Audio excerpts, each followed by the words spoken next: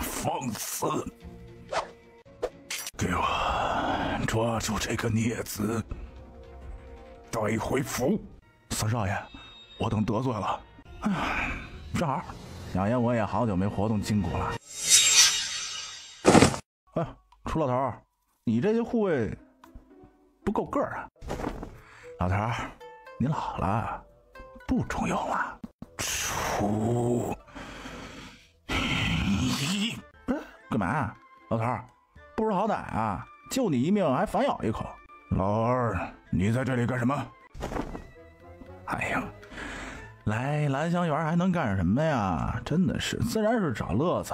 楚云轩，你也要跟老三学？老三怎么了？我觉得挺好的啊。你，哎呦，老头，一群饭桶，还不赶紧带着你们家老爷回府？孽子，孽子，去挑人来，把这两个畜生给我捉回去。将这丞相扶到屋里。楚清言上前搭在楚天河的脉搏上，怒火攻心，没啥大事儿。哎，死不了就行，这老头啊，命大得很。楚清言从空间里拿出一个小管子，在楚天河手指上取了一些血，随后放进空间。小妹，你要这老头的血干什么呀？用我的血多好啊！三哥，不用。那好吧。三哥，我还有点事儿，我先去忙一会儿啊，等会儿再来找你。行，你去呗。这老头还有用呗？没有用我就给他丢出去了啊。没用了。啊，没用就丢了啊。楚云烨说着，立马提着楚天河就走了出去，一把丢在门口。丞相府的护卫见此，急忙将楚天河扶起来，带回府中去了。哎，小妹，我在楼下等你啊。好。哎，小妹，我先回府一趟，等会儿过来找你啊。好。相公，我要检测一下我和楚天河是不是父女关系。好，我帮你。两人一起走进空间，楚清言开始为自己和楚天河做鉴定。过了好一会儿，楚清言说：“好了，等结果出来就好了。”那我们先出去，你大哥公们要来了。好。三哥，来坐。啊。大哥来了吗？我已经让人叫他去了，应该很快就到。好。就在几人说话的时候，楚云墨也上来了。大哥。小妹，这是大哥给你的见面礼。啊，大哥，你不是给了见面礼了吗？那不算，那时候出去匆忙，这些你收着。楚清言打开一看，里面装着的全是各种地契、房契，还有钱庄的兑换凭证。哇，大哥，这么多！不多，你收着。以前大哥不知道，现在开始，大哥为你攒嫁妆。攒嫁妆？她都已经嫁人了呀！我在府里四处看了，没有找到顾莲心。我们不在京城这段时间，府里进了很多新人，在水玲珑身边伺候的也是个新人。这个顾莲心要么是被灭口了，要么就是改头换面了。顾莲心是整件事情的关键，如果我是水玲珑，我就直接将他灭口，这才是最保险的方法。顾莲心对水玲珑还有用，更何况虽然在丞相府这么多年，水玲珑身边可用之人也就顾莲心最为得力。失去顾莲心，他相当于自断手臂。大哥说的对，要想办法试探一下水玲珑身边的人。这事我会想办法。二哥哥，木木想你了。哟，木木乖啊，木木在干什么呀？之前大哥和三哥回来了，又走了，爹又去找三哥去了，娘也有事出去了。我做完功课，一个人在府里。哎呀，木木，二哥带你去找好玩的。哦，哪里有好玩的？哎，爹的库房里啊，放着好多好玩的。木木想不想去？二哥，我要去。走，二哥带你去。哇，爹的库房好大呀！嘿嘿，木木。二哥，我在呢。寨里的东西，你喜欢什么就挑什么。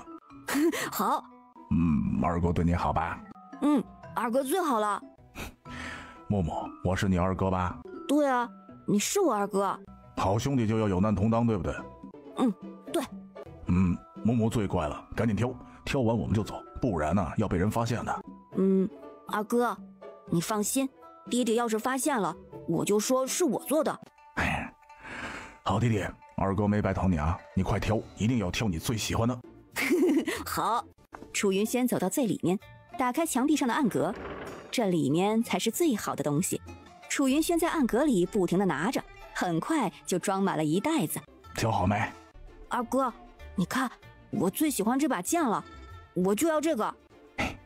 这是把好剑，那你赶紧拿着走。好。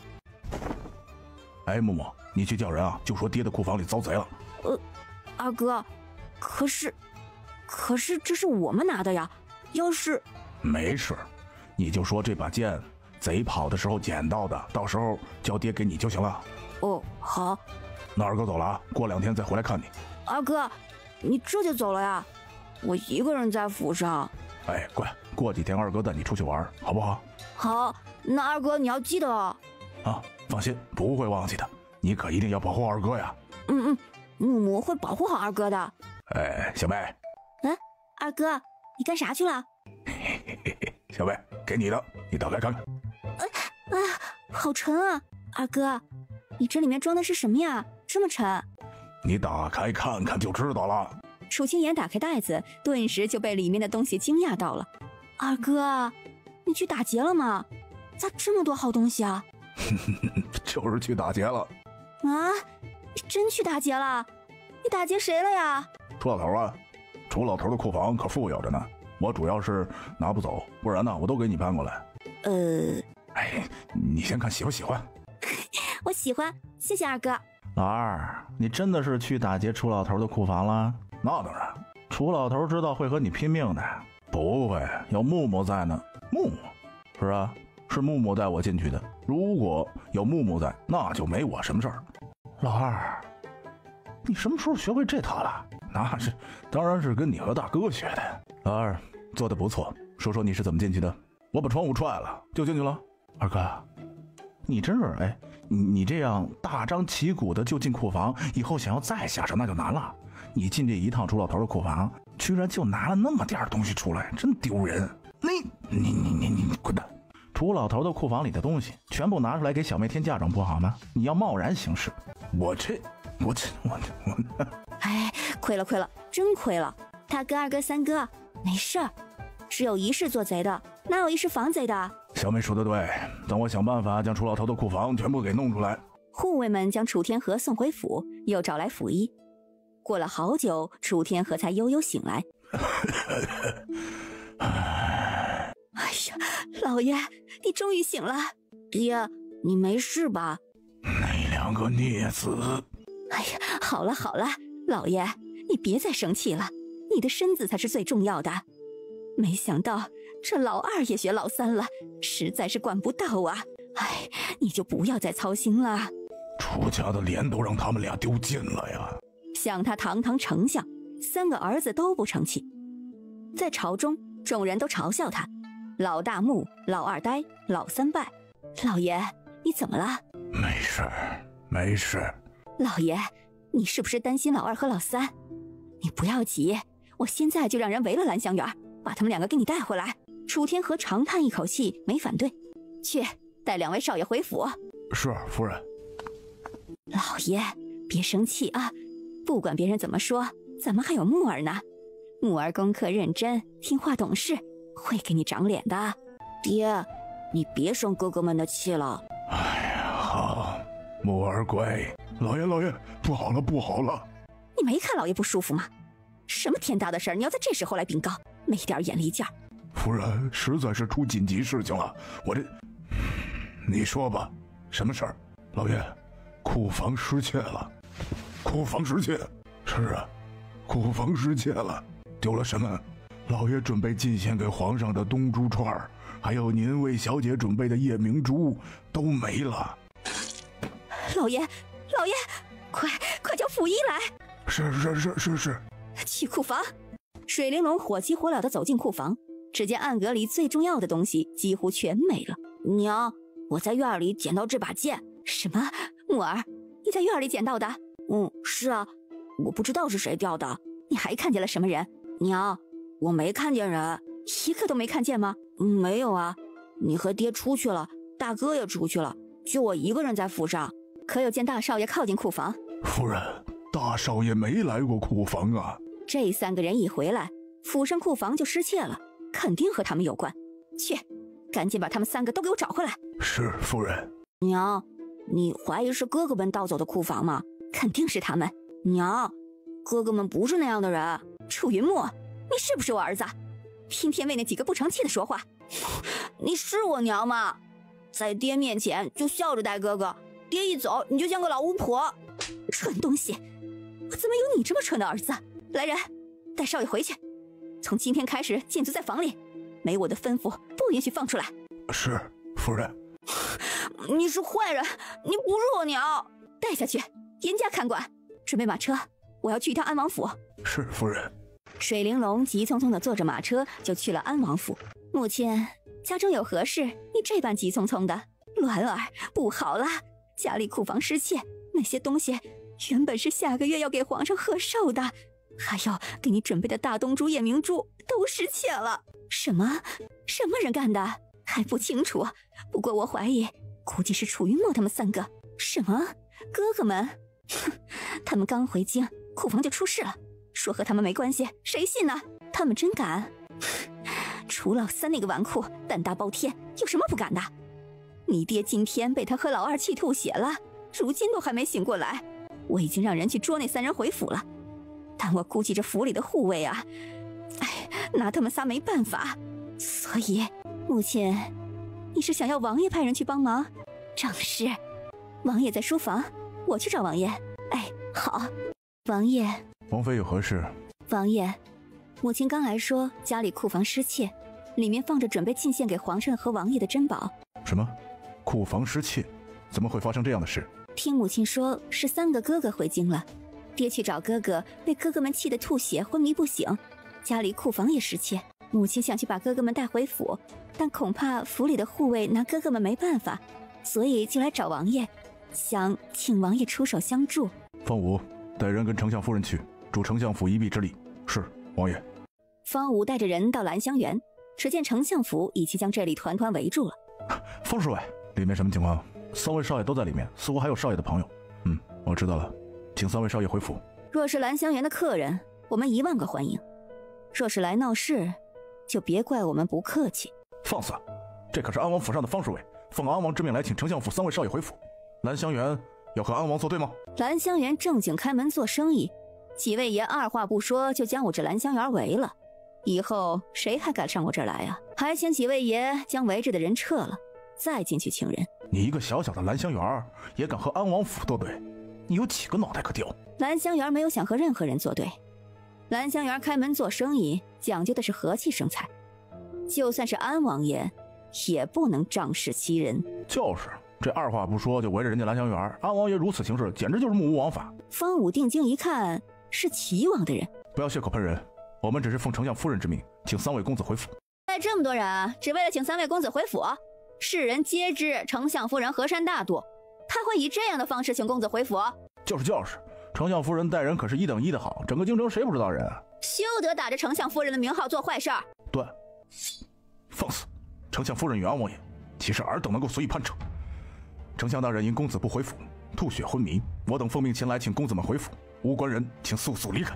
见此，不想惹事上身的都急忙起身离开，而齐王的人怎会放过如此大好的机会？方武带着人就要往里面冲去，如歌冷冷一笑，手一挥，只见一群护卫瞬间站在他的身后，想在我兰香园撒野，先问问我同不同意？有人胆敢擅闯兰香园，杀无赦！安王府和丞相府的人瞬间与兰香园纠缠打了起来。少爷，丞相府和安王府的人拦不住了。你下去吧。是。三哥，咱们看热闹去。好啊，三哥带你看看热闹。几个人一起走到外面连廊上，看着楼下正交缠在一起的众人，楚清言嘴唇微微动了动。只见一群毒蜂瞬间出现在楼下，朝着丞相府和安王府的人就冲了过去。耶，哪儿来的风啊？啊，对呀，哪里来的风呢？嘿嘿，小妹你快看，这些风跟有眼睛似的，专门挑丞相府、安王府的人下手。三哥，这些风可真聪明。殿下，这就是你们月影的吧？莫一之笑了笑，没有否认。主上，为何我才知道呢？这可是好东西啊，训练起来一定很难。三哥，你这就不知道了吧？要是早早的就说出来了，哪还来的惊喜啊？也是，小妹说的对。方武被毒蜂团团包围，怎么赶也赶不走。丞相府和安王府的人都被蛰得满头是包，一个个跟猪头似的。兰香园的人一脸懵逼地看着那群毒蜂，不知道到底是怎么回事。走，快回府，回府！众人急忙往回撤，一刻也不敢多留。这群毒蜂实在是太厉害了。那一群猪都跑了。哎，主上，你这毒蜂可否借我玩一玩啊？不借。主上，滚！哎，主上可真无情啊！老三，你这娘娘腔，我真要吐了。哎，小妹，三哥，找个三嫂，这般模样才有用呢。小妹，你可真让三哥伤心呐！伤心就滚啊，待在这儿做什么呀？哥哥们，这安王府和丞相府的人这样回去，接下来不会善罢甘休的。我不会善罢甘休，只要他们敢来，我就敢让他们有来无回。不用他们来抢，晚些我们回府去。小妹，不是说你先回府吗？楚清言先不回府，但没说别人不可以去丞相府啊。哦，对，小妹，你可以以哥哥朋友的身份先回府。对，你和殿下都去。去，为何不去呢？楚云烨顿时就兴奋了起来。有太子殿下在，丞相府今晚要热闹喽。小妹，既然如此，以后你和殿下就住丞相府吧。相公，你怎么说？暂时住在丞相府也行，做起事来也方便。好，那咱们就住丞相府去。丞相府的水就让它再浑一些吧。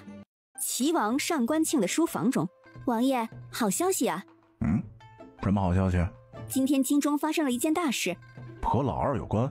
没错，正是和安王有关。说说。安王府的方武还有丞相府的人围了兰香园。什么？围了兰香园？为什么呀？因为楚家的几个儿子。果然呢，围了兰香园就围了兰香园，也没什么大不了的。关键是他们连兰香园的门都没有摸到。你说什么？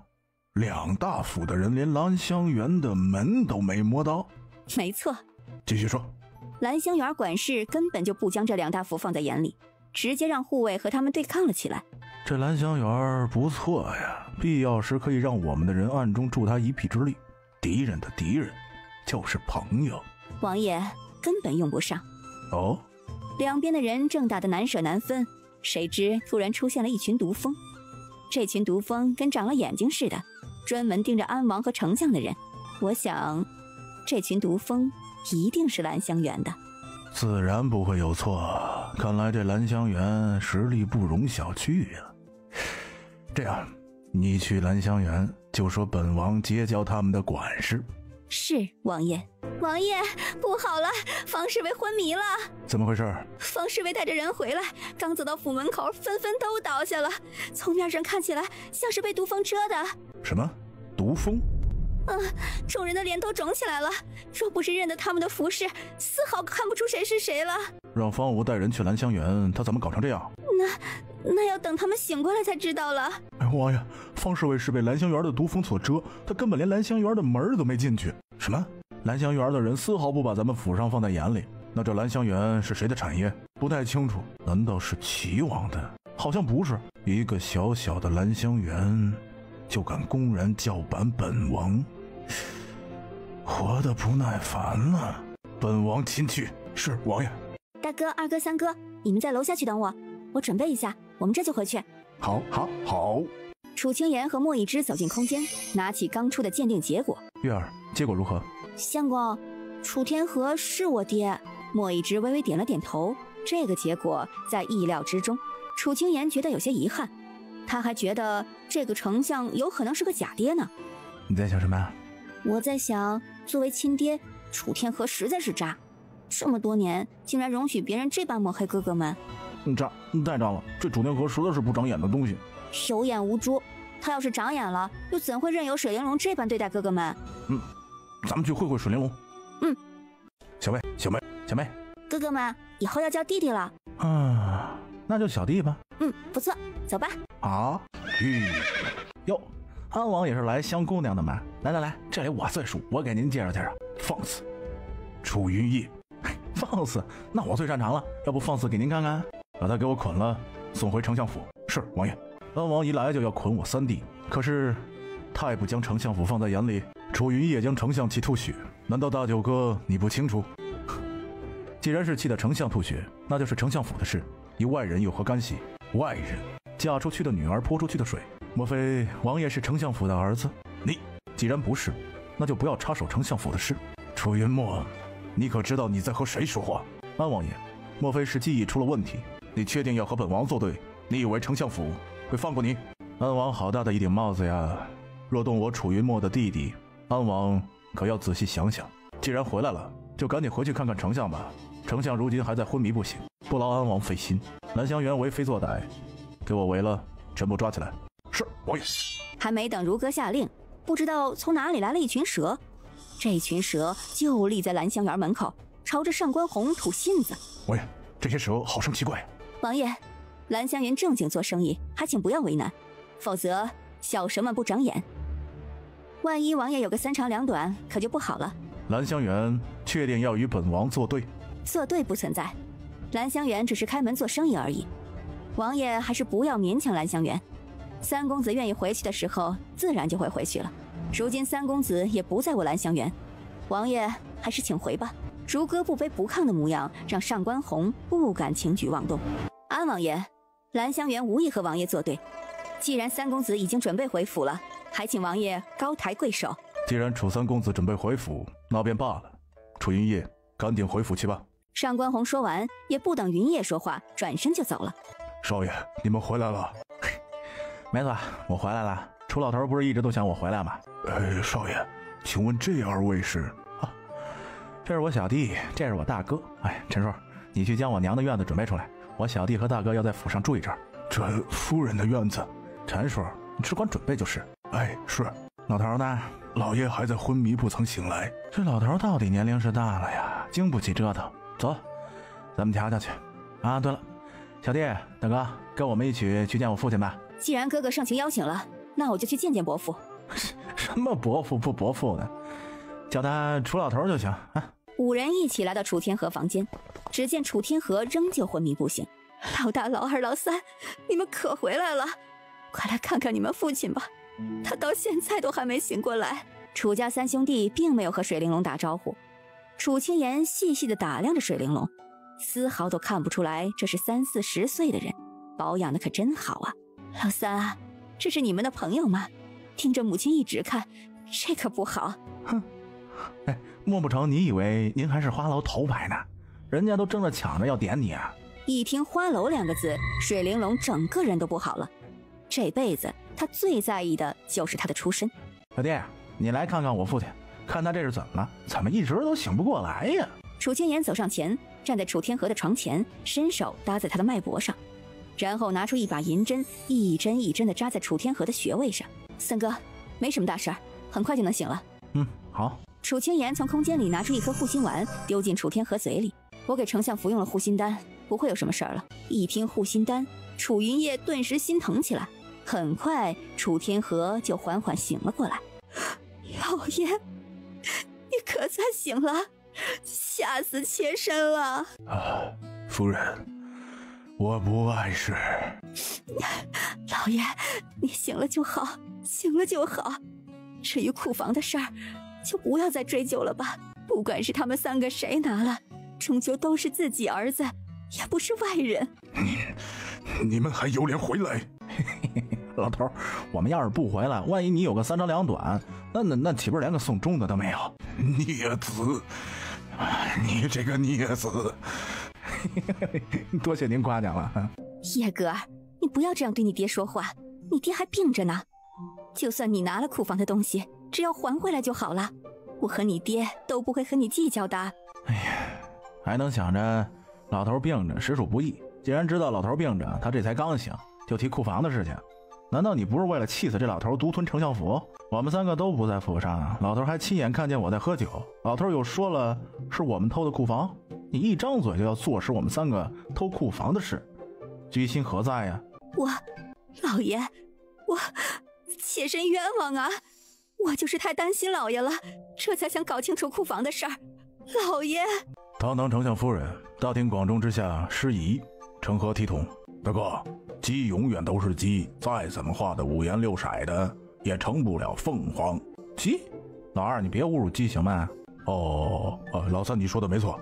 你们，老爷，我好歹是他们的母亲，这些年对他们千依百顺，胜过我的木儿，他们竟然这般羞辱我，天理何在呀？母亲？就凭你一个出身花牢的女人，也配做我们的母亲？若不是老头眼瞎，就凭你一个小小的花魁能成为丞相府夫人，老头这辈子最丢人之事，就是娶你进门，还给你丞相夫人的位置。楚云烨，我又没聋，就那么大声做什么呀？楚云烨，你这个无尊长的东西，取我鞭子来，家法伺候。老头，得亏我小弟还给你吃了一粒护心丸，我就应该让他拿去喂狗。楚天河微微一愣，看着水玲珑，想要询问是怎么回事。老爷，在他们回来之前，府医就给你吃过药了，说了要不了多久就能醒来。野哥的小弟给你吃的什么，臣妾不是很清楚。狗女人！楚云烨气得直接扬手，一巴掌就落在了水玲珑脸上。楚云烨，你居然动手打自己的母亲！既然你如此忤逆不孝，我也就不能再一直惯着你了。我要去告诉皇上，让皇上来裁决。告诉皇上去呀，您现在就去。母亲，您算个什么东西？楚云烨，你这忤逆不孝之徒，今天我就打死你，省得你给老子惹麻烦。楚清言看着水玲珑，这个女人怪会装的。楚清言的手不经意地扬了扬，一阵微微的香气散发在房间里。楚天河拿过鞭子，就要让人将楚云烨五花大绑。见此，楚清言伸手从空间里拿出一把银针，瞬间朝着楚天河就射了出去。我奉劝丞相大人不要轻举妄动，否则之前我能救你，现在我就能要了你的命。楚天河只觉得自己浑身动弹不得了。楚云烨，你带的是什么朋友回来，竟然公然行刺？老头，我小弟可是从小学医的，你要是轻举妄动，后果可就不用我说了。你想弑杀你的亲爹？我倒是怀疑你到底是不是我亲爹。我亲爹会是糊涂蛋啊？听一个女人的话就天天对付自己儿子，有这样的爹吗？老爷别动怒。楚丞相，你的家事我们不想插手，不过一个小小花魁，我哥哥打了便是打了。哪里来的黄口小儿，竟到我丞相府撒野？哼，浪费我一颗护心丸。楚清言说着就朝楚天河伸手一挥，只见一颗药丸瞬间就进了楚天河嘴里。你给我吃了什么东西？让你听话的东西。今天的事儿谁敢透露出去，我便让他死无葬身之地。楚云墨，你就这样眼睁睁看着他们联手对付你爹？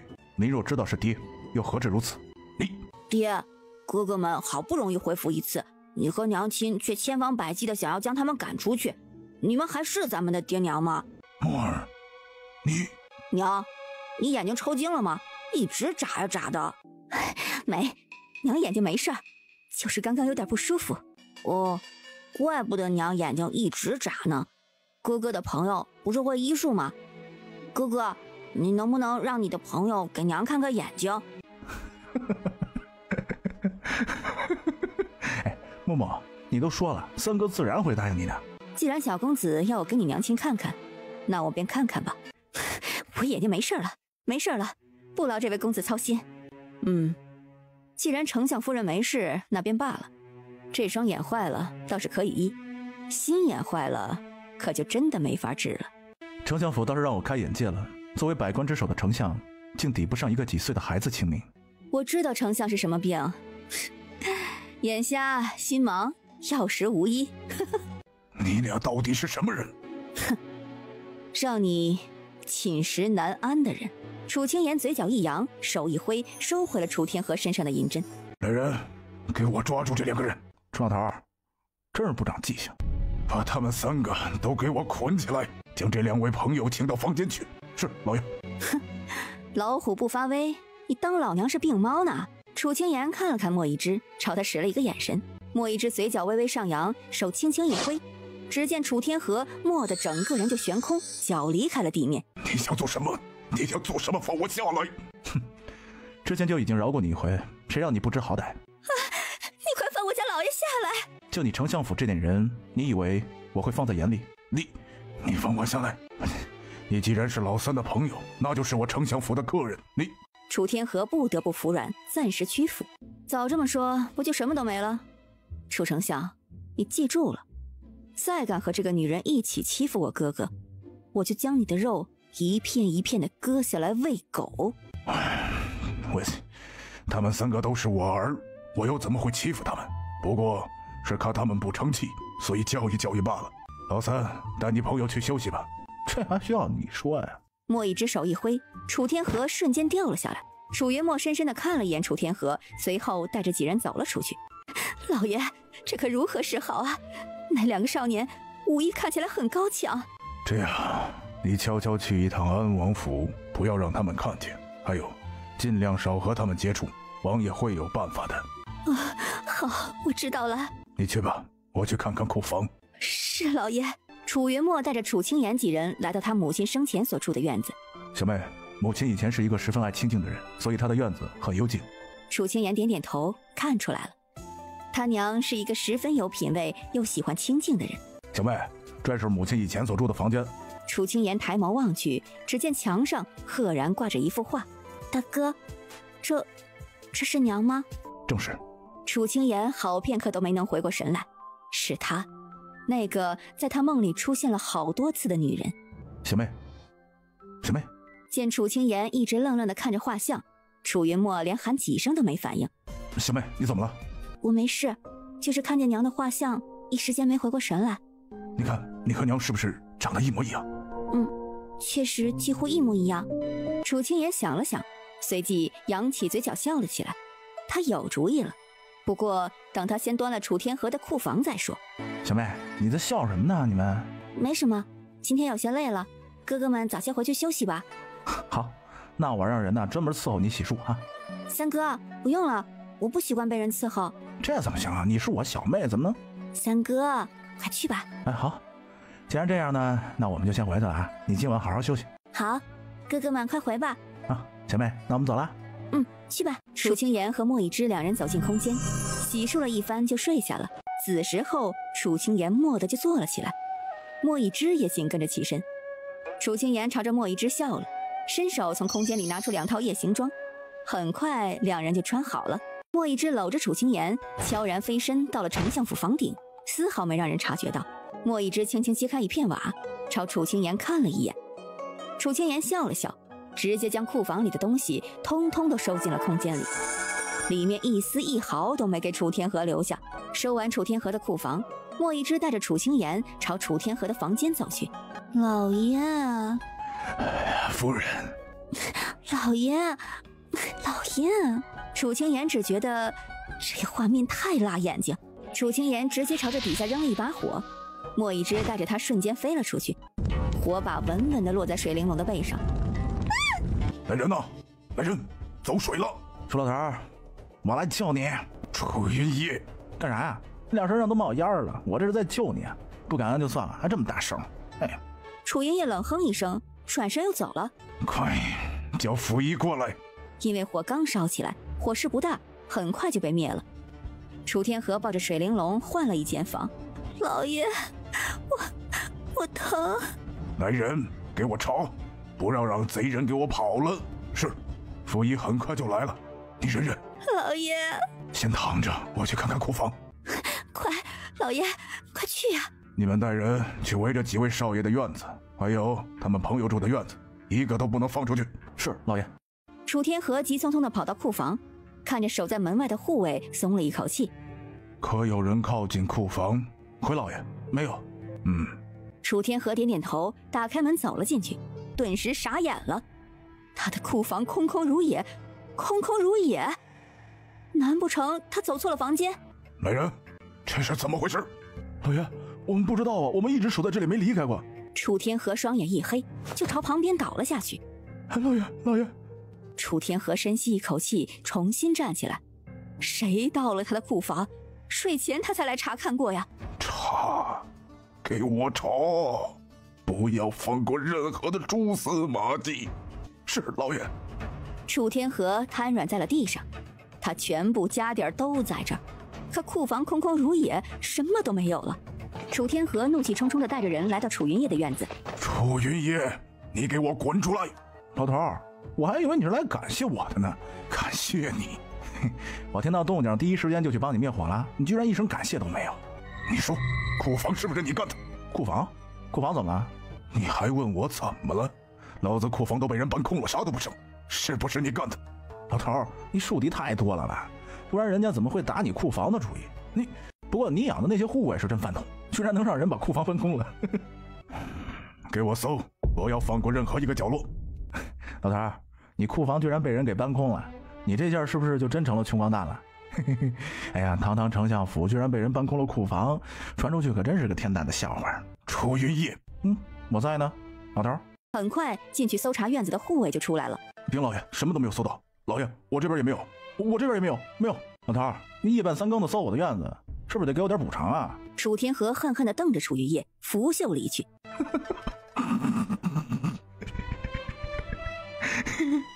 楚老头儿。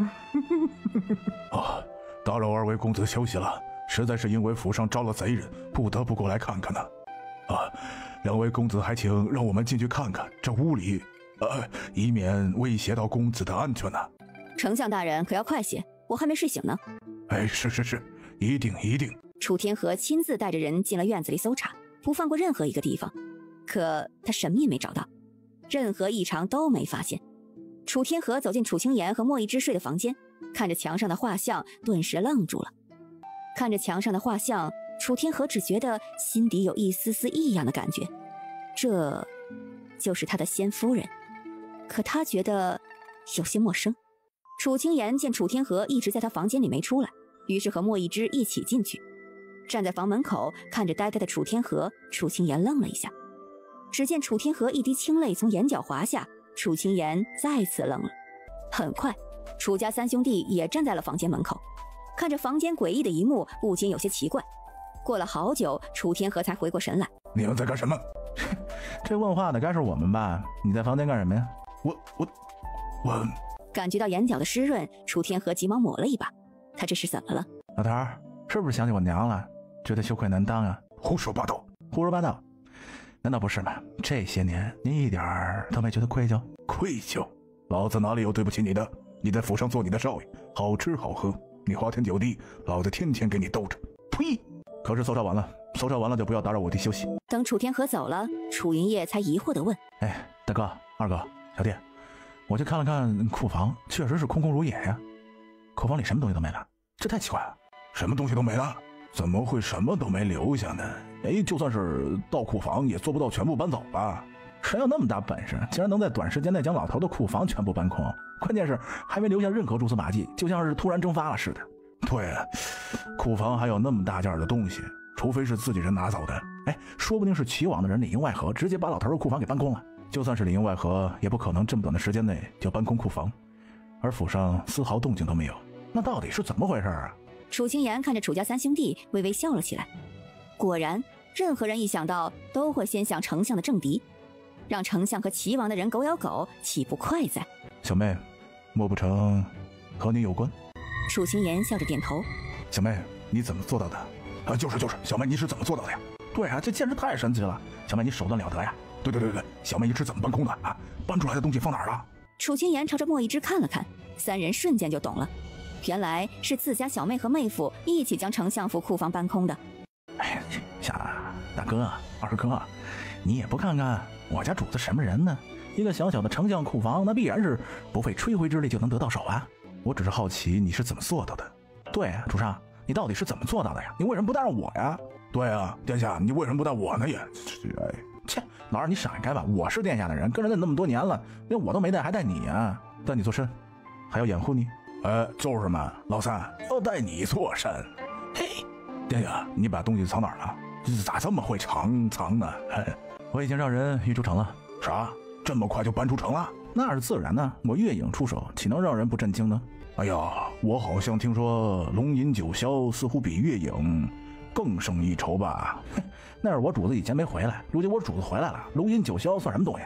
龙吟九霄最近似乎确实少了不少行动。那是当然呢，有我月影在，龙吟九霄还能像以前一样吗？我还以为月影是你创立的呢。虽然不熟，但月影的成长有我呀。你可够嘚瑟的。该嘚瑟，怎么的？他是主上的得力干将。大哥，娘和楚老头以前是怎样的？之前我在门口看见楚老头对着娘的画像掉泪呢。娘还在的时候，他们都挺好的。娘生你之后走了，一开始老头看来挺难过的，后来过了大概半年多的时间，老头就比较平静了。那这些年爹有什么异常吗？看起来没什么异样，就是对水玲珑的话十分信任。对，那老头就是偏听偏信，只要那女的人说几句话，他就向着她了。好，我知道了。哥哥们早些歇息去吧。好，小妹你也快睡。水玲珑趴在床上痛苦地呻吟着：“老爷呢？夫人，老爷在查库房的事儿呢。库房里的东西全都不翼而飞，什么都没剩下。老爷现在去安王府了。”你说什么？陈嬷嬷朝水玲珑点点头。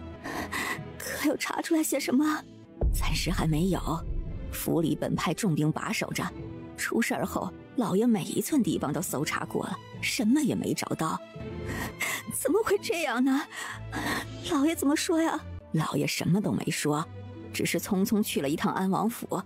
这事儿恐怕肯定是那3个东西搞的鬼，一定是他们。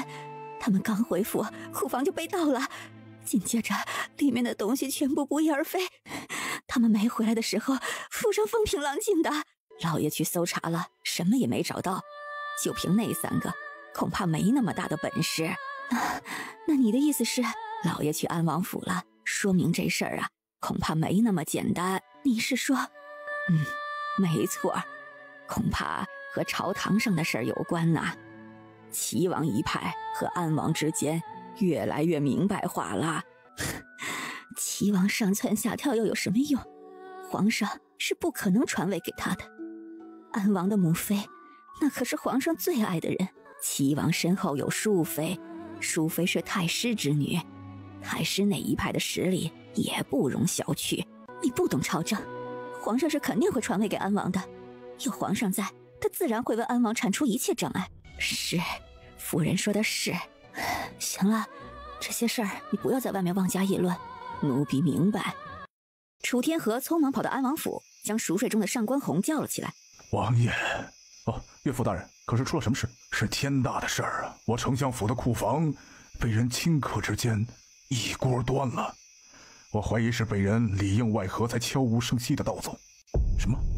丞相府库房失窃？对，整个库房什么都没留下。这之前在丞相府拔出齐王好多眼线，如今看来，这隐藏的更深的。没错，库房失窃，上官瑞这么迫不及待的想要掏空丞相府，本王岂能放过他？是，王爷，如此一来，丞相府的财力可就是被大大的削弱了呀。既然上官瑞能搬你的库房，咱们为何不洗劫他的银子？王爷可有办法？这事不用你操心，我来解决。是。相公，楚天河去了安王府。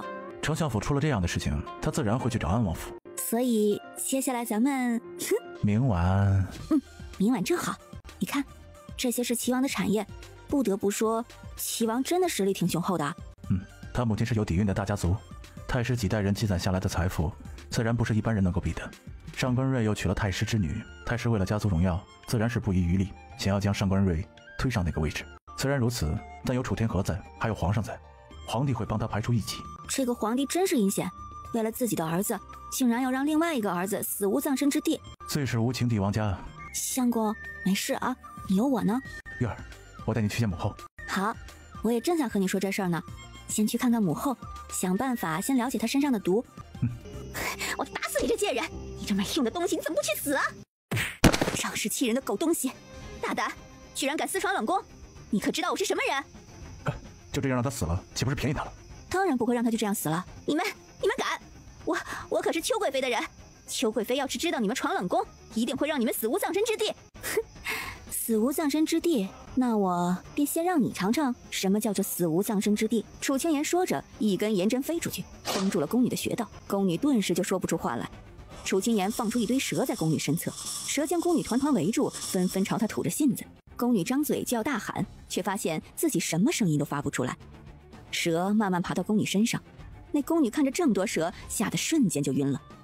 莫一之伸手将宫女丢出去，蛇群立马跟着出去守着了。楚清言扶着莫婉躺到床上，伸手搭上她的脉搏。母后，玉儿，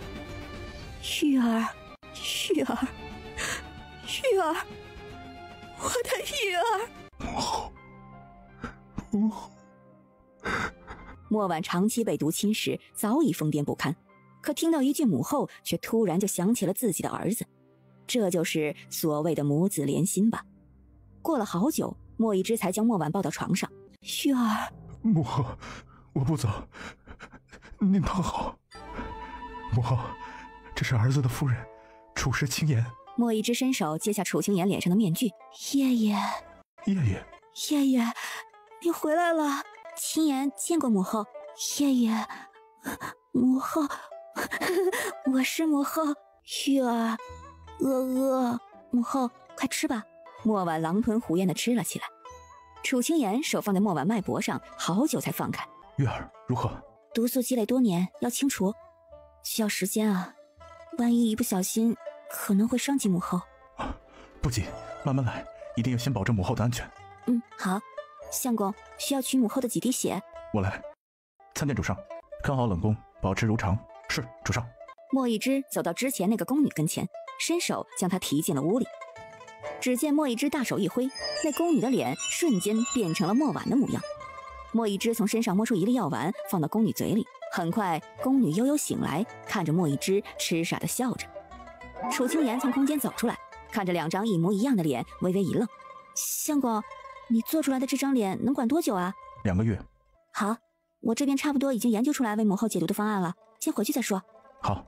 相公，你先带母后回去，我和三哥去办点事儿，晚点回。带皇后回宅子去，细心照看。是，主上。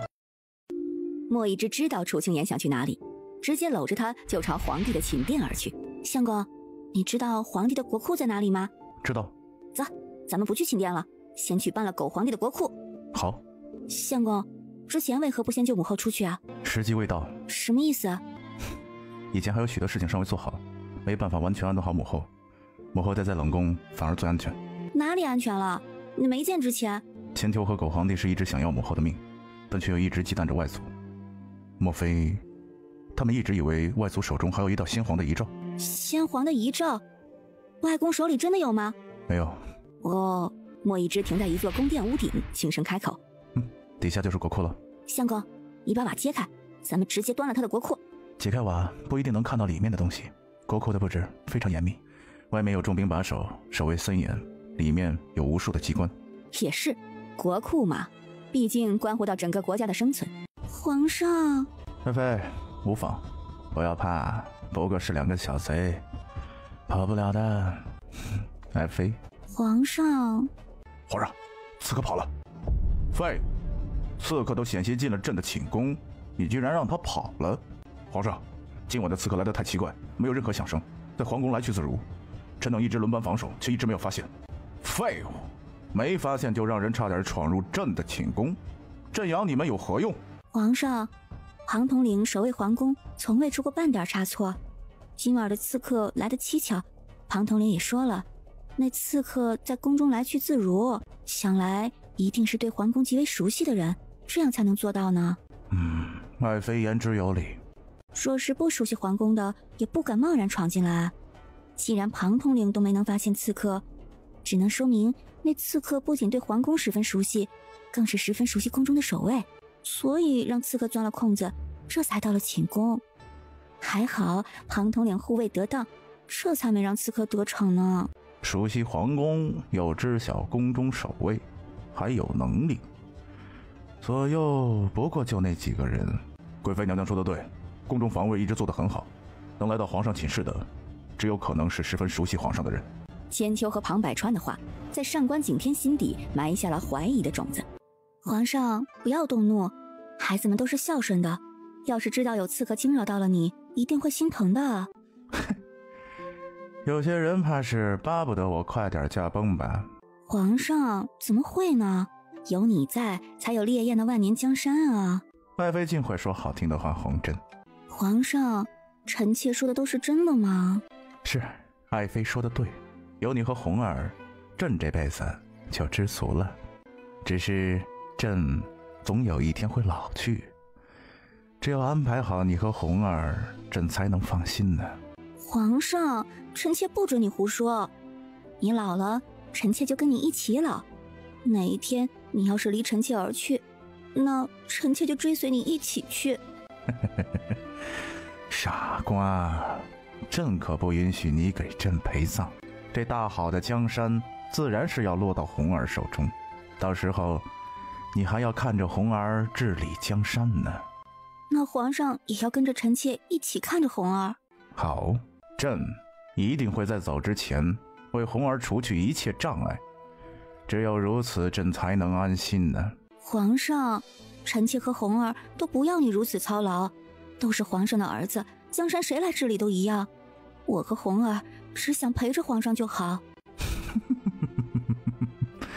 真的傻爱妃，皇宫向来就是一个人吃人的地方，你和红儿不争不抢，可不代表别人就会放过他。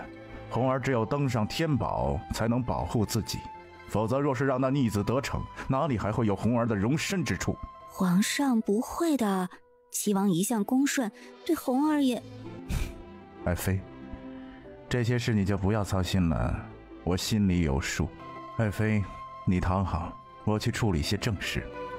皇上，你别走。爱妃，听话。参见主上。我母后呢？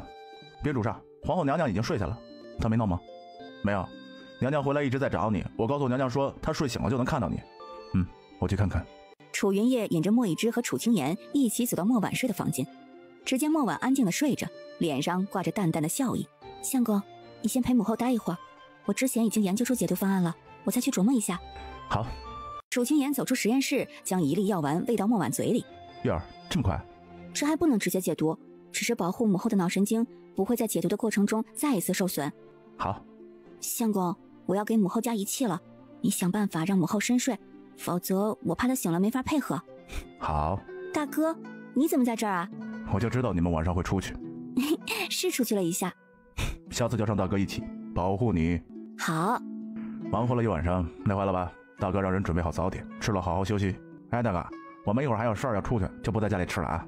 老三，我可是你大哥。大哥，你就不要想我们带着你嘛，带着你也不是不行，不过呢，我就觉得你肯定跟不上。臭小子，如今连你大哥都跟嫌弃了是吧？大哥，我自然不是嫌弃的，不过神雨宫公主和我月影比起来，那就逊色不少了。大哥，神雨宫对我们来说现在也非常重要。小妹是个明白人。大哥，眼下确实不能少了大哥，大哥以后可要好好表现。那必须的，有大哥保护你，你身边还有个傲雪他们三人，你放心。好，谢谢大哥。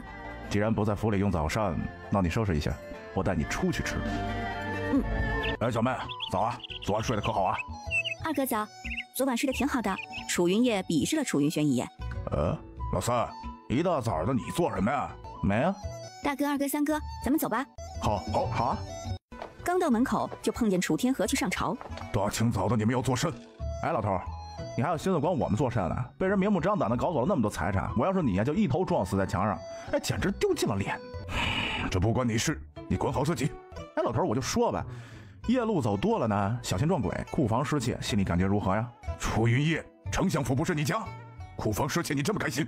我开心啊，我为什么不开心呢？你不开心我就开心喽。哎呦，叶哥，你怎能如此忤逆你父亲？他可还病着呢。小爷说话关你一花魁屁事！滚！你，老爷！楚云烨，楚老头，我小弟警告过你的，不要在我面前比声音大，我怕震聋你。楚云烨，他可是你爹，你怎能这样气你爹呀？我气我爹和你有什么关系？小爷对你这种人老珠黄的老女人不感兴趣，别没事就往小爷跟前凑。我好歹是你们的母亲，你们如此对待母亲，就不怕遭天打雷劈？楚老头，休了他。这话一出，楚天河和水玲珑都愣住了。休了，我给你找个更年轻、更妖娆，有小爷在，包你满意。老爷，被叶哥如此羞辱，我还不如死了算了。哎呀，好啊，死了好，来我帮你一把。水玲珑顿时一口血喷了出来，楚天河直接傻眼了。楚老三这是怎么了？这一次回来变化这么大。夫人，您没事吧？老爷，楚云烨，我从小将他养大，他忤逆不孝，竟然想杀了我，我要去皇上面前告御状。快扶夫人进屋，赶紧喊府医过来。是老爷。楚云烨，你到底想做什么？你可知道忤逆不孝是什么罪名？好啊，告御状去吧，去呀！就是去皇上面前说道，看看当年我娘是怎么死的。水玲珑蓦地停下脚步，看向楚云烨的眼神闪过一丝惊讶和慌乱。老爷，我苦心养育了他们这么多年，我得到了什么呀？夫人，你先去歇着，带夫人回去。夫人身上的伤小心照看。是。哎呀，你为何对你母亲这么大敌意？她自打进府开始，吃穿用度一样，都以你为先，甚至连木耳都没你这个哥哥过得好。楚云烨，你一回来，整个府上就鸡飞狗跳，你想做什么？我想做什么？很简单，我要你们血债血偿。什么血债血偿？我和你母亲将你养大，莫不成我们还做错了？母亲，她也配？我娘是怎么死的，你自己心里没点数？老三，你到底想说什么？我娘是怎么死的，你心里有数。你们当初是怎么对我娘的，我楚云烨一丝一毫都会从你们身上讨回来。你娘怎么死的？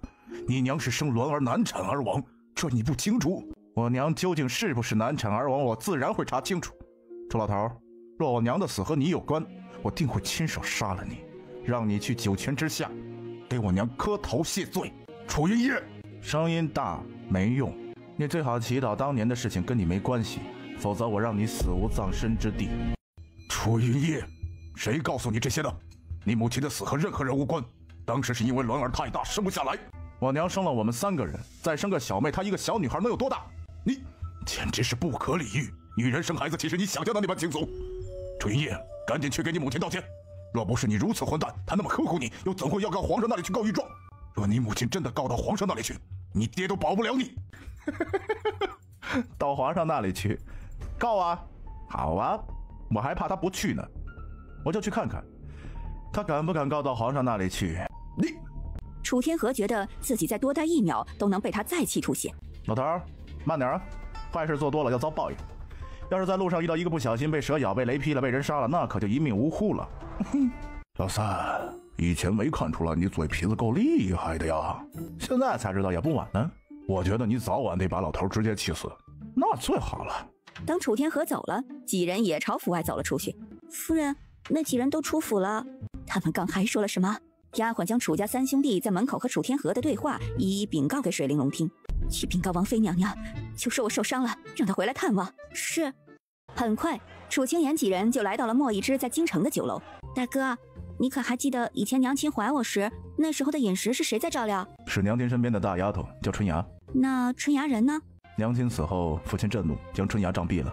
娘亲怀有身孕期间，吃东西胃口如何？娘亲一开始身子挺好的，可是渐渐的不知怎么地，越来越虚弱。后来请了很多大夫，娘说自己知道自己怎么回事，不用大夫看诊。既然一开始挺口，又怎会突然虚弱？这肯定有问题。恐怕那时候就已经有人对她下手了。那时候府里就娘亲一人，她也不让大夫来诊断，只说她清楚自己是怎么回事，没事的。后来娘亲渐渐好起来，吃的也越来越多，见娘亲能吃了，自然是山珍海味都上桌，好让她身体更好。楚清言微微摇头，小妹怎么了？神不知鬼不觉就喂大了娘亲肚子里的孩子，生产的时候自然会困难。以前娘身边的人都是她最信任的人，娘出事之后，身边的人都被父亲杖毙了。如此一来，便死无对证了。水玲珑在娘亲生前可有与老头接触？据我们查到的资料来看，并没有。一切看起来都十分正常，可越是这般正常，就越不正常。三哥早上提到娘亲的时候，水玲珑眼底闪过一瞬的慌乱，哪怕他抹掉了所有的线索，我都会让他血债血偿。小妹说的对。大哥、二哥、三哥，此事还要从顾莲心下手。对，顾莲心就是整件事情的关键，只要找到顾莲心，就有突破口。大哥可有计划找出顾莲心？这件事情交给我。好，只要找出顾莲心，那就好办了。小妹，你们先聊着，我下去安排一下。好。楚营业下楼安排好膳食，一一送到顶楼。三哥啊，咱们5个人，你打算上多少早点呀？小妹，三哥不知道你最爱吃什么早点，所以将店里所有的都给你上了一份。哎，你都尝尝，这些早点都不错。以后你喜欢吃什么呢？再告诉三哥，三哥给你安排。三哥啊，这一大桌子好像都是我爱吃的，那怎么办呢？那就可劲儿吃，不够了三哥再给你安排。好了，三哥，你也别忙活了，赶紧来吃吧。小妹，这个好吃，你尝尝。好，小妹，这个桂花糕比小笼包好吃，你吃这个。小妹，桂花糕和笼包都不好吃，你吃煎饼，味道最好啦。小妹吃这个，别吃他的，吃我家的。小妹吃我的，我家的好吃。哥哥们，这么多我怎么吃啊？小妹，这酒楼都是三哥在管，三哥最知道吃什么好了，你吃三哥给你夹的准没错。哎，小妹，是老三最会忽悠了，你别听他的。小妹，大哥知道你的口味。月儿，坐我边上，安心吃饭。不行。楚云夜，以下犯上，该当何罪啊？主上，此刻我们兄妹相处的时间，你一个外人，哎，赶紧走吧。楚云夜，你胆子是越来越肥了，在岳阳你才是主子，现在的时间属于我小妹。好啦，都认真吃饭。吃完饭了，我要去找一下云珍。云珍？你找她干什么呀？我和云珍是好朋友啊。云珍那丫头居然认得我妹妹。在雨城的时候无意中我们遇见的，她还救了我呢。啊？她救了你？楚清言点点头。既然云珍救了你，那哥哥们也应该要感谢她呀。等会儿我们陪你一起去。对，我们陪你一起去。好，那你们不要再争了，认真吃饭吧。小妹，多吃点。哥哥，我已经吃不下了，不要再给我加了。多吃点，你看看你多瘦啊。哥，你是不知道我以前有多胖啊，我好不容易才瘦下来的。没事，胖一点好看，有哥哥们在，你随便胖都没关系啊。哥哥们，我觉得要是每天都这样，以后我都不敢和你们一起吃饭了。都怪老三，以后你别和老三吃饭了啊。老二，你想打一架是吧？是大哥先给小妹夹的菜，要怪就怪大哥。大哥你也敢怪？你怕混腻歪了吧你？大哥可不能仗势欺人呐，大哥错了就是错了。楚云墨手轻轻一挥，楚云轩蓦地就朝后倒去。这大哥，你偷袭是吧？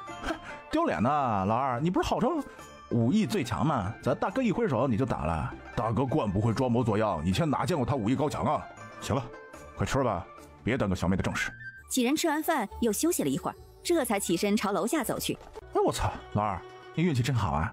出来吃个早点也能碰到那尊瘟神。莫不成那就是九公主？没错，就是她。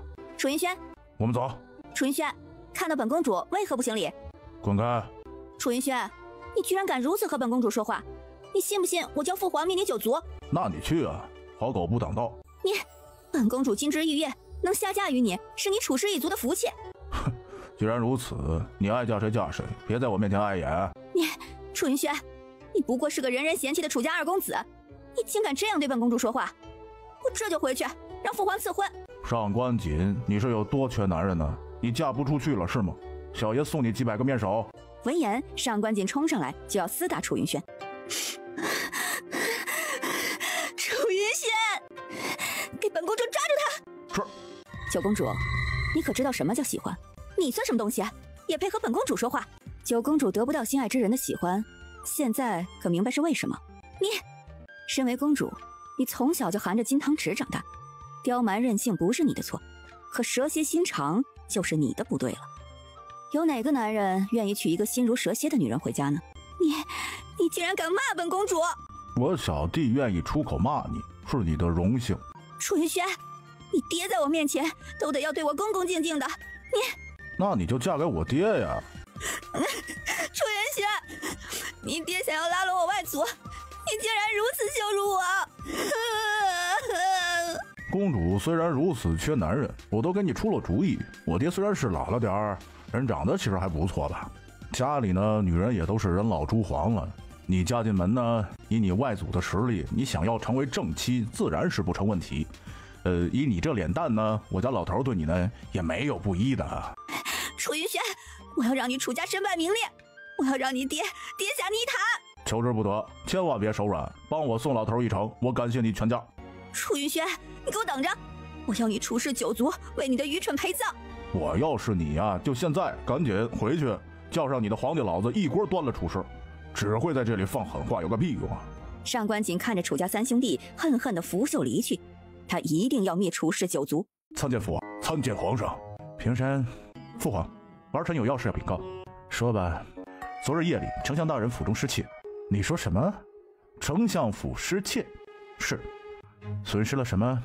禀告皇上，微臣库房失窃，里面无任何东西留下。什么？库房无任何东西留下？是。启禀父皇，丞相大人为您的生日特意寻来的东珠串还有南海珍品，想要等父皇生日之时献给父皇。昨夜不仅东珠串和南海珍品没了，丞相的家底儿也都查出来是何人所为，没查到任何痕迹。这个贼人实在是太强了。庞百川，末将在，协助安我，务必查出丞相府库房失窃一事，还有昨晚的刺客。朕给你5日时间，若查不出来，你就死了吧。是，末将遵命。宁茂，去朕的库房里将那尊玉珊瑚赐给丞相。是，臣谢主隆恩。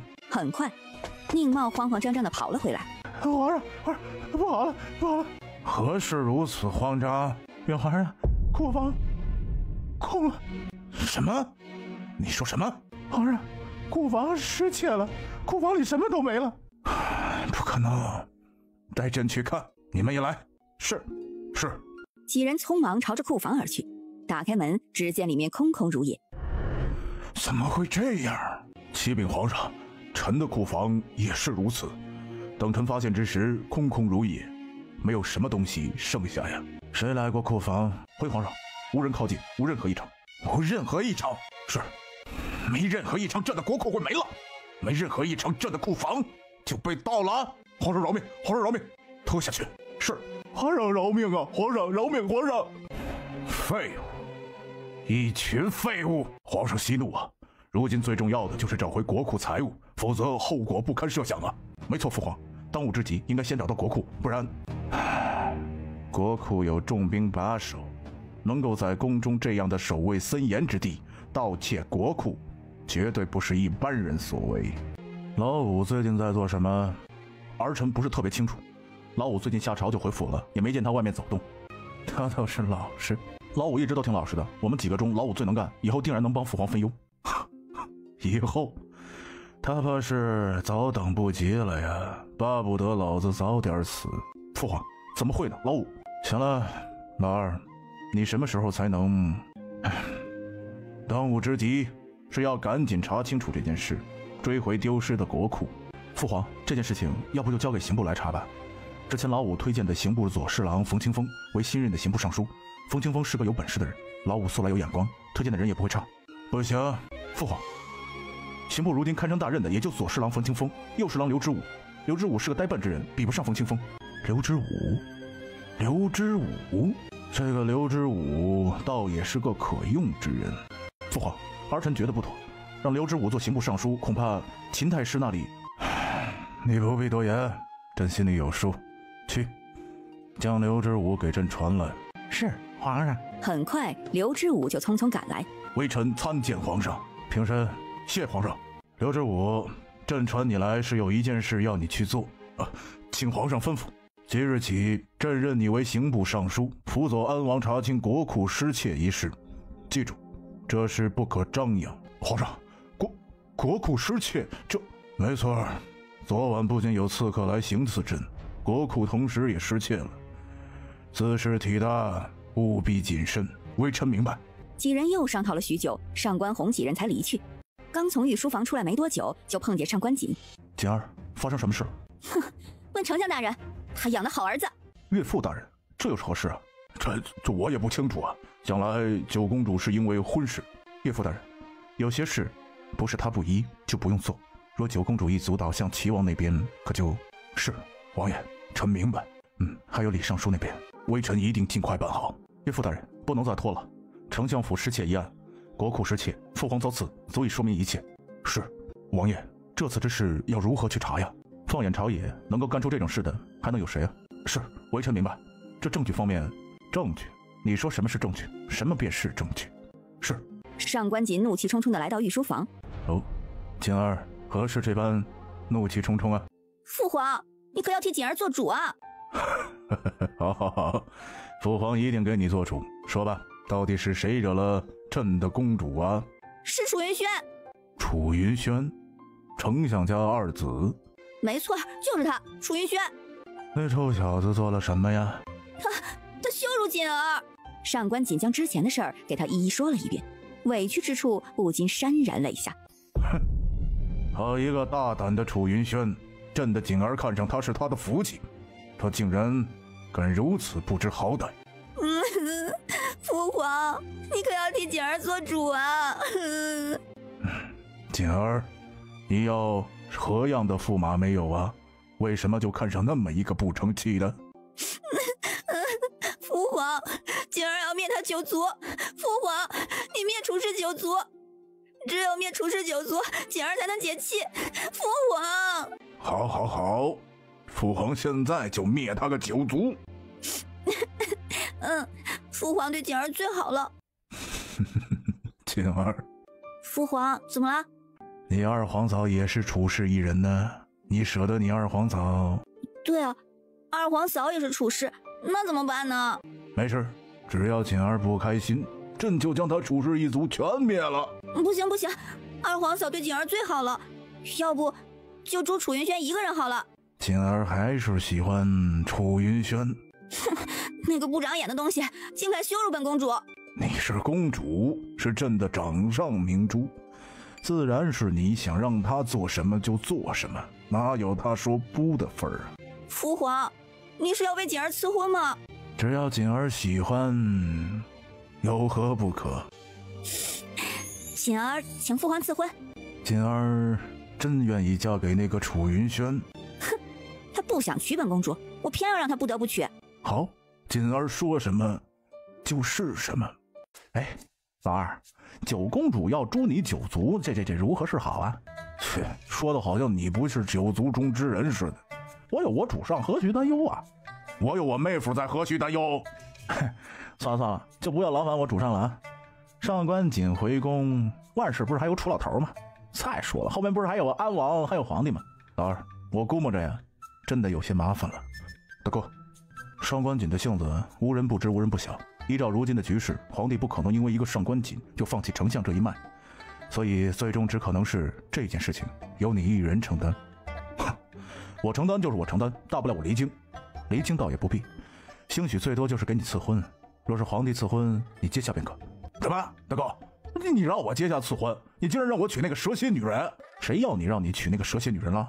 我让你接下赐婚，不是让你娶那个女人。二哥，我觉得大哥说的对，如果皇帝要赐婚，你可以先接下。怎么连小妹也这样说呀？二哥，你放心，我们都不会让你娶那个蛇蝎女人的，你只要答应赐婚就好了。至于那个女人最后会成为谁的女人，那就不是我们能控制的了。小妹说的对，你只是答应婚事而已，至于最后谁成为九公主的夫婿，就看九公主自己喽。老三，莫不成你想让楚老头娶上官锦？楚老头不是心心念念的都要让你成亲吗？让楚老头尝尝小姑娘的仙气儿，哎，也不错。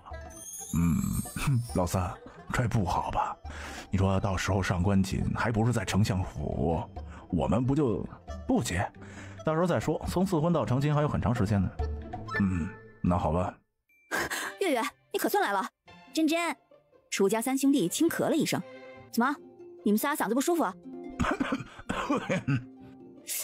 你们仨怎么来了？月月，你和他们认识？认识。月月，我们先进去再说。好。月月，这么久不见，你好像长高了。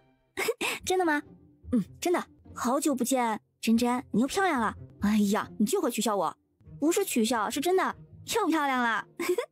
我知道你会来，我爹和我娘高兴坏了。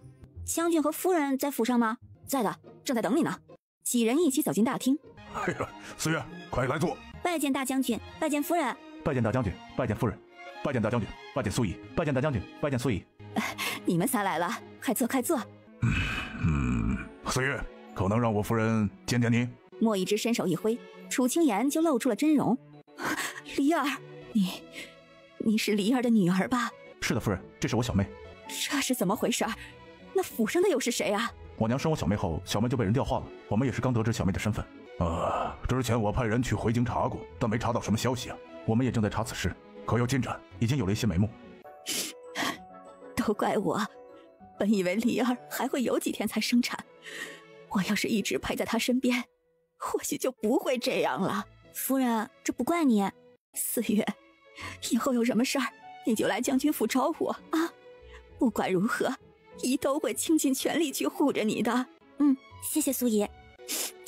好孩子，回来了就好，回来了就好。珍儿，娘和四月的娘亲以前是好友，怀你和四月的时候，娘和四月娘亲还给你们定下了娃娃亲呢，却没想到她在生四月的时候就那样走了。啊，娃娃亲。可惜我不是男儿啊，我要是男儿，我就娶4月。莫一之淡淡的瞥了一眼云真，我不是这个意思啊。娘呀，他咋就忘了4月老公这个人了？苏爷，我小妹现在叫楚清言。清言，没错。好名字，谢苏姨夸奖。苏姨是夸清言，又没夸你。夸我妹妹自然是夸我呀。苏玉吩咐人从她房间里拿出了一个她珍藏了多年的盒子。妍妍，这是你娘弥留之际交给我的，让我在你15岁生辰后拿给你。本来之前我都打算拿给楚玉鸾了，但是后来因为一些事儿，一直没有拿给她。苏姨，还好你没给，这可是我小妹东西，怎么能给她呢？是啊，这可能就是天意吧。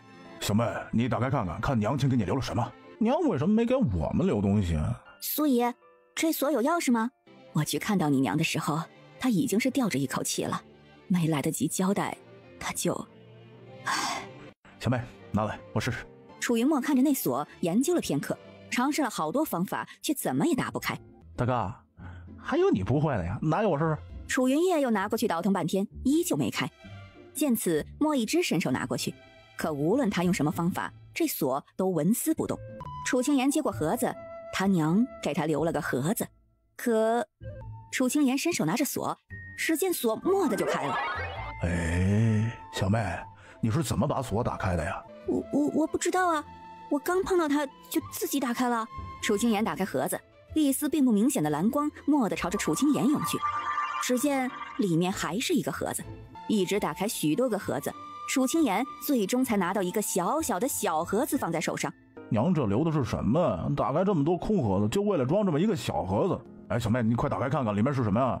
楚清言轻轻将手上的小盒子打开，只见一枚墨绿色的戒指赫然出现在眼前。娘给你留这么一枚丑戒指，是何故啊？楚清言将戒指戴在手上，忽然间觉得有一股暖流传遍全身，楚清言晕了。月儿，怎么了？这是怎么回事？小妹怎么会突然晕倒啊？先把妍妍放到客房去休息，马上喊福医过来。莫一之抱着楚清言将她放到床上，福医很快就来了。小姐没什么事儿，是不是最近太过操劳，得让她多休息一下啊？没事，怎么会突然晕倒的？从外相上看，小姐确实是无事啊。我送月儿先回去。楚清言只觉得自己置身于一片白茫茫的迷雾之中，什么也看不清，周围什么也没有，就他一个人。喂，有人吗？清言，谁在叫我？清言，谁？你出来！突然，一道似幻似真的影子出现在楚清言眼前。你是娘亲？言儿，我是娘啊，娘。言儿，娘亲能见到你，真好。娘，这是哪里啊？这是在幻境里。幻境？没错，娘离世之前留下了这个幻境，只为了有一天能让你见娘一面。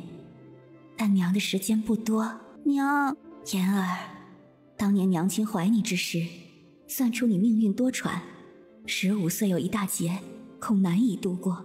为了破这个劫，娘亲使用了逆天改命之术为你改命，将你的魂魄一分为2，一缕送往异世，一缕留在了你的本体之中。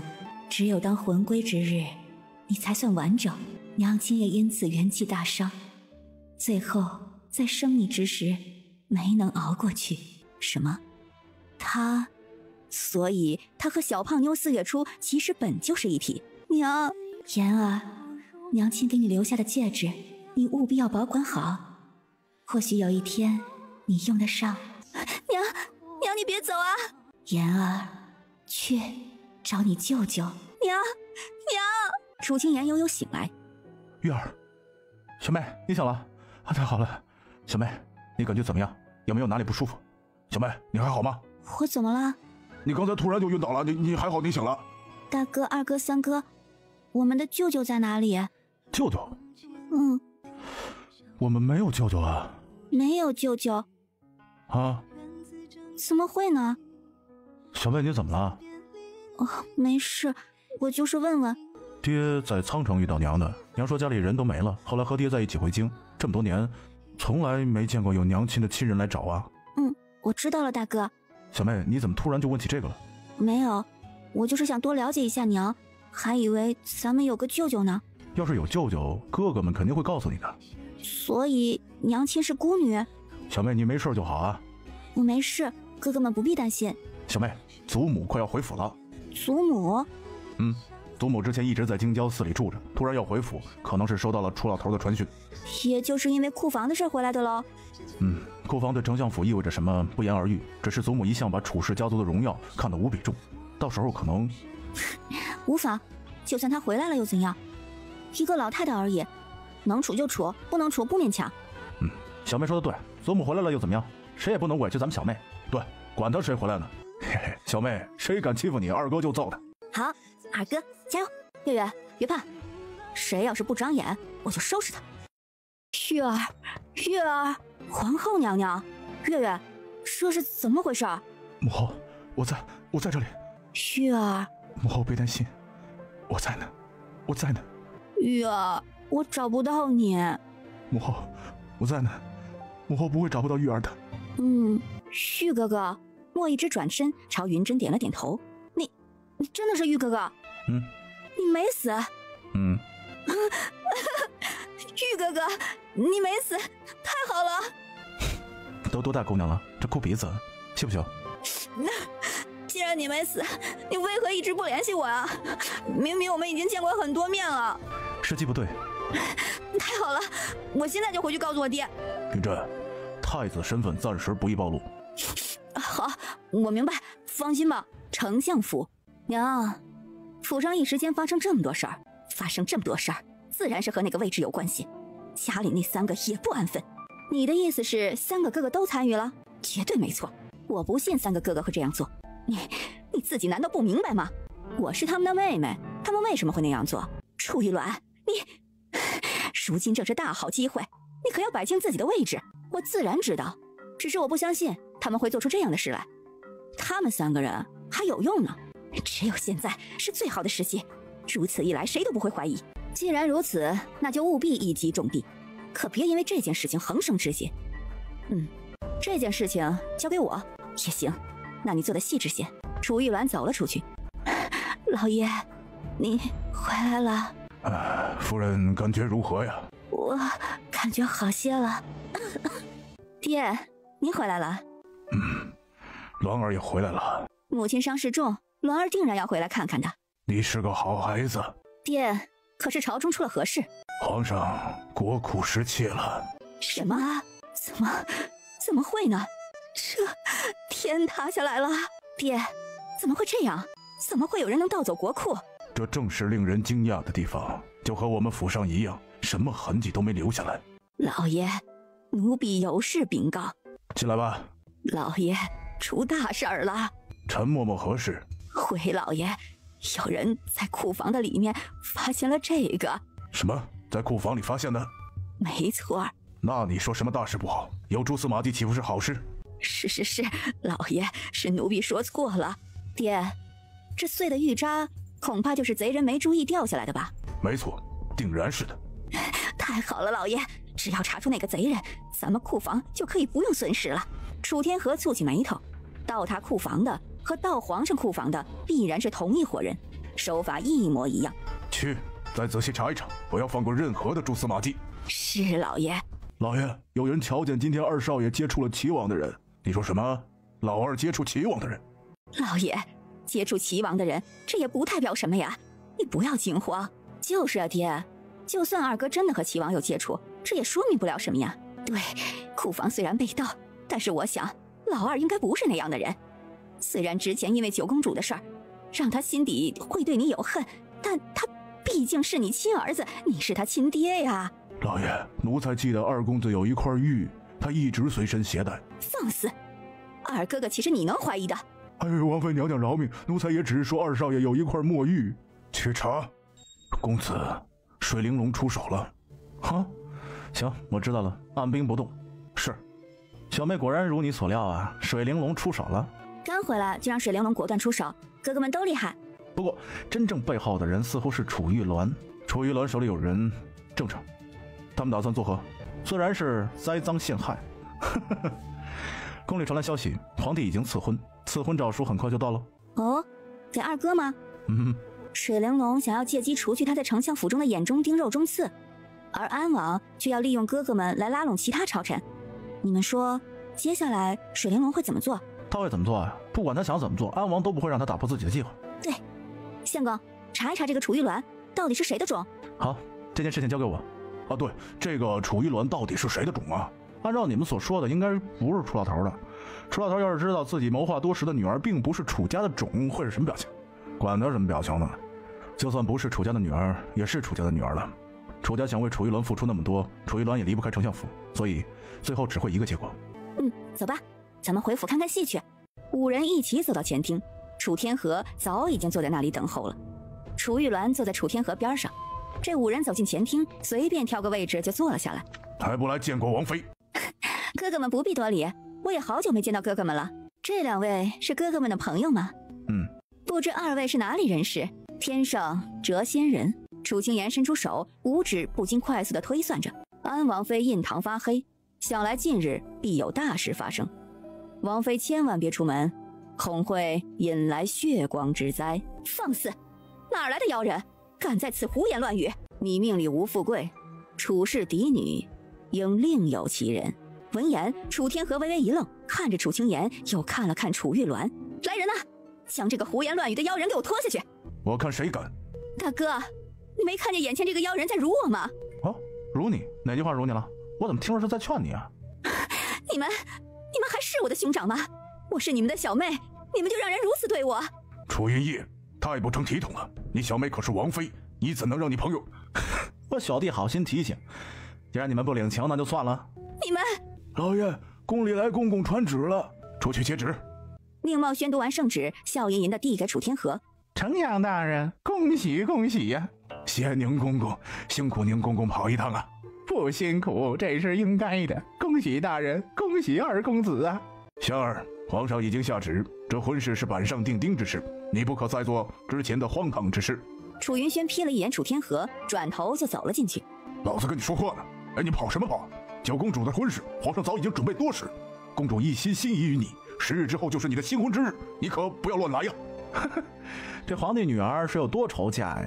赐婚就算了，婚期还这么急。你这臭小子，谁让你乱言的？你想害死大家呀？九公主是皇上的掌上明珠，早就为她准备好了一切，不管婚期有多仓促，婚礼都不会仓促的。楚云烨无所谓的笑了笑，抬脚就走了。孽子，你给我跪下！楚元轩瞥了楚天河一眼，像看傻子似的看着他。这老头有病啊，还跪下！楚云轩，老子叫你跪下，你听见没？楚老头，跟你来书房已经是给你面子了，你不要给脸不要脸啊！你楚云轩，如今你也学会了楚老三那个样子，有话快说，有屁快放。楚云轩呢？你看看你都成什么样子了？合伙你爹的政敌来自道家库房，你想干什么？楚云轩看了一眼楚天河，没有说话。楚云轩，你这个孽子，说话！老大和老三有没有参与？老大老三没有参与，你就问老大老三呐，真的是还不老实交代是吧？都有人知道你已经和齐王的人接触，现场还有你留下的证据，你还不承认？楚云轩还不老实交代，你知不知道皇上的国库也被盗了？你联合齐王盗自己的家库，这齐王一直对皇位虎视眈眈，你真以为皇上不知道？你是想楚氏被灭九族吗？你还是不要命啊？皇上国库之事，你到底有没有参与？见楚云轩仍旧不说话，楚天河的耐心快要耗光了。齐王到底给了你什么好处啊？让你如此对待你的父亲？不是你爹，我们爹早就死了。你，楚老头，你瞅瞅楚玉鸾，有哪点像我娘？我小弟乃是得道高人，一眼就看出来，她不是楚家嫡女。这怎么可能？玉鸾从出生一直就在府中，不可能有错。信不信随你，别人几句话你就相信我们到了库房，相信我们和齐王勾结，你配做我们爹吗？楚天河陷入了沉思。夜里，楚云墨带着一包点心，悄悄地进了楚云木的房间。大哥哥，你怎么来了？大哥来看看木木。大哥哥最好了。木木，你想顾嬷嬷吗？想，顾嬷嬷对木木最好了。其实顾嬷嬷并没有回乡养老。哦，那顾嬷嬷在哪里呀，大哥哥？陈嬷嬷就是顾嬷嬷。真的吗？为什么顾嬷嬷要变成陈嬷嬷呀？大哥哥也不知道。你要是想顾嬷嬷的话呢，可以去问问。好，大哥哥，我要去看看陈嬷嬷。好，可你要机灵点哦。大哥哥放心吧，木木最机灵了。楚云木说着就起身出了房门。顾嬷嬷，哎，穆少爷怎么这么晚了还来夫人这里呀？你是顾嬷嬷吗？不是的，不是的，穆少爷，我是陈嬷嬷呀。可我刚刚不小心叫成顾嬷嬷了，你都答应了，你就是顾嬷嬷对不对？顾嬷嬷，嬷嬷好想你啊！楚云木，你乱说什么呢？谁告诉你她是顾嬷嬷了？娘，我就是太想顾嬷嬷了。刚刚看到陈嬷嬷，一时没反应过来，就叫成顾嬷嬷了。顾嬷嬷回乡养老去了，等有机会了，娘带你去看顾嬷嬷。真的吗，娘？真的。太好了。木儿，出去千万不能说今晚的事儿，明白吗？娘，今晚有什么事呢？今晚什么事儿都没有。木儿，这么晚了还来娘这里，你睡不着吗？木儿有点害怕，以前都是顾嬷嬷陪着木儿。穆少爷，老奴陪你过去吧。好。陈嬷嬷带着楚云木回到了她的房间。陈嬷嬷守在房间里，楚云木高兴地和她聊着天。聊了一会儿，楚云木就确定了，大哥哥说的没错，这个陈嬷嬷的确就是顾嬷嬷。主上，边境有异动。哪里？三国不是让你如常给蓝桀骜联系？叶听寒去了蓝染，莫非你们做的不仔细？叶听寒知道了蓝君生的消息。蓝染应该不知晓蓝君生的信息，不过最近有很多人都在探查消息。我知道了，把我们的人都派去边境。主上，可如此一来，京城这边不必担心京城，我自有办法。你们如今最重要的就是守好边境。是，主上。楚清言唤出一只游隼，叶一，这只游隼你带着，它飞行速度非常快，用它传信到京城来，很快就能收到。是，主母。让蓝君生吃点苦头，他知道该怎么做。是，主上。相公，叶听寒去蓝染，必然是想联合三国对付烈焰。那此时我们无妨，有月影在，三国攻不进来的。好。小妹，这就是娘亲在世的模样啊。没错，小妹你穿上娘亲的衣服就是娘亲了。好了，走吧。莫一之搂着楚清言轻轻一跃，便悄无声息地来到了陈嬷嬷所在房间的窗边。只见楚清言拿出一个小管子，朝里面轻轻一吹。过了片刻，楚清言就出现在了房间里。顾连心，陈嬷嬷蓦地睁开眼，看着眼前的人，吓得一阵哆嗦。夫人，你不要过来！顾连心，你还我的孩儿！鬼，你是鬼，还我孩儿！不是我，你不要来找我，不关我的事儿，你不要过来！顾连心，你害了我的孩儿，就跟我去地下为我的孩儿陪葬吧！不，顾连心，你把我的孩儿藏到哪里去了？在南墓园儿。是谁让你偷我的孩儿？是夫人。可是水玲珑吗？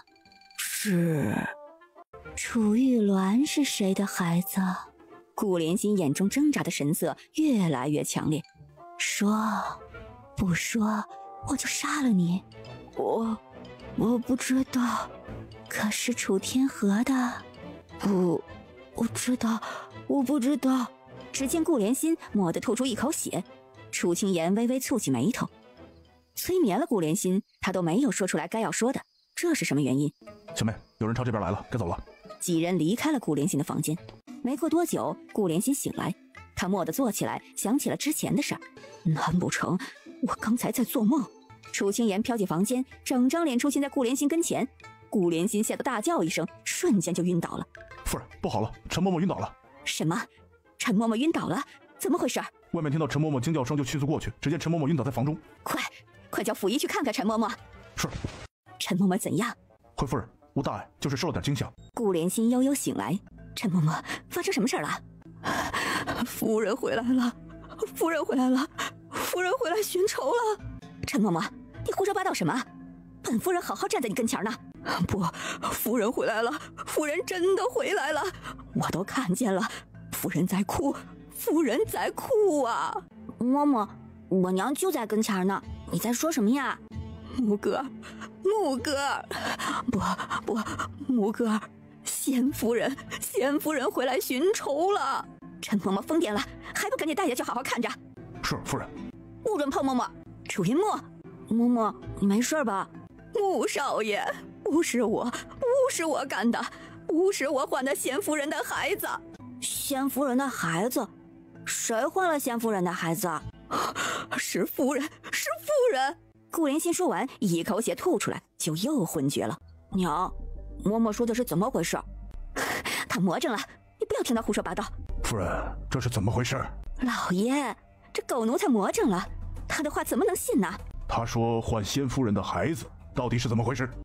老爷，我也不知道啊，先夫人的孩子，我怎么会知道呢？我进门的时候，先夫人都走了那么久了，妾身怎么会知道啊？你撒谎！你这臭小子，你说什么呢？娘亲，你撒谎！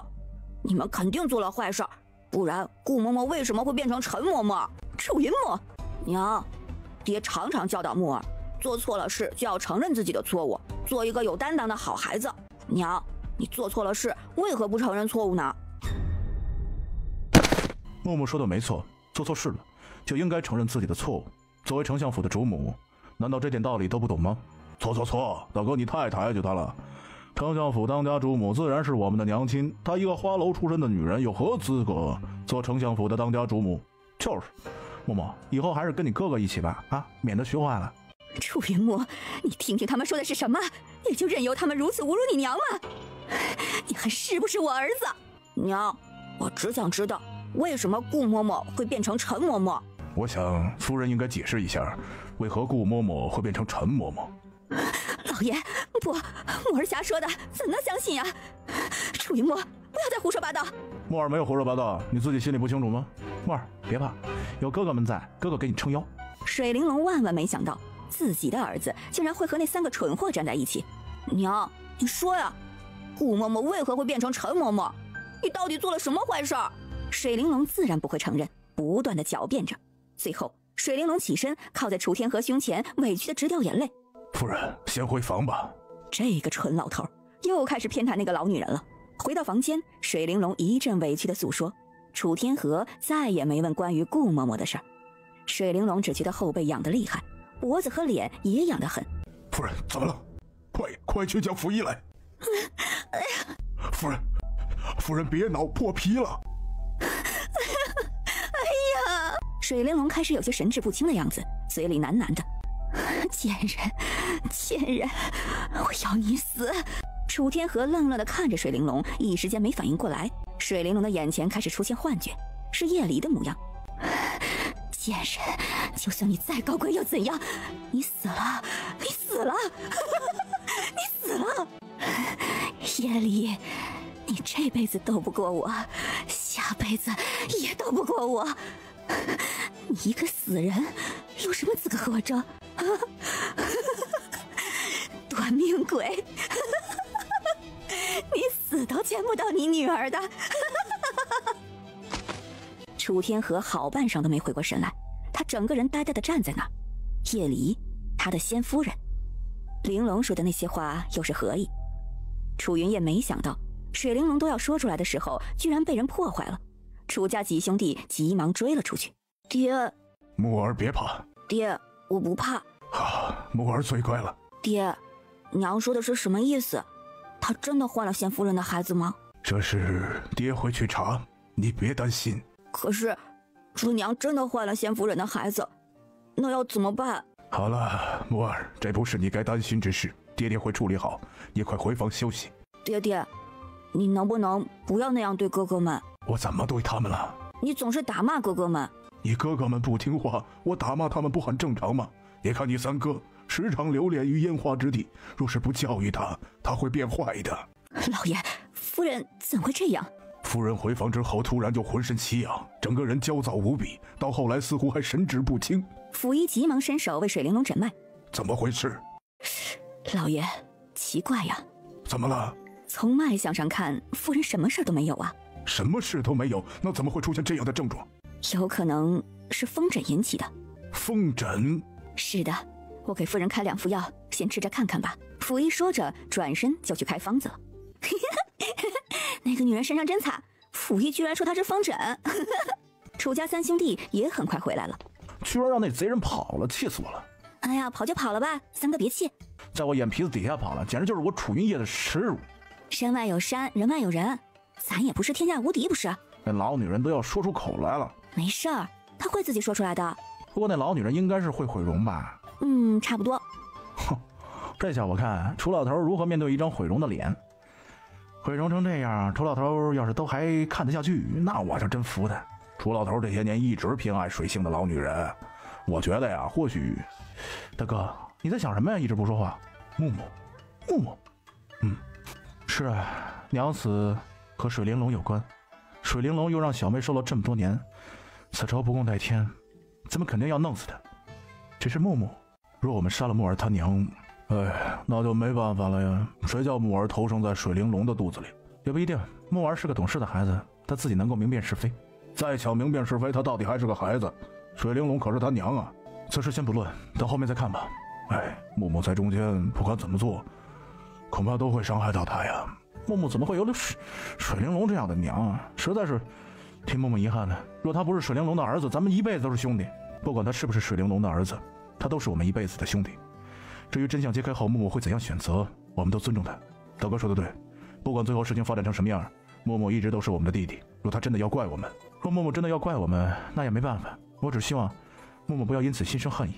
水玲珑这些年四处败坏我们名声，他想要木木掌管丞相府，其实我们几个都无心丞相府。让木儿掌管丞相府，只要说一声，我们谁都会同意。但在水玲珑眼睛里，我们就是眼中钉肉中刺。这么多年，只要他在父亲面前为我求情，我就会被父亲打得更狠。算了，这些都没用。他用楚玉鸾换掉了我们小妹，让小妹受尽苦楚，还派出那么多杀手来追杀小妹和我们。恐怕接下来我们的处境会越发危险。楚云木站在门外，安静地听着里面的谈话声。他娘用楚玉鸾换了先夫人的孩子，他娘追杀哥哥们，他真的就不愿意放过哥哥们吗？他根本就不想要丞相府，他的娘亲为何是这样一个心狠手辣的人？若他不是他儿子，是不是他的处境就和哥哥们一样了？楚云木轻轻离开了，带着满脸的忧伤。大将军愣愣地坐在书房，云珍一脸笑意地看着他。真儿啊，你不会逗你爹玩吧？爹，你都问了多少遍了？是真的，我都看到皇后娘娘了，就在外面的宅子里。哎呦，那么说来，肯定是太子殿下了。爹，玉哥哥回来肯定是有目的的，可你现在手中又没兵权，还赋闲在家，你怎么帮他嘛？大将军叹息一声，是啊，自从回京后，皇帝就找了许多借口，慢慢的夺了他的兵权。爹，你别只是叹气啊，玉哥哥回来了，你得想办法帮他。毛躁躁的，急什么呀？这些话你都给我拦在肚子里，任何人不要提起。我知道，我这不是告诉你吗？可要想办法帮帮玉哥哥。行了，下去吧。爹，白大宝不是还在军营里吗？你以前那么多部下，你……云珍，不该问的别问啊，这些不是你该管的，你不要给太子添麻烦。爹，你若是不帮月月和太子殿下，我就不认你这个爹了。相公，能不能行？再等等。楚清言和莫已之蹲在安王府不远处的一棵大树上。这安王府哪里请来这么多高手啊？有皇帝调来的大内高手，也有安王的自己人。这怎么弄啊？口皇帝增加了好多高手在身边，连安王府都这么难进。安王府有好几拨人，要进安王府得出点动静了。出点动静就出点动静呗。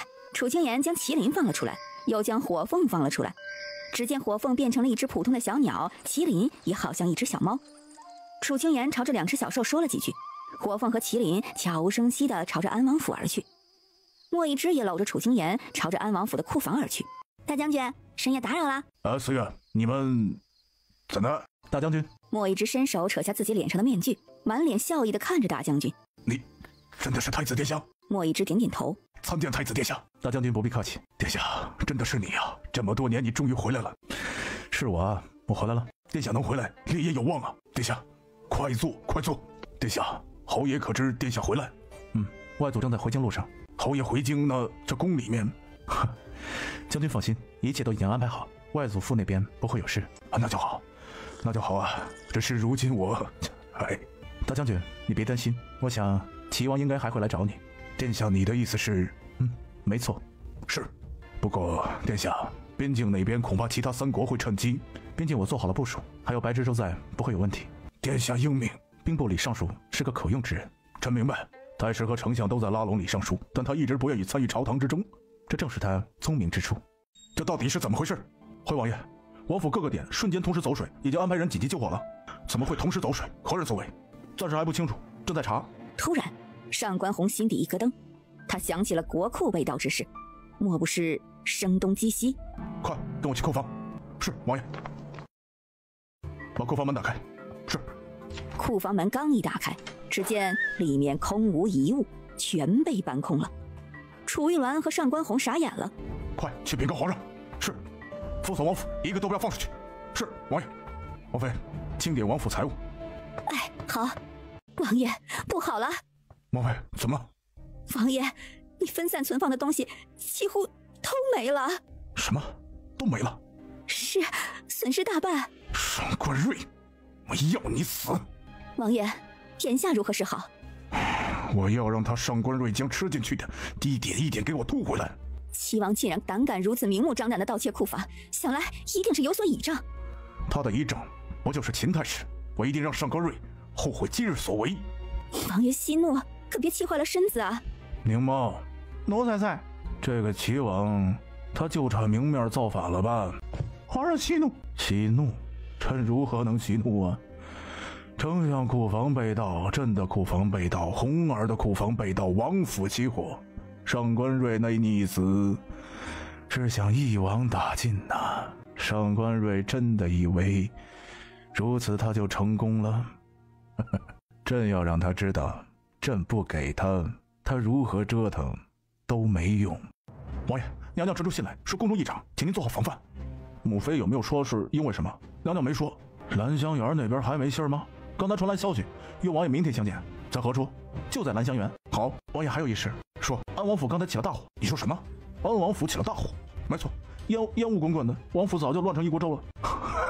好啊，谁做了本王一直想做之事啊？大快人心呐！王爷慎言呢。我怕他上官红，丞相家几个不争气的，就算丞相在朝堂之上窜来窜去，又能怎样啊？本王有外祖有亲家，他丞相如何与本王外祖比啊？王爷说的是，云大将军在军中威信很高，若能将大将军拉拢到我们这边，可大将军如今并无兵权呢。大将军战功赫赫，刚才在边境大获全胜，就被父皇夺了权。大将军必定心寒呐，我们只要为他争取复原，到那之时，大将军自然会心向着本王啊。是，王爷英明。放眼朝堂，大将军是唯一一个能够守护烈焰、能带兵打仗之人。若本王，必然重用大将军。王爷，大将军不似一般人好控制，那是他们都不懂云大将军。云大将军这些年一直都守在边境，为烈焰劳苦功高。虽然曾经和他太子那一派关系匪浅，但大将军是忠心之人呢。况且大将军一武将，性格耿直，根本就不懂这些朝堂的勾心斗角。只要用得好，他就是一把利刃。王爷，属下知道该怎么做。你知道就好啊。刑部尚书已经被老二人拿走，咱们得想办法才是。落在朝堂之上，老二占据的位置是越来越多了。可我觉着皇上似乎更在意王爷您呢。那当然，皇帝最想看到的自然是谁对烈焰最有利。老二那个脓包怂包，要不是丞相给他出谋划策。水玲珑醒来，只觉得浑身都痛得厉害。夫人，你可算醒过来了。我这是怎么了？丫鬟们谁也不敢开口说。水玲珑这一低头，才发现自己双手都是泡，还溃烂了。这到底是怎么回事啊？快传府医来！是夫人。水玲珑急忙跑到梳妆台前，不看不知道，一看吓了一大跳。陈嬷嬷呢？回夫人，老爷刚叫了陈嬷嬷去前厅。什么？陈嬷嬷去了前厅？你怎么不早说？顾莲心跪在前厅，任凭楚天河怎么问话，他就是一句不知道。顾嬷嬷，你几个月之前去禹城，还记得是为什么吗？少爷，奴婢姓陈，是晋城人士。莫一之伸手轻轻一挥，一道淡绿色的光围绕着顾莲心。只见顾莲心的脸慢慢的开始变化了起来。顾嬷嬷，你为何不承认自己是顾嬷嬷？顾嬷嬷几个月前回了禹城兄长家，并且买凶杀了你兄长的女儿4月初，这是为何呀？老爷冤枉了，奴婢绝对没有做过这样的事儿啊！不承认？没事，我来告诉你为什么。我娘生下小妹之后，你就用楚玉鸾将我小妹换走。你给我小妹下了幽陀毒，让她从小就吃傻，胖的变了样。可这世间总有奇迹出现呢。我小妹遇到了一个世外高人，身上的毒解了，她的模样简直就像和我娘亲一模子刻出来一样。你们慌了，你们想杀她灭口，甚至不惜买凶。龙吟九霄，但你们到底是失算了，没有得逞。听着楚云烨的话，顾连心吓得脸都白了。你买凶杀我小妹不成，转头就带着自己兄长一家逃回京城，然后改名换姓。你以为你所做的这一切都天衣无缝吗？顾连心，大胆狗奴才，竟敢换我女儿！不，老爷，奴婢没有啊，这一切都是三哥杜撰出来的。老爷，夫人，既然不舒服，为何不多休息一下啊？老爷，什么事儿让你发这么大火啊？这狗奴才竟然偷换我女儿！老爷，先喝口茶。楚天河接过水玲珑手里的茶水，端起喝了2口，这才消气不少。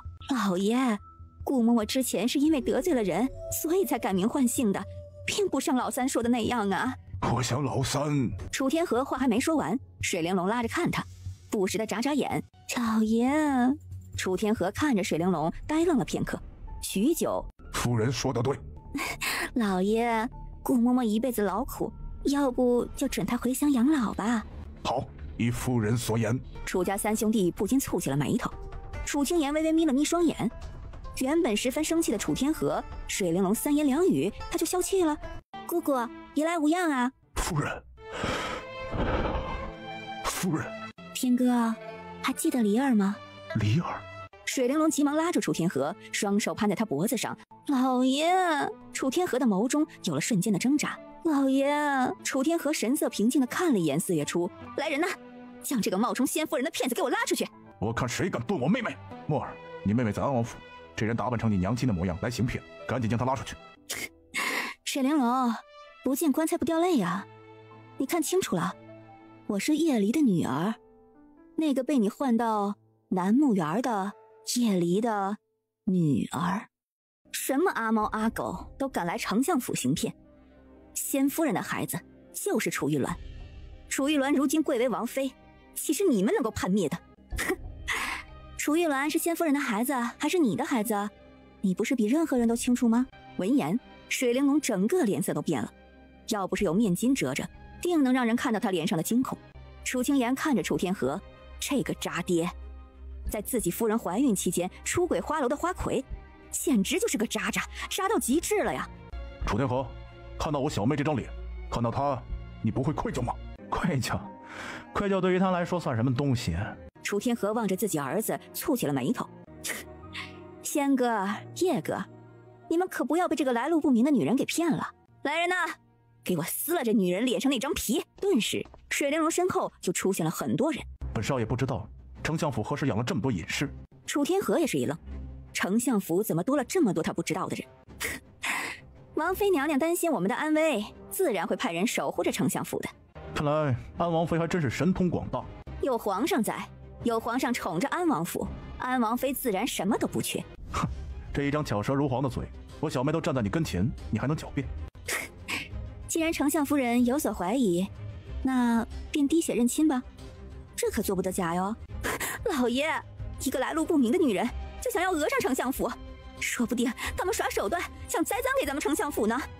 老爷，你可不能听他们的呀，老爷。好。楚清言看着这水玲珑，这个女人太会撒娇了，恐怕这不只是简单的撒娇吧。楚天河的眼神中偶有的那一丝挣扎，他没有错过，说不定这里面还有他们所不知道的事情。启禀老爷，老夫人回来了。母亲回来了，快随我去迎接老夫人回府。天儿，母亲，您回来怎的也不让人提前通知一声啊？儿子好去接您呢。府中出了这么大事儿，我不回来怎么行啊？哦，母亲快坐。母亲，您刚回来还不清楚，这个女人跑来府中冒充仙夫人的女儿。什么？冒充仙夫人的女儿？大胆，竟敢到我丞相府行骗！祖母，这的确是我娘亲生下的小妹，只不过是被人调换了。什么？被人调换了？没错。哪个狗奴才这么大胆？顾连心。大胆狗奴才，竟然敢换我丞相府嫡女！老夫人饶命，奴婢没有啊，这一切都是三哥杜撰出来的。来人，带顾远山一家。很快，楚云烨的人就带着顾远山几人走进了前厅。顾连心，不见棺材不掉泪啊！你兄长一家都已经招了，事无巨细的交代了，你还想狡辩？顾连心本以为将他兄长一家换打扮后安排在丞相府的庄子里，神不知鬼不觉，不会有人发现。说，是谁指使你这样做的？公子饶命啊！奴婢一时鬼迷心窍，做出了对不起公子的事情。还不老实交代！叶哥饶命啊！说，老爷夫人饶命啊！还不快说！回老夫人，奴婢见玉兰小姐生下来瘦弱无比，当时夫人又无依无靠，所以老奴便自作主张将楚玉兰小姐抱回丞相府了。我兄长一直无儿无女，奴婢便又自作主张将先夫人的孩子抱给我兄长去养了。一派胡言！既然如此，你何故给我妹妹下幽陀毒，还派人追杀她？奴婢冤枉啊！奴婢从未给贤夫人的孩子下毒，也从未派人追杀过贤夫人的孩子啊！母亲，老爷，顾嬷嬷也是一时心软，见不得妾身的玉鸾受苦，怕她活不下来，这才做了错事。还望母亲和老爷饶了她吧。死罪可逃，活罪难免。来人，拉下去，重打30大板。是。楚清言看着楚老太太，老太太知道楚玉鸾是水玲珑的孩子，一点儿也不惊讶，明显是知道内情的。所以楚老太太又是个什么人？老爷，妾身不是有意隐瞒你的，你不要生气好不好？看着水玲珑，楚天河最终还是什么也没说。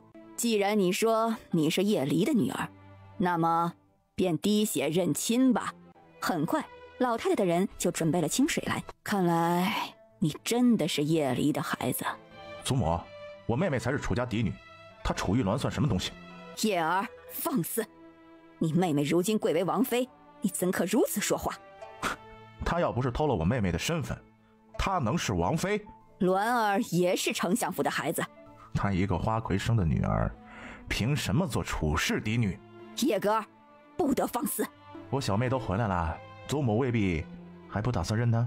天儿，鸾儿嫡女的位置可不能动。母亲说的是。鸾儿如今是安王妃，以后此时万不能出任何事情。儿子明白。那么你认为此事应该怎么办呢？你叫什么名字？4月初。你是我女儿，自然是要回府的，但此事牵连甚广，你便以我楚天河的义女回府，你看如何？老头，你敢再无耻点吗？我小妹堂堂丞相府嫡小姐，你竟然让她做丞相府的义女？她就是丞相府的嫡小姐，在丞相府一切待遇都不会差，只不过对外宣称义女罢了，这有何差别？有何差别？差别可就大了。我小妹丞相府嫡女，原本高贵无比，走出去谁不多看她一眼？如今你却要她做义女，你想都别想。叶哥，你父亲说的没错，你小妹在府中的一切待遇自然都是最好的，只不过是对外称是义女罢了。玉鸾如今是安王妃，安王将来必然是要登大宝的，她的身份不容有闪失。只有鸾儿好，楚氏才能好啊。祖母，冠冕堂皇的话就不必说了，谁都甭想让我小妹委屈。我小妹要回府，自然是楚氏嫡女。对，谁都别想让我小妹受委屈。鸾儿身上承载着整个楚家，若鸾儿有个什么闪失，岂是你们能承担得起的？看来祖母是丝毫亲情都不顾了。楚家的义女只是一个名头，她照样可以享受楚家的荣耀，有何不好？行，既然祖母心中荣耀至上，那我们兄弟没什么可说的，只盼望祖母将来不要后悔才是。你们3个这些年吃喝玩乐，为楚氏带来过什么？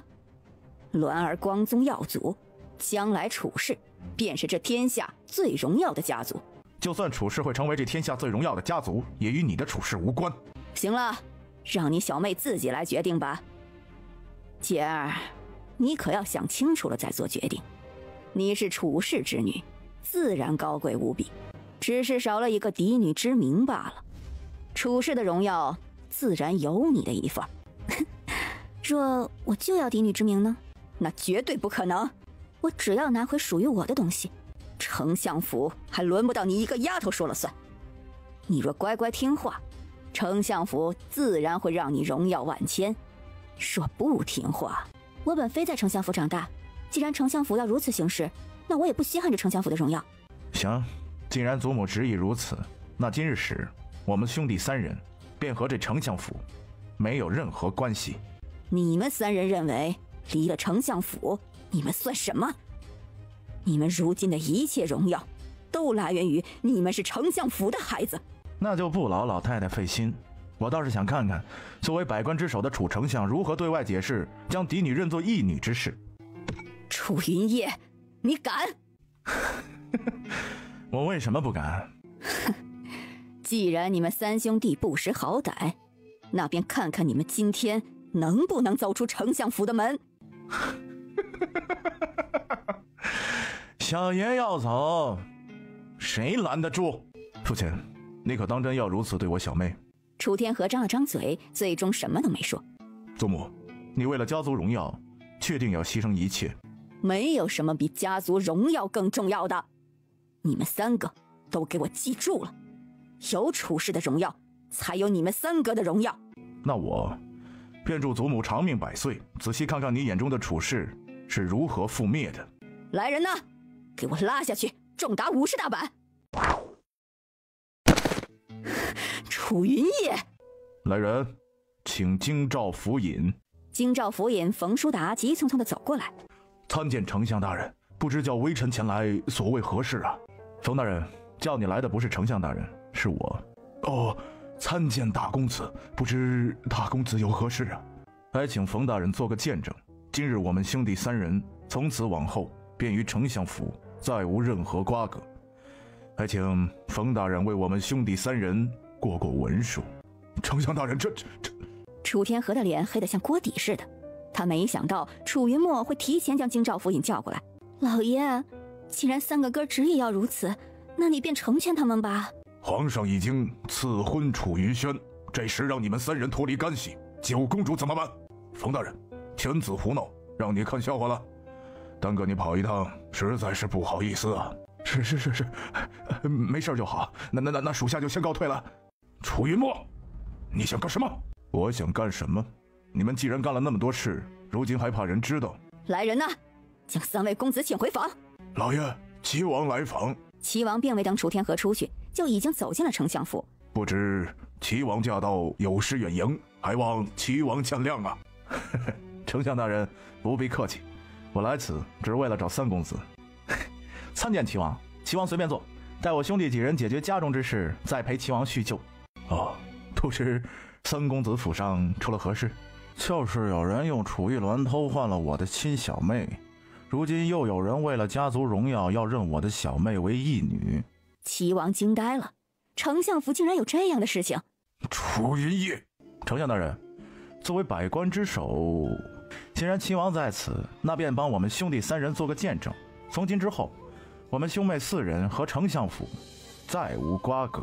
丞相大人，既然三位公子态度如此坚决，我想丞相大人还是不要勉强了吧。那就有劳齐王殿下。既然三位公子如此坚决，这个忙我自然是要帮的。来人，叫京兆府尹。齐王，这是我府中家事，还请齐王不要插手。丞相大人，此话差矣啊！我与三位公子乃是至交好友，既然他们言出让我帮这个忙，我自然是不会不管的。齐王殿下，你楚丞相作为百官之首，自己的家事都处理不好，还如何统领百官？王爷，我们丞相府之事也不能怪丞相处理的不好，毕竟丞相夫人自小也没出自于花楼，也是能理解的。齐王，这时候京兆府尹匆匆又赶来丞相府。参见齐王殿下。冯大人来的正好，此间有件事还需要冯大人出面。哎，是，王爷请吩咐。楚家三位公子之事，丞相大人，怎么本王说的话不管用了？不，王爷这，齐王就算是皇上，也不会插手本官家事。齐王就不怕路人口实？三公子，你们兄弟之冤屈，自有本王帮衬。既然有人如此胆大妄为，本王禀明皇上，交给大理寺来查办这偷换之事，你看如何？多谢王爷，如此甚好。楚云烨，好，依照楚家几位公子之意，楚家兄弟4人从此往后和丞相府再无任何关系。齐王，你当真以为你在朝堂之上能一手遮天？本王自然不能一手遮天，但丞相做的那么多事情，我倒想看看丞相大人如何解释。迫于齐王的压力，京兆府尹只得写下了楚家兄妹4人与楚氏脱离关系的文书。多谢齐王。爹，既然丞相府容不下我们兄妹4人，以后咱们便再也没联系了。楚老太太没想到，她刚回府，事情就已经演变成这样了。行了，既然事情已经结束，我们就走了。过2日再派人来拿我们的东西。很快，丞相府嫡女被换的事儿在京城被传得沸沸扬扬，楚家4兄妹与丞相府脱离关系的事儿也人尽皆知。废物，这件事为何此时才来报？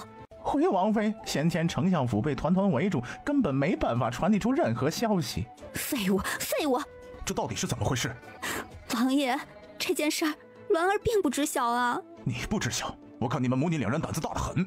王爷，鸾儿也是刚刚得知这件事，请王爷息怒啊。上官红看着楚玉鸾，好半晌才拂袖离去。很快，楚天河和水玲珑就到了安王府。王爷，楚丞相，看看你们干的好事，我看你们如何收场。王爷息怒，这一切都是齐王从中作梗，挑唆小儿而为啊！事已至此，唯有从齐王下手啊！哼，上官瑞那个狗东西，齐王如此大张旗鼓，不过是想在鸾儿身世上做些手脚，引人诟病。鸾儿是我的孩子，也是丞相府之嫡女，这毋庸置疑呀。那换嫡女又是怎么回事？那不过是底下奴才胆大妄为。上官红看了楚天河好久，最终2人才开始商量对策。几位公子各有去处，若无去处，便谢齐王好意，我们回我母亲留下的宅子住，如此便好。若有任何事情，都可来齐王府找我。好，谢过齐王。三公子，我听闻兰香园与公子匪浅，不知哪位是兰香园的主子？这便是。齐王与莫一之聊了很久，临走时，莫一之拿了一些资料递给齐王。殿下，皇帝家中税赋，百姓怨声载道，除了我们掌控的城，其他城百姓怕是事情要不了多久就会结束。在此之前，保住百姓的基本生活。是。楚云烨有些激动，安王和齐王2派争斗日渐激烈，而他们在中间加的这把火，更是让2边烧得更旺了。皇上，这齐王真是鲁莽行事，锦儿都要与楚云轩成婚了，此时却让楚云轩和丞相府脱离关系，这让锦儿如何嫁人呢？那个孽子！锦儿婚事在即，断然不会由着他们胡来的。可听闻已经过了官府文书。过了文书又如何？朕乃天子。惠妃，你先回。这事儿有朕做主，自然不会委屈了锦儿。是，谢皇上。来人，宣楚天河进来。是，皇上。楚天河呀，楚天河，你干的好事儿啊！你自己看看，如今你都干了些什么呀？请皇上恕罪。我不管你用什么办法，必将将你的3个儿子给我弄回府中，断绝关系那更是不能。锦儿马上就要嫁入你丞相府，你这时候出乱子，小心朕要你的脑袋。是微臣的错。哎，锦儿的婚事绝对不容许出现任何问题。楚丞相，我想你比谁都明白呀。是，微臣明白，立即去办。若再出现任何闪失，朕要你的命。是。这事儿实在是难办呐。那3个儿子根本就不会听他的。天儿，可是朝堂出了什么事儿？哎呀，九公主和轩儿成婚在即，那3个逆子去，皇上让我无论如何都要让轩儿回府，否则这……你亲自去和他们3个谈谈，尽量满足他们的要求。儿子明白。如果他们真的想要给他们小妹一个嫡女的位置，那便成全他们吧。可如此一来，鸾儿这边……事到如今，已无他法。很快，楚天河就找来了。墨儿、轩儿、叶儿，别闹了，赶紧回家吧。官府那边的文书，皇上已经下令消掉。老头，你这是在求着我们回府吗？楚天河一噎，他确实是在求着他们回府，可也用不着说出来吧。让我们回去也可以，除非你把姓水的女人休了。她是栾儿木儿的生母，栾儿如今是安王妃，休了她母亲，这怎么可能？既然做不到，那楚丞相就赶紧回去吧。啊，恕不远送，我娘亲怀着小妹，你就让水玲珑怀上楚玉鸾。如今你竟然要我小妹做义女，现在需要我们哥几个了。我告诉你，晚了。楚天河摇了摇头，眼神有些茫然。你摇头是什么意思？我没有。你没有？什么你没有？老二，你去叫小妹下来。离儿。楚清言没有开口，他走到楚天河身边，伸手搭上他的脉搏。离儿。楚清言手轻轻一挥，一阵淡淡的香气传来。楚天河的眼神更迷离了。楚天河，你背叛了我们的决定。我没有。你没有？你没有？楚玉鸾是如何来的？我没有。我没有。楚玉鸾是你的孩子，你说你没有？离儿。离儿。楚清言看着楚天河这副模样，心中更确定了自己的想法。楚清言朝莫一之使了使眼色，莫一之走到楚天河身后，直接将他打晕了。大哥、二哥、三哥，把他放到内室。好，小妹，你小心些啊，别为了这个死老头伤着你自己。我试试。楚天河躺在床上，楚清言紧闭双眼坐在床前，双手快速的在胸前滑动着。玉儿，可以了，你现在刚接触这些，不要耗费过多精力。楚清言这才收手，长长的吐了一口气。小妹，如何？我刚尝试了一下，不过具体的还要等楚天河醒来才知道。就在这时候，楚天河的眼角突然闪了一丝金光。楚云墨见此，上前仔细一看，却又没看见什么。莫一之微微蹙着眉头：“殿下，金银骨。殿下，大哥，你们在说什么呢？什么金银骨啊？刚刚楚老头眼角蓦地出现一丝金光，若我没猜错的话，恐怕就是传说中的金银骨。金银骨？那是什么东西啊？金银骨相传是上古神秘古族的骨毒，这种骨下极难发现。我估摸着，应该是玉儿刚刚的法术影响到了金银骨。那这金银骨要怎么解？这金银骨是32种蛊虫中经过7749日融合在一起，这样的金银骨是无形的，让人很难查出来。这金银骨中有一道情花骨是以下蛊人心头之血喂养而成，因为下蛊之人的心头血，所以中蛊之人便会遵循下蛊之人的所愿。刚刚或许是因为你的法术让这蛊虫现形了一瞬间。32种蛊虫？没错。这么多种蛊虫融合在一起，这情花蛊可就是情蛊？情花蛊比情蛊更甚。这蛊若是一直在他身上，最后会怎样？无声消亡。要不要救这死老头？这金银蛊不是想救就能救，它不似其他子母蛊，可以从下蛊之人身上找到办法。金银蛊是完全独立的一种蛊。传说中4国之外有一个叫逍遥岛的地方，那里的岛主叫逍遥子，对这些东西似乎极为擅长。逍遥岛？没错，不过这逍遥岛不是一般人能够找到的。这么多年，一直有人想寻找逍遥岛，但从未有人找到。找一个传说中才存在的地方，恐怕我们没有那么多时间，也不一定就能得到。相公留下，哥哥你们去外面等着吧。我想我应该有办法，你们去外面帮我守着，万不可让人闯进来。好，你放心。相公，我用术法将这个金银蛊引出来，想办法看看再用仪器锁定它。莫一之点点头，或许可以试一试。就在这时候，楚清言脑中瞬间出现了关于金银蛊的信息。相公，我想我应该知道怎么解这金银蛊了。看来这楚天河命不该绝。玉儿有破解之法。只可惜这金银蛊出来3秒内必死，否则我们倒可以送给水玲珑玩玩。楚清言念着轻轻咒口诀，只见一道蓝光瞬间出现在他手上。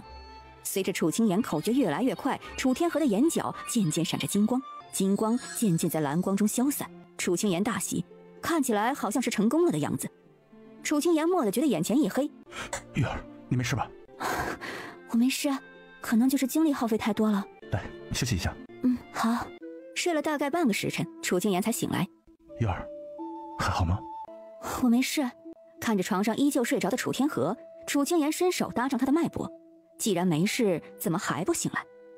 楚清言从空间里拿出一个小瓶子，放在楚天河鼻子下面。很快，楚天河悠悠醒来。离儿，你是谁？何故与离儿在一起？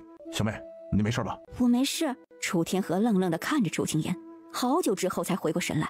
你不是离儿？我叫楚清言，是叶离的女儿。楚天河只觉得头疼的要炸了。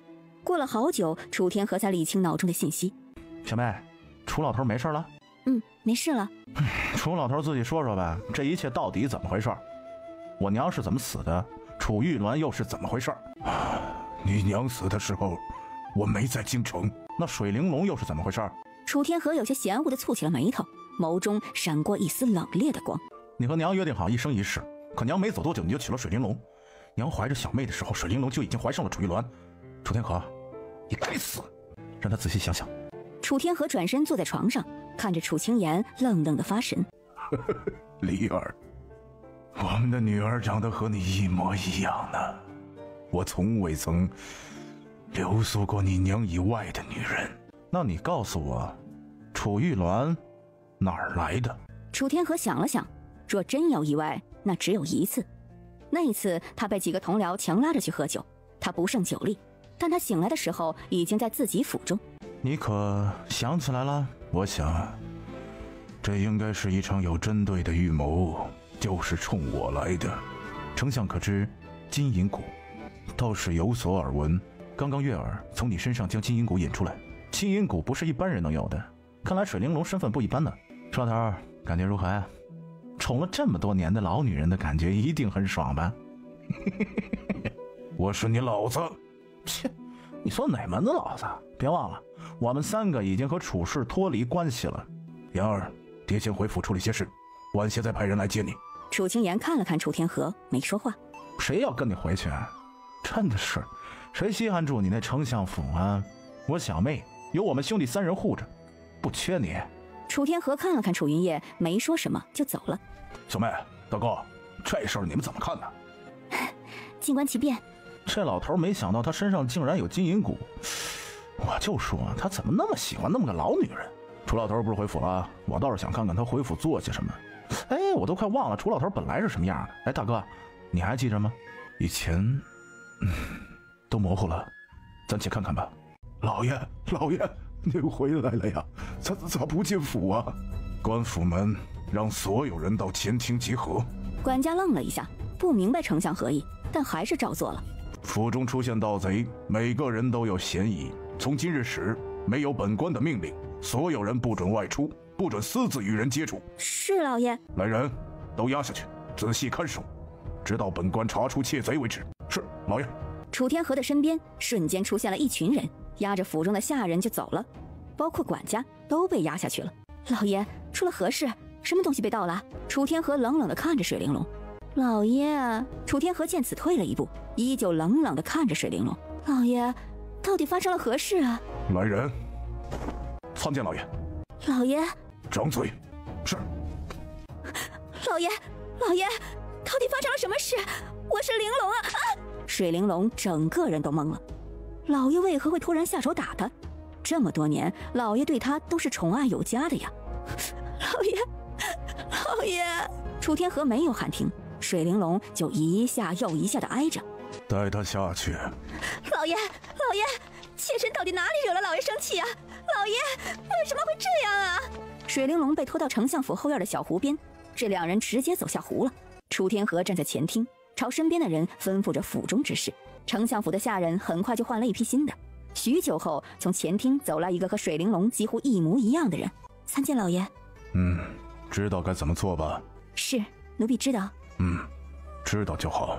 天儿，这是怎么了？府上发生什么事儿了？老夫人身体不好，带她回房，没事不要出来。是老爷。天儿，这府中发生什么事情了？天儿，你说话呀！到底发生了什么？请老夫人回房。楚天河，我是你娘，你要软禁我吗？楚天河没说话。水玲珑看着这陌生的地方，这是在丞相府的湖底。丞相府的湖底什么时候还有这样的地方？他怎么不知道啊？不，想到这儿，水玲珑惊恐地往后挪着。不会的，楚天河身上有金银蛊，金银蛊不似一般的蛊毒，金银蛊是无解的。你们放开我！知道我是谁吗？我是丞相夫人，你们敢这样对我，老爷不会放过你们的。你们放开我！我女儿是安王妃，是将来的皇后，再不放开我定要将你们碎尸万段！来人呐！可任凭水玲珑喊破喉咙，都没有人理他。楚天河走进来，老爷，救命啊！老爷，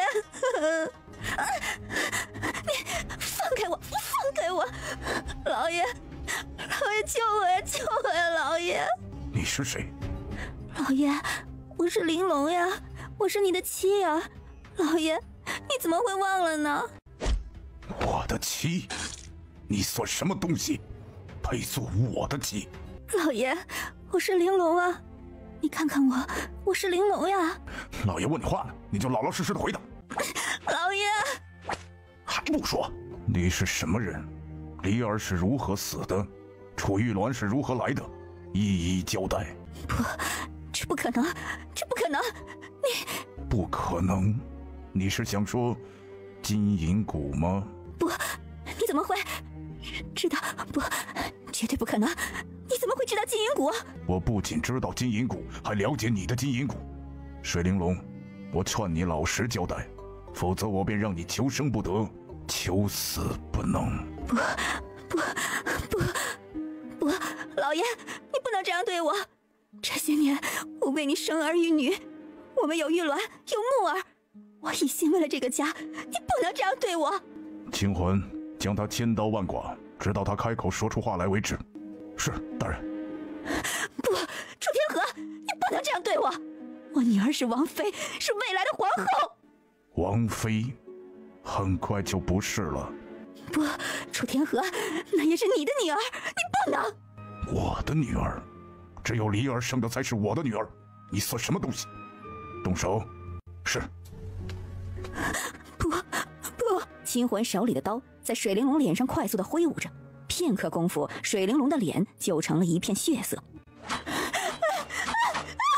大人，99刀完毕。楚天河，让人给他上药，不要让他死了。每天99刀伺候，直到他交代再说。是，大人。不，相公，你不能这样对我。不！楚天河看都不曾看他一眼，便走出去了。不，楚天河！哎，大事件，说，就不能让我歇歇呀？我可是一口气从丞相府出来的，中途气儿都没换过一口。磨磨唧唧，快说，不说就滚出去。哎，大哥，我说，那老头呢？回去就像变了个人似的，顷刻间就将整个丞相府上下关押的人全部给关起来了，换成了新人。水玲珑呢也被他关起来，还赏了水玲珑千刀万剐之刑。什么？千刀万剐之刑？对水玲珑？真的假的？真的，我亲眼看见的。他真的这样做的？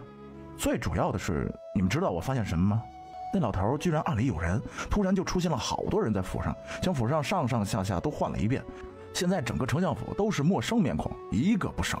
这些年一直都是水玲珑在打理丞相府，基本上就是他的人，他换了也正常啊。我觉得还是不可思议，楚老头最宠那个花魁了，这突然搞这些，这是让我有些不适应啊。你们是没看见的，楚老头下手老狠了，直接让人在那姓水的老女人脸上划了99刀，还让人给她上药，上完药继续，连死都不准她死。可惜了，我没看到，早知道我就该回去。不急，有的是机会。老头吩咐了，要让人每天早上99刀伺候着，够狠的呀，合着。还有后面湖底，你们知道湖底有什么吗？有什么？湖底像是地下室。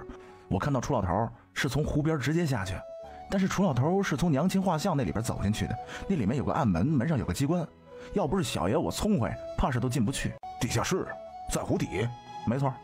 楚老头身边的人以前从来没出现过呀，可他从这里走出去不久，不知道是做什么，等他到丞相府就有很多人了。其实这才是他。什么？这才是楚老头？老头以前其实挺俊的，也有些手段。切，有手段还不是中了人家的金银骨？对，我听老头给水玲珑说，楚玉鸾很快就不是王妃了。他真的这样说？没错，他还说他的女儿只会是咱们娘亲生的。哎，小妹，你有什么想法？没什么想法，看楚老头表现，要是表现的让人满意了，那再说。也是，看这样子，楚老头确实是挺在乎娘的，对姓水的那老女人下起手来是一点也不含糊啊。就看他怎么处理后面的事儿吧。咱们先看看再说。好，哎，老三，我回家瞅瞅啊，看是不是你说的那样。你想去看就去看呗，就看你有没有我这本事。我可是一点都没让楚老头发现啊。这，你小瞧你二哥是呗？我走了。白大宝，云大小姐，你怎么来了？怎么我就不能来了？你可别忘了，姑奶奶我在军营的时候，你还在玩泥巴呢。有空吗？咱们去走走。可以。好，那走吧。大将军可还好？我爹一切都好。白大宝，4月来京城了。什么？4月来京城了？什么时候来的？刚来不久，不过他遇到了很多麻烦。遇到了什么麻烦？怎么？具体的我也不是特别清楚，但是嘛，哎呀，总之就是遇到很多麻烦，得罪了安王，这以后恐怕，哎呀，我能帮他做些什么？你现在不是百夫长吗？你手底下也有不少兵啊，关键时刻还是能发挥作用的。你放心，4月有麻烦，我不会袖手旁观的，我会尽力保护他。有需要的时候我会找你的。不过白大宝，有件事情我要提醒你。什么事？4月是有相公的人，她已经嫁人了。我知道啊。我知道你爱慕4月，可为了你的小命，你最好收起你那份心，否则4月相公不会饶了你的。云湛，你瞎说什么啊？我瞎说？你以为我不知道啊？听我说到4月，你眼睛都亮起来了，我还瞎说呢。我是很欣赏4月，但知道4月嫁人了，我也只能将她当妹妹一般。况且我从来没做过任何越矩之事。哎，你心里有数就行。在4月面前，你只要做一个保护她的兵就好了，其他的想都不要想，否则谁都救不了你。别瞎说，我对4月可没有任何想法，在我心里她就是我妹妹。云真笑了笑，没再说什么。两人一直朝前走去，边走边说。白大宝心底也有数了，根据云真说的，开始去布防。你妹妹呢？你找我妹妹，还对我这种语气，你若好好求我，或许我还能告你一声。臭小子，敢对你爹这么说话了是吧？那是我妹妹，你敢在我面前嚣张？哼，没有你老子我，你哪儿来的妹妹？滚开！小子，想和你爹斗，再练上10年再说。我操，这糟老头子居然还有点厉害！楚天河大笑了起来，抬步朝里头走去。言儿，爹来接你回府。臭头，我妹妹为什么要和你回府啊？臭小子，滚开！老子现在没空和你说话。楚云烨一脚朝着楚天河踹去，楚天河抓着他，直接从窗口给扔了出去。臭头，我跟你没完！言儿，你凭什么要我跟你回去？就凭我是你爹。我爹？这么多年我没爹没娘，不也过来了？凭你端了你爹的仓库。楚清言微微一愣，这老头是怎么知道的？回府吧，爹爹有礼物送你。什么礼物？爹爹带你去找齐王的库房。你们都出去，我有话和言儿说。言儿，想来你现在应该是已经魂归为一，度过了15岁的大劫。我是你爹，不管经历什么，我都是你爹。你娘亲当年为你已经付出太多，你放心，只要有爹在，以后不管遇到什么，爹爹都会护着你。我娘是什么身份？你现在实力太弱，你娘的事情你暂时不宜知晓。爹娘给你留的乾坤袋，切记不可让外人知晓。乾坤袋？什么乾坤袋？就是你端走爹爹库房的东西。安王府和国库也是你拿走的吧？乾坤袋？莫不成他说的就是他的空间？你娘算出你15岁会有一劫，当时为了帮你渡劫，我和你娘想了很多办法，可都没成。最后你娘亲偷偷用了逆天改命之术。这逆天改命之术其实就是以命换命。你娘元气大伤，为了救你娘，我失去了大半修为，但最后依旧是没将她留住。我想也就是在那时，我才遭人算计。你言儿，不用怀疑，你是爹娘精心呵护留下的。你之所以能够解除爹爹身上的金银蛊，因为你是爹爹的血脉，也正是因为你娘亲给你留下的法术有关。楚清言看着楚天河的眼睛，从他的眼底看到了许多的东西，但唯独没有算计。言儿，回府吧，接下来咱们还有好多事情要做呢。想了想，楚清言点头。见此，楚天河笑了起来，两人起身朝外面走去。相公，哥哥，咱们回府去吧。小妹，你真的要和这老头回府啊？臭小子，没大没小，我是你爹。爹？嘿，我这么多年可没爹。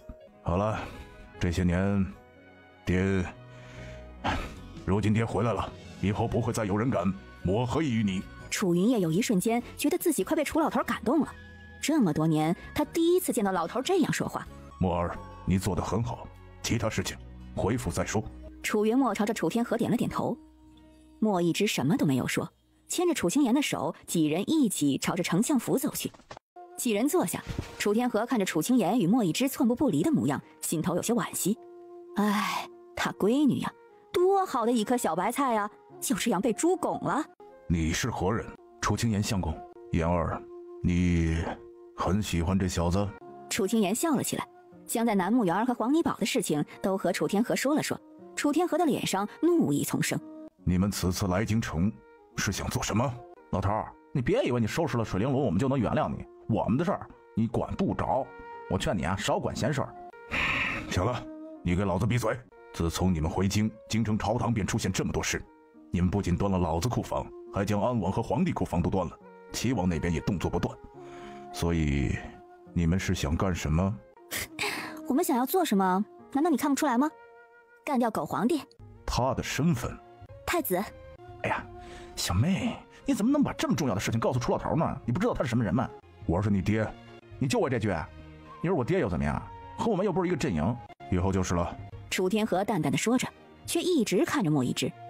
莫一之伸手拿下脸上的面具，楚天河好久才回过神来。原来你没死。没死。挺好。老头儿，挺好是什么意思？你一直都是安王的人，你可别忘了啊，太子如今可是我们的妹婿。老子没你清楚啊，你妹婿还是我女婿呢？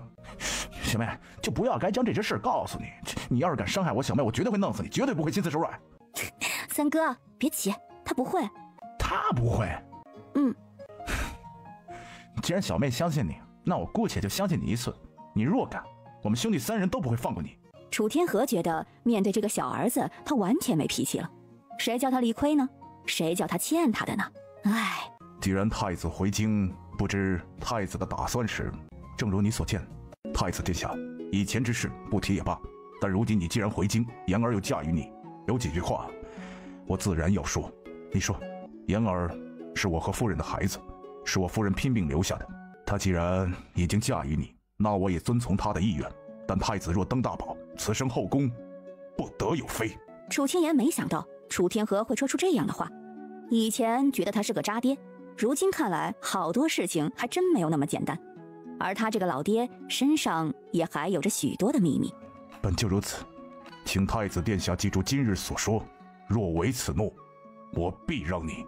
楚老头儿，我们小妹自然是我们宠着，不需要你少跟我们抢妹宠。老子是你爹。爹，你当谁稀罕？要是我娘在，爹我想要多少就有多少。你这臭小子，老子今天就教教你怎么做人子。楚天河说着，瞬间朝楚云烨欺身过来，迅速一把抓着楚云烨到了院子里。哎，楚老头，你要干什么呀？你这臭小子没大没小，老子今日就教教你规矩。嘿，老头儿，你既然想跟我打架，今天就不好好教训教训你，你就不知道小爷的厉害。大哥，老三和老头要开打了，这会不会让他们打一场？老三这些年受多少委屈啊？只有和老头好好打一场，心中的愤懑才会消散。几人在旁边看着，楚云烨和楚天河两人你来我往的。楚云烨使出全力攻击楚天河，就是为了出一口心底的恶气，他要好好教训楚老头。老头，看在你成为手下败将的份上，以前的事小爷就不与你计较。墨儿、香儿、叶儿，爹知道这些年是爹爹委屈你们，如今你们都长大了，你们娘亲若知晓，一定会非常开心。这些年是爹不好，没有照顾好你们，以前之事就让它过去。楚家三兄弟看着楚天河都没有说话。许久后，楚云墨点点头，父子俩相视一笑。楚清言看着这一幕也笑了起来。清环，将顾家人提上来。是，大人。很快，顾连心以及顾远山一家都被提来了前厅。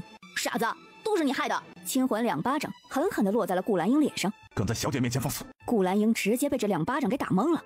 英子，四月，她可是你妹妹，你们好歹一起长大，你怎能这样对她？哥哥，就是他们，从小就欺负我，还给我下毒。楚云烨伸手拿过楚天河身上的鞭子，一边又一边狠狠地朝着顾家人抽了过去。姐，我错了，你饶了我吧！哎呦，四月，你饶了我吧！四月，我们好歹将你抚养长大。哎呀，姐姐，我错了。我娘就我一个女儿，你算是什么东西？三哥，抽他！楚云烨一脸的怒意，用力地抽打着顾家人。惨叫声在楚府里声声响起。顾连仙，当年的事情点点滴滴都交代清楚了，否则我要你的狗命！狗东西，还不老实交代！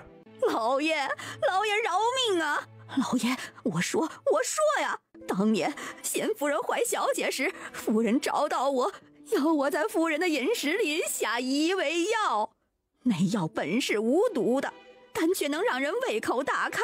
贤夫人进食越来越多，到生产之时，她就胎大难产。贤夫人虽然进食越来越多，可不知道为何她却日渐一日的虚弱。贤夫人生产当天，夫人又让稳婆动了手脚，最后贤夫人生下孩子就大出血而亡了。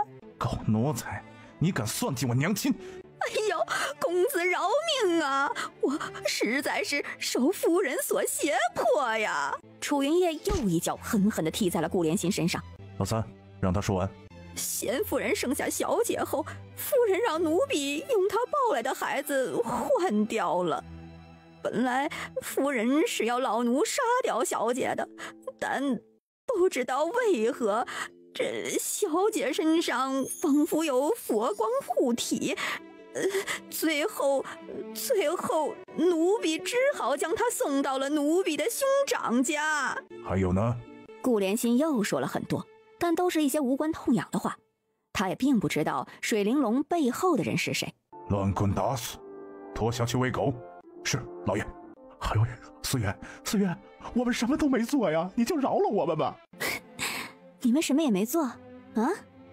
思月，求你放过我们一家吧，我们一辈子都不会忘记你的大恩大德的。言儿，你想怎么处置？楚清言笑着，只见他迅速出手，一把银针朝着三人飞了过去。片刻后，楚清言又收回了银针。傲影，记得每天不重样的照顾他们。是，小姐。顾家人看着楚清言，努力的想要说话，可是一句话都说不出来。楚清言扬了扬嘴角，死对顾家人来说反倒是一种解脱。他银针上的毒会让他们每天都享受着穿心噬骨之痛，求生不能，求死不得。告诉清魂，每天9-9之数，照顾好顾家之人，务必让他们活得久一点。是，大人。大人，老夫人一直吵闹不停，非要见您。让她来。是，大人。很快，楚老太太就急匆匆地来到前厅。楚天河，你这是在干什么？楚天河冷冷地瞅着楚老太太，没说话。楚天河，看来这么多年，老夫人是忘了自己该在什么位置了。楚天河，你想干什么呀？府中上上下下你都换了，你想过鸾儿的感受吗？你将这3个人都带回府中，还有这个来路不明的女人，你到底想干甚呢？送老太太去南山寺清修，没我的命令，一步不得出。是，大人。楚天河，你敢？带走。是，大人。将楚云木送出京城。是，大人。你要送木儿走？他没必要留在这儿。老头儿，木儿和他娘不一样，你不能用对他娘的方式对木儿。对啊，老头儿，木儿。行了，这事我自有主张，不必多说。楚云墨蹙了蹙眉，想说什么，却又没有说出口。太子殿下，想必还有很多事情要做吧？本殿无事。哼，烈焰灾难接二连三，如今税赋更是让百姓苦不堪言。作为烈焰太子，你竟然说你无事？本殿自会处理。既然要处理，就赶紧去吧，别在这儿磨叽。皇后娘娘那边也不能缺人吧？莫一之微微愣了一下，看着楚天河，这老头要赶他走。若是太子殿下连烈焰这点事情都处理不好，我想我需要重新考虑将言儿交于你之事。大哥、二哥、三哥，我还有些事情要处理，玉儿我就交给你们了。殿下，你赶紧去忙，小妹这边有我们。玉儿，我去看看母后，处理些事情，晚些回来。相公，你去吧。你们3个去看看楚云木，然后亲自送走。切，楚老头，你想支开我们想得美。就是老头，别以为我们不知道你打什么主意呢，支开太子又想支开我们。那我便下令杖毙楚云木。楚老头，你木儿这些年可是一点都没长歪啊，他好歹是你儿子。除了你娘，没人配给老子生孩子。爹，你不能这样对木木。不管水玲珑做了什么，这一切都和木木无关。木木是无辜的，你不应该这样定了木木的结局。他还那么小，这些年默默和我们兄弟之间有着深厚的感情。妇人之仁，若有一天楚云木知道你娘之事，你认为他会怎么做？木木不是那样的人，我了解木木。对，若木木真的是要变成像他娘那样的人，这些年早就被水玲珑养坏了。行了，这件事我自有决断，暂且让他在府中吧。你们3人看好他，不要让他在府中随意走动。你这和软禁有什么区别啊？楚天河没再理会这几兄弟，牵着楚清言就走了出去。哎，楚老头，你别想带着小妹一人走。小子们，想追你爹，再练几年再说。楚天河说着，朝楚家3兄弟一挥手，然后带着楚清言就消失在了丞相府里。我操！哎，楚老头刚刚撒了什么玩意儿啊？大哥，追呀！楚老头跑了，你们看清楚他往哪儿跑了吗？没看清。擦！楚老头太欺负人了，这他妈耻辱啊！这是。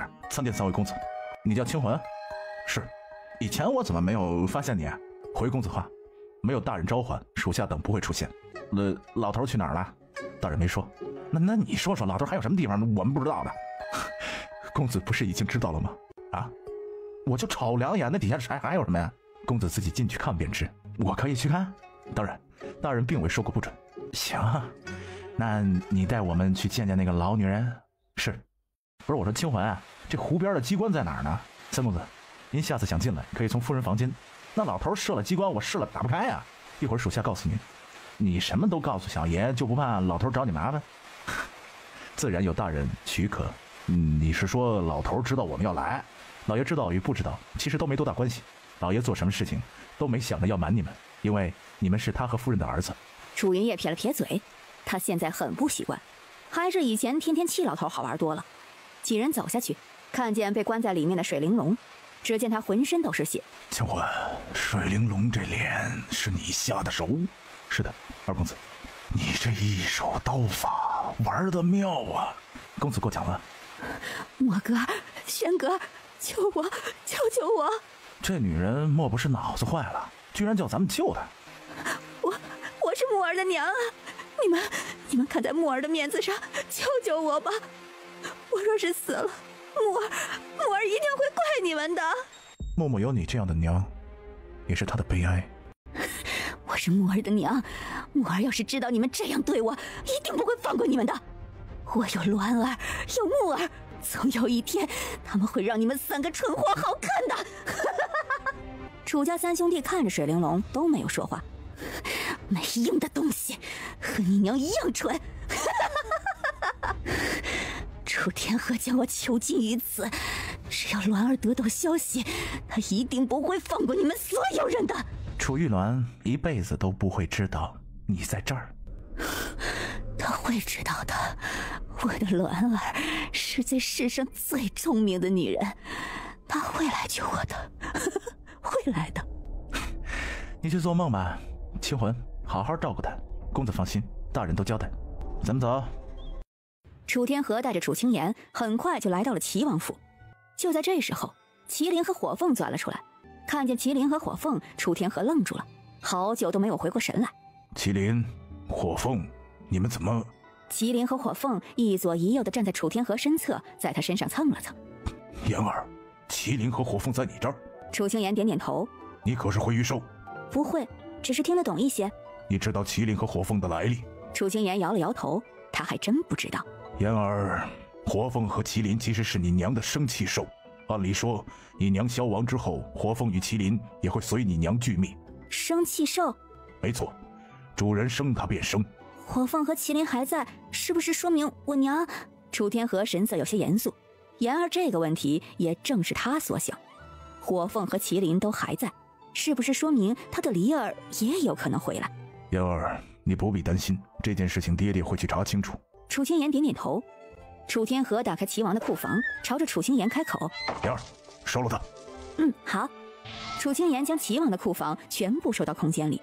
见库房空了，楚天河笑了起来，带着楚清言悄无声息地离开了。言儿，你记住，这乾坤袋不可让任何人知晓，否则会给你带来无尽的麻烦，明白？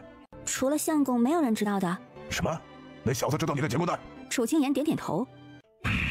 即使如此，那小子不能留。他是我相公，他不是别人。我的言儿，要什么样的相公没有？乾坤袋关系着你的生死，绝不能让外人知晓。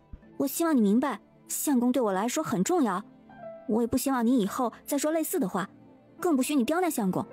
相公不会让我置身危险，同样我也不会让他置身危险。那小子对你是真的有那么重要？对，他对我来说非常重要。之前你那样说是因为皇后娘娘那边确实需要重新换药了，所以我也没说什么。我希望你尊重他，也从心底认可他。爹知道了。爹，你知道空明道长是谁吗？不知不觉间，楚清言这句爹就喊出口了。言儿。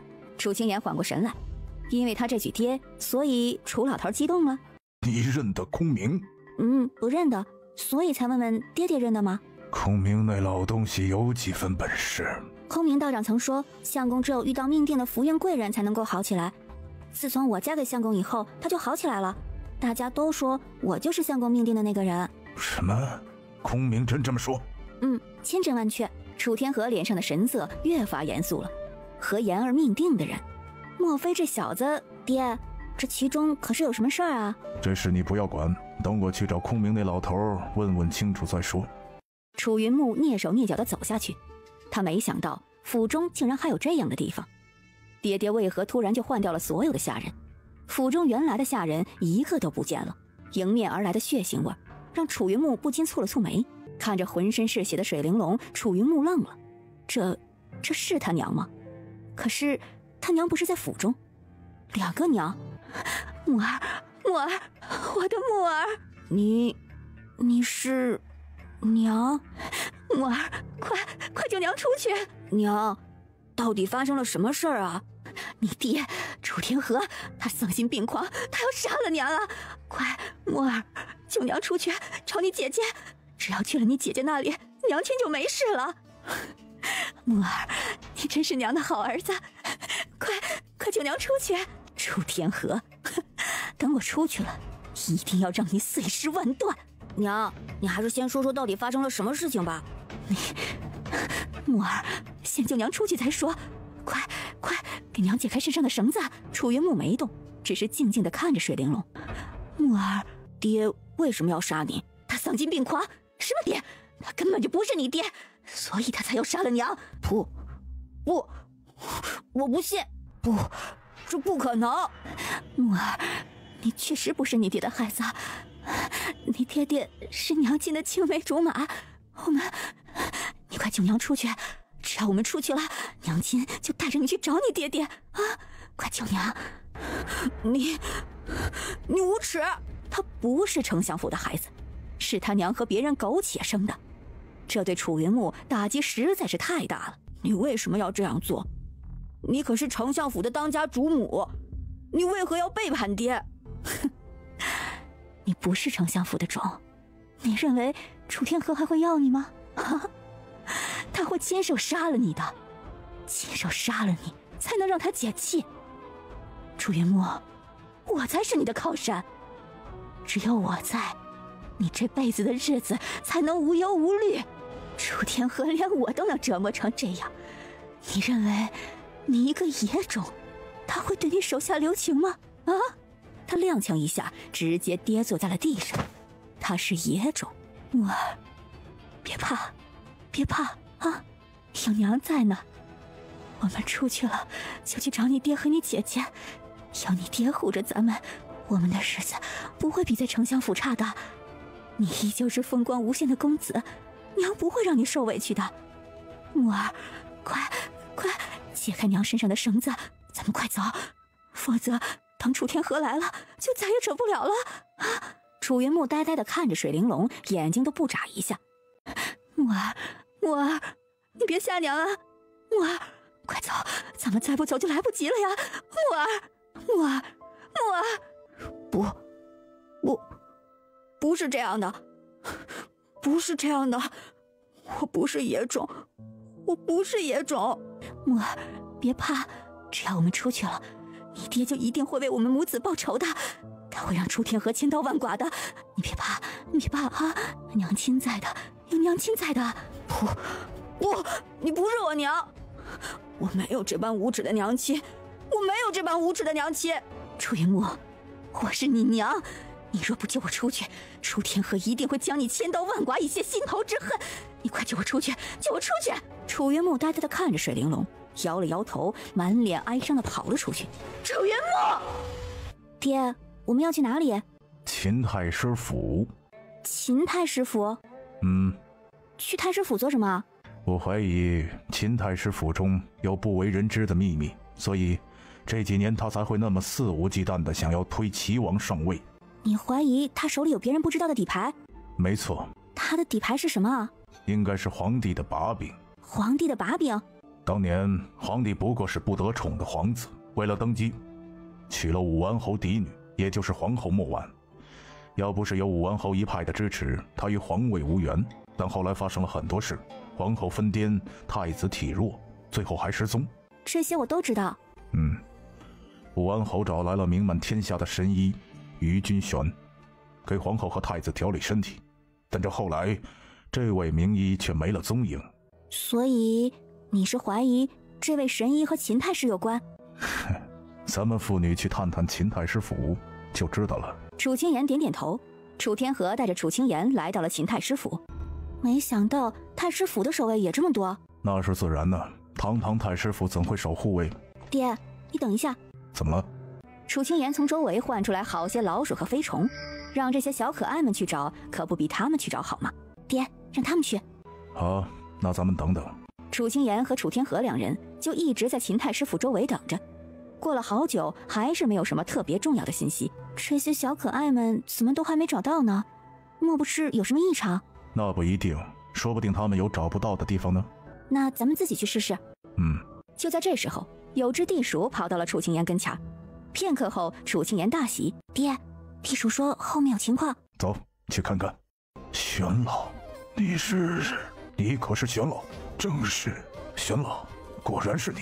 我是楚天河，你跟我们走吧。你是来救我的？正是。这个地方不容易出去。无妨，玄老，你跟着我，我会救你出去。想必你和秦太师的目的一致吧？你是为了安王？非也。那你是为了谁而来呀？太子。太子？没错。太子不是？太子并没有死，他回来了。什么？太子回来了？他没死？对，不仅太子回来了，皇后娘娘也好起来了。皇后娘娘也好起来了？皇后娘娘身上所中之毒是我女儿为皇后娘娘解的。这位是你女儿？没错。不知令爱师承？我师父是一位隐士高人，教了我不少医理。后来我又无意中得到了一本绝密医书，医书上记载着许多早已失传的医道毒道，记载着的相似，所以便为皇后娘娘研制出了解药。绝密医书？对。可是秘境的手抄孤本？正是。你这本医书可是在禹城所得？正是。玄老可是禹城禹家？是我。当时禹城灾荒严重，于老板将家中的书籍以及各种字画拿出来出售，我正好看见了，便买了下来。谁知买回来后，竟发现了一本绝密医书。于君玄叹了口气，没再说什么。玄老，您先跟我们出去再说吧。于君玄点点头。楚天河带着于君玄朝着丞相府而去。楚清言放出有隼，让他去通知莫一之。大少爷，到处都找了，没有看到小少爷。这好好一个人，你们竟然不知道他去哪儿了？少爷，我们也没找到，并未看到小少爷出府啊。少爷，我这边也没发现。静环，你是不是知道木木去哪儿了？啊，回大少爷的话，小公子应该很快就会回来。这么说来，你真的是知道木木去哪里了？莫非是大人吩咐的？老头他想干什么呀？为什么这件事情特地让木木来看见？三少爷，大人没说。这个死老头想干什么呀？过了许久，只见楚云木踉跄着回到房间。木木，你怎么了？楚云木抬眸看着三位哥哥，微微闭了闭双眼。哎，木木，怎么了？你别哭啊！木木，不管发生任何事情，都有哥哥们。是啊，木木，你说说话好不好？木木，三哥知道，你都看到了对不对？你娘，大哥、二哥、三哥。哎，三哥在呢，你说话就好，别吓着三哥。就是啊，木木，不管遇到什么事情，哥哥们都在。木木，你水玲珑之事，大哥想和你谈谈。大哥哥，你说吧，我听着呢。水玲珑当年为了嫁入丞相府，费尽心思害死了我娘，致她难产而亡。我娘生下小妹青颜之后，水玲珑又用楚玉鸾将青颜换走。小妹从小就被她下毒，后来小妹渐渐好起来，她便买通各路杀手，追杀小妹。楚云木微微抬起头，再一次闭上双眼。怪不得爹会如此对他。他不仅背叛了爹，还做了这么多坏事。为什么这是他娘啊？大哥哥，对不起。木木，这与你无关，这一切都是水玲珑做出来的，与你无关，你明白吗？大哥哥，还有呢，我想知道。楚云墨将这些年发生的事情一一都讲给了楚云木听。这些事情木木应该要知道，他也应该认清水玲珑。他更不想木木因为这件事儿和他们兄弟之间产生嫌隙。大哥、二哥、三哥，对不起，我替我娘向你们道歉。木木，此事与你无关，你也不必往身上揽。你是我们的弟弟，不管发生任何事情，你都是我们的弟弟，明白吗？谢谢三位哥哥。自家兄弟，不必客气。楚云木的脸上涌起一抹苦笑，可他不是丞相府的孩子啊。爹爹知道这些事情后都没再理过他。楚云木和楚家三兄弟又聊了很久，脸上的神色渐渐的轻松了下来。过了好久，在楚云木的催促下，楚家三兄弟才起身离去。大少爷，小公子去了厨房。厨房？没错。让他去吧，不要限制他。可大人吩咐。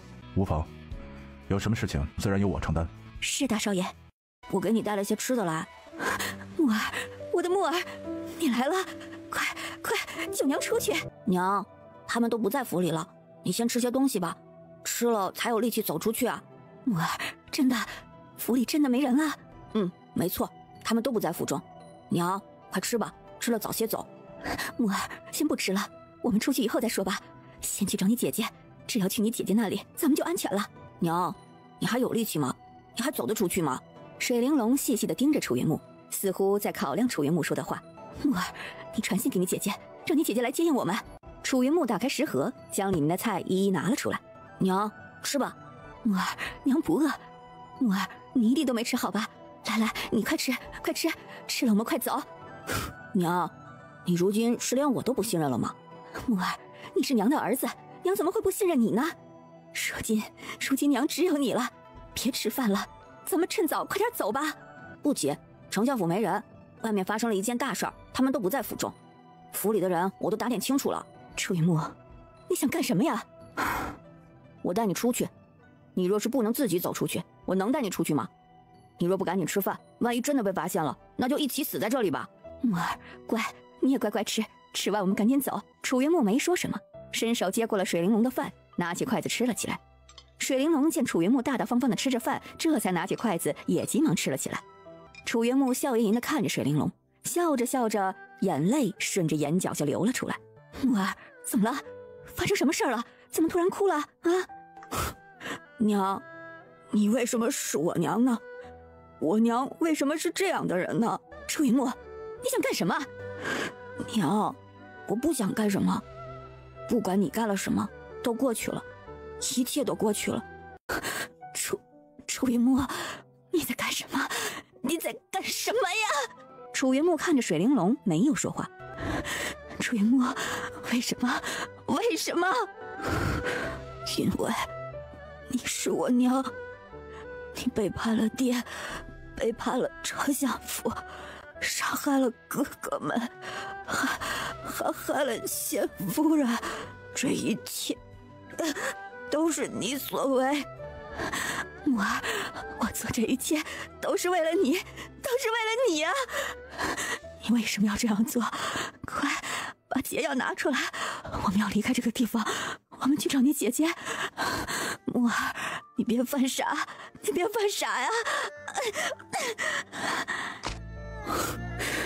出不去了，我们出不去了。爹爹不会放过你的，哥哥们也不会放过你的。你做下了那么多错事儿，那么多坏事儿，没有人会原谅你，你也不值得被原谅。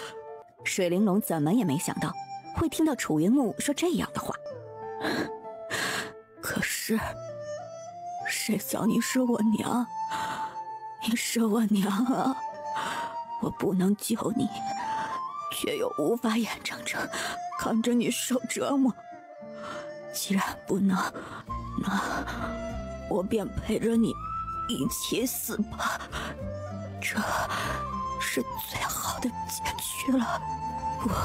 不，楚云墨，你该死！你怎能这样做？楚云墨，娘，别怕，黄泉路上木儿陪着你，你不会孤单的。娘，下辈子记得做个好人。楚云墨，你这该死的东西，你为什么要这样做？呀？楚云木，你该死！楚云木的气息渐渐微弱，他看着水玲珑，露出了一丝解脱的快感。楚云木，该死的楚云木，你和你那贱人娘一样该死！你不是我娘！贱种就是贱种，养不熟的白眼狼！今天我便送你上黄泉，和你的贱人娘亲团聚！我娘是谁？你一辈子都别想知道你娘是谁，你一辈子都是贱种，人人唾弃的贱种！爹爹、大哥、二哥、三哥，木木总算没有辜负你这个坏女人，哥哥们不会放过你的。楚云木说完，手渐渐无力地垂了下去。该死，都是该死的东西，公子，不好了！不是让你看着木木，何事慌张？大少爷，小少爷带着食盒进了地下室，小的们一直在外面守着，可谁知小少爷在饭菜里下了毒。什么？木木给水玲珑下毒？不仅如此，小少爷自己也吃了食盒中的饭菜。木木吃了有毒的饭菜？对。快请府医。木木情况如何？水玲珑想要掐死小少爷，我们进去的时候，小少爷已经没有什么气息了。木木呢？已经让人抱回小少爷房间了。那老女人呢？老女人死了吗？水玲珑应该没吃多少，不及小少爷中毒身。楚云也朝空中放出了一枚信号弹。木木，你怎么能这么傻呀？为何要拿自己的命去做这样的傻事啊？木木，哥哥们从来没怪过你，不管你娘是谁，你都是我们的弟弟。傻木木。三兄弟前脚刚来，府医随后就到了。府医伸手搭在楚云木的脉搏上，又翻看他的眼皮。片刻后，府医带着悲伤的口吻说：大少爷，是小的无能，小少爷恐怕是不行了，还请大少爷节哀呀。不可能，你瞎说，木木不会有事的，木木不会有事的。快，小妹，我去叫小妹。我已经给小妹发过信号了，她应该很快就会回来。不行，木木不能等。老三，你留在这儿看着木木，我和老二去叫小妹。好。木木，你千万不能有事儿啊，姐姐会救你的，你不会有事儿的。你这傻小子为什么这么傻呀？见楚清言来了，楚云也急忙起身将地方腾出来。小妹，快救木木！三哥你别急，我先看看。楚清言伸手搭在楚云木的脉搏上，微微蹙了蹙眉，气若游丝啊，耽搁不得。大哥、二哥、三哥，你们先出去，不要让人进来打扰我。好，小妹，你一定要救木木啊！楚清言从空间里搬出机器，给楚云木一一用上，随即又快速的配好药，给楚云木挂上点滴。过了好久，楚云木的情况才渐渐稳定下来。见楚云木情况已经稳定了，楚清言走进空间里头，根据他的情况配置解药。莫一之来的时候，楚家三兄弟在门外焦急的来回踱步。出何事了？默默给他自己和水玲珑下了毒，小妹正在里面救治。莫一之神色微微愣了一下，他没想到楚云木竟是个狠人，不仅对水玲珑下手，还对自己下手。过了很久，楚清言才配置出解药来。楚清言将解药拿出来，给楚云木服下。看着他呼吸渐渐平稳下来，这才微微松了一口气。楚清言打开房门，莫一之急忙上前扶着他。月儿，你没事吧？小妹，你还好吧？木木怎么样了？我没事，木木也算捡回了一条命，不过之后可能还要调理很久。众人都松了一口气，急忙走进房间。只要没生命危险就好，后面再慢慢调理。放心吧，有我在，他出不了事儿。那是啊，小妹这一手医术，普天之下无人能敌呀。楚清言笑了笑，没说什么。在他三哥眼里，他就是天下无敌。小妹，我在这儿看着木木，你快去休息吧。对，小妹，你快去休息。啊，小妹，你那里还有解毒丹吗？楚清言知道他问这话的意思，于是将他刚配置好的解药递给了楚云墨。大哥，这解药给他用一点就行了。大哥明白，死不了就行。老头，走吧，老子没空，你俩自己去，我还有事情要处理。莫一之和楚清言回到房间，楚天河将于君玄的事情告诉了莫一之。莫一之微微一愣，他确实没想到于君玄竟然还活着。既然你将他救出来，那便好生安顿。太子不见见他，你好生照料便好。马上就是九公主和二公子的婚期，丞相大人打算如何？既然九公主急于嫁人，那咱们自然是要成全，婚宴自然也是要办的。丞相大人想得周到。言儿，你先休息，爹去处理一些事情。好。夫人，累坏了吧？还好，就是没相公这个帮手，有些不开心。母后那边怎么样了？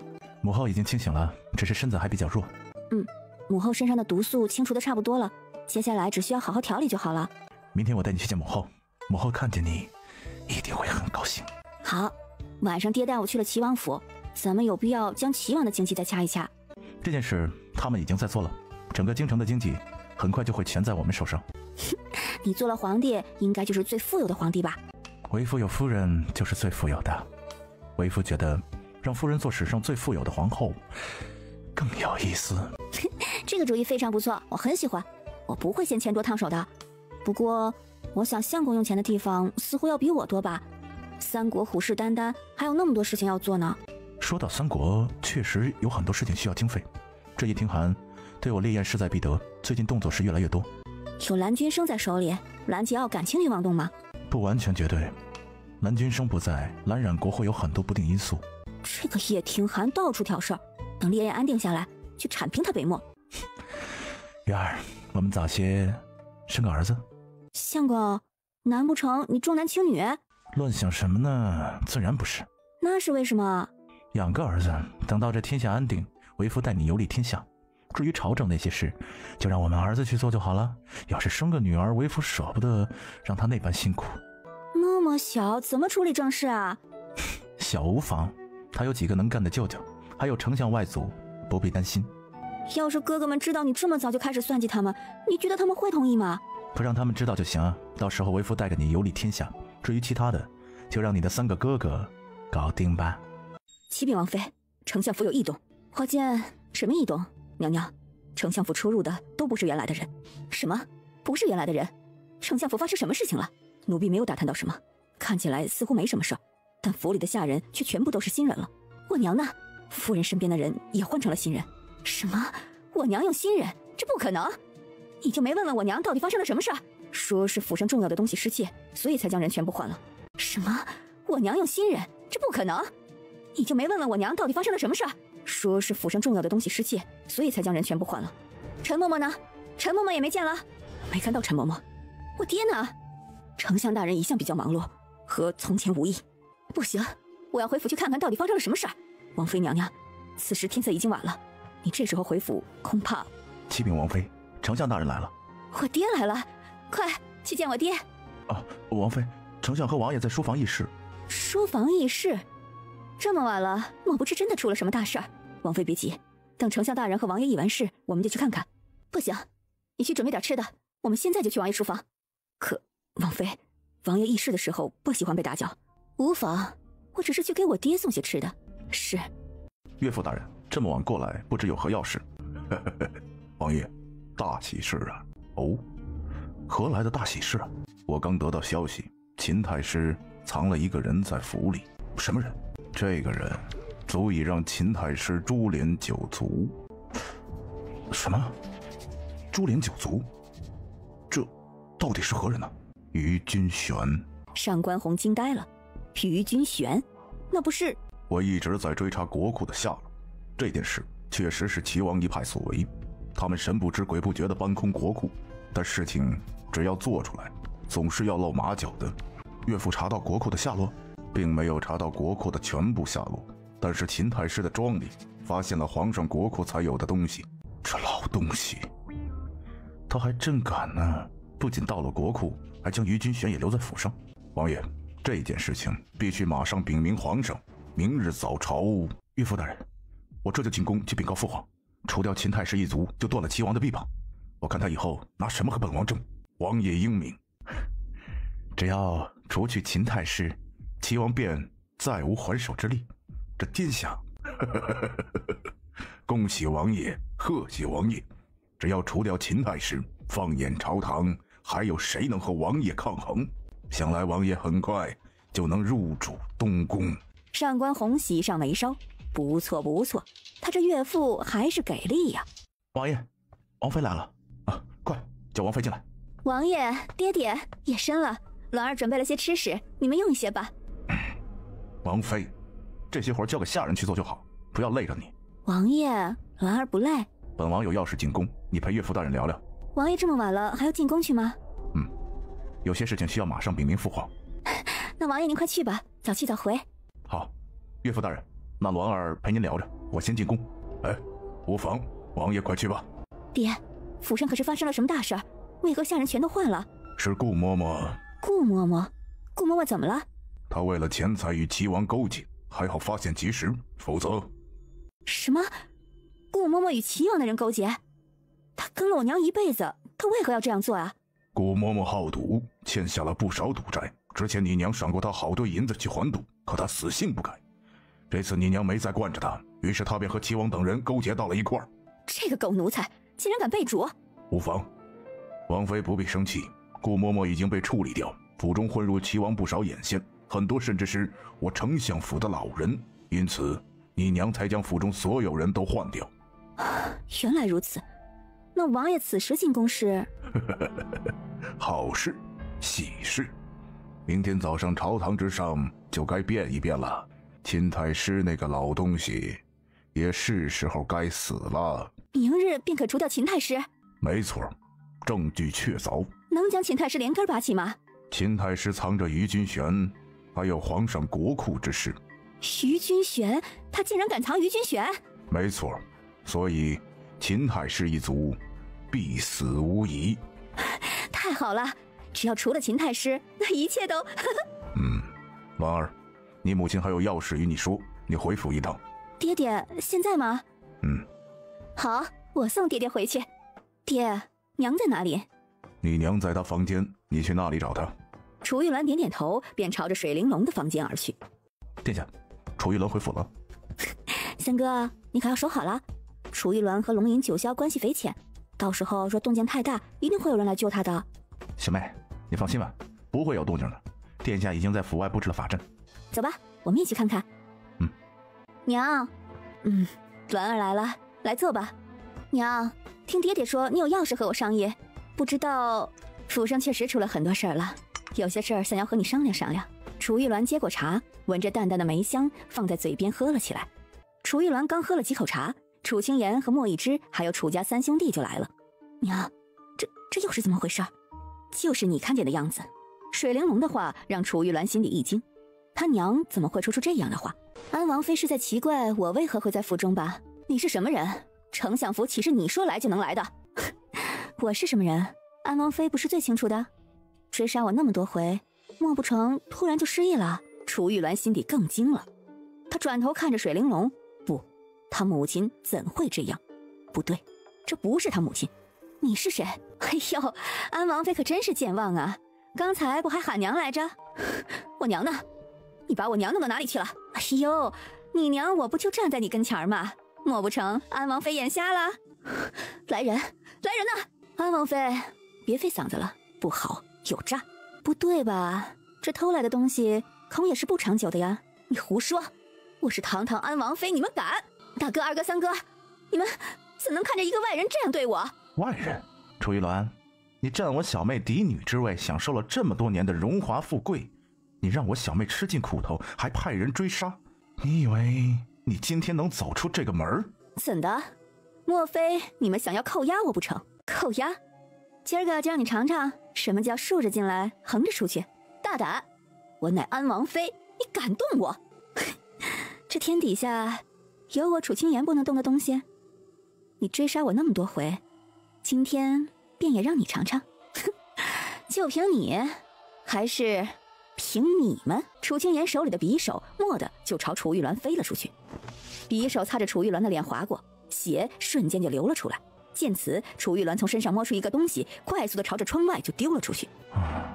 果然是龙吟九霄，你以为还有人能来救你吗？既然你知晓龙吟九霄，就该知道龙吟九霄不是你们能惹的。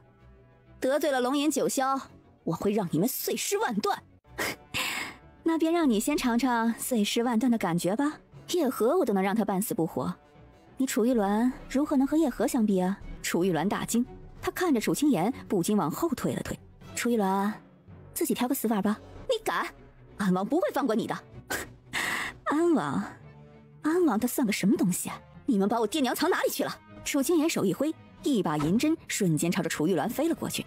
很快他又将银针收了回来。还是说说你和龙吟九霄的关系吧。水玲珑是谁？若是说出来，或许我可能考虑给你个痛快。你想干什么？我是安王妃，你敢动我，龙吟九霄天涯海角都会追杀你的，安王也不会放过你的。那你看看这是什么？你怎么会？月影，竟然是月影！楚玉鸾看着楚清言，袖子往嘴上抹了抹。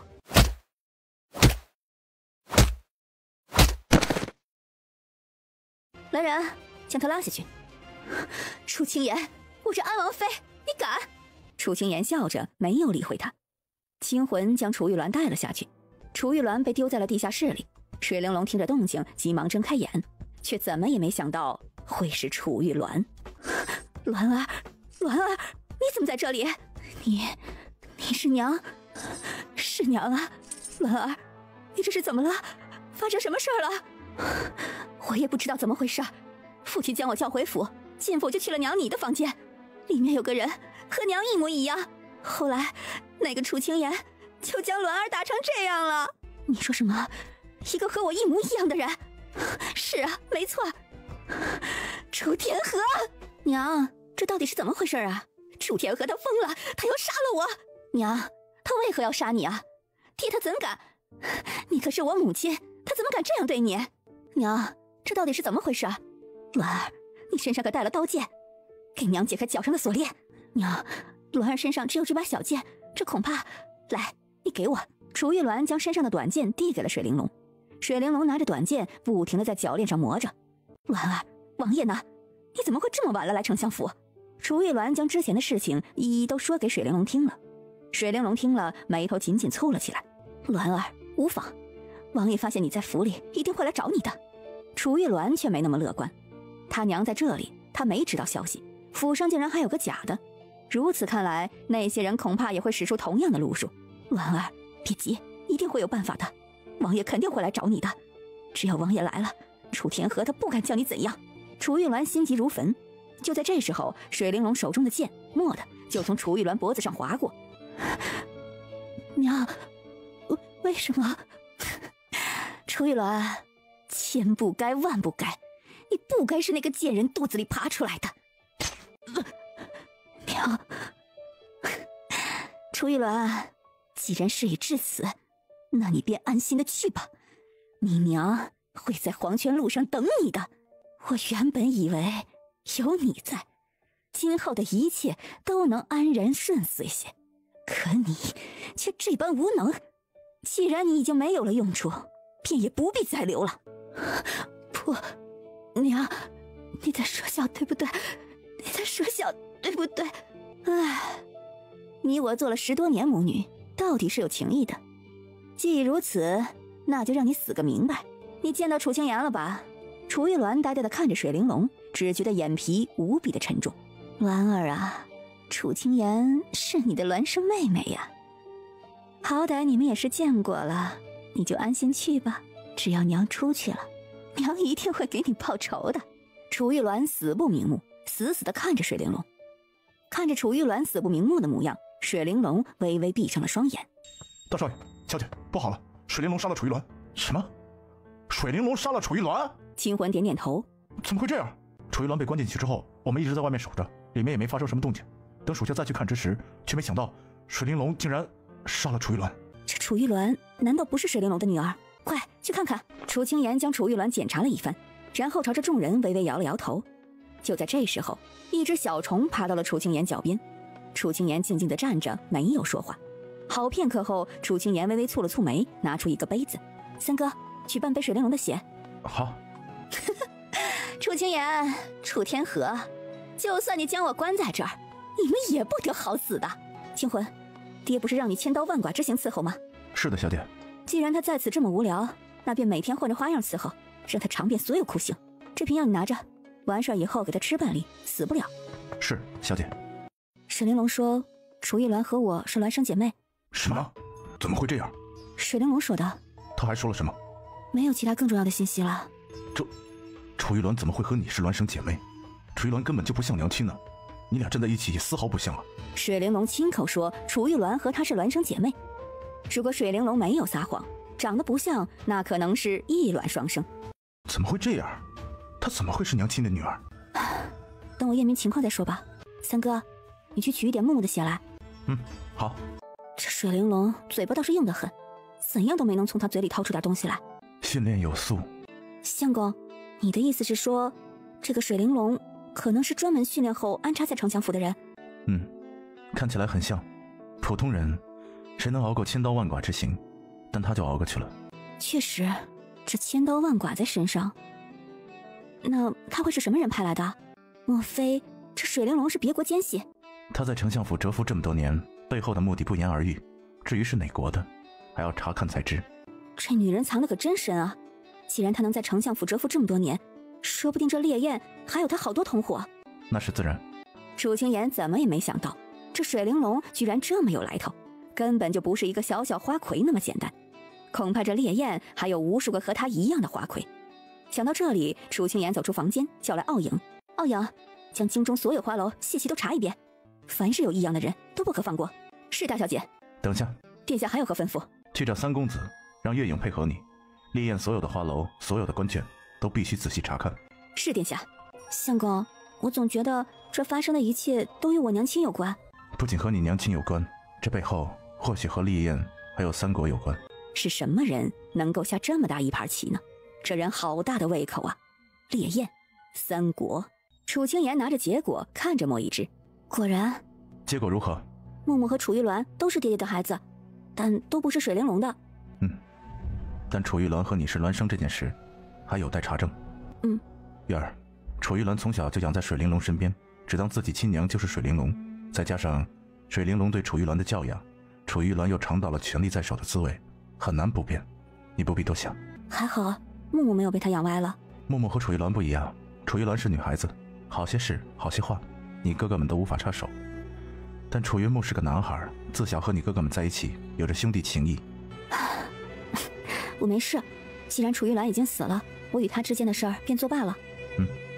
楚清言觉得楚玉鸾和他是孪生姐妹这件事儿，恐怕背后还有不为人知的事。他娘在幻境里提到了舅舅，可丝毫没有提过他是孪生这件事儿。走吧，过去看看。好。楚天河怎么也没想到水玲珑会直接将楚玉鸾杀了，他更没想到的是楚玉鸾和妍儿会是孪生姐妹，她竟然也是离儿的孩子，怎么会这样呢？当时离儿怀有身孕时检查过，并非双生。爹，哥哥，楚玉鸾和木木都不是水玲珑的孩子。你是说木木不是水玲珑的孩子？楚清言点点头。好啊，既然水玲珑不是木木的娘，那这下就好办了。是啊是啊，既然木木不是楚玉鸾的孩子，那木木的娘是谁呢？众人都没说话。就在这时候，只见楚玉鸾的尸体竟然渐渐开始消散。这怎么会这样？这是什么法术？天，相公，这是怎么回事？不知丞相大人可知晓？我想这应该是和你娘亲有关吧。当时你娘为了给你逆天改命，使用的是禁术，恐怕这是你娘当时使用禁术所带来的影响，才会有楚玉鸾存活于世。楚玉鸾与你并非真正意义上的孪生，如今他死，自然就消亡了。爹，娘用的是什么禁术？爹也不是特别清楚。大人、小姐、少爷，穆少爷醒来了。啊，木木醒了，走走走，去看木木。木木，你感觉怎么样？三哥，对不起。木木，说什么傻话呢？你说什么对不起？我娘做了对不起丞相府的事儿，她还害了先夫人，对不起。木木，你不是水玲珑的孩子，她不是你娘，那些事情呢都是她做下的，与你无关，你不要往自己身上揽。三哥，你说什么？我不是她的孩子。没错，你确实不是水玲珑的孩子，你四姐仔细查过，不会有错。我不是水玲珑的孩子，我也不是爹爹的孩子，那我是谁？木木，你是爹爹的孩子，是我们的小弟。他亲口说的，我不是丞相府的人，他那是诓你呢，你四姐查过了，你就是爹爹的孩子，不会有错。那我娘是谁？我们还在查呢，暂时查不清楚你娘到底是谁，但你确实是爹爹的孩子，是我们的小弟。这是真的吗？是的，真的，有你四姐姐在，不会有错的啊！木木，你别瞎想，以后别再犯傻啊，万不可做出伤害自己的事情来，明白吗？我是爹爹的孩子，你刚醒，情绪不宜过于激动，好好养着，爹爹、哥哥、姐姐都等着你好起来呢。谢谢四姐姐救了我。放心吧，有四姐在呢，保你无事啊！你要听话，乖乖的，好好养着。谢谢四姐姐。好好养着，你哥哥姐姐都等着你好起来呢。谢谢爹爹。早朝结束，上官景天将齐王和秦太师留了下来。不知皇上留臣何事？爱卿好久没来朕这里了吧？今日就陪朕叙叙旧吧。皇帝有一句没一句的和秦太师聊着。秦太师看着上官景天，不知道这皇帝心里打的是什么主意，他怎么就觉得皇帝这是要将他拖在宫里呢？这么一想，秦太师就急了，他朝齐王使了个眼色。父皇，儿臣在府中还有事，就先告退。然而好不容易有些闲暇，你倒是急了，陪父皇吃2盏茶的功夫都没有吗？上官瑞连忙说不敢。几人在里头闲聊着，可秦太师却心急如焚，恐其中有事啊。安王带着人迅速将秦太师府团团围住，很快就从太师府中找到了于君玄。这老东西，他还真是敢！秦太师盗用国库，刺杀皇上，通敌叛国，证据确凿，将秦氏一族押入天牢等候发落，如有违抗者，格杀勿论。是。瞬间，整个太师府惨叫连连。启禀父皇，秦太师盗用国库，通敌叛国，证据确凿，儿臣已将太师府一干人等控制，请父皇发落。上官宏将手中的证据递到皇帝面前，皇帝拿过这些东西一一看着。好你个秦太师啊，竟盗朕国库，做出通敌叛国之事！秦太师和齐王吓得整个人都呆了。他盗国库，通敌叛国？不，皇上，微臣冤枉啊，微臣冤枉！二哥，你为了打压我，竟然如此栽赃我祖父，父皇明察，父皇明察呀！上官景天气得拿起桌上的砚台，朝着上官瑞就砸了过去。孽障，还有脸喊冤？你自己看看，你自己看看，这一桩桩一件件，哪件是冤枉你了？秦太师毕竟是老太师，很快就镇定下来，看着皇帝扔下来的证据，一一查看着。但看到于君玄的事儿，秦太师瞬间跌坐在地，完了！秦太师看着皇帝，好久之后仰头大笑了起来。他谋划了这么久，只差那么几天，这烈焰就该变天了。可在这个时候，皇帝却先下手了。齐王看着太师，瞬间就明白了。只见齐王转身走到门边，一枚信号弹冲天而起，上官宏大惊：“来人，保护皇上！”顿时，上官景天身边围上来无数的人，而秦太师的身后也不知什么时候出现了一支护卫队。上官瑞，大胆呐！难不成你要造反？上官宏挟持皇上，意图造反！来人，护驾，抓住上官宏！两边的人在皇帝的书房厮杀了起来。千秋带着人直接围了秦淑妃的宫殿。大胆！千秋，你想干什么？秦太师通敌叛国，盗取国库，捉拿秦淑妃，若有反抗者，格杀勿论。什么通敌叛国？不，这不可能！千秋，你休想栽赃我秦家！杀！来人！千秋擅闯本宫寝殿，给我拦住他！是。秦淑妃，不要负隅顽抗。秦太师干出这种诛杀九族之事，他和齐王都已经被皇上控制了。你以为你今天还能逃得过吗？千秋，你这个贱人，想栽赃除去我的瑞儿，你休想！只见越来越多的人出现在秦淑妃身后。千秋没想到秦淑妃殿里会藏着这么多人，看着外面的信号弹，秦淑妃蹙起了眉头。瑞儿发的信号，看来今天他们想要活下去，只有胜利。杀了千秋，本宫重重有赏。是。既然事情已经这样了，他岂能坐以待毙？千秋带的人不算太多，很快被杀得七零八落。秦淑妃心急如焚，她得要赶紧去支援她的瑞儿。千秋见形势不对，朝众人扔出一把药粉，急忙转身就跑。快闭气！秦淑妃急忙让人捂住口鼻，等回过神来一看，千秋已经不见踪影了。快召集所有人去支援瑞儿，去传信出去围住皇宫，让我们的人全部出动。今日不是你死就是我活。秦淑妃带着人来到御书房，只见庞百川一剑刺在秦太师的胸口。不，爹，快救太师！秦淑妃的人急忙过去帮忙，只见庞百川又是一剑刺在秦太师身上。爹！我祖父！只见秦淑妃身后越来越多的人涌进来，保护安王，保护安王！皇上，奴才护您先走。上官景天看了一眼里面的情况，转身在墙壁上敲击了几下，一道门瞬间打开。上官景天刚走进去，门瞬间就关上了。眼见上官景天从密道里离开了书房，秦淑妃整个人显得疯魔了起来。完了，今天若是不能，他们就要完了！快，不惜一切代价杀了安王！齐王也知道自己今日恐怕是逃不过去了，既然要死，那也要拉一个垫背的。上官红渐渐支撑不住了，齐王一剑砍在上官红腿上，上官红顿时跪倒在地。就在齐王要再下手的时候，一群穿着黑衣的人出现在眼前，一剑刺在了齐王的胸口。在打斗的过程中，秦淑妃当场毙命。主子接二连三的倒下，齐王的人杀红了眼，只见四处尸横遍野，伤亡十分的惨重。快，陈御医救红儿！上官红很快就被人带走了，全部都杀了。渐渐的，整个皇宫的打斗声弱了下来。启禀皇上，齐王红了。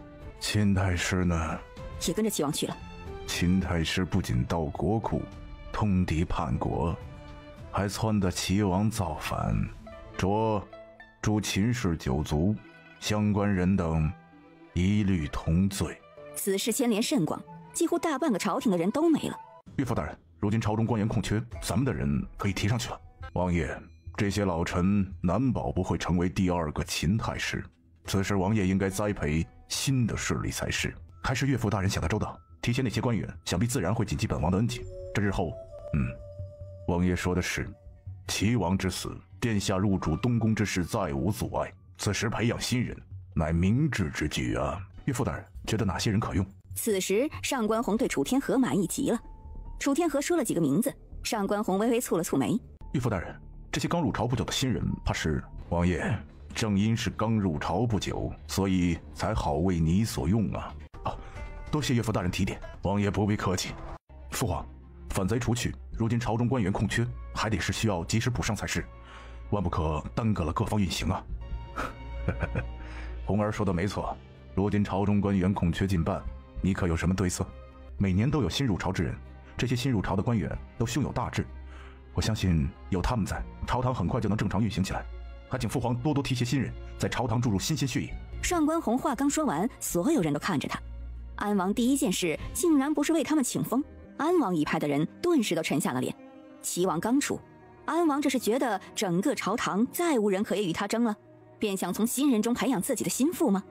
众人此时觉得心寒无比。红儿可有人选呢？上官红将楚天河告诉他的那几个名字说了出来，上官景天没加多想就同意了，但想着其他朝臣也要顾及，于是下令封赏了其他一众官员，以赏为主，而他们的官职虽然都稍微提了一提，却没有太大的改变，这让安王一派的人心里极为不满，却又不敢说出来。皇上，贵妃娘娘请您过去用膳。朕刚好也有事和贵妃说。参见皇上。参见父皇。爱妃、红儿，快起来！皇上，臣妾专门炖了你最爱喝的莲子羹，你尝尝。好，辛苦爱妃了，爱妃手艺越来越好了。皇上夸赞了。父皇喜欢就再盛一碗。不了，够了。红儿，如今朝堂基本都是你的人了，过2日便可立储之事定下。你只要能坐稳东宫，朕就放心了。儿臣多谢父皇。爱妃，你也准备一下皇后册封礼吧。皇上，墨婉那边……皇后疯癫多时，就算传出死讯，也是情理之中。是，臣妾明白了。上官红的嘴角一直挂着浓浓的笑意。母妃晋封皇后，她入主东宫，从今往后烈焰就是他们的天下了。四姐姐，你可真厉害！哦，四姐哪里厉害啦？四姐姐医术最好了，木木现在觉得身体都已经好起来了呢。你觉得好起来了，那就好，四姐姐也就放心了。四姐姐是我见过的医术最高的人呢。哼，你一共就见过几个人呢？总之，四姐姐就是木木心中医术最好的人，不然木木肯定已经不在这个世上了。唉，你呀，就是太懂事了。小小年纪，有些事不是你该想的，你就好好长大就行了。木木明白了。殿下，宫中已经尘埃落定。殿下，为何你不问问我结果如何？莫一之瞥了一眼楚云烨，像看个傻子似的。三哥，要是情况不是我们所意料的那样，你恐怕早就叫起来了。小妹打人不打脸啊，说人不揭短。哦，三哥，我哪里揭短了？小妹说的对，是三哥错了。三哥错在哪里啊？三哥哪里错了？就不该在小妹面前说任何反对的话。三哥，你好可爱啊！三哥地位堪忧啊。三少爷，大人回来了。他回来就回来呗。惊魂叹息了一声，大人在三位公子心中的形象……哎，三哥，爹爹会不会过来？听话，喊老头过来。是，你呢？想老头过来，喊他过来就是了呀。这么小心翼翼做什么呀？默默，你有哥哥姐姐撑腰，怕那老头干什么呀？楚云木微笑了起来。他三哥从小就和他爹这样相处习惯了，可他总觉得爹爹比起以前改变了很多。小默默，你怀疑你三哥的话？三哥，没有的。你总是小心翼翼做甚呢？不管你娘是谁，你都是老头的儿子，你怕什么呀？三哥，我没有。你没有就好啊。那老头有什么好怕的？有你四姐在，他又不敢欺负你。你看你四姐对你多好啊，三哥我都还没这样的待遇呢。很快楚天河就来了。爹爹，你回来了。木儿今天感觉如何呀？楚天河仔细看着楚云木，越看越觉得木儿身上有离儿的影子。莫不成，若木儿真的是他和离儿的孩子，那离儿是不是也还在？爹爹，有四姐姐在，木儿今天好多了。楚云木这一笑，楚天河微微愣了一下，他定定地看着木儿，刚刚那一笑像极了他的离儿呢。只要是木木听话又特别乖，所以好得特别快呢。等木木好起来了，四姐姐带你去放纸鸢如何？纸鸢真的可以吗？当然可以啊，你乖乖吃药，很快就能好起来了。到那时候啊，四姐姐喊哥哥们一起陪你放风筝。那姐夫和爹爹也一起去。好，一起去。锦儿啊，你非要嫁给楚云轩，最近朝堂上有那么多事儿。唉，母妃，你哭什么呀？如今二皇兄胜利了，丞相又是二皇兄的左膀右臂，更是他的岳丈，以后丞相府便是这朝堂中最……锦儿嫁过去，贵妃娘娘以后在宫中也不会为难母妃，母妃的日子好过，那锦儿就安心了。唉，贵妃娘娘，想来很快就应该要封后了。你二皇兄应该也很快就要入主东宫了。母妃，这是好事儿，二皇兄和咱们关系一直不错，有二皇兄在，他不会委屈了咱们的。你要时常回来看母妃。母妃，你就放心吧。丞相府门庭若市，几乎整个朝廷的官员都来了，好不热闹。公主的轿辇很快就到了丞相府。仪式举行后，上官锦被带到了新房。各位，很感谢大家捧场小儿婚宴，今天可真是双喜临门呐！我还有一件喜事，想趁此机会与大家分享。大家看着楚天河，都交头接耳低声议论了起来。我与夫人夜里生有嫡女，名青言。青言出生之后便流落在外，近日才找回来。我想趁此机会，让我小女儿青颜也与大家认识认识。请小姐上来。叶离，那不是丞相大人的先夫人吗？对呀对呀，丞相大人和先夫人竟然还有嫡女流落在外，这到底是怎么回事啊？上官红听着楚天河的话，脸顿时就沉了下来。青魂引领着楚青颜走到前厅，这不是丞相大人的先夫人吗？是啊，这和先夫人简直是一模一样啊！对呀，简直是一个模子刻出来的。要是走在外面碰上人，我还以为是先夫人本尊呢。就是，哎，太美了，这仙女儿下凡似的。这青颜小姐一回来，以后京城公子们恐怕是要争破头喽。不对吧？不是说安王妃是丞相和先夫人生的女儿吗？对呀，怎么会又出现一个嫡女呢？难道安王妃不是先夫人生的嫡女？当年夫人怀的是双胎，她出生之时，我有事没在京城，便让人钻了空子，只留下了玉鸾，将我另一女儿青颜抱走。如今将颜儿找回来，是我丞相府天大的喜事啊！看着楚青颜的脸，上官红怔怔的出神着。什么？这么大胆，竟敢抱走丞相大人的女儿？是啊，这个人胆子也太大了。我觉得能有这么大胆的人呢，应该是丞相身边的人。你是说谁？很有可能。算了，别说了，这不是我们应该议论的事儿。小女青颜认祖归宗，这是我处世之幸啊！众人看着楚天河，怎么有一种今天不是他儿子成亲，反倒是为了将嫡女介绍给众人的感觉呢？楚天河又说了很多，这下整个京城的权贵都知道楚丞相有一个未出阁的嫡女了。哎，老陈，你家儿子不是正婚配的年纪啊？若能求取丞相大人的千金……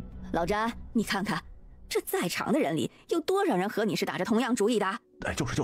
再说今日不同往日，丞相大人在朝堂上的地位，这安王入主东宫，将来登上大统，国丈啊，谁不想丞相大人的千金娶了为妻呀？哎，可惜了我家那小子了，娶早喽，如今呢，连想的机会都没有了。我觉得不一定，你们看安王。只见上官红看着楚青颜，眼睛都不带眨的。哎，你们是说安王会……你看安王那表情，不就知道了吗？如今整个朝堂之上，还有谁能与安王殿下抗衡啊？就是，若是安王殿下有心，那谁还敢和安王抗衡？你们都不要命了？哎，莫不成其他人都没机会了？丞相府千金整得倾国倾城，那谁不想娶呀？也是。哎呦，新郎官才喝了这么几杯，怎的就醉了？丞相大人，看来你没将二公子的酒量培养出来啊！新郎官醉酒喽，来人，扶二少爷回新房。哎，丞相大人呐，二少爷大喜之日，怎能这样就回去了呢？哎，喝，继续喝，我还能喝呢。各位，小儿不胜酒力，让本官老三陪各位喝。各位，我二哥不胜酒力，大家没尽兴，我替二哥陪大家喝。来，不醉不归。不醉不归。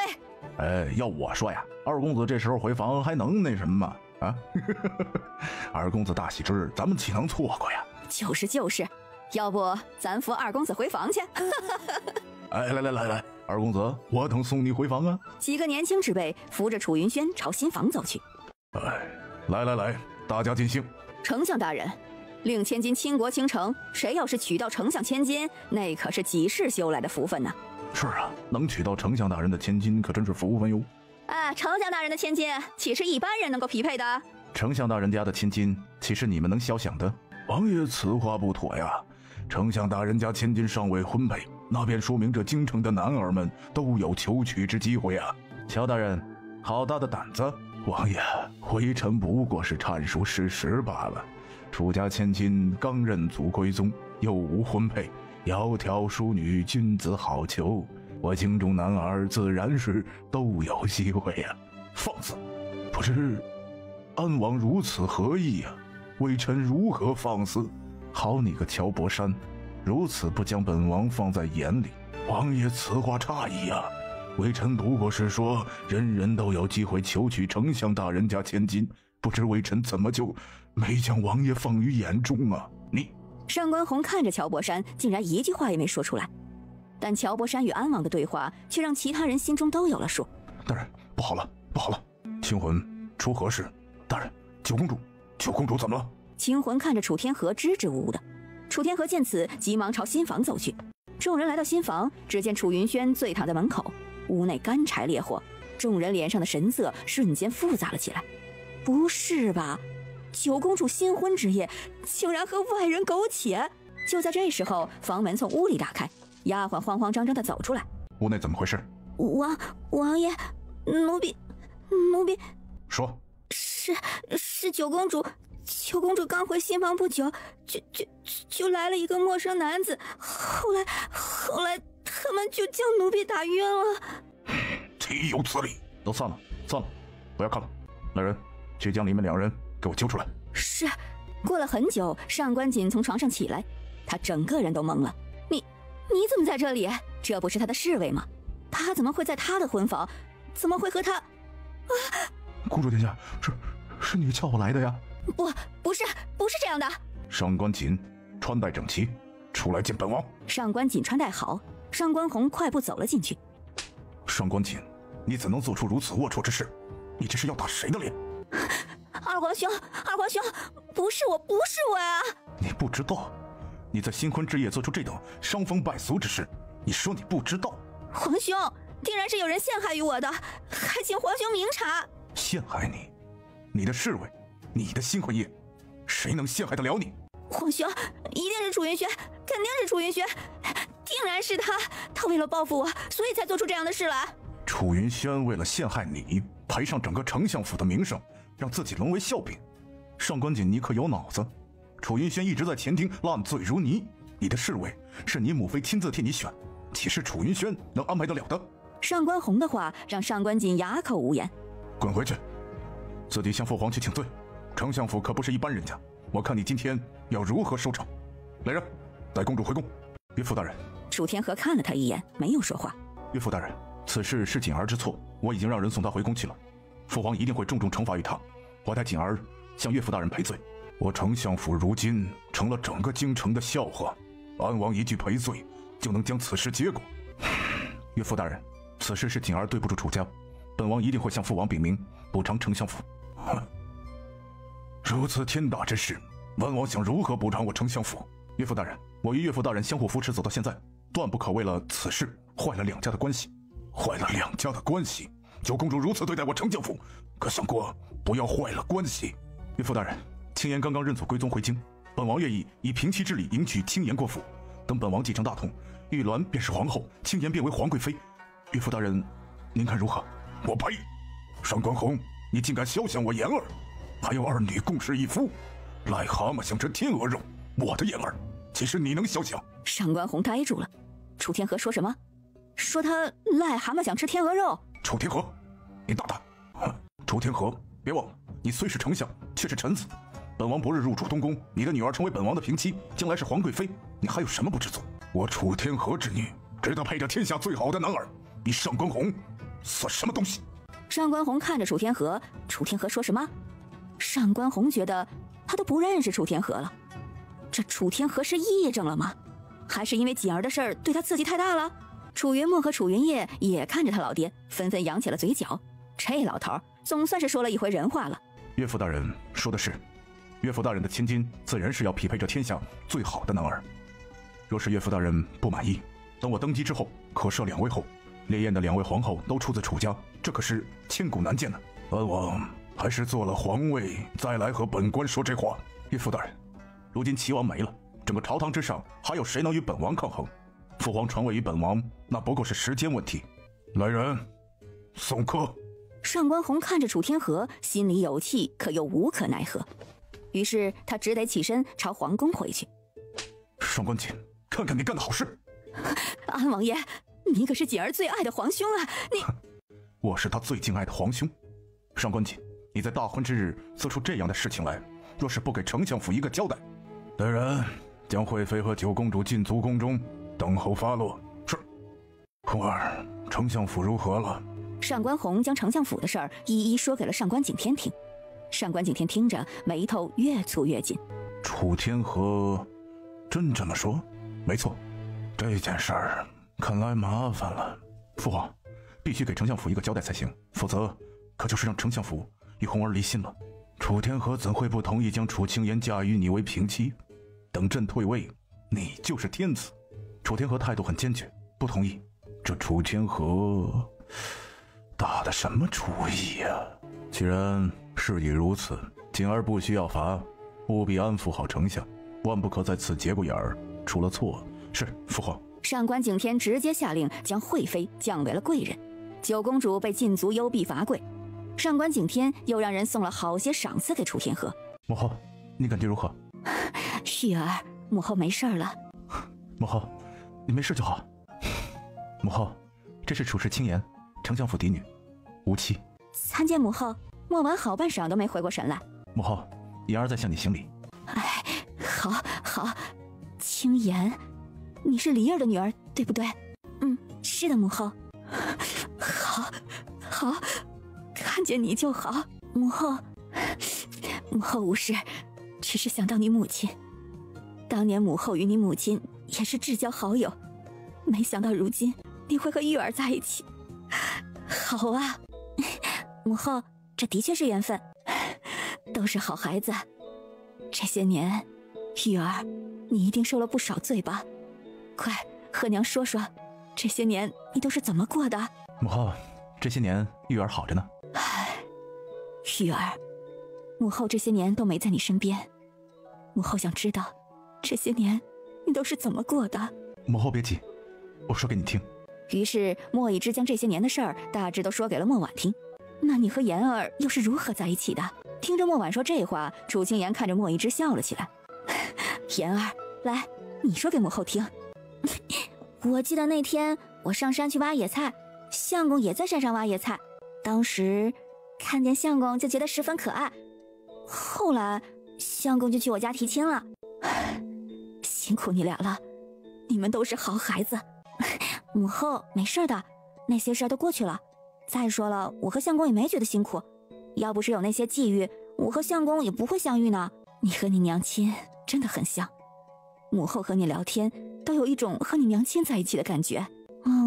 我打小就没见过我娘，只看过娘亲的画像，也不知道娘亲在世时是怎样的。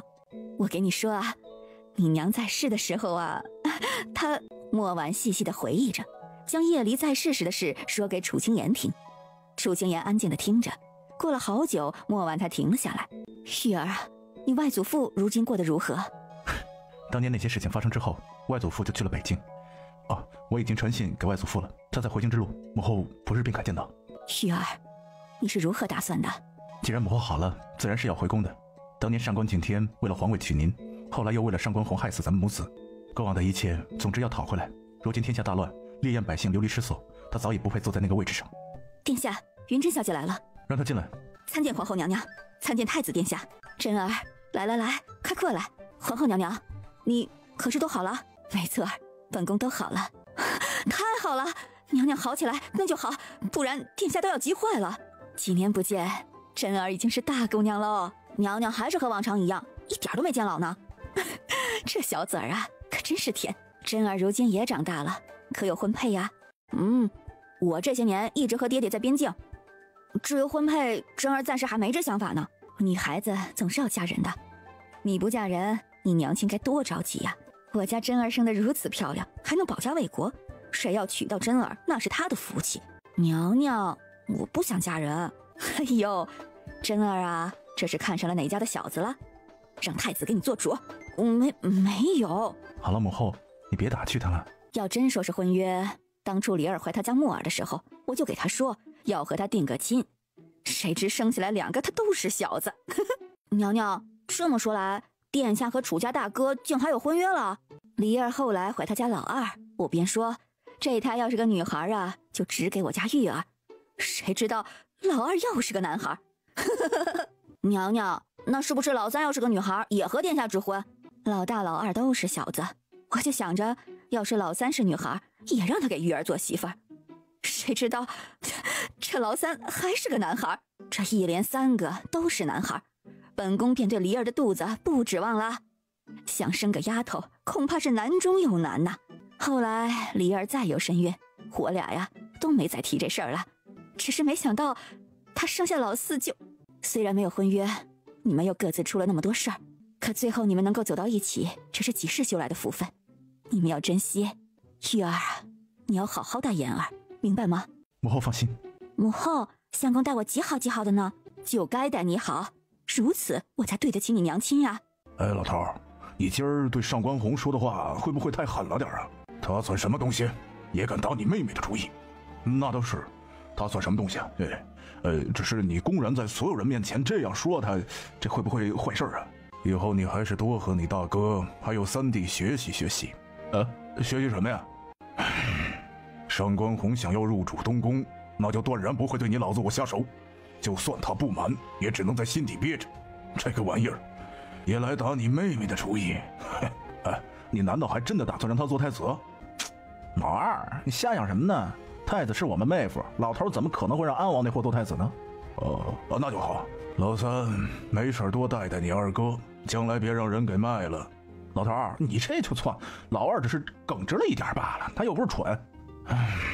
太子不日将回宫，后面之事你们也都知晓，你们可有何打算？你不是不让我们进朝廷吗？如今又说这些干什么呀？我以前不让你们入朝，是看你们太蠢了。朝堂之上拨云诡谲，一个不留神就可能送命。你们这样，如何在朝堂之上立足？不是，小爷我哪儿看起来就蠢了？墨儿，你来说，你有何打算？太子登基，小妹必然为后。既然小妹要为后，那哥哥们自然要去朝堂之上保护一她，否则往后她要面对的事情……墨儿说的不错，以前爹不允许你们进朝，但如今不一样，你们必须要守护好小妹，那是自然。我们自然是守护好小妹的，这还用你来说？楚云烨，我是你爹，你对你爹就这个态度？怎么的？我这态度还不好啊？怎么着？你是想让我把你供起来啊？既然你不满意，行，那我去给你找个牌子，我给你供起来，行吧？楚云烨说着，还真起身出去了。楚云烨，他生的这是个什么玩意儿啊？竟然这样咒他！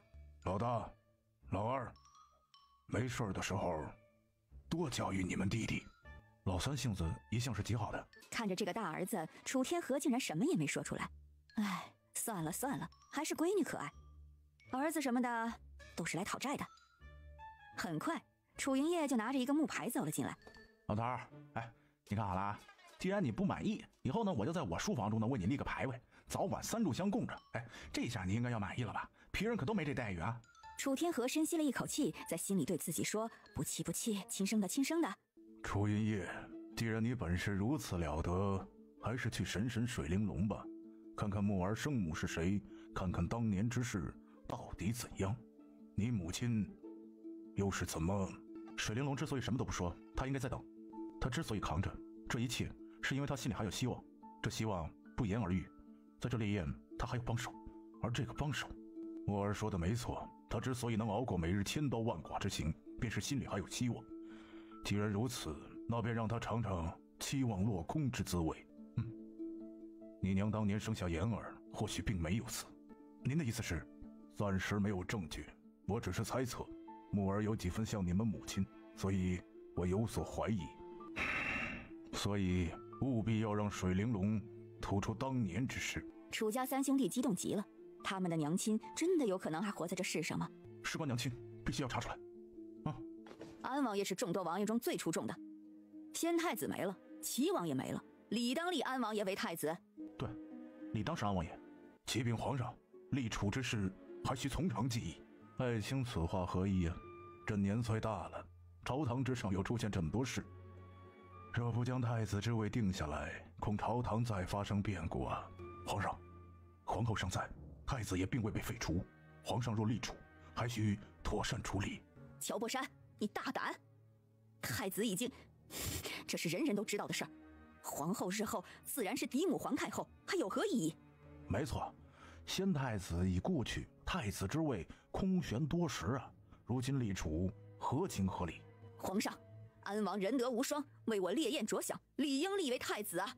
对，皇上，安王是唯一能挑起我烈焰大旗之人呢。烈焰天灾不断，三国虎视眈眈，放眼众多皇子，唯有安王能胜任。请皇上立安王为太子，以壮我烈焰。请皇上立安王为太子，以壮我烈焰。肃将，诸位爱卿所说之事，也正是朕所想之事。太子之位空悬多年，立储迫在眉睫。皇上，此时此刻理应立安王为太子，只有立安王为太子才能服众。皇上，丞相说的极是，我烈焰只有安王有资格成为太子，入主东宫。臣附议。一众大臣纷纷跪下附议，放眼望去，却还站着不少，有一些是之前安王一派的人。安王此次护驾有功，因为有安王在，才没让逆王得逞。安王是功不可没。既然诸位成功极力举荐安王，说明安王的确是最适合做这太子之人选。传朕旨意，立安王为太子殿下驾到。太子殿下，众人不禁都转过头来，惊讶地看着门口。只见莫一之一身白衣，稳步走进来。上官玉回来了，这怎么可能？上官玉不是死了这么多年了吗？怎么会突然就回来了？这绝对不可能啊！参见父皇。你是玉儿？是我回来了。玉儿，你没事，这太好了呀！回来就好，回来就好啊！能把你盼回来，父皇只是高兴之极呀。能看到父皇，玉儿也是万分高兴。你回来就好，回来就好啊！上官景天脸上的笑微微有些挂不住了。上官红双手紧紧捏成拳，眼中迸射出无限的恨意。上官玉这个死人为什么会出现在这里？红弟，别来无恙。太子哥哥，好久不见。今天朝堂之上可真是热闹啊，不过我怎么看着我似乎来的不是时候。皇上正准备下令封二皇子为太子呢，太子殿下这时候回来。哦，原来父皇打算封红弟为太子，看来本宫回来的确实不是时候啊。哎呀，原是玉儿这么多年都没有任何信息，朕老了，立储之事不可不提呀。如今既然你回来，那便日后再说。父皇，早知父皇再立太子，玉儿该晚些回来才是。你是烈焰名正言顺的太子，既然你回来，太子之事不必再提。上官景天心中那个气呀，可他这时候又不能直接说废了上官玉。恭迎太子殿下回宫。恭迎太子殿下回宫。散朝后，来人安排午膳，朕要和太子一起用膳。是陛下。玉儿，你能回来，真是给了父皇天大的惊喜呀！哦，惊喜吗？确定不是惊吓？父皇当然惊喜啊！如今你回来了，父皇就再也不用担心后继无人了。有你在，父皇安心。父皇这般慈爱，玉儿也安心了。傻孩子，你是朕的嫡子，是朕亲封的太子，你害怕什么？当年我险些就死在那些杀手的剑下，我真以为都活不下来。既然你活着，这些年为何一直都没回宫呢？父皇到处派人找你，都没打听到你的踪迹呀。莫一之笑了笑，上官景天演的一手好戏呀，他也要得到他的真传才是。我当时坠崖，被水流冲到了一个偏僻的村子，摔到了头，醒来便什么也不记得，也是最近才好起来。记起了之前之事，就急忙回宫来了。好，没事就好。你失踪之后，朕派了许多人都没找到你，这些年你不在，东宫就一直空着，朕怕触景生情，也就没让人打扫。你便先另住一间店，等东宫收拾好了再搬进去。无妨，这些年在村子里过着普通生活，我都习惯了，找人随便打扫一下就可以了。你是朕的儿子，不是太子，怎能将就？还是等朕让人修葺之后再搬进去吧。所谓请神容易送神难，他要是搬进去了，再想让他搬出来，哪有那么容易？有父皇的疼爱，玉儿就满足了，总不能因为我一回来就给父皇添麻烦。我自己带了几个人回来，让他们收拾收拾。烈焰天灾不断，我作为太子，自然也不能铺张浪费。看着莫一之笑盈盈的模样，上官景天真想直接上前撕烂他的嘴，还回来干什么？好吧，既然玉儿你这么说，那就只好委屈你了。朕等会儿派人去帮你收拾收拾，你也好住得舒服些。儿臣多谢父皇。你刚回宫，有什么需求就尽管跟朕说。好，既然回来了，就去看看你母后。你母后这些年状况越来越不好，她这般将来恐怕影响你太子之位呀。有父皇在，儿臣没什么担忧。两个人一直聊着，见莫一之还是跟以前一样，上官景天也微微放下心来。好了，玉儿先用膳吧。好，宁猫，派人好好将东宫收拾一番。太子回来要住。是皇上。玉儿，这是你最爱吃的豆腐羹，快尝尝。莫一之端起碗接着，豆腐羹。玉儿，多吃点儿，这么多年在外面受苦了。玉儿谢过父亲。你说什么？上官玉回来了？没错，本来父皇下令要立我为太子，谁知道话还没说完，上官玉就在这时出现。他怎么回来的那么巧？没错，的确是很巧，早不来晚不来，偏偏在这个时候。来人呐！贵妃娘娘，去给我查一查上官玉。是娘娘。母妃，眼下上官玉回来，恐怕暂时无妨。皇后疯魔多时，以前因着齐王背后的势力，还有对武安侯的顾忌，你父皇才留着莫婉那么久。如今既然齐王和秦太师都没了，那自然无所顾忌了。那母妃，你封后之事，这事儿你不必担忧，我自有办法。你父皇不会眼看着上官玉回来不管的。当年你父皇需要武安侯的势力，这一直是他心底最不愿提及之事。所幸莫婉和上官玉这辈子都不可能得到他的青睐。之前一直没有上官玉的丝毫消息，我担心的是，不知这些年上官玉在外面究竟有怎样的境遇。还有，武安侯虽然在北京多年，在朝中还有他的势力，我们武安侯再厉害，那都已经是过去式了。这朝中但凡是重要的位置，如今都在你这边，你怕什么？就算上官玉这几年在外面真的翅膀硬了，那母后也能将他的翅膀给折了。母妃，可要儿臣派人去冷宫。不要轻举妄动，如今还不知晓上官玉的底细。莫婉那边我自有办法。是，母后。丞相府那边情况如何了？上官锦这次做的事实在太过分，丞相大人可是百官之首，也是本王的左膀右臂，竟然被他如此羞辱，丞相心底自然是有气。他再是百官之首，也不过是个臣子，你终究是要登上大位的，整个烈焰都会是你的。上官红脸上的笑意更浓了，烈焰的天下，舍他其谁？玉儿，可吃好了？吃好了。那陪朕一起去看看你母后。是，父皇。婉婉，朕来看你了。莫婉一动不动地看着桌上的茶杯。儿臣参见母后。莫婉依旧一动不动。玉儿，你母后如今形同至此，你别难过，父皇会继续寻找着天下名医，为你母后医治。就在这时，莫婉突然转头，拿着桌上的茶杯狠狠地扔在了上官景天的额头上。你还我玉儿，你还我玉儿，你还我玉儿！莫婉，你放肆！母后，儿臣在这里，我是玉儿啊！还我玉儿，还我玉儿！边说着，莫婉挣脱莫一之，端起桌上滚烫的茶壶，朝着上官景天就泼了过去。莫婉，你好大胆子！来人，来人，给我杀了他！父皇，母后并非有此意，母后如今还望您不要生气。玉儿，朕刚一时没反应过来，还以为遇到了刺客。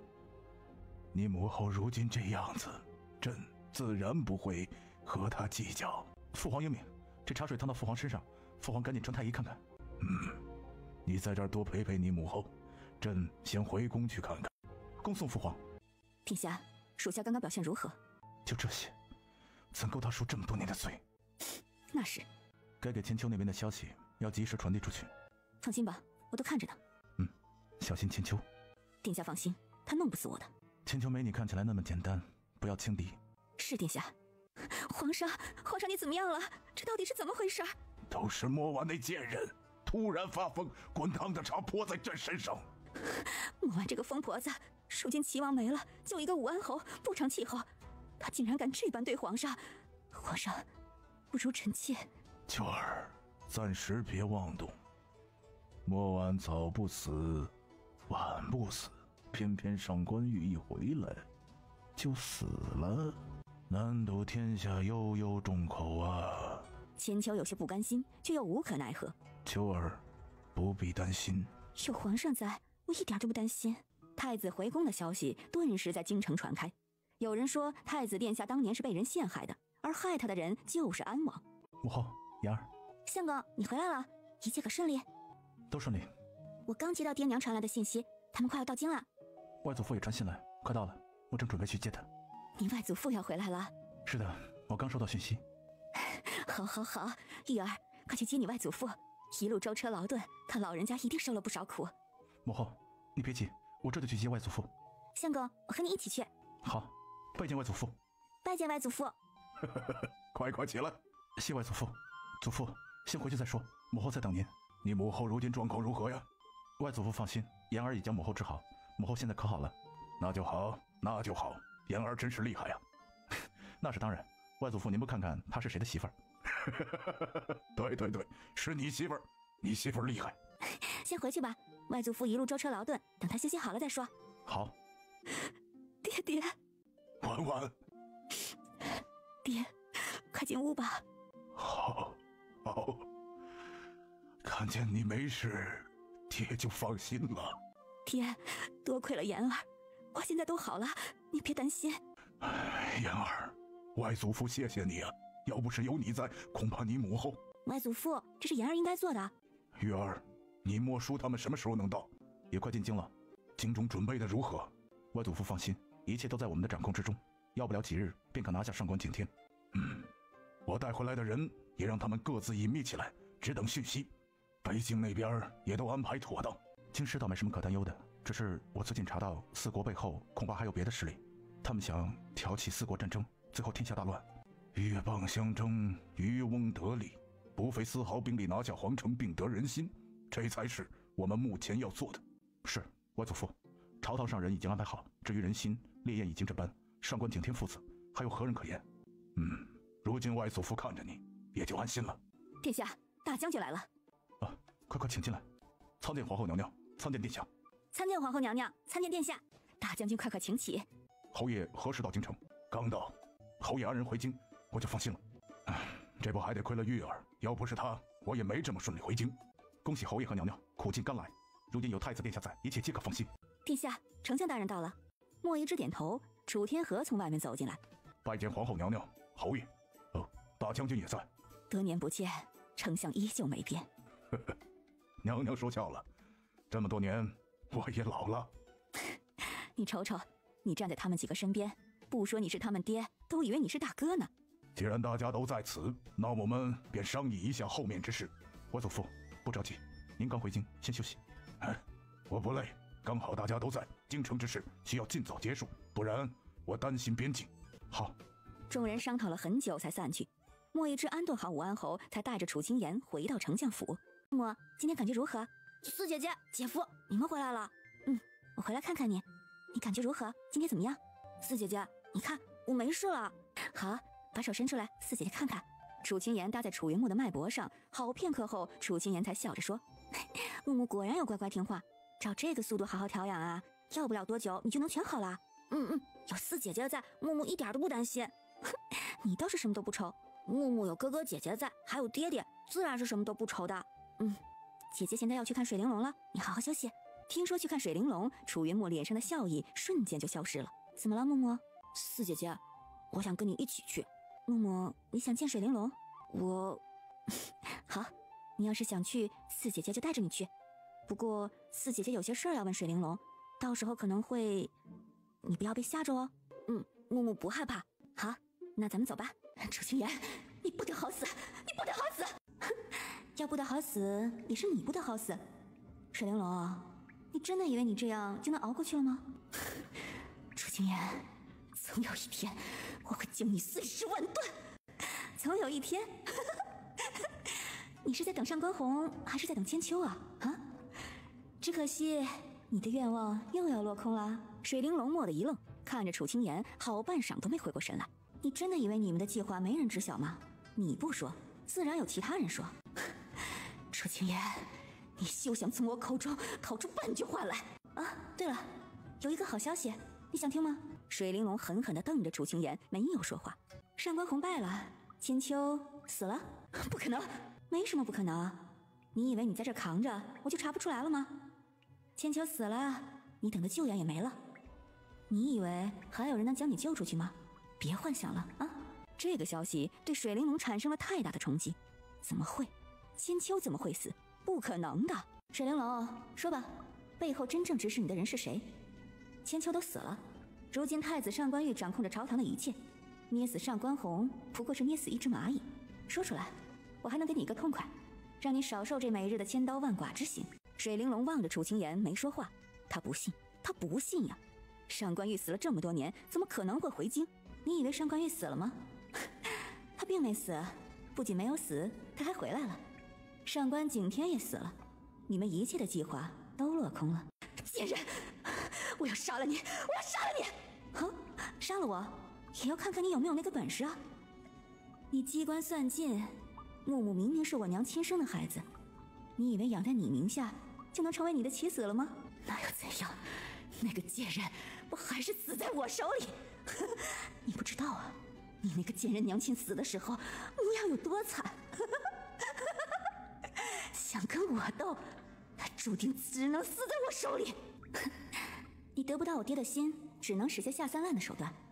就算你给我爹下了金银蛊，他爱的人依旧是我娘。小贱人，果然和你娘一样。那又如何？最终还是我赢了。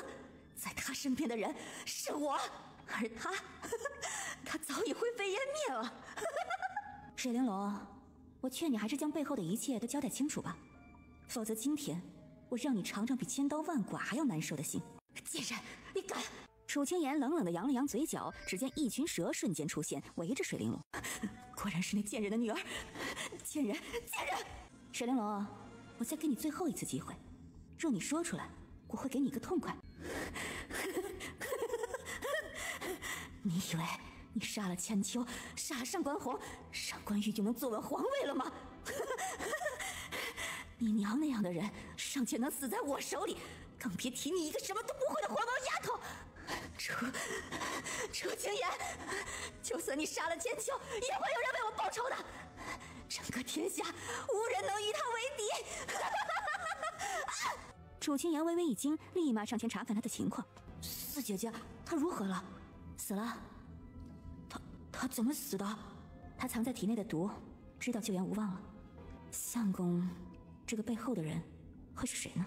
看着水玲珑的尸体，楚清言起身，一道淡淡的绿光围绕在水玲珑的身边。木木，姐夫带你先出去。看了一眼水玲珑，楚云木点点头，没说话。待楚云木走出去，只见水玲珑被一团火包围住，很快就化成了灰烬。小姐，安安府传来的消息，何事？龙吟九霄来了。啊？龙吟九霄？找楚玉鸾的？谁来的？我去会会。是。木木，你先回房间去，姐姐还有些事情要去处理，等姐姐忙完了就回来看你，好不好？好。四姐姐你快去吧，木木会乖的。好，木木最乖了。欧阳，照顾好小少爷。是小姐。安王在府上吗？安王在宫中还没回来。就在这时候，楚清言走了进来。叶青看见楚清言，顿时就呆住了。少主。少主？楚清言看着叶青，他叫他少主。你是谁？叶青，果然是你。你到底是谁？莫一只手一挥，叶青顿时朝后退了好几步。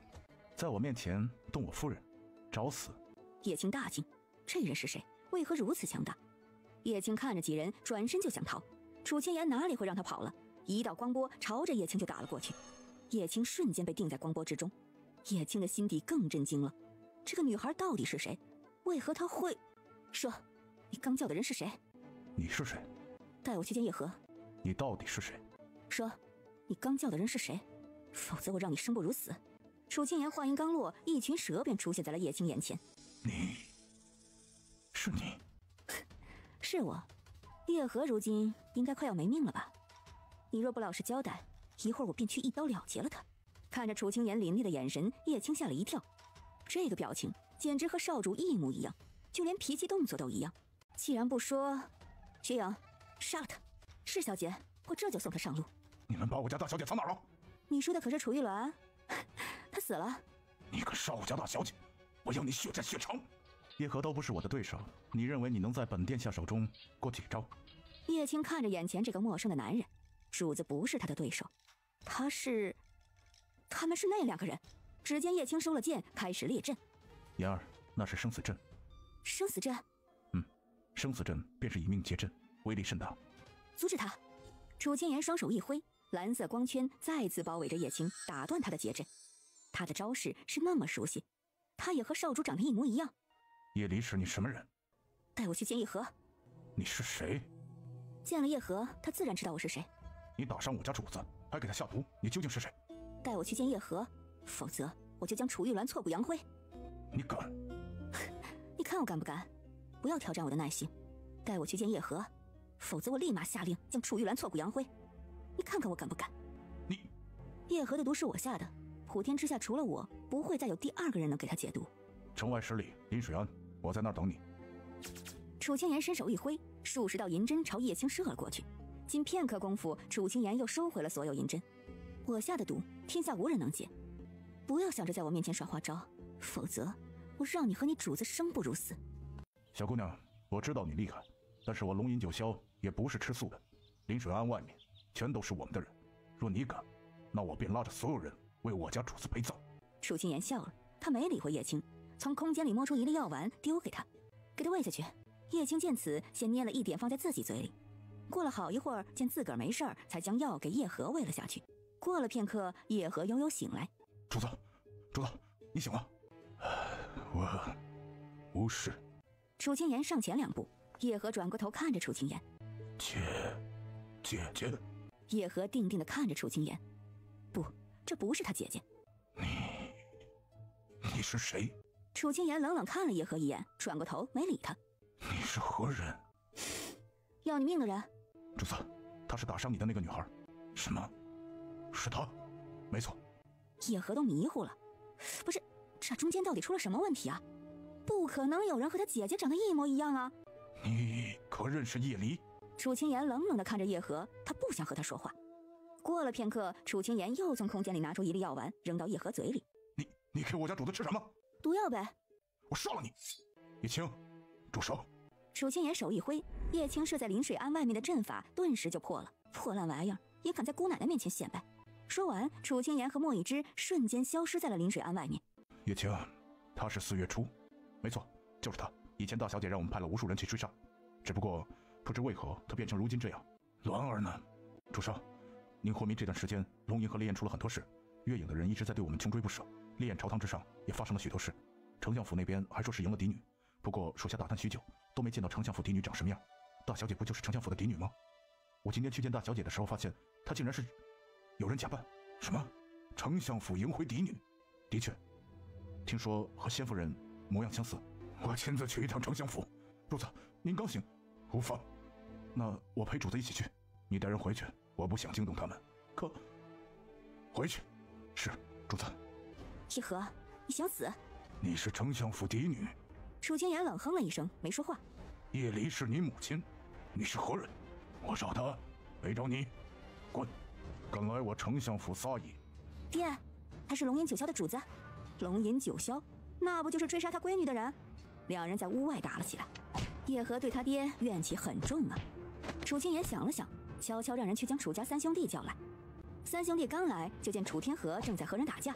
小妹，那少年是谁啊？老头怎么跟他打起来了？那是龙吟九霄的叶河。什么？叶河竟然敢到我丞相府来撒野？一听说是叶河，楚云墨和楚云轩眼中也都闪出一抹狠厉之色。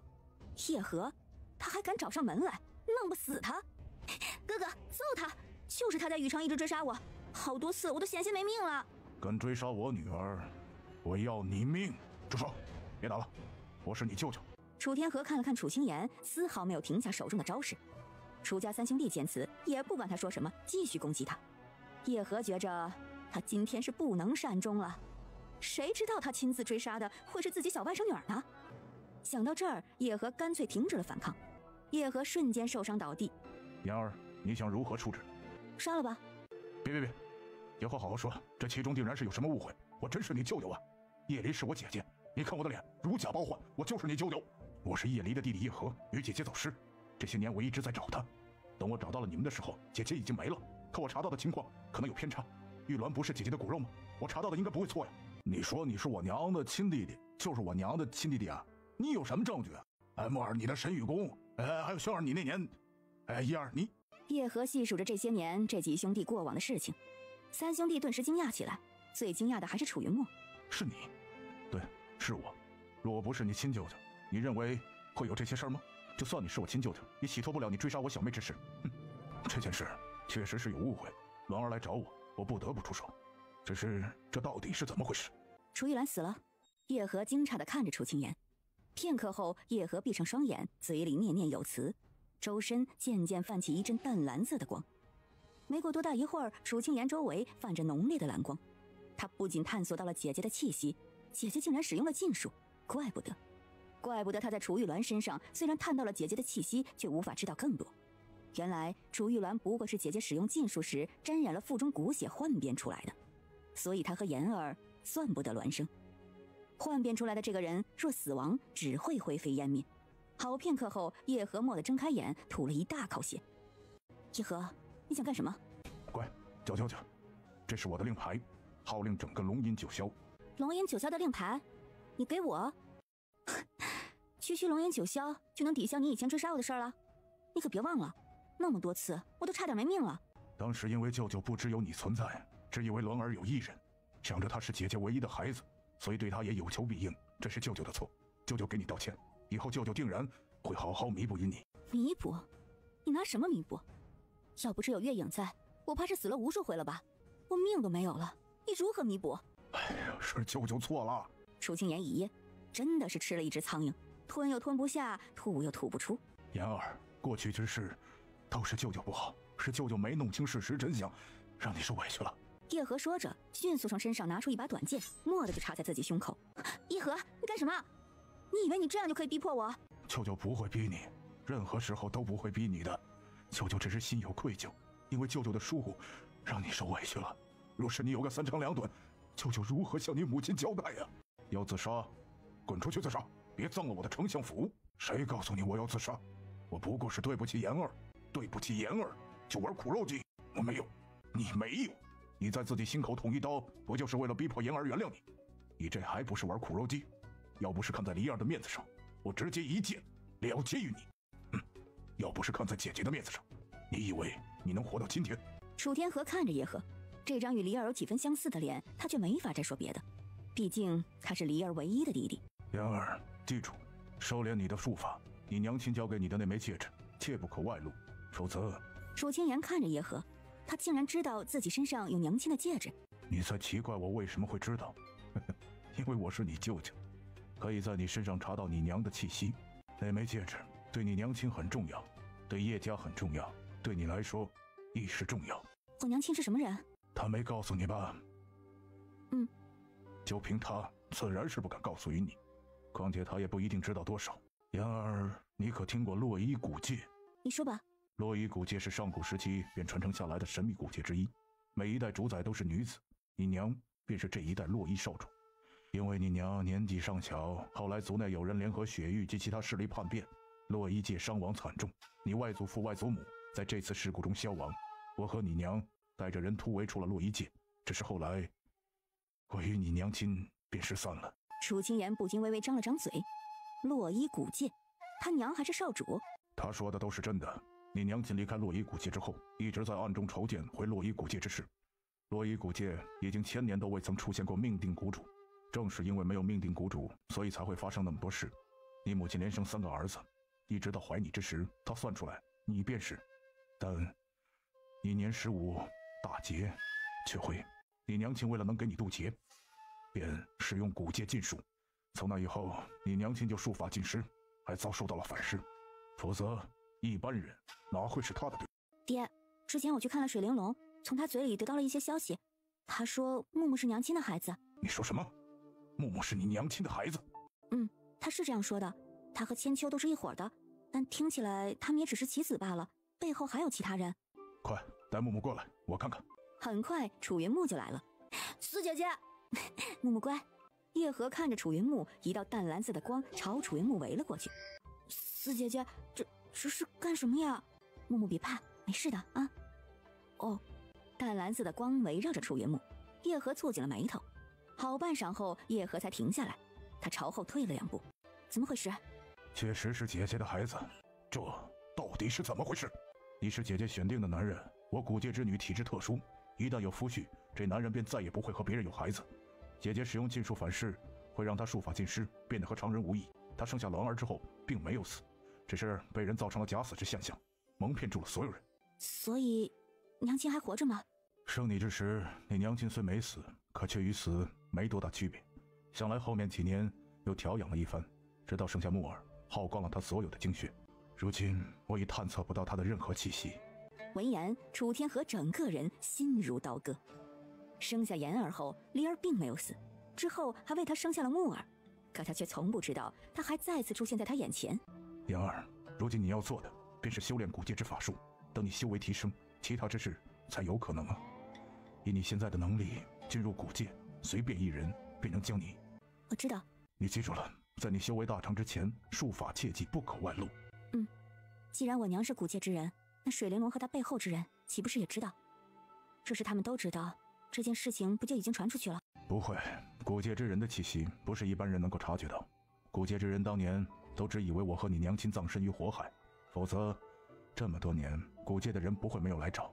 叶听寒可是古界之人？他虽姓叶，可是与古界叶家差远了，充其量也就是个108000里外的一个小喽啰。他会御兽，以前他的狼。叶听寒我查过，他那不算是真正的御兽，真正的御兽不需要任何口诀，万兽归一。不需要任何口诀？没错。那你可知道火凤和麒麟？火凤和麒麟你可见到？楚清言将火凤和麒麟放了出来。果真是你们。妍儿，火凤和麒麟这一代是娘亲的生气兽，他们尚在，说明你娘亲尚有气息存留，想来应该是在你的幻境里。幻境里？没错。那就是意味着我娘亲还有机会回来，是吗？传闻上古绝学佛光西来与清灵之音，可普照以销魂者，用存留之魂引导恢复，但迄今为止，除了万年前的上古帝女，没有其他人能够学成。楚清言蹙了蹙眉，这么难？你是命中注定谷主，自然和一般人有区别。楚清言没说话，而莫一之在听闻关于楚清言的这些事儿后，眉头就一直没有舒展过。相公，怎么了？没事。真的没事吗？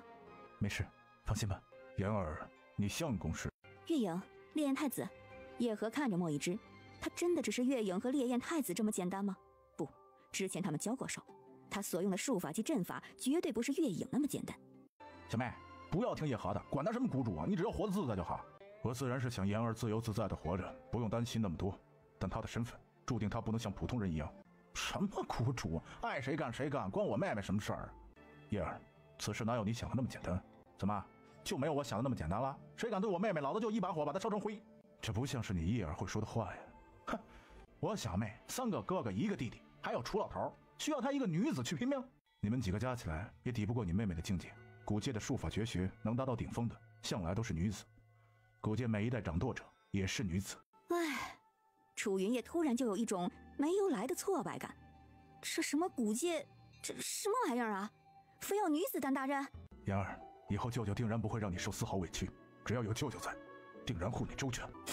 既然如此，那你怎的就没护住我娘亲？我以前那时候舅舅没什么势力，所以就……既然这么说，那就是你现在的势力大了，对付古界那些人也不费吹灰之力喽。既然都不是，何必在我面前说大话？舅舅不说大话，你放心，舅舅在古界也是有人的。等将来你回古界，舅舅自然也是要护你的。靠山山会倒，靠人人会跑，我还是靠我自己。舅舅没你想的那么弱，你要相信舅舅啊。没那么弱，看看你如今这副模样吧，还不算弱。谁叫我外甥女儿太过厉害呢？舅舅这不丢脸？行了，没事该滚就滚，别在这瞎耽误时间。我凭什么滚呢？这是我姐姐的府，我外甥府，我凭什么滚呢？我今晚就住这儿了。叶儿，去给舅舅准备一间房间。不会。既然不会，那你去秀儿那儿住，我住你房间。这凭什么住我房间呢？凭我是你舅舅。谁承认你是我舅舅了？舅舅还需要你承认？我和你娘亲那是血脉相连的姐弟，你认不认，我都是你舅舅。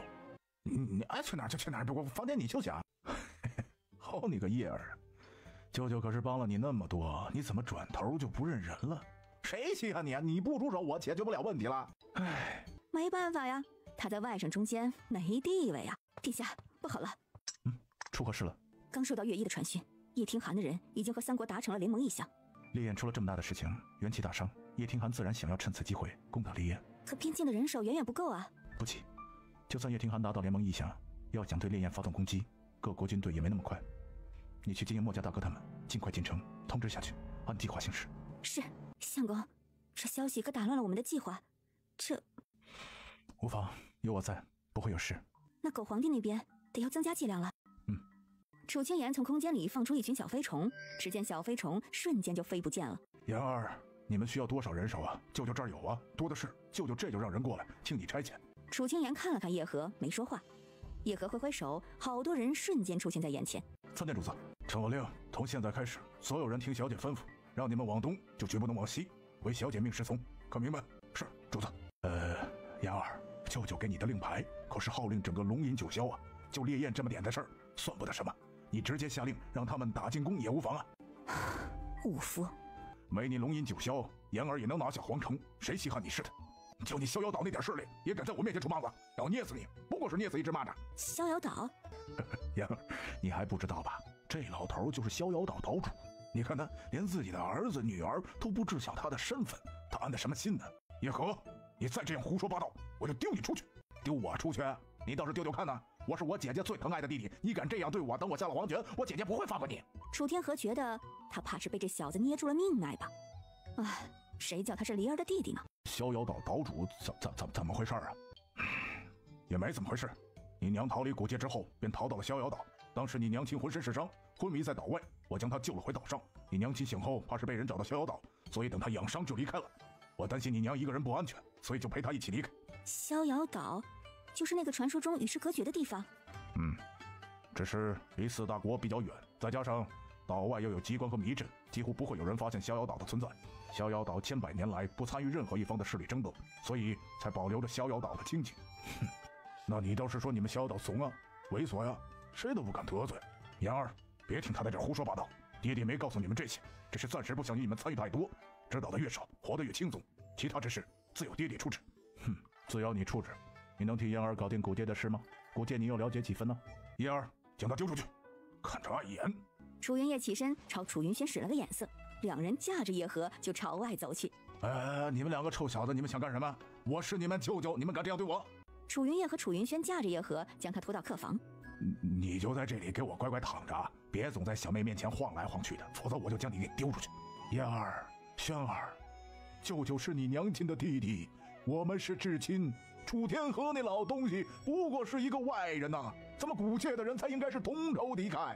你们不要听他的挑唆，我们才是一家人呐。你俩都不是什么好东西。叶儿，你，言儿，你是爹爹的女儿，那叶和只是个外人，他的龙吟九霄也就是个弱鸡，不要他的。楚云烨和楚云轩刚走到门口，听着楚天河这话，他们怎么觉得那么熟悉呢？爹爹还是好好考虑考虑古界之事吧。爹爹一直在筹备，只是中途断了几年啊。这水玲珑的身份，爹爹还是要好好查一查的。我想爹爹心里应该也有数吧。爹爹明白。清欢，属下在，传信回岛，给我去查一查岛内这些年之事。是，大人。敢这么肆无忌惮地暗算他，还如此恨梨儿，除了前任岛主托孤留下的女儿，还会有谁？相公，我觉得你今天有些反常呢。怎么反常了？就是觉得你有些反常啊。你是不是有什么话要和我说？别瞎想，没有的事。真的没事？没事，别乱想。要有事你可要告诉我啊！我是你夫人，有权利为你分担。看着楚清言满脸柔情的模样，莫已之的心好似一团棉花。如果龙吟九霄和月影联手对付四国，会如何呢？只要四国不联手，有龙吟九霄和月影的势力，我们确实能够顺利很多。但四国各地的皇室都有着自己隐藏的势力，也不容小觑。听叶和的话，古界比四国强大无数倍，到时候你若是回古界，可能龙吟九霄和月影发挥不了太多作用。确实，回古界的事儿暂时还不急。如今我们也没有能对付古界的势力。叶听寒和三国达成联盟意向，对我们来说有好处，可以趁此机会让四国归一。对。言儿，你来了。按理来说，我确实应该尊称你一声舅舅，但因为过往的那些事儿，我也确实恼恨过你。如今既然一切都已经清楚明了，那过往的一切就不必再提了。好，言儿，你说什么就是什么，舅舅都听你的。从你说的这么多事来看，将来我们要面对的确实是很大的势力。即使如今我们有龙吟九霄和月影，恐怕在古界面前也是不值一提的。没错，四国在古界面前确实算不得什么。古界有许多高深的术法，在这些术法面前……你伤如何？无碍，我的伤都没事了，好着呢。楚清言伸手搭在叶和的脉搏上，好半晌才从空间里拿出一粒药丸。这是解药。叶和高兴地拿过楚清言手里的解药，一口吞了下去。你自己调息一下吧。好。解药吃下去，叶和觉得渐渐的整个人都在恢复起来。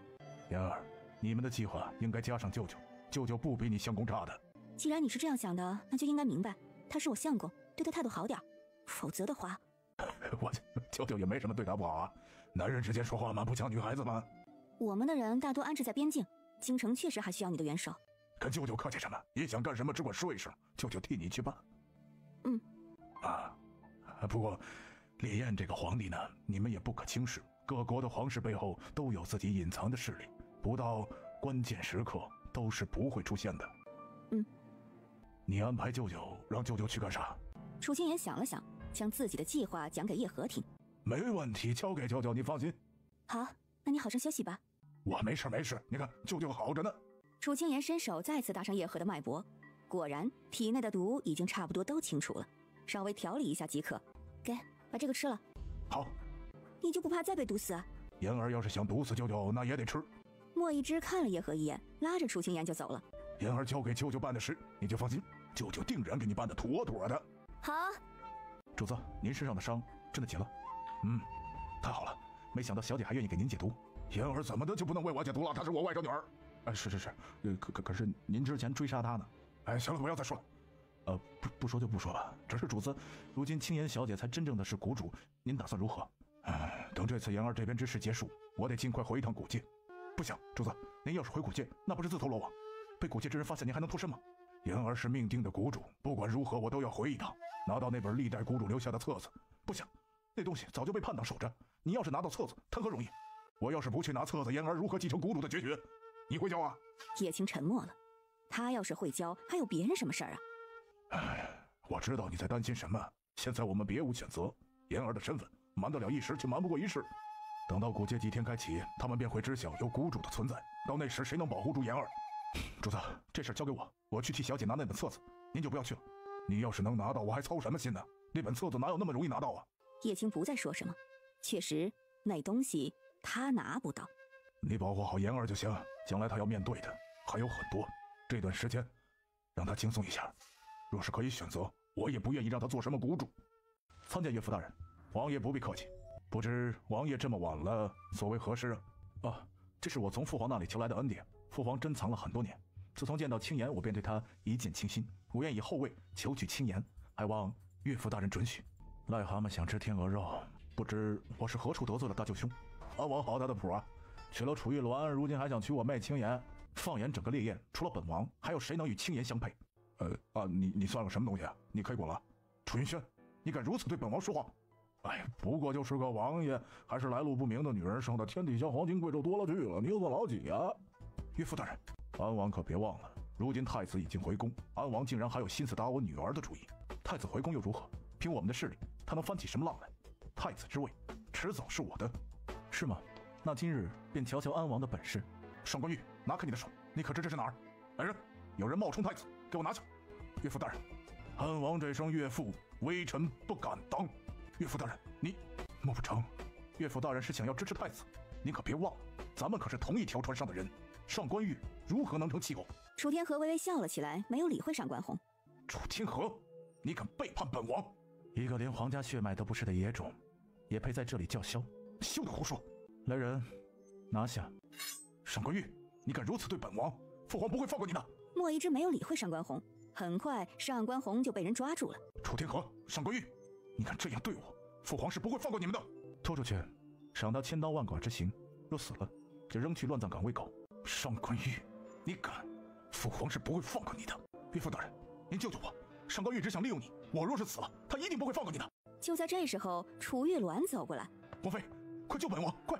楚玉鸾笑了，看了上官红一眼，就坐在了椅子上。王妃，你可是本王的王妃，本王登基之后，你就是皇后，你快让丞相救救我呀！王爷，你安心去吧，安王府的一切自然有我。不，为什么？这是为什么？你可是我的王妃。楚玉鸾笑了起来，没理会他。上官红被人带了出去。传令下去，各司其职，不可有半丝纰漏。是，相公。不用担心我，不相干的人影响不到我，有你在，我便已知足。我在，我一直都在。启禀陛下，臣有事启奏。上官景天点点头。安王上官红结党营私，残害手足，唯登太子之位，不择手段。李大人，你可别血口喷人。启禀皇上，臣并未血口喷人，臣有证据。上官景天蹙着眉头看着李文信，这个兵部尚书李文信不是一直中立惯了，为何此时来参红儿？李文信，你可想清楚再说，休得要污蔑本王。呵呵，安王不必威胁臣，是不是污蔑，皇上一看便知。李文信，皇上，微臣手里的证据正是这些年安王犯下之事，还请皇上过目。上官景天看着手里的证据，整个人脸色都变了。一派胡言，安王岂是这样的人？李文信，你敢公然栽赃安王，你就不怕朕摘了你的脑袋？皇上恕罪，识君之路，忠君之事，微臣不能眼睁睁看着烈焰有这样的蛀虫。你放肆！李文信，本王身为烈焰王爷，就算有何事，也自有父皇定夺，岂容你如此行事？皇子犯法与庶民同罪，微臣忠于皇上，忠于烈焰，就必须为皇上清除毒瘤。臣附议，臣附议，臣附议。看着这一个个跪在地上的模样，上官景天险些一口老血就吐了出来。怎么会这样？为何风向瞬间就变了？启禀陛下，臣有本奏。丞相有何话要说？启禀陛下，微臣要参邱贵妃，混淆皇室血脉。丞相，你可知在说什么？微臣自然知晓，若没证据，微臣绝对不会这样说。放肆！构陷贵妃，楚天河，你可知这是什么罪？你不要你女儿的命了。启禀陛下，微臣有证据。上官景天拿着楚天河地上的证据，好半晌都没回过神来。这真的是秋儿和庞百川？看到这儿，上官景天一口血就喷了出来。父皇，父皇，您怎么了？上官景天抬眸看着莫一之，张了张嘴，却一句话都说不出来了。父皇，来人，快传太医！上官景天死命地盯着莫一之，莫一之连忙让人将上官景天带回了寝宫。安王上官宏结党营私，残害手足，千秋混淆皇室血脉，害得父皇吐血病重，将这两人押起来，等候父皇发落。是。上官宏自然是好一番挣扎，又好一顿骂，最后被人带了出去。朝堂上的事情，千秋很快就得知了消息。来人，去将莫婉带来。是。吩咐我们的人做好准备。是。很快，千秋的人就将莫婉带了过来。回娘娘，皇上吐血了。什么？这是怎么回事？丞相上禀说您混淆皇室血脉，皇上知道后一口血喷得老远。快通知下去，守住宫门，没有本宫的命令，任何人不得出去。太子逼宫，去西郊大营调兵秦王救驾，若有阻拦者，格杀勿论。是。上官玉，敢和本宫斗？今天便是你的死期。太医院所有的太医都来了，在上官景天床边急得直打转。太子殿下，臣等无能，皇上公办。本宫不管你们想任何办法，都务必让父皇好起来，不然本宫诛尔等九族。太子殿下，臣等废物，父皇养你们有何用？本宫要你们的脑袋给父皇陪葬。来人，将他们拉下去。太子殿下饶命啊！太子殿下饶命啊！没被拉出去的这些人跪在地上瑟瑟发抖，都不知道自己该如何是好。诸位太医，还请用心保着我父皇，否则刚才那些人就是你们的下场。是，太子殿下，我们一定竭尽全力保住皇上。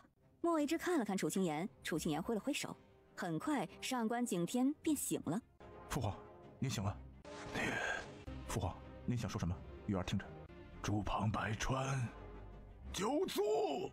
是，玉儿记下。来人，奉皇上令，诛杀庞百川九族。是。上官景天怎么也没想到，他宠了一辈子的女人会这样对他，他也没想到疼了这么多年的儿子是别人的。钱贵妃陪葬。皇上驾崩了。皇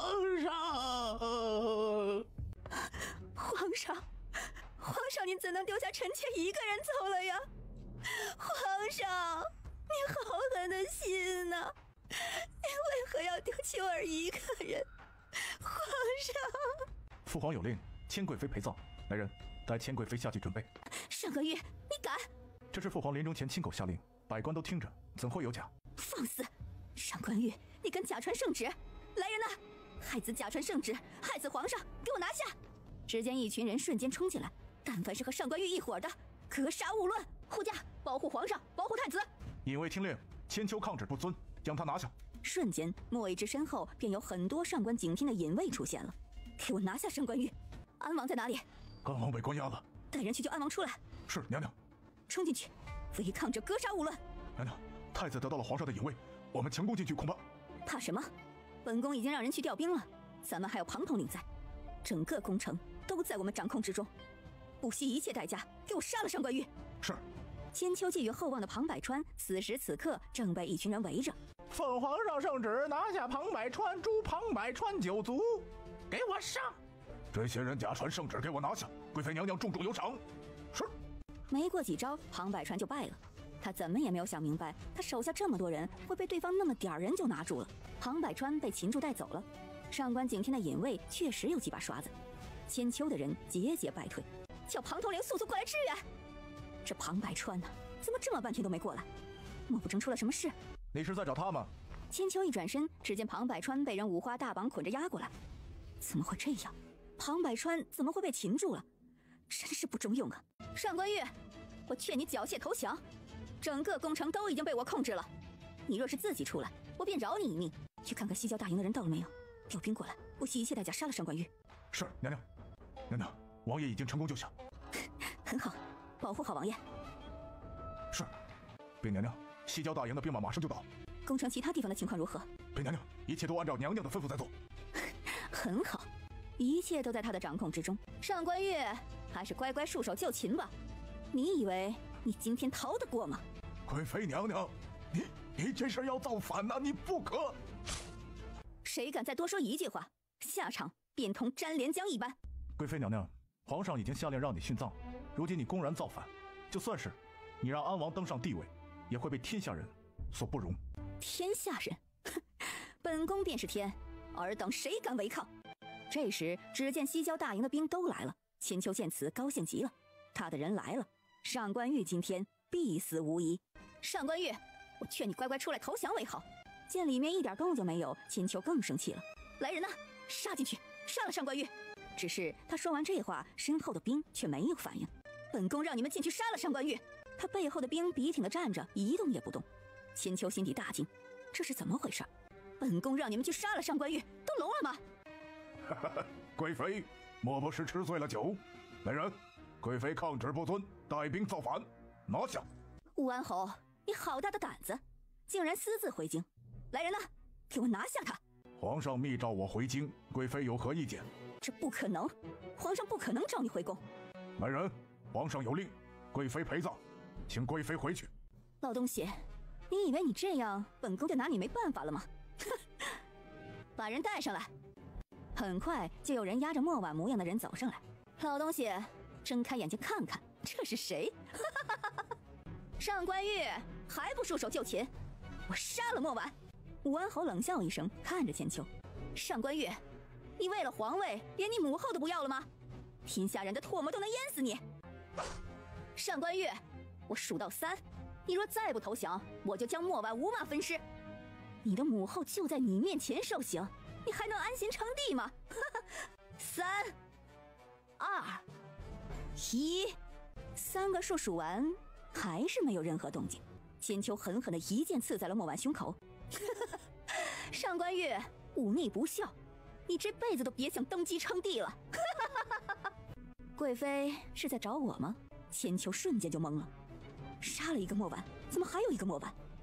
愣了片刻，千秋瞬间蹲下去，在地上的莫婉脸上摸了摸，扯下了一张人皮面具，竟然是他派去冷宫的人。他一直有派人盯着莫婉呢，他是什么时候被换的？去，将我们在城门的人都调过来。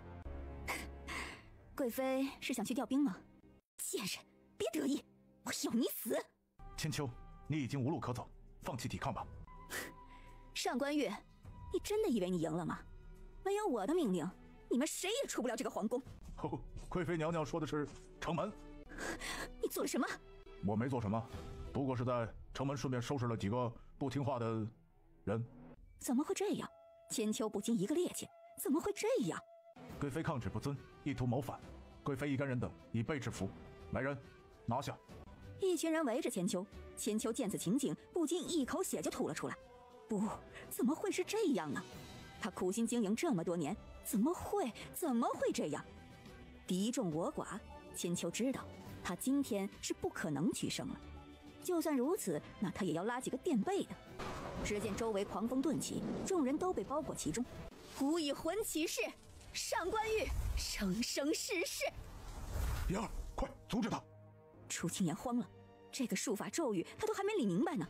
就在这时候，楚清言的脑中传来一个声音，一段清心咒的口诀顿时出现。楚清言急忙照着口诀念起了清心咒，只见千秋的锁魂咒渐渐弱了下来。不，锁魂咒一旦出来，不成功便会被反噬，施咒者魂飞魄散。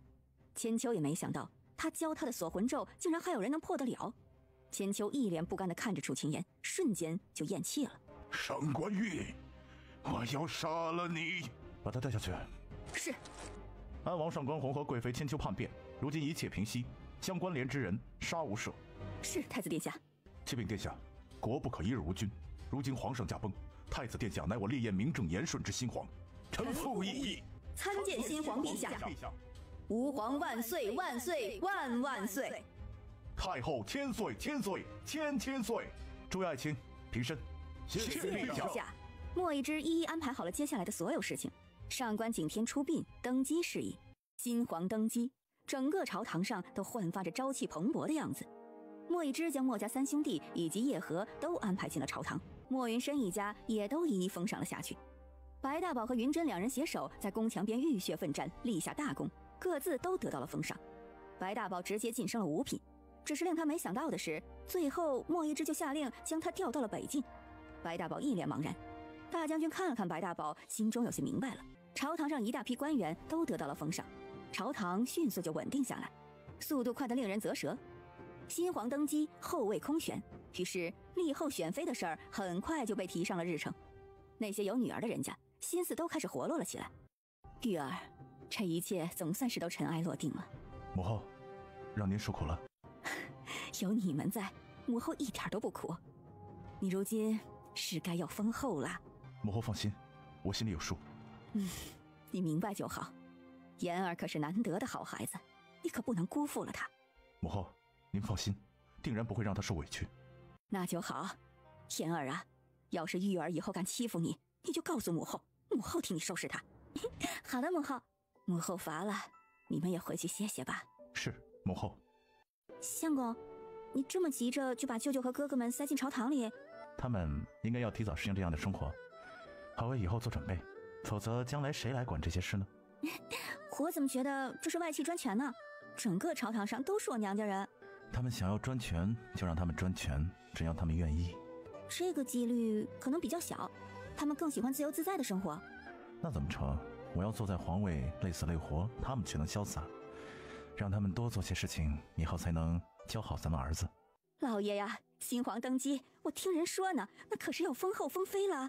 确实如此，皇上身边空无一人，自然是要封后选妃的。哎呀，老爷，你看咱们家金儿，她的女儿琴棋书画样样精通，十足的大家闺秀。这不好说呀，新皇刚登基，脾性还摸不准。你管她的脾性如何？咱们女儿要是能封后，那咱们李家可就光耀门楣了。你去外面看看，哪家的女儿如今不是打的这个主意？我金儿在咱们京城，谁能和她比？无论才情还是样貌，那不都是一等一的好？你别忘了，丞相家也回来了嫡女，若要封后，这恐怕……老爷，你懂什么？那种在乡里养了10多年的乡野丫头，怎能和咱们金儿比呀？李文信心头其实也是跃跃欲试的，皇后这个位置诱惑实在是太大了。你难道不知丞相家3个儿子都进了朝廷，都是皇上亲封的？正是因为他们都进了朝廷，所以丞相府的嫡女才不可能为后啊！否则这丞相府一家独大，到时皇上能不担忧？听着自家夫人的话，李文信觉得似乎有那么点意思。这事你让我再仔细琢磨琢磨。哎呀，老爷，你还要琢磨什么呀？这多好的机会啊！哎，封后虽好，可一入宫门深似海呀。老爷，你该想想封后能带来多大的好处。奉天承运，皇帝诏曰：处事嫡女清言，贤良淑德，端赖柔家。吾倾慕已久，愿以江山为聘，天地为媒，百里红妆，与卿共赴一世长景。特策处事清言为后，此生后宫无妃，唯清言一人。皇上怎会下这样的圣旨啊？是啊是啊，哪有后宫无妃的？这不符合礼制啊！就是，这老祖宗的规矩怎能说改就改呀？启禀皇上，这不符合礼制啊，还请皇上三思。请皇上三思。跪下的人越来越多，叶和瞅了一眼跪在地上的，几乎都是家里有女儿的。就凭他们家里那些歪瓜裂枣，也敢和他小外甥女儿抢相公，自不量力。不合礼制，朕封后还需要你同意。皇上，楚氏青烟虽是丞相大人之女，却不过是在乡野长大的村姑，如何能成为一国之母啊？放肆！李文信，你敢污蔑我女儿？啊，丞相大人，莫不是觉得这新皇登基就能把控朝政，还是当我们这些老臣子眼瞎，不知你在打算什么？李文信，楚家女不配为后，那你认为谁家之女配为朕的皇后？是你李文信的女儿？启禀皇上，京城中有许多子官家名门的小姐，皇上可挑选一位立后啊！臣附议，臣附议，臣附议。若是朕不呢？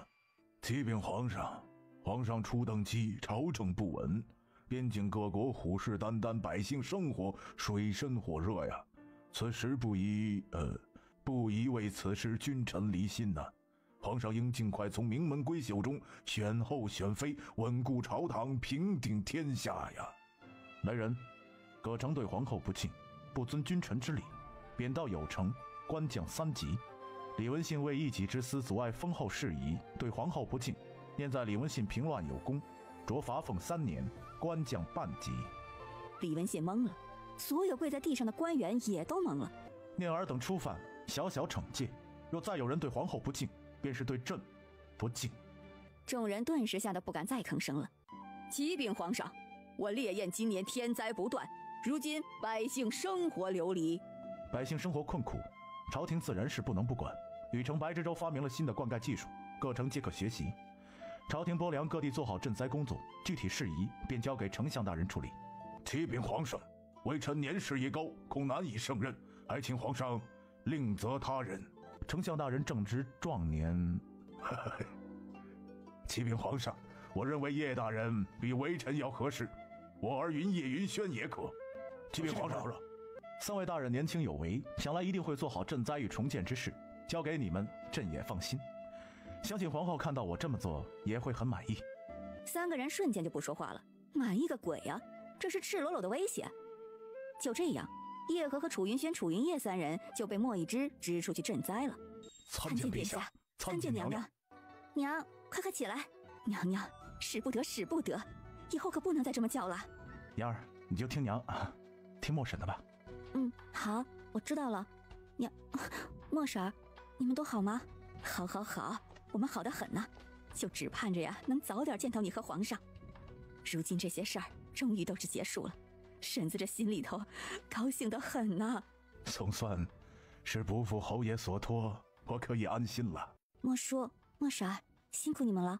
不辛苦，不辛苦，我们高兴着呢。大哥、三哥，快坐呀，别站着了。哦，没事，我们站着就好。娘娘不要管我们，坐吧。哎，好。不知莫婶可还愿意去宫里？这时候娘娘和太后都还需要我，我自然是要进宫去照顾他们的。莫一之觉得很欣慰，莫婶儿就是最明白事儿的。大嫂和二哥、二嫂什么时候来京城啊？我已经用你给我的邮损传信回去了，相信他们应该很快就能启程来京了。老大家的我倒是不担心，他是个懂事理的。就是这老二家的，哎，京中这么多权贵，各方势力也都很复杂。若是他，莫婶不必担心，有大嫂在，他会管束好二嫂的。叶文竹点了点头，如今是在京城，不同于在黄泥堡的时候。莫婶儿，其实我觉得二嫂还是有分寸的，关键时刻她不会含糊的。她那性子我是知道的，你不用替她说话。说到王素梅，王素梅和刘翠娘也是刚好收到了叶文竹的传信。相公，娘说啥了啊？莫忘凡逆着手中的字条，好半晌都没回过神来。大儿说，可是出了什么事儿啊？没有。王素梅见此，急忙一把拿过纸条念了起来：太子登基回京。相公啊，这太子登基跟咱们有啥关系啊？这个回京是让咱们去京城吗？这是真的？是真的，大嫂。太子登基，老四做皇帝了。大嫂，东西都收拾得差不多了。遵照娘的吩咐，很多东西很早就收拾过了。那好，你回娘家去打个照面，我们明天一早就启程。好，这件事不宜同他人知道。我明白的。王素梅沉浸在喜悦中，一点也没听到这叔嫂两人在说什么。媳妇儿，我送你回去看看娘，然后明天我们就启程去京城。好，好，好，明天就要去京城了，太好了。相公，我们什么时候回来呀？家里的庄稼到时候那得有人照料啊。以后可能就要常驻京城了。啥？我们要常驻京城？这么好呢？那家里的米粮……家里的粮食，大嫂带一半回娘家，你带一半回去。刘翠娘将家里收拾得妥妥当当，带不走的给她娘家还有王素梅娘家分了。莫忘凡先将东西送到刘家，然后扛了好多东西送王素梅回王家去。媳妇儿，你和娘先聊着啊，我回家把剩下的东西背过来。好好好。女婿啊，这是背了什么东西啊？怎么这么多呢？娘，我跟你说，出大事儿了。啊，出大事儿了？出什么大事儿了？娘，我婆婆传信儿回来，太子登基了，我们要去京城了。相公说了，以后我们要在京城常住呢。娘，你看京城那么好的地方，以后我们就要住在京城了。你说什么？太子登基？是啊，咋了娘？你婆婆没说别的？没说别的呀，就几个字儿，太子登基回京。女婿有没有告诉你太子是谁呀？娘，你咋问这个呢？管他是谁呢？总之对咱们有好处就行了。老四能够扶持太子登基，那我们墨家功不可没，以后还不得是荣华富贵享之不尽呢？太子那么大的官，肯定不会小气的。哎呀，你是猪脑袋吗？娘，你咋骂人呢？进屋坐着。你们打算什么时候去京城啊？明天一大早啊。娘接下来跟你说的话，每一字每一句，你都务必记在心上。娘，你干啥了？怎么这么严肃？听好了。好好，你说吧，我听着呢。这个太子应该就是你们家老四。啊？咋可能呢？傻老四咋可能是太子啊？这也太……说老四不是太子，那太子登基关你们什么事儿？为何是回京？那自然是太子和老四交好啊。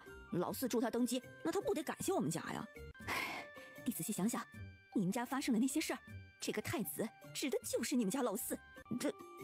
这不太可能吧？哎呀，你看看你们全家对老四的恭敬程度，就应该明白了。娘亲说的肯定没错，这个太子啊，就是你们家老四。傻老四是太子？哎，什么傻老四啊？那可是太子！你不想要脑袋了？我只是一时太激动了。傻老四，不对，老四不傻。这些事儿不要和别人说啊。太子在皇帝堡的事儿，切不可透露出去。为啥呀，娘？你别问为什么，只需要记住我说的话就好了。太子登基，皇上乃是95之尊，你提前过去这些事儿，让别人怎么看皇上？哦，我知道了，娘。还有啊，你去了京城，万不可以太子嫂子自居，要懂得分寸。他不再是皇帝堡的傻老四了，他是皇上，明白吗？那也是我家老四，我可不就是他嫂子。他虽和你们生活了好几年，但是你们身份不一样，他不是你婆婆生的，就连你公公婆婆对他都得恭敬有加。你凭什么以为你能以皇上的二嫂自居啊？这么说来，那我岂不是……哎呀，那我去了京城咋办呢？皇上登基，你们墨家都是有功之臣，皇上定然不会亏待了墨家，赏赐也不会少。从今往后，墨家便不同于往日了。你要时刻谨记着自己的身份，不要多事，更不可在外面利用皇上的身份乱行事，知道吗？只要你规规矩矩的，谨言慎行，皇上不会亏待你们的。哎呀，当初他们俩去京城，我还给了他们7两银子呢。7两银子算什么？皇上登基了，赏赐下来的那岂是7两银子能比的？哦，对哦，既然老四做了皇上，肯定有好多赏赐的。娘，等我到了京城，我就给你多捎些东西回来啊！你不用惦记我，如今我们有吃的，地里的稻谷也长得好，啥都不缺，日子已经很好了。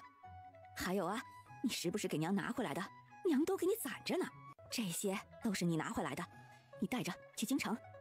京城人多嘴杂，花钱的地方多，不管在哪里，你只要记住一句话：谨言慎行，万万不可以皇上二嫂自居，不要打着皇上的名号去结交别人，也不可将皇帝堡的事情透露出去。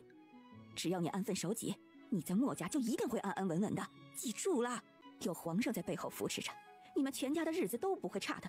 你要懂得知足，懂得安分守己，切记谨言慎行。一定要记住娘说的话，不可再像在村里一样，你那张嘴呀，一定要管好了，否则你去京城惹出什么祸事来，那就是天大的事儿了。轻则将你休回娘家，重则抄家灭族，这都是有的。娘，我知道了。万万将娘的话记在心里，谨言慎行，谨言慎行。我记住了，娘。京城名门望族众多，但被抄家灭族的也不在少数。你若不记住娘的话，不仅仅是你墨家，还有你老娘我，众多人都逃不掉。你若是不想你老娘我掉脑袋，你就务必要谨言慎行。万万记住了，这4个字一定要记在心里。娘，你瞎说什么呢？不会的，不会的。不是娘瞎说，是事实如此。我是你娘，你做出什么事来，自然会让我跟着你一起掉脑袋。娘，我保证绝对不会，你不要担心。你只要记着，娘的脑袋全在你一念之间了。娘，我真的记住了，去了京城，谨言慎行，谨言慎行，谨言慎行，不打着老四的名号在外面胡乱结交，安分守己，安分守己，安分守己。娘，我把米给您送来了。好，快放下，女婿呀，累坏了吧？不累。快来坐。好。姑爷呀，你们就要去京城了。素梅没什么见识，不会说话，但她没有坏心眼儿。到了京城，你要多提点她，不要让她犯错。娘，我会的。她肚子也渐渐大了，女人生孩子都是鬼门关走一遭。不管她以后做了什么，希望你念在曾经她。娘，您不要担心，没事儿。好，见你们都好啊，娘就放心了。娘做些干粮，你们在路上吃。娘，您可愿意跟我们一起进京？相公，这可以吗？可以。那老大家的会带娘去吗？不会。娘，你跟我们一起去京城吧，京城那可比咱们禹城好太多了。那行，你回京肯定要忙，在素梅生产之前，我都留在那里照顾她。谢谢娘，家里这些事儿我找人来帮忙打点一下。好，那我去收拾一下，顺便做些干粮，咱们在路上吃。好。第二天一大早，莫万凡几人刚起来，门外就来了一队车马。你们是？莫公子您好，我们是白尚书派来接你们的。白尚书？正是。不知白尚书现在是？白尚书回京任职，升迁户部尚书。户部尚书？对，没错。恭喜啊！恭喜白大人高升啊！莫公子可能出发了。好，稍等。老爷，你那个脸呢，都快笑僵了。你有见过比咱们家升得更快的吗？我这不就见到了。再说咱家儿子可不比你快。我是怎么没想到啊，短短时间之内我竟然就升任户部尚书了。我也是没想到啊，当初遇见4月和他相公的时候。夫人，此话不可再说，以前之事最好都忘掉啊。我明白，不会说的。我只是怎么也没想到咱们家竟然还能回京，你这性子。我也没想到啊，我这性子不好吗？皇上就喜欢我这踏实肯干的人呐。是，皇上就喜欢你这样的。那是当然呢，烈焰经历这么多，早已经风雨飘摇。皇上之所以会升任我为户部尚书，也就是原因呐。不就是看你在禹城做出了点成绩，所以想要你带动其他地方。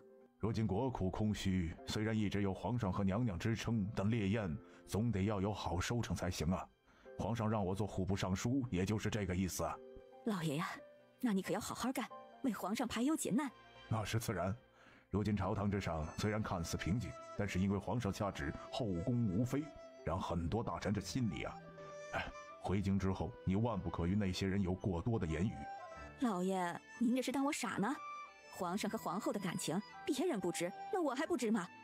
那是患难与共的夫妻。再说了，皇后娘娘聪明伶俐，一手的好医术，皇上心里哪里还能容得下别人呢？你知道就好。你娘家那边？有我在，他们掀不起什么风浪来。皇后娘娘是咱们家的救命恩人，谁要和皇后娘娘作对，那就是和我作对，我绝对饶不了他们。夫人，你明白就好啊。夫人叹息什么呢？我是在想大宝去了北京那样的地方。去北京反而对他是好事，谁叫那东西不长眼呢？皇上这是宽宏大量啊。再者，皇上这也是栽培大宝的意思，将来得让他多历练历练。以前担心大宝，却没想到他一招改了性子，短短时间内就升任了五品。那都是皇上和皇后娘娘提携。对，是，对，民妇参见皇后娘娘。姨姨，快请起。娘娘，使不得，还是叫我于掌柜吧。于掌柜不必客气。娘娘，这是这一季的盈利，这阵子太忙了，没来得及找你。这是我新画的图纸，不过有些事还请于掌柜不要透露出去。娘娘放心，自然不会有任何关于娘娘的事透露出来。参见皇上。大将军快请起。皇上，老臣是来向您辞行的。大将军，万事小心，北境我就交于你了。是，皇上放心，老臣定不负所托。将军辛苦，这都是老臣应该做的。大将军和莫一之聊了很久才离开，知道大将军要去北境，云珍说什么也要陪他一起去。哎，珍儿，你如今也是大姑娘了，该好好的待在京中。你娘啊也在开始给你挑选婆家了。爹，我不嫁，我要陪你去北境。你一个人我不放心。你爹我在边境待了一辈子，有什么不放心呢？如今边境不稳定，我要替皇上守好边境。边境自然有你爹在，要你一个小姑娘去做甚啊？女孩子家就安安心心的待在京城，相看一个合适的婆家。娘，婆家有什么好的？你一个女孩子总是要嫁人的呀，谁规定女孩子就一定要嫁人呢？京城这么多好男儿，你就没看上一个？没有。你一个女儿家，整天打打杀杀，以后怎么说婆家？爹，你打小就知道我最讨厌那些了，军中才是最适合我的。行了，这件事儿就这么定了，你给我好好在家待着。爹，你怎么能这样？我不同意。你不是同皇后娘娘关系素来要好，如今皇后娘娘也来京中了，你也不会无聊。妍儿是皇后了，要做的事情又那么多，哪有时间陪我？珍儿啊，听你爹的话。珍儿，去休息吧。是，爹爹万事小心。不用担心。回到自己房间，云珍将房门从里拴着，然后开始收拾自己的包袱。如今京中的格局也变了又变，珍儿年纪不小了。你放心吧，我会料理好的。参见皇上，参见皇后娘娘。珍珍啊，没有外人在，不要多礼。妍妍，我是来向你辞行的，很遗憾不能亲眼看到你的封后大典了。啊，你要去哪儿啊？我爹明日一早去北境，我得护着他，他就我这么一个女儿，那你要注意安全。放心吧，这是我给你的新婚贺礼，祝你和玉哥哥白头偕老，早生贵子。老爷，你想想办法呀，这皇上怎么能这样呢？本官有什么办法？你没看皇上手段有多么铁血，老葛直接被贬出京了。皇上这是想卸磨杀驴吗？还是为了讨好丞相？安王和齐王在的时候，那势力如日中天，要不是你和朝中大臣站在了皇上这边。夫人慎言，这些话你都敢说？在外面我自然是不会说的，我有那么蠢呢？这不过是在你我这里说说罢了。京城危机，你好歹是有从龙之功的呀，不说别的，他竟然还给你光降了半级。哎呀！皇上正是念着京城危机之时，我站在他那边，所以才只降了半级，要不然我就是第二个老葛了。老葛能与你相比吗？你看看那个白志才，先皇在的时候不还说要处置他？皇上这一上位，让他从地方直接升为京官不说，还是个2品大员，他又做了什么？这皇上简直是乱。小心隔墙有耳，有些话心里清楚就行。你在这儿胡诌诌，不想要脑袋？如今上面这位可不是讲情面的呀。这皇位还没坐稳呢，就休得妄议。朝中这么多年，我都稳稳当当的下来了，如今皇上这儿也算是有几分脸面。皇上摆明是不会封妃的，只要不提起此事，皇上断不会将我怎样。再说了，静儿就算进宫了，那后宫岂是那么好过的？老爷，你糊涂啊！你自己看看丞相一家，整个烈焰，还有谁能和他们家相比呀？女儿是皇后，自己是丞相，那是百官之首，还有3个儿子也都在朝中，这烈焰还有谁能比他们家风光无限？丞相家的老大之前不是有意来求娶咱们家的金儿吗？这些时日在朝堂之上，我瞅着也是个不错的。金儿若是嫁去丞相府，日子过得会更好啊。老爷，你简直是糊涂！你屈居丞相这么多年，如今正是大好时机，凭什么就只有他楚天和一人得利？咱们家金儿哪点不比那乡野来的野丫头强啊？皇后的娘家，这是多么荣耀的事儿啊！哎呀，再说了，太后娘娘年轻时和我也是有交情的。你可别忘了，太后娘娘和楚天河仙夫人那也是好友，都是死了多年的人，有什么好惦记的？明日我就带着金儿去拜见太后，只要和太后打好关系，太后喜欢金儿，那这一切就都好说了。楚家那丫头，毕竟是在乡野长大，这要是传出点什么不好的风声，哼，她还哪有做国母的资格？糊涂！皇上都已经下令，楚家丫头就是皇后，你莫不成还想对付楚家丫头？到时候同时得罪皇上和楚家，你怕是不想活了呀！我的金儿这么优秀，打消你心底的想法。就算是要让金儿进宫，眼下也不能打皇后的主意。但若是皇上自己看上金儿，那就有所不同了。老爷，你的意思是说，对付这样的事情就不要自己出手。虽然安王和齐王都倒了，但不还有其他王爷吗？那些个王爷，你真的以为一点势力没有？要真如此，老夫就不会一直保持中立。九公主和楚家之事，你以为就算是过去？九公主又能翻起什么风了？如今先皇都驾崩了。九公主的母族人以前都一贯中立，现如今朝堂之上也是有话语权的呀。老爷夫人，小姐来了。金儿怎么这么晚了还过来？快点让她进来。父亲母亲。金儿，这是怎么了？父亲，女儿想进宫。金儿，之前丞相府来，楚云墨，其实加入丞相府也是不错的选择呀。爹爹，那个楚云墨又如何能与皇上相比？但是入宫，父亲认为并不算最好的选择。宫中生活远远没你想象的那么容易。爹，只要金儿能进宫，王后一定会是这天下最尊贵的女人。金儿有信心，只要金儿，咱们李家在烈焰。就是啊，老爷，凭我们金儿的本事，岂会输给那个乡野丫头？我何尝不知你进宫之后会给家族带来的荣耀？这是爹就你这一个闺女呀！李晶晶看着李文信，自从那日她远远地见到了皇上一眼，她整颗心就都沦陷了。皇上刚登基，还没坐稳呢。这个楚丞相在朝堂一直是实力强大，以前辅助安王，见安王败了，立马调转头来投了皇上。这谁人不知，谁人不晓啊？皇上不过是碍于他的势力，所以不得不选择楚家那个乡野之女为后。若老爷你与其他人能够为皇上分忧，皇上又怎会说后宫无妃这样的话？娘亲说的有道理，爹爹，皇上一定是不得已，他是有苦衷的，你一定要帮皇上呀。为父清楚，这是皇上的性子。罢了，既然你想进宫，那父亲来想办法。谢谢爹爹，只要金儿能进宫，一定会给咱们家族带来无上荣耀的。明天让你母后带你去见太后。是爹爹。参见太后娘娘。李夫人来了，不必多礼，快快起身。多年未见，娘娘越发尊贵了。玉儿长大了，哀家也老了，来，快快坐。谢太后娘娘。这个就是你们家金金吧？娘娘记性可真好，这就是我家金金。金金给太后娘娘请安，祝太后娘娘福寿安康。好好好，不必多礼，快坐。哎，金金长得可真是花容月色呀。李夫人呐，你生了个好姑娘，娘娘谬赞了。这孩子呀，也就是从小喜欢摆弄琴棋书画那些，让我养得娇贵了些。早有耳闻，李大人家的闺女可是京城第一大才女，让京中众位官家小姐都黯然失色呢。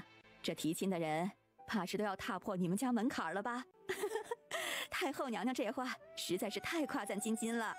这提亲的人家呀，哎呦，倒确实是有。不过这孩子吧，一直非要找一个什么能与他谈论诗词歌赋的姑爷。以前这联姻的人家呀，都是带着目的来的，我和他爹自然也不愿意。那倒是，哎，金金是才女，兴趣相投，日子才好过。你也不要着急。哎，以前呢，我倒是真的急，后来看他那么坚持，我和他爹也就不逼他了。就如太后娘娘说的那样，兴趣相投了，日子才好过。等哪天呀，他自己挑到了心仪之人，再说也不迟。皇上如今登基，很快就要大婚了，娘娘以后啊，可以安心享福喽。唉，先皇驾崩，皇上刚回来就要面对那么多事儿，我真是吓得心惊肉跳啊。还好，一切总算是安定下来了。等他成了婚，我就彻底放心了。皇上是个孝顺的，也是深情的，与皇后娘娘日后啊，定然是琴瑟和鸣，为皇家开枝散叶。梨儿的女儿，想来也是继承了她的秉性的，温柔贤淑。梨儿生的女儿确实还不错，如今皇上册封她为后，梨儿在天有灵，应该也会有些安慰的。唉，只是可怜了那个孩子哟，那么小就没了娘，又被人换到乡野去生活了那么多年。你说，他这要是在京中长大，想必定然又是另一番光景了。是啊，那也是个苦命的孩子。还好，如今是回京了。李夫人又和莫婉聊了很久，心里总算有个底了。过了许久，李夫人才带着李晶晶离去。叶子，今天这是第几波了？应该是有4波夫人来请过安了。这些人来请安，都带着自家闺女，怕是玉儿那道后宫无妃让这些人都急了，所以才把主意打到哀家这儿来。说什么给哀家请安，都是来试探哀家的意思。娘娘英明，皇上威武俊朗，哪家的姑娘不爱慕啊？再说了，皇上登基，后宫空虚，他们可不得眼巴巴地往前凑呢。说什么给皇家开枝散叶，玉儿是哀家的儿子，他心里只有言儿。哀家又怎么能因为那些所谓的破规矩和朝臣去逼迫他呢？什么规矩不规矩？规矩是死的，人是活的。玉儿如今是皇帝，他想立什么规矩就立什么规矩。娘娘英明，不管皇上说什么都有他的道理，其他人上蹿下跳也没有用。如今呀，娘娘只需要安享清福就好了。等到皇上和皇后大婚后，生个皇子公主，太后含饴弄孙多好。是啊，我也想啊，就盼着了。金儿啊，你今天见到太后娘娘说的那些话是什么意思啊？看起来太后娘娘还是比较满意皇后人选的。是啊，现在心里有底了，就知道事情该怎么办了。金儿啊，没关系啊，向来皇上最宠爱的都不会是皇后。你看看这历朝历代有几个皇帝没有宠妃啊？太后娘娘对你赞赏有加，你是有机会的。娘，我知道，我不会放弃的，总有机会。咱们今天虽然什么都没提，但是能让你在太后面前留个好印象也是值得的。没有哪个皇帝是只有一位皇后，等到这个新鲜劲儿过了，他就腻了。以后啊，你要多进宫给太后请安，只是别提其他的，更不能让他知道你是带着目的的。只哄好太后娘娘就行，总能遇到皇上。祝小姐与皇上白头偕老，早生贵子。楚清言笑了起来，脸微微泛着红晕。今天就是她出嫁的日子了。屋外响起了震耳欲聋的锣鼓声和乐声。迎亲的来了。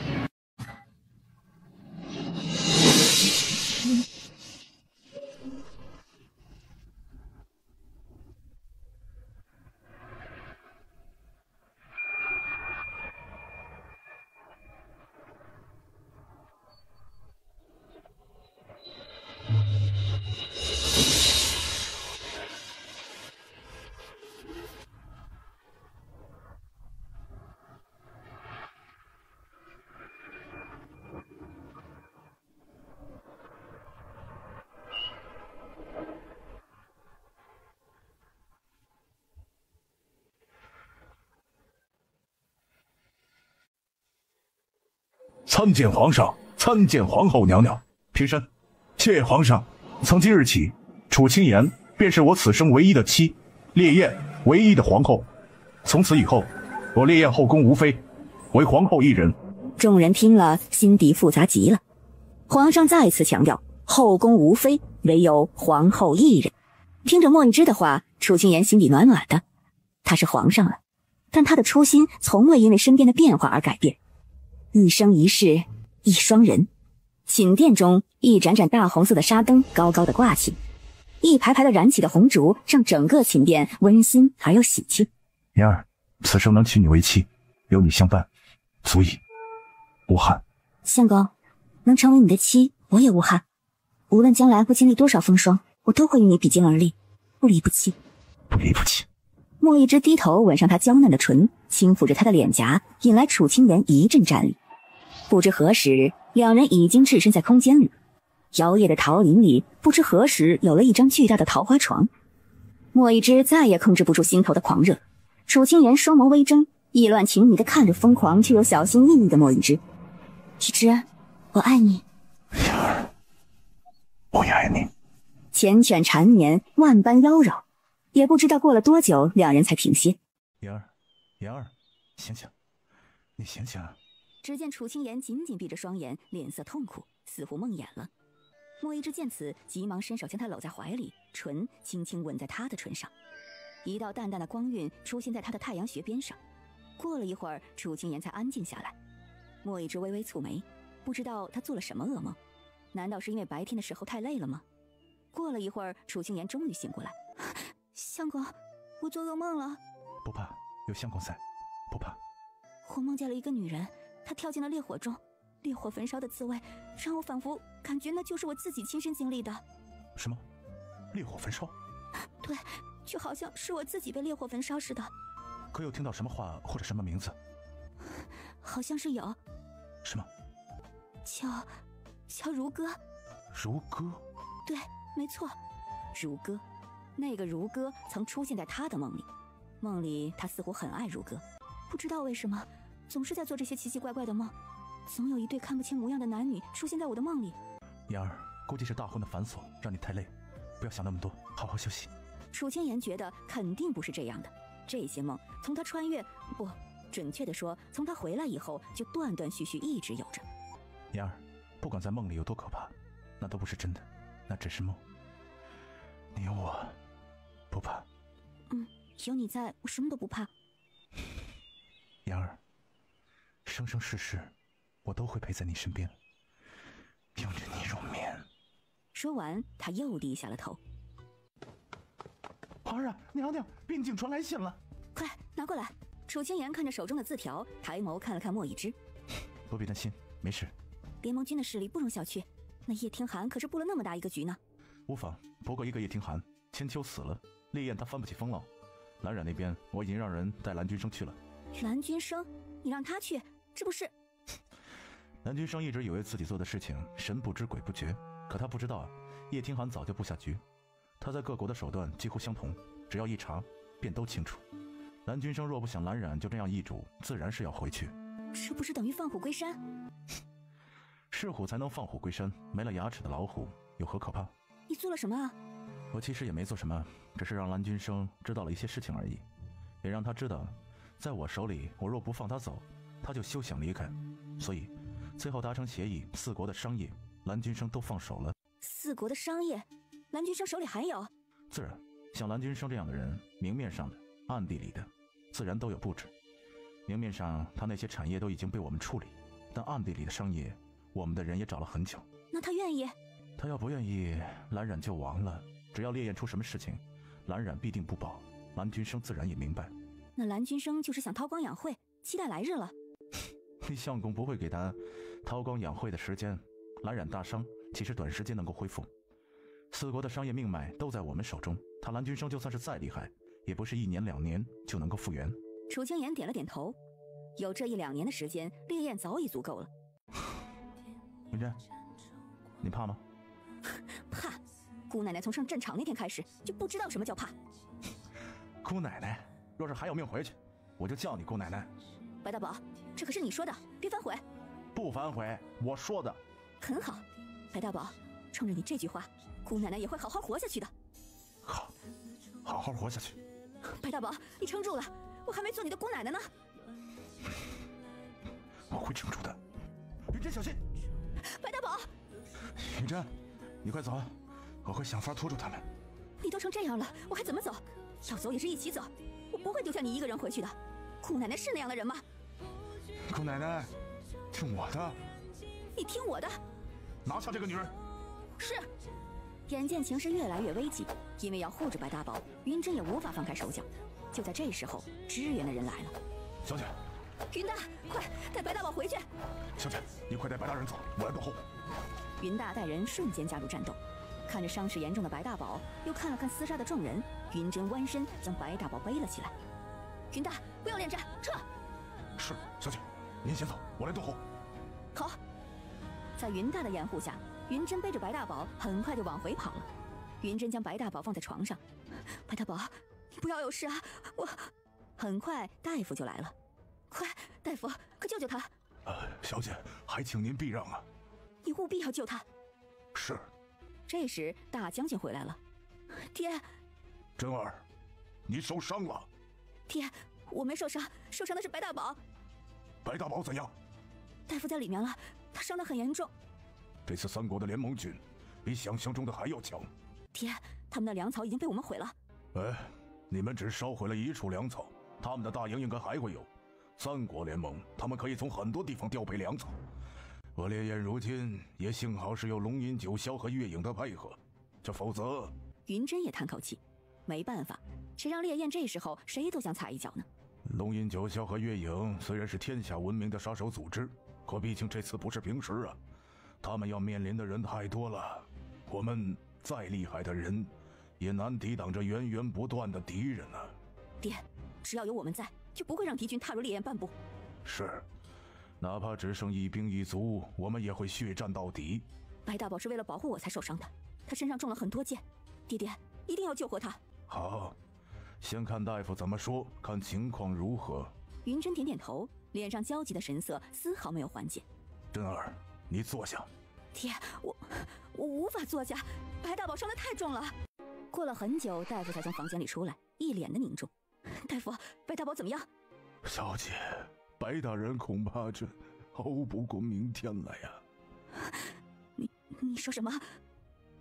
小姐，白大人伤中要害，伤势太过于严重，又失血过多。虽然伤口已经处理，但……不会的，白大宝不会有事的，你快救他呀！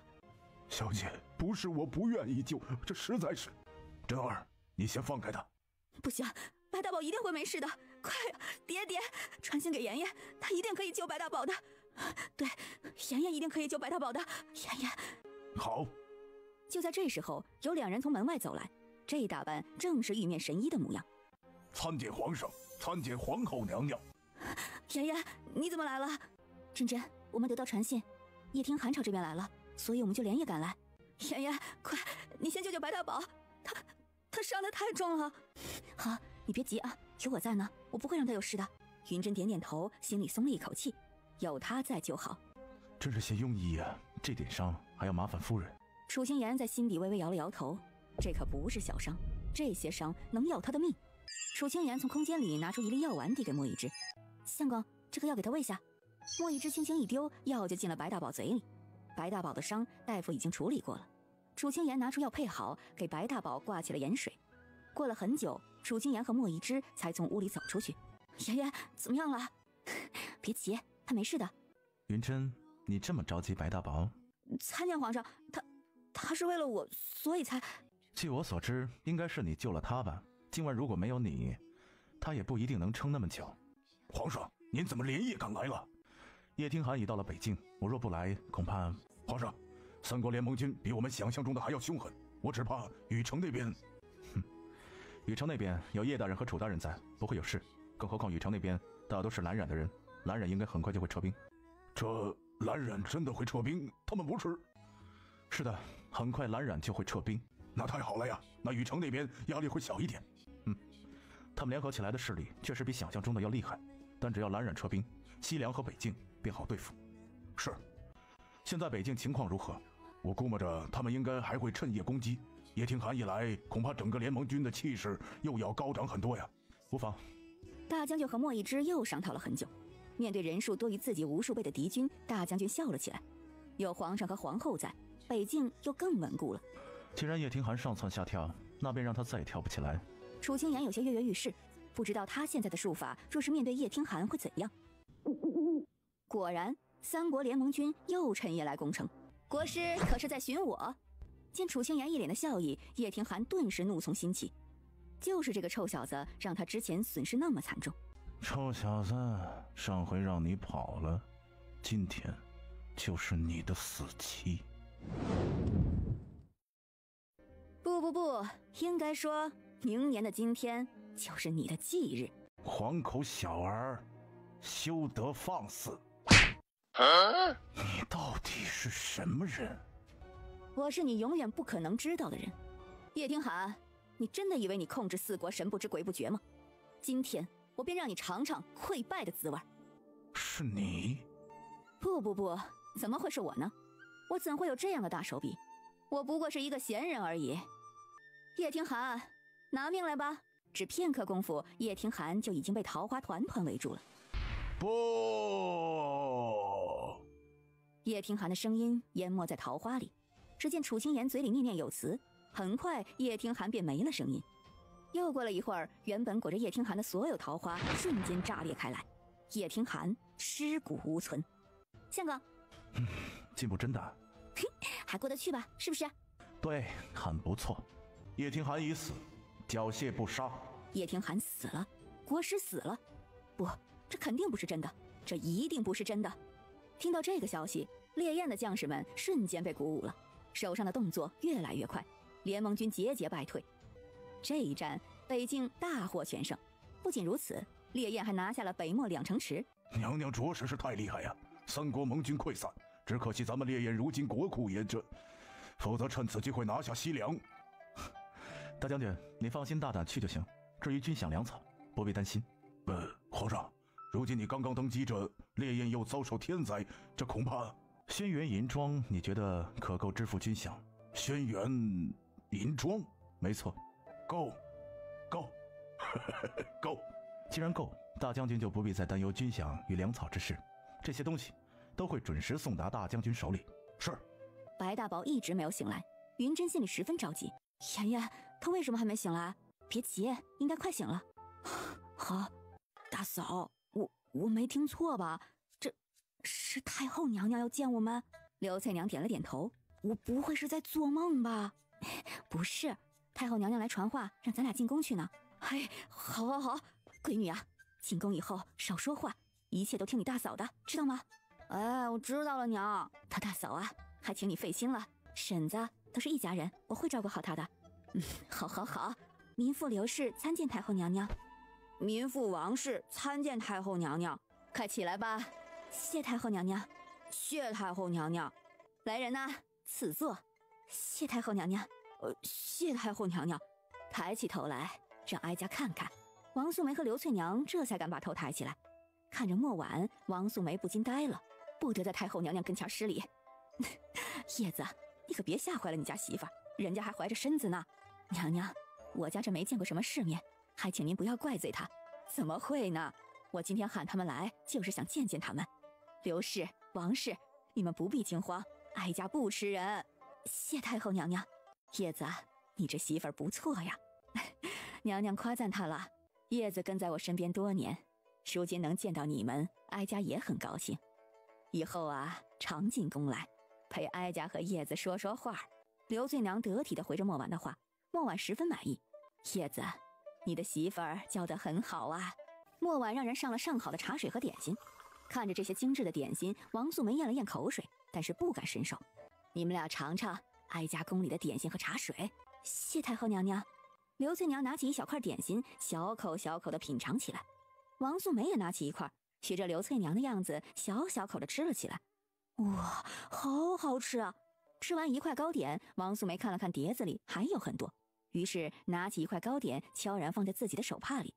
她娘不能进宫来，这么好吃的糕点，她一定要给她娘尝尝。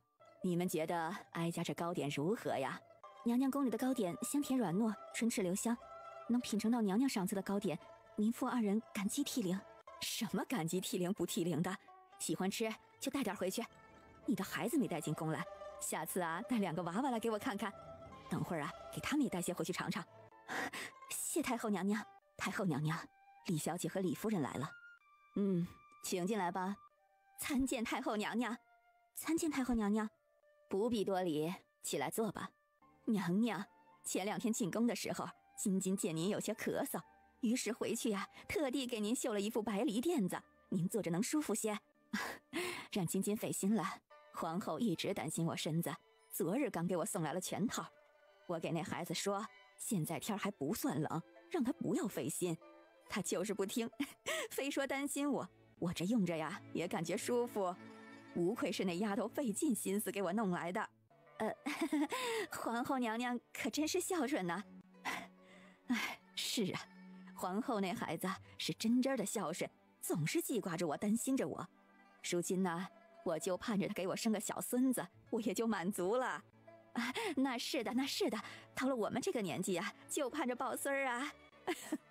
叫你家金金赶紧挑个好人家，如此啊，你便可以抱孙子喽。这个丫头要是能那样想，我就满足了。话说皇后娘娘和皇上大婚这么久了，还没反应吗？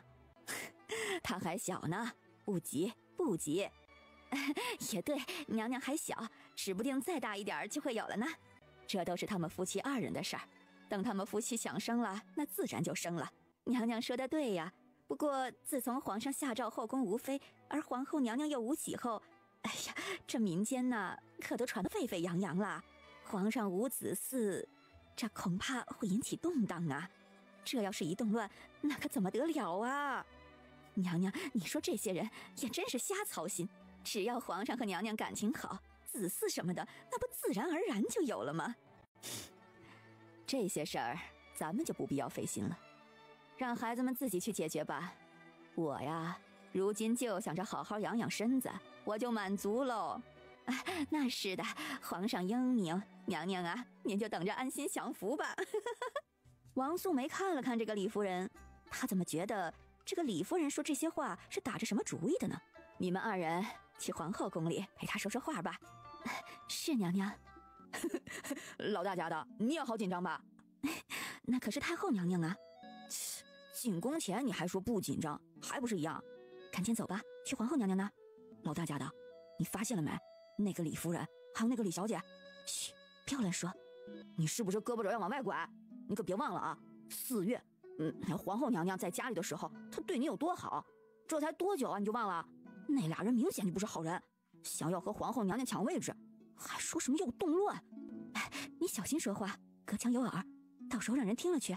你要是敢帮外人，以后咱俩没完。我什么时候说要帮外人了？你刚才那态度不就是？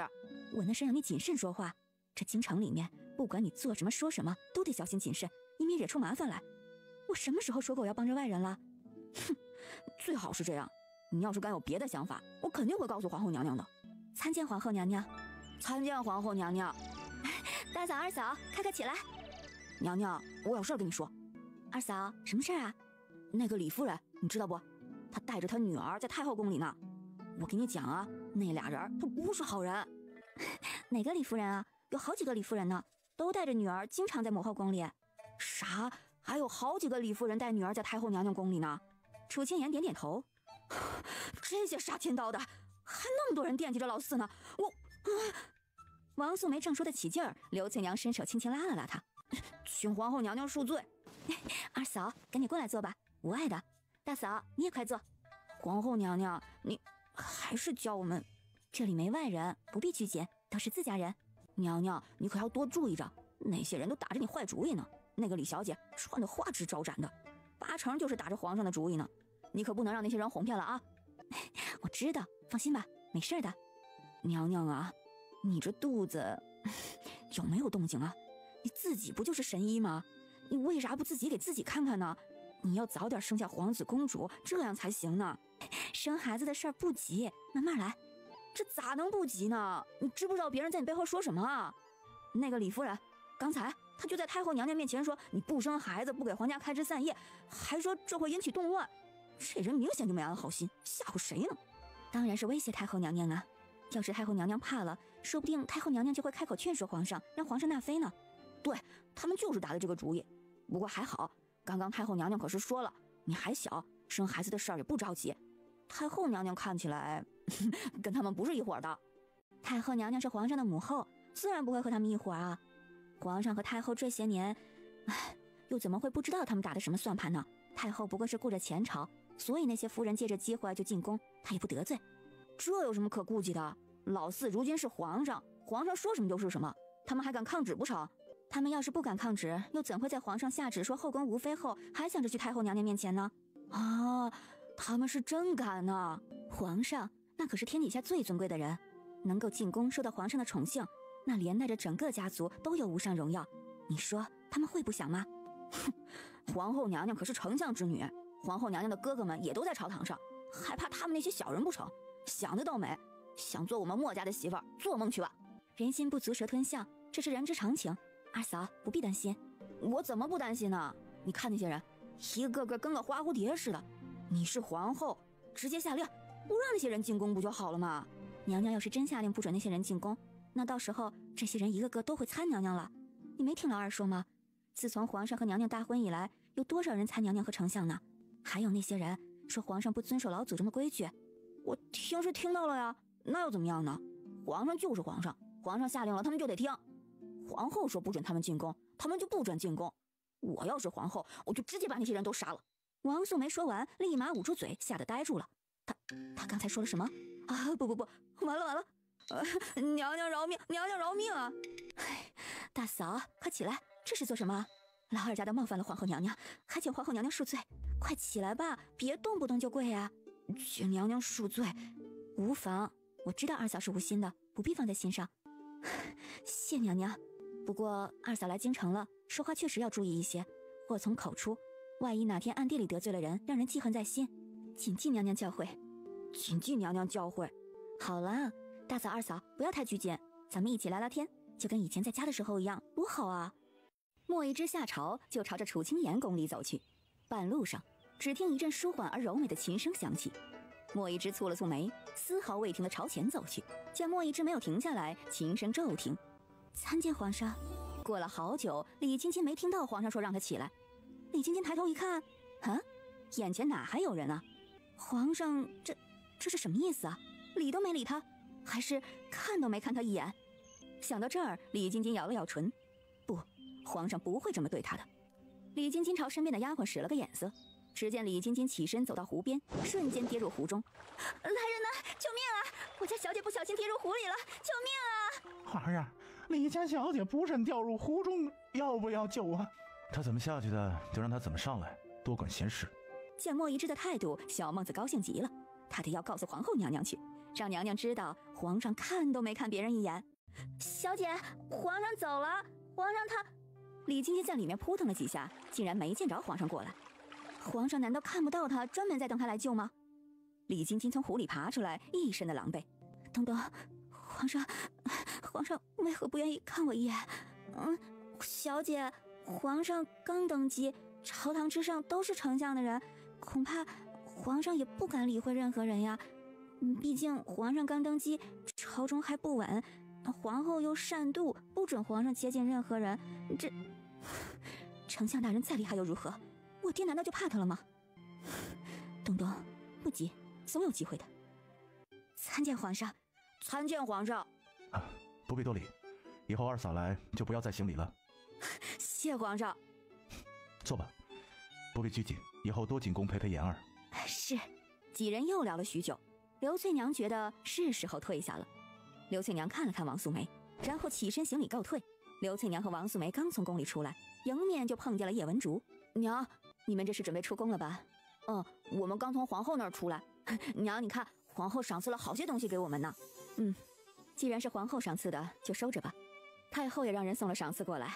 娘啊，这老二家的，在京一切都要听从你大嫂的话。你娘如今也在，不管做任何事，先问问你娘。娘，你放心吧，我记着呢，保证不乱说话，不惹是生非，我都明白了。你明白了就好。娘，之前那李夫人母女俩那不是好人，你得帮着皇后娘娘，他们明显是为了皇上才来的。娘娘的事情你无需操心，你只要不添乱，不给娘娘惹麻烦就行了。娘，我保证。只是不知道你这保证有没有效啊？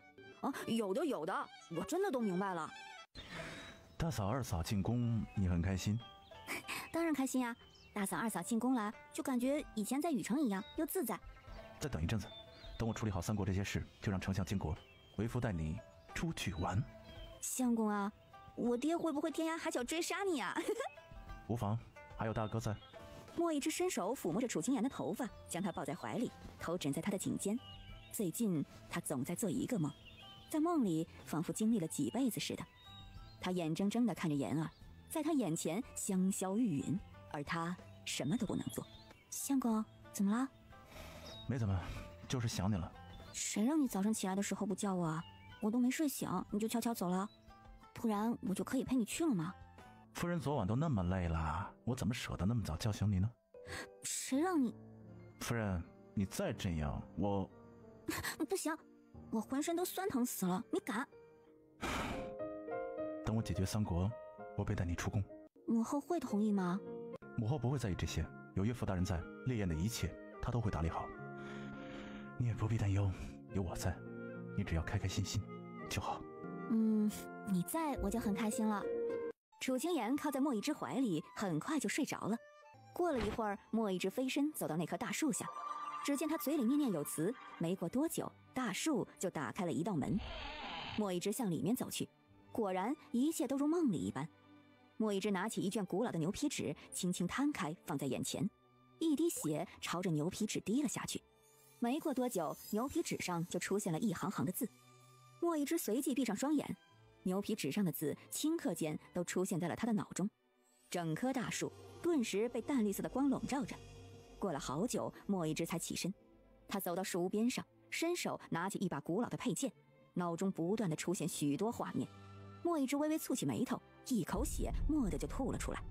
好半晌后，莫一之才缓过来，只见莫一之快速的离开树屋，朝桃林而来。坐到楚清言身旁，莫一之一把紧紧地抱住了他。相公怎么了？莫一之紧紧搂着他，低头吻上了他的唇。相公，你受伤了？没有啊。没有，为什么会有血腥气？可能是你之前来咬破了我的唇，所以有些血腥气息。啊，是吗？是的。相公，我还困着呢。我抱着你再睡会儿。楚清言趴在莫一之胸口，听着他强有力的心跳声，突然就没了睡意。楚清言起身撩了撩自己的头发，挺了挺胸，一脸娇笑地说：相公，你看我美吗？美，我的妍儿最美了。我觉得刚才的妍儿最美。莫一之伸手将楚清言捞了上来，让他面对着自己。妍宝，我爱你。楚清言只觉得顿时整个人又沦陷在他无限的柔情里，不由自主的，楚清言低头就吻在了莫一之的唇上，两人似乎不知疲倦，缠绵悱恻。启禀娘娘，楚家大人来了。他来干什么？这楚大人没说。就说娘娘还没睡醒，让他等着。是。楚清言又打了一个呵欠，缓缓起身。大哥来了，他得去看看。再睡会儿。大哥来了，我先去看看。他也没什么事。相公，我没力气。没力气就不去。相公，你抱我去。好，我抱你去。大哥，我们不在京城的时候，小妹不会受欺负了吧？就是，怎么小妹这么久了都没出来？你两人当我是死的呀？朝堂上那些人上蹿下跳，个个都说小妹坏话，怎么就没见你说什么呀？就是那些人都是想把自己姑娘送进后宫，怎么就没见你出来阻止啊？这需要阻止吗？你见哪个小姐哪一个被多看一眼了？不管有没有被多看一眼，我就是不爽。不行，我就去把那些人都给送进花楼算了，就是直接一个个的都丢进花楼。楚云墨白了这两人一眼，没再说什么。这时候，莫一之抱着楚清言走了出来。小妹，你这是怎么了？病了？小妹，你是哪里不舒服吗？小妹，你别吓唬我呀！楚清言的脸蓦地就红到了耳根子。楚清言轻咳了两声，是时候该要给他的哥哥们找对象了吧？小妹，大哥、二哥、三哥，我没事，只是最近睡眠不太好，所以觉得有些累。怎么睡眠不好了？是不是？没事，我就是最近总是梦到娘亲，想娘亲，所以睡得不怎么好。小妹，你别难过，虽然娘亲不在了，但是哥哥们会一直陪着你。对，小妹，你别难过呀。有哥哥们在，我不难过。小妹，最近二哥一直忙着赈灾和重建之事，你在宫里要是有什么事，就一定要及时传信给二哥啊。二哥，我在宫里很好，你安心忙就是了。我已经忙得差不多了，之前听说你去边境，哎呀，这二哥担心死了。没事，我和相公去了没多久就回来了，有小金在，出行很方便的。你怎么能独自去面对叶听寒呢？虽然最终叶听寒失败了，可是想到你和他对阵的情况，二哥后怕呀。二哥，相公都说我如今功力大增呢，还打败了叶听寒，你不应该感到高兴吗？高兴啊，可是你有3个哥哥，这种小事就不要亲自上了。哥哥们留着干什么呀？不就是保护妹妹的吗？小妹，打架这种事儿，你有哥哥们，哪里需要亲自上手？你们忘了舅舅说的那些话了吗？我得要好好努力才行，不然以后怎么给娘亲报仇啊？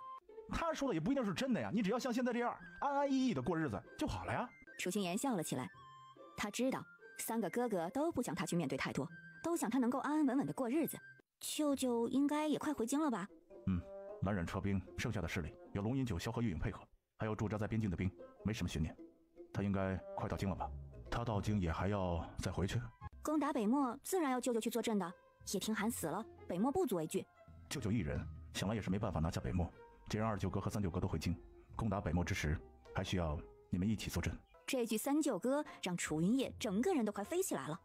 主子喊他三舅哥，没错，他就是他三舅哥。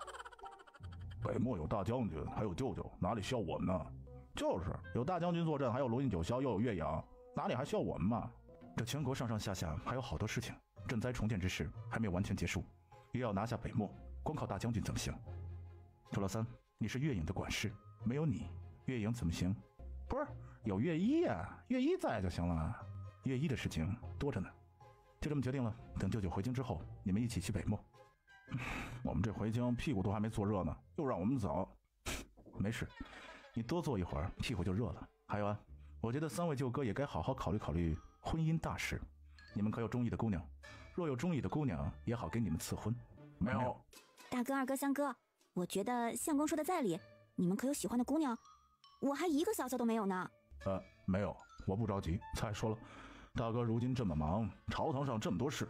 就是，我们也忙啊，我们还要一起去北漠，这哪有时间呢？楚清言叹息了一声，三个哥哥为何都不着急成家呢？我觉得吴家姑娘就很不错，听说吴家姑娘对三舅哥可是一见钟情。还有陈家姑娘，之前不是见过二舅哥，从那儿回来之后就一直念念不忘的。还有黄家小姐，听说找了大舅哥很多次吧，这些可都是好姑娘。要不我直接下旨赐婚，三位舅哥可同日成亲。小妹，大哥想起来了，朝廷上还有好多事情没有处理，我先走了啊。小妹，二哥也是啊，刚回京还没来得及回府呢，我过几日再来看你。对，小妹，三哥也先走了啊，你好好的啊，三哥下次经过给你带好吃的。三位舅哥别走啊，我们好好谈论一下。我觉得这几位姑娘都不错，皇后一直担忧你们的婚事，考虑考虑吧。相公，你太坏了吧，这么吓唬我三位哥哥。我哪里吓唬他们了？他们都不小了，本就该成婚。我说的这几家姑娘呢，也都不错，可以考虑考虑。不错的话，是可以让几位哥哥们都相看相看了。元宝，你还没睡好，我抱你再睡会儿。好。大人，你可算是好的差不多了。这点小伤没事，还小伤呢。当时大夫出来的时候都说大人没救了，要不是什么？要不是皇后娘娘来了，大人的小命可就保不住了。皇后娘娘来了？没错，要不是皇后娘娘来了，大人这会儿怕是都凉了。皇后娘娘什么时候来的？就是你和云大小姐出城回来，云大小姐将你背回来，大夫说你伤势太重，无能为力。后来没多久，皇后娘娘就到了，叶听寒亲自过来了。要不是皇后娘娘和皇上到了，北京恐怕都很危险。但是有了皇上和娘娘，叶听寒死了，蓝染那边也撤兵了，最终咱们才胜的。之前怎么没听你说啊？大将军有令，不得打扰你休息，所以不准我等在我们面前说什么。来，你把这些日子发生的事都给我说的清清楚楚的。好。白竹将所有的事情都说给了白大宝听。你是不知道云家大小姐有多厉害，背着你就冲回城，你浑身都是血。她一个小姑娘家的，竟然背着你跟飞了似的，我真是头一回见的。云真背我？是啊，云大小姐可厉害了，背着你一口气冲回城的。白大宝的脸微微红了起来。云真背他？我知道了，你先出去吧。是，公子。白大宝，你今天好点没？声音戛然而止。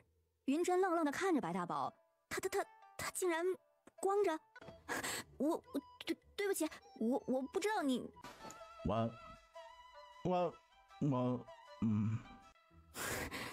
你先穿衣服。云真说完，急忙就走了出去。你好些了吗？没事了，都是小伤。那就好。看着云真娇羞的脸庞，白大宝一时竟然看呆了。那你没事，我就走了。我送你吧。不用了，你好好休息吧。虽然现在大会全胜了，但皇上想要乘胜攻打北漠的，所以后面我们还有很多事情要做，你休养好了再说吧。我已经没事了。你伤得很严重，虽然现在好多了，但也要多注意一些。要不是皇后那天晚上刚好赶到了，你这伤恐怕……白术给我说过了，我会去感谢皇后娘娘的救命之恩，也谢谢你背我回来。我你为我挡了好几箭，背你回来自然是应该的。你想说什么？皇后娘娘如今是国母，你当初在禹城的时候，皇上看着你对娘娘，想来也是因为这样，所以皇上才会让你来北境的。你以后不要……我对皇后娘娘只有感恩，皇后娘娘对我们一家的恩情，我们白家没齿难忘。你明白就好，否则惹恼了皇上。曾经我的确是仰慕过皇后娘娘，但也只是仰慕而已。像娘娘那样耀眼的女子，很难让人不仰慕。但自从知道娘娘已经嫁人之后，我从未有过别的想法。妍妍那样耀眼的女子，连我都仰慕，更别说你们男人了。你自己心里有数就好。你以后别上战场了，刀剑无眼，太危险了。不，我适合战场，兴许以后我会是烈焰的第一位女将军呢。白大宝看着云珍，想起他们在战场上并肩作战的情景。烈焰第一位女将军，或许她可以的。娘，你看，这是我给你新买的。哎呦，你可慢点儿，你这是干甚呢？跑这么快。娘，这有啥呀？村里那些人怀身子，还不下地干活呢吗？怕啥？你小心些，你怀一个不容易，这都这么大了，你还不注意点？哦，娘，我知道了。素梅呀，你有银子了就攒着，以后用钱的地方多着呢，不要乱花。这以后娃生出来还得用呢。娘，这衣服我在南烟阁买的，没花多少银子。南烟阁的掌柜认得老四媳妇，给打了好多折呢。王素梅，我跟你说了多少遍了，不要利用娘娘的名义在外面干别的事儿。你这耳朵长在哪里的？娘，痛，你放手！我没有利用娘娘的名义在外面干坏事儿。这南烟阁的掌柜，我们在禹城就认得了。那时候老四媳妇还不是娘娘呢，他就要送我们衣裳，我可没白要他的，我给了银子了。南烟阁的衣服出了名的好看，我也不能说不去他家买啊。这别家的衣服没有他们家好看呢。娘不求你大富大贵，只求你平平安安的过好你的小日子。姑爷也是个争气的，你只要好好的，不要惹是生非，你在墨家的日子就会过得很好的。娘，我没有惹是生非。你看来京城这么久了，我做过什么吗？我没有啊。那些人家上门来，我都不理会他们，也没和人家搅和到一起。你做得对，就要这样做，简简单单过好你的日子，不要去掺和其他的事儿，更不要掺和朝堂的事儿，那就对了。你是一个女人，守好你相公的后院，孝敬公婆，妯娌和谐就行了。娘，娘，你快试试这衣裳，看能不能穿。好。李氏拿起衣服试了一下，结果太大了。娘，我带你去试衣服，掌柜说了，要是不能穿可以去换的。也行，娘陪你去走走，你多走动走动啊，以后生的时候就没那么难了。好呢娘。两人到南烟阁，把手里的衣裳换成合适的，然后王素梅又给莫忘凡挑了几身。娘，咱们去歇歇脚，喝杯茶，吃点东西吧。王素梅呀，你疯了？你知道去这里吃东西要花多少钱吗？回家去，你想吃什么，娘给你做。娘，我就想吃嘛，我们不点贵的。行吧，走吧，今天就当是破例了，但你下回可不能在这帮花钱了。知道了娘，我会把银子都好好攒起来的。这还差不多。两位想吃点什么？要你们的招牌菜。这位夫人，我们店呢有很多招牌菜，不知您想吃的是什么呀？王素梅微微愣了一下，招牌菜还有很多的吗？好吧。最终王素梅点了3个招牌菜1个汤。娘，快尝尝。好。就在两人吃饭的时候，旁边的隔间里传出的对话引起了王素梅的注意。金金，你都进宫那么多次了，怎么没点反应啊？就是啊，金金，能不能行了？你不是信誓旦旦的说一定会得到皇上的宠爱吗？对呀，我们都等着你提携我们呢。你们是在怀疑本小姐的魅力吗？对，我们不应该这样问的。先不说咱们金金本就是京城第一才女，这容貌啊也是倾国倾城，这哪家的公子见了不得心动啊？就是，之前丞相家的大公子不就有意求娶金金吗？不过金金都没有看得上他。金金呢，不仅是京城的第一才女，更重要的是，如今李大人在朝堂上那可是有着极强的号召力呀。对，那皇后娘家的人把持着朝政，把持着皇上，只有咱们李大人才能打破这样的局面。太后娘娘可是我娘的闺中好友，娘娘嘱咐我好多次，要我多进宫陪她呢。青金呐，我们可真羡慕你。可惜我们娘啊，没有一个是太后闺中好友的。哎，放心吧，只要我们大家齐心，这后宫啊，早晚会有我们一席之地的。对，那个乡下来的粗俗丫头，就算做了皇后又怎样？早晚有一天会被皇上厌弃的。这丞相先前还支持安王呢，后来转头就投入了皇上这边。哼，那个乡野来的，到底是不是丞相府的种，还不一定呢。就是啊，说不定就是楚天河为巩固自己在朝堂上的地位，所以随便找来的一个野丫头呢。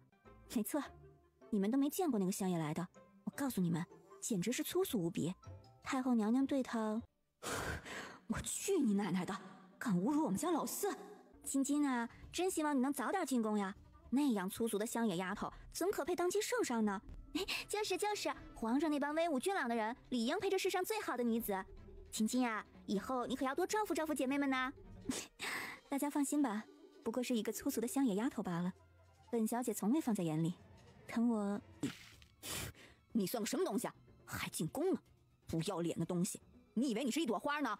你就一堆牛屎渣，就你也配得上皇上？下贱胚子，敢污蔑皇后，诛你九族！你是个什么东西，敢闯进来？你知道我们家小姐是什么人吗？我当然知道，她就是一个贱人，不要脸的贱人。缺男人缺到家了吧你？嫁不出去了是吧？缺男人你倒是说呀！我叫我男人送你一群面首。来人，给我打！谁敢上前一步，我就扭断他的脖子！放肆！你想干什么？你可知道他是什么人？他可是李文信大人家的千金。我管他是什么人，妄议皇后娘娘，他就该死！你胡说，我们没有！你放开我！放开我！其他人见李晶晶在李氏手里，也不敢轻举妄动。哼，放开你！今天我就抓你去见官！辱骂皇后娘娘，该当何罪？你放开我！就凭你这一副穷酸样，也敢在本小姐面前放肆！就你这没人要的模样，也敢在背后说皇后娘娘的坏话？皇后娘娘金尊玉贵，是这烈焰最尊贵的女人，你竟敢对皇后娘娘不敬！我没有，你休得胡说！就是啊，我们没有，你休想栽赃陷害！明明是你侮辱皇后，竟然还想污蔑我们！王素梅听他把锅甩在自己头上，气得又抬起手，啪啪几个大嘴巴子就打在李晶晶脸上。这两人诬陷皇后娘娘，来人呐，给我拿下去见官！别见官啊，咱们直接面见皇上吧！哼，就你这副穷酸样，还面见皇上呢？你以为你是谁啊？皇上岂能是你说想见就见的？就在这时候，莫连居的管事走了过来。管事的，这3楼不是说好了我们包下的吗？为何会有人来啊？哎，小姐，不好意思，这只是一个意外。意外？把这2个女人给我们带走，她们不仅侮辱皇后娘娘，还打伤了我们家小姐。夫人，您身怀大度的，情义不宜过于激动，先坐下再说。见王素梅坐下，李氏松手，将李晶晶扔在地上。对，就是扔。报官。李小姐不用着急，在下已经报官了。没过多大一会儿，楚云烨就带着人到了。楚家三哥，你可算来了！这个女人在背后辱骂皇后娘娘，你可不能轻饶了她。我没有，是她，我们都听见了。是李文信家的女儿。李晶晶点了点头。为什么来的是楚家的人？你侮辱皇后？不，我没有，是这2个女人，是她们。带走。不是我，你们搞错了，是她们。楚云烨没多说什么，朝王素梅微微一礼，带着李晶晶几个人就走了。娘，楚家三哥把人带走了，应该不会轻易放过他们吧？楚家三哥来了，自然会收拾他们的。你肚子没事吧？娘，我没事，肚子也没事。等楚云烨带着人走了，莫连居的管事又让人送来好几个招牌菜。你送错了，我们没点菜的。夫人，这是三公子让人送来的，嘿嘿，三公子已经结过账了，夫人安心用过就好。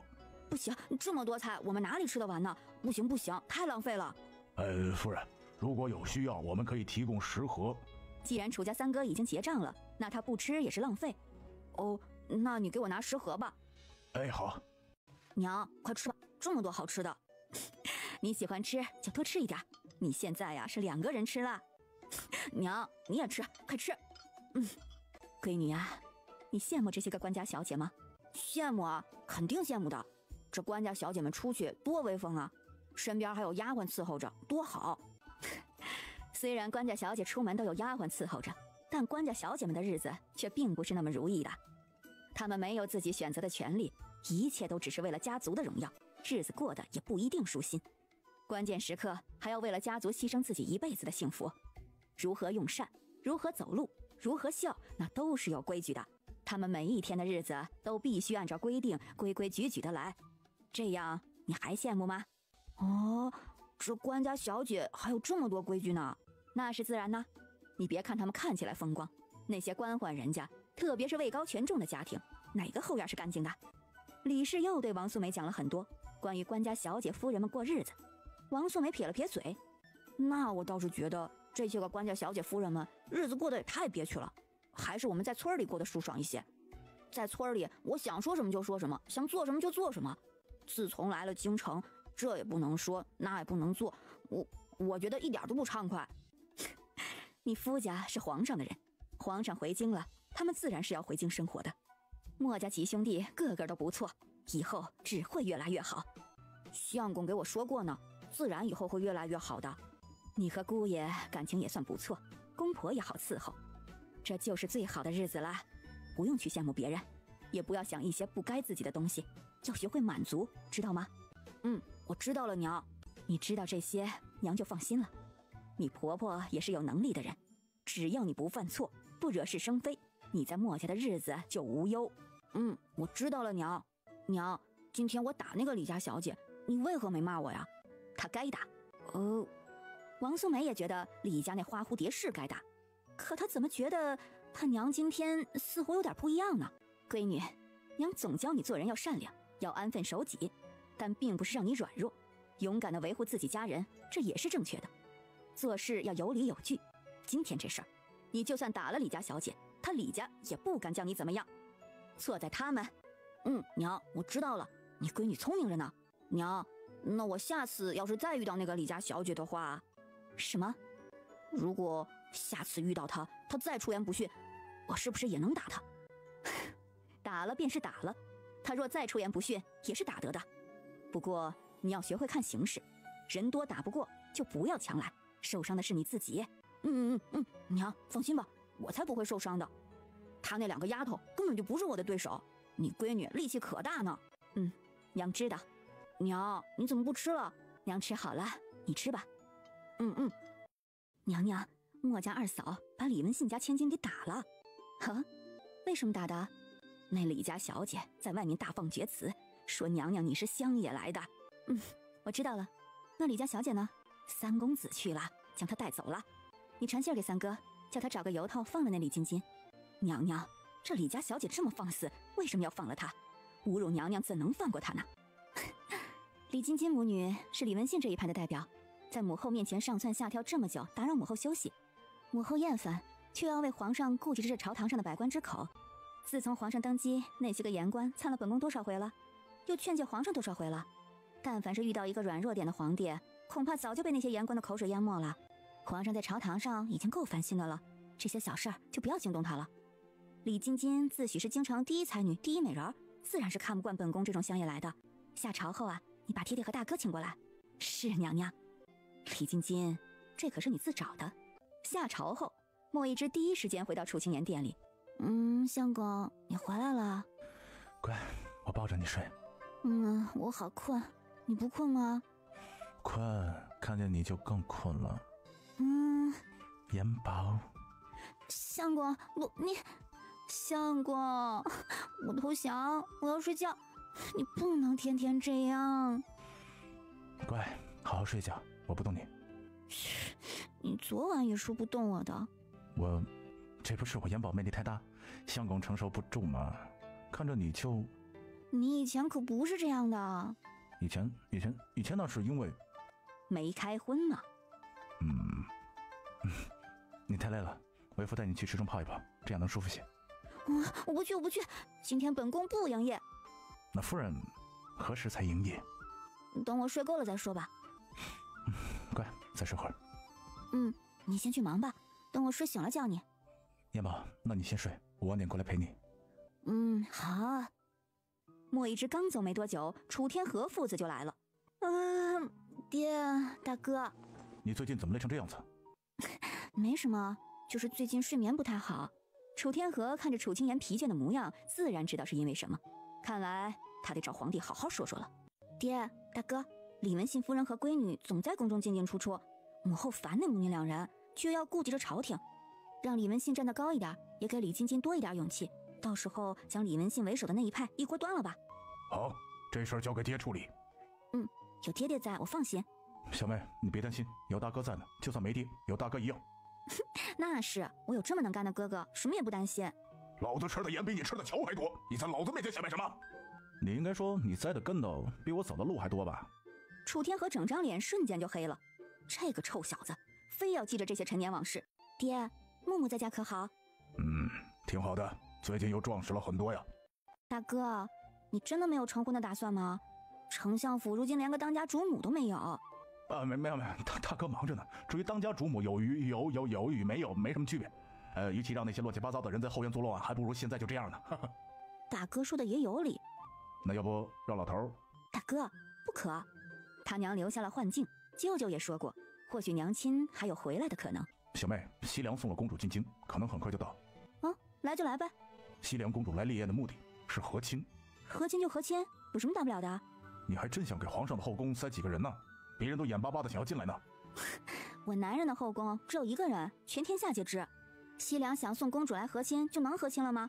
收拾完北漠就是他西凉了，送10个公主来没用，只不过是眼下不动他罢了。我烈焰京城这么多儿男，随便哪一个不能配得西凉一个公主啊？小妹心里有数就好，别人想进来，那你也不能。大哥不必担忧。好。太后娘娘驾到！参见母后。参见太后娘娘。快起，快起，都快起来，不必多礼。母后，你怎么来了？也没通知我一声，我这什么准备都没有呢。母后来看看你，你什么都不用准备。丞相大人和楚大人也在。哦，我们来看看皇后娘娘。我过来刚好有点事儿，既然丞相大人在，我就放心了。妍儿啊，我是得到了消息，说西凉派了公主来和亲，丞相大人应该也知晓这个消息了吧？微臣也刚知晓。这西凉和亲的事儿，妍儿啊，你不要放在心上，有母后在，就断然不会委屈了你。母后，我没有委屈，相公也不会让我委屈的。皇上有分寸，我也放心。我只是怕你得到这个消息胡思乱想，所以过来看看你。母后放心，我不会胡思乱想的。那就好，母后啊就放心了。这件事儿还请丞相大人多费费心。墨儿和妍儿都不容易，这2个孩子吃了太多苦了。作为父母呢，我们都是希望孩子们能够好好的。若是可能，其实我也不愿。太后娘娘放心，微臣绝不会让这件事情让太后娘娘和皇后娘娘忧心。我烈焰自从皇上继位，渐渐就开始恢复起来。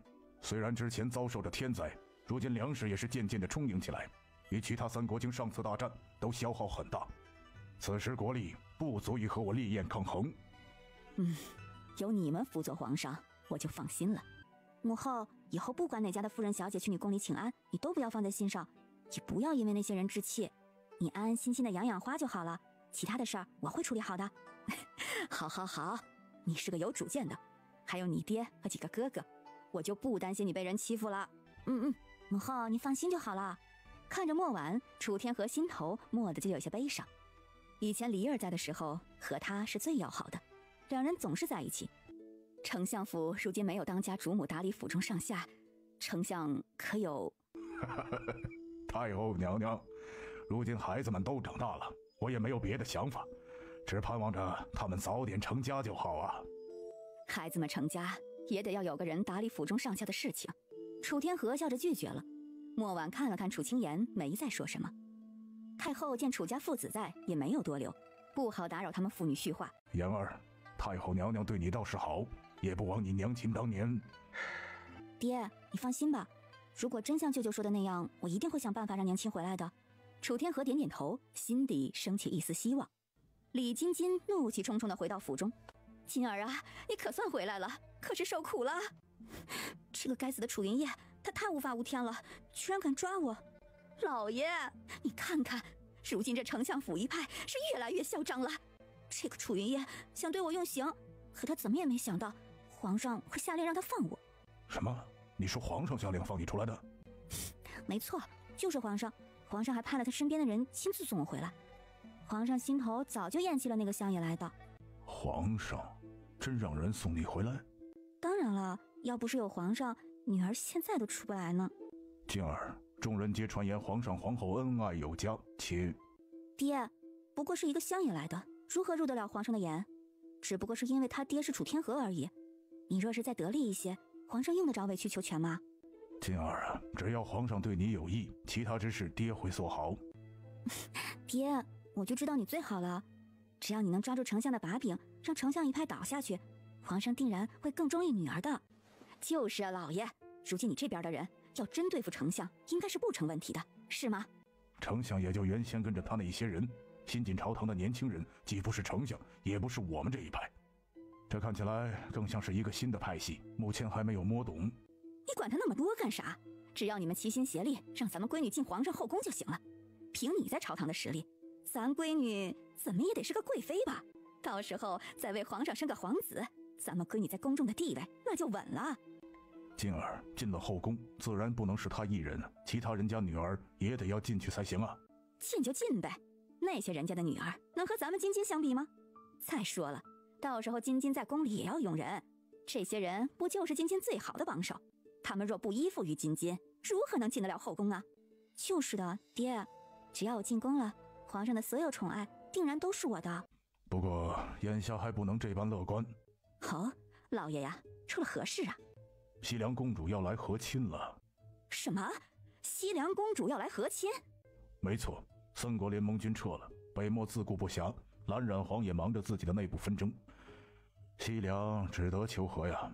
皇上如今先对付北漠，也没腾出空来收拾西凉，所以多半会同意和亲。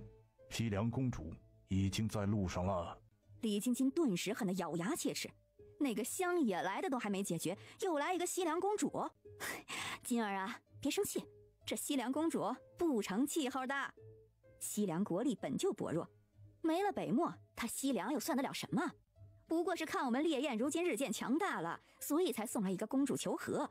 皇上又怎会将一个弱国公主放在心上呢？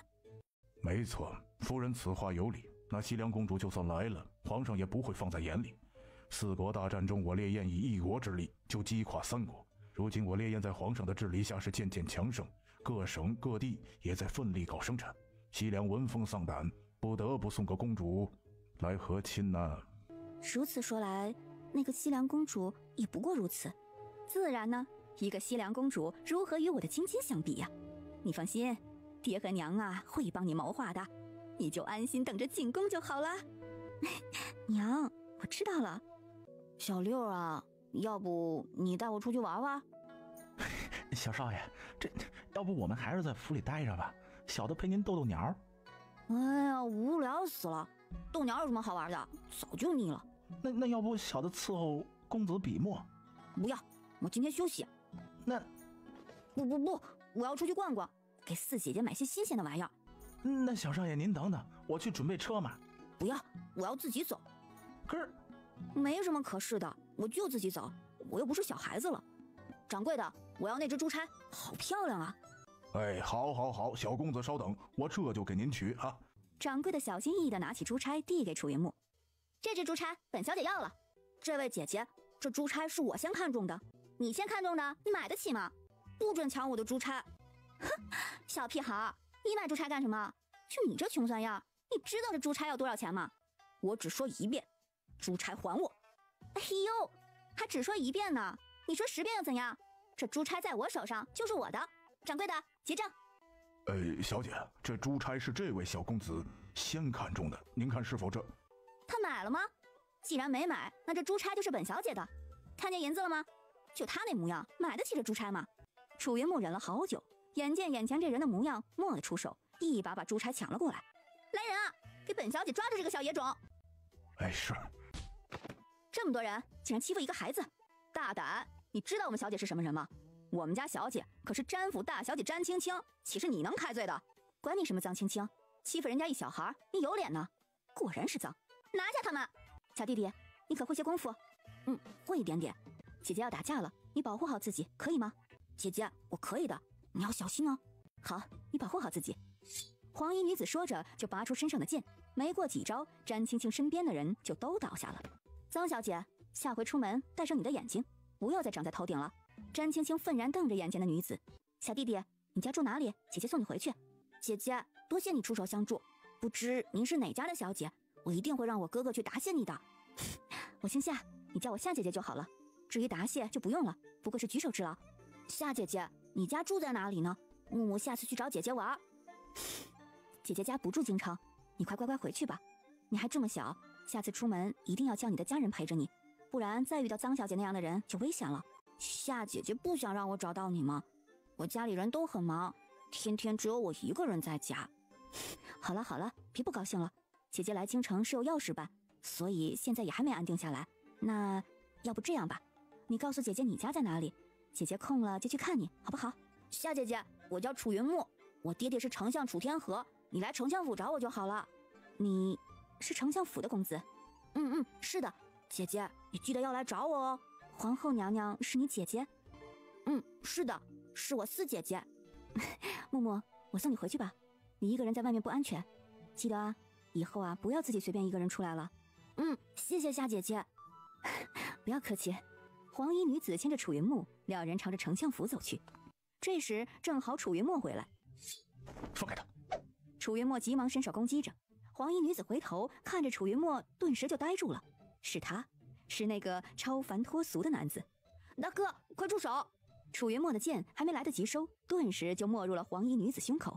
大哥，夏姐姐不是坏人，之前我出去玩，有人要欺负我，是夏姐姐帮了我，还送我回来，你怎能伤了她？快恢复！楚云墨还以为这女子是要挟持他小弟呢。木，快看符衣来！好的。黄衣女子胸口血流不止，楚云墨看着有些手足无措，实在是这个地方，太过于……看着女子娇艳的脸庞，楚云墨觉得有几分熟悉，却想不起来在哪里见过。这种熟悉感让楚云墨更紧张他的伤口了。大哥，府医今天有事告假了，我这就让人去外面请大夫。楚云墨蹙了蹙眉，去外面请大夫，可他的伤耽搁不得。木木，你先出去，大哥来处理。楚云墨点点头，大哥的话他自然是深信不疑的。姑娘，得罪了，实在情况紧急，等你醒了，我再给你赔罪。楚云墨说完，伸手就将女子的衣服撕开了一条口子，他从身上拿出药倒在伤口上，很快血就止住了，又找来一块纱布将伤口处缠绕起来，只是手不小心轻触到了不该碰的地方，楚云墨顿时紧张地坐直了身子。等将伤口处理好，楚云墨才重新将他的衣服拉好。就在这时候，黄衣女子悠悠醒来，她见着楚云墨的手放在自己胸前，你这个登徒子！不，姑娘，你误会了，我你就是登徒子，你撕烂了我的衣服。你别哭啊，我之前不小心伤了你，我府中的府医今天告假，你伤口太深了，外出请大夫是来不及的，而且丫鬟也不懂这些，所以我就只能……你竟然撕烂了我的衣服，你还看了我的身子，我以后还有什么脸见人啊？我的清白都被你毁了，我过不了了。你别哭，我会对你负责。你负责？你能怎么负责呀？我的签玉都没了，我以后怎么嫁人呢？我娶你。楚云墨不知道为什么看着他的心就莫名的不受控制。你说的是真的吗？真的。你真的会娶我？君子一言，驷马难追。我娶你。黄衣女子扬起嘴角笑了起来，她说她要娶自己。敢问姑娘贵姓？夏千瑜。夏千瑜，西凉公主夏千瑜。你怎么会在这里？我为什么不能在这里？你提前进京来，有何企图？燕云公子，何必这么紧张？你们西凉民风都如此开放吗？云烟。你。云谦。楚云墨整个人再次呆了，他怔怔地看着夏千瑜，他是云谦，云谦，那个让他以为自己有龙阳之好的人，这……你是云谦？如假包换。你怎么会是云谦？我怎么就不能是云谦？就允许你燕云公子隐姓埋名，不允许我女扮男装？那日一别，我找了你许久。我只是一个不受宠的公主，很多事情我都无法自己做选择，只能选择离开。你为何不告诉我一声？想着往后再也无法相见，又何必多说什么呢？没有期望就不会失望。只是我没想到，你竟然是烈焰丞相府的公子。楚云墨看着夏千瑜，怪不得从见到他开始，他便有一种莫名的情愫。你刚说的话算数吗？当然。你说的是真的？真的。不许反悔。不反悔。那皇上那边要如何交代？我毕竟是西凉的和亲公主。这事你不许担心，等会儿我去带你见皇上。啊，皇上会同意吗？会的，他巴不得呢。真的吗？当然是真的。皇上与皇后恩爱无比，是绝对不允许有外人插足，所以他会同意。这件事情也不会影响到西凉。我母妃还在他们手中，若是我不同意来，他们就……你别担心，这件事我来想办法。你母妃那边交给我。真的？有我在，你担心什么？那是，有燕云公子在，我有何担心的呢？你先好好养伤，其他之事交给我就好。我没事，你那一件算什么呀？你流了那么多血，我想让他多流一点，又有什么难的？知道是你，他自然得要多流一点啊。你……以前我的人生无法由我自己做主，所以不去奢望。如今再见到你，我不愿再错过了。云烟，你呢？我亦如此。那我们去见皇上皇后吧。好。两人一起走出房门。夏姐姐，你没事吧？对不起啊，都是因为我才害你受伤了。木木，不要自责，姐姐没事的啊。姐姐呀，还要谢谢你呢。可是，姐姐，你被我大哥刺伤了。这点伤算不得什么，姐姐一点都不疼，你也不要放在心上，好不好？姐姐没事就好。大哥，你伤了夏姐姐，你要负责送姐姐回去哦。好，我送你夏姐姐回去。好。西凉公主夏千瑜拜见皇上，拜见皇后娘娘。平身。大舅哥，你不应该解释一下吗？她正是和亲公主夏千瑜，不过她无意进宫。无意进宫？没错。那你们此次进宫来，所谓何事？夏千瑜倾慕楚家大公子多时，以前因为身份原因无法自己做主，只得放在心底。这次来到烈焰，与楚大公子再次相遇，千瑜满心皆是欢喜。千瑜无意进宫，更无意插足皇上与皇后之间，还请尊贵的皇帝陛下恩准，将我赐婚于楚家大公子。大哥，你有何想法？还请皇上为臣赐婚。我烈焰并不需要和亲，公主可明白？千瑜明白，在皇上的治理下，烈焰日渐富强，并不是西凉能匹敌的。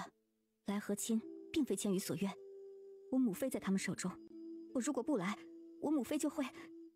还请皇上高抬贵手，放过千瑜，千瑜感恩不尽。西凉联合三国攻打我烈焰边境，拿下西凉只是迟早之事。我母妃一生过得艰辛，我只要我母妃平安即可，愿为皇上效犬马之劳。我可以让人保护你母妃的安全。千瑜多谢皇上，但凭皇上差遣，千瑜万死不辞。平身吧。谢皇上。西凉和亲队伍还未到京，等西凉的队伍到京，朕便下旨给你和楚云墨赐婚。谢皇上。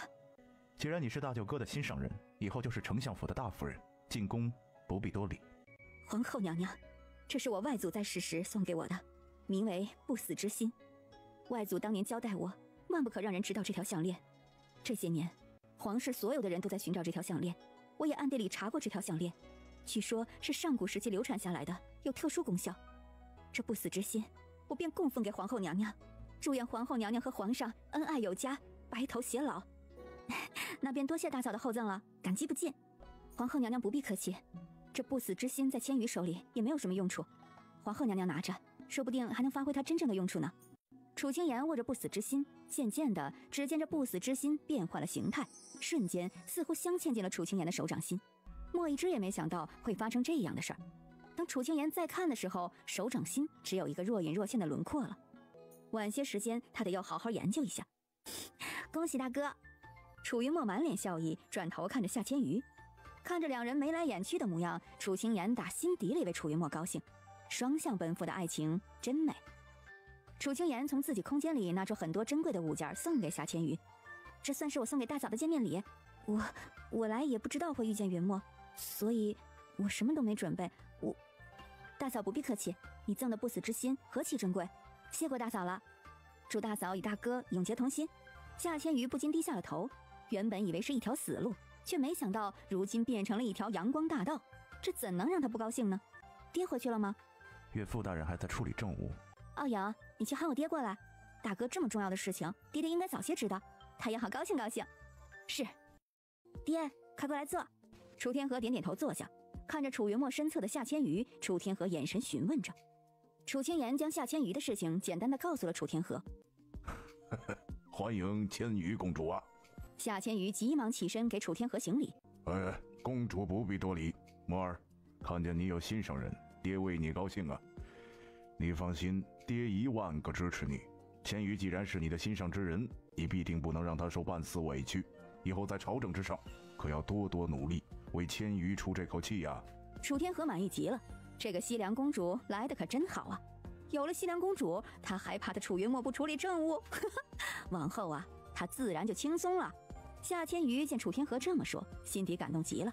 他没想到啊，一切都是这么的顺利。我实在是太聪明了。楚云墨瞥了楚天河一眼，没多说什么。这老头打的主意，难道他不知道吗？千羽啊，以后在烈焰，在丞相府，要是墨儿敢欺负于你，你就告诉爹，爹给你做主。要是有什么不适应的，你就随时来找皇后，她也会为你做主。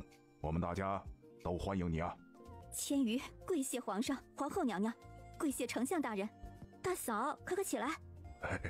公主快快请起。你既然是墨儿的心上之人，皇上也同意赐婚，以后不必客气，也不必拘谨，和墨儿一样，叫我爹就好。谢谢爹。楚云墨在心底微微叹息了一声，唉，他又有什么办法呢？被坑也是心甘情愿的。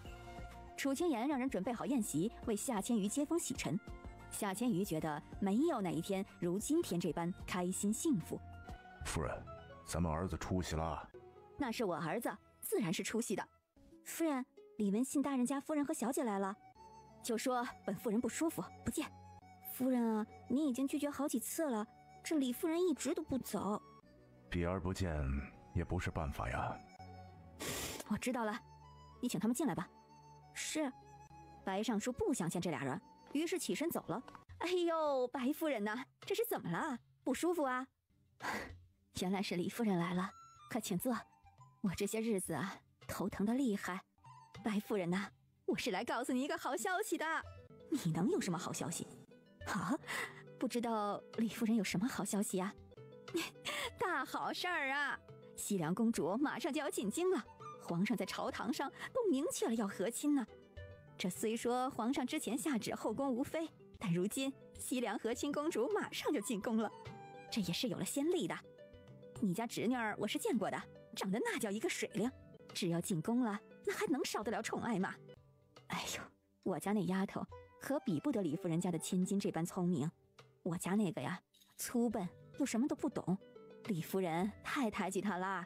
哎呀，白夫人，这话你说的就不对了，哪有人这样说自己家侄女的呀？只要她入宫了，以后还少得了你们一家的荣宠吗？哼，荣宠？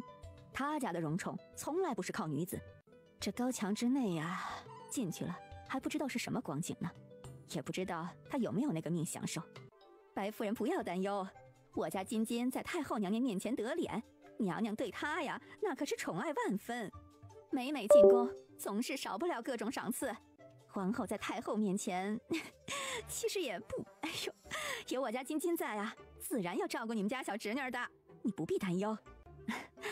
我家那蠢笨的，我就盼着能给她找个门当户对的人家嫁了就好。我们从来没想过让她进宫。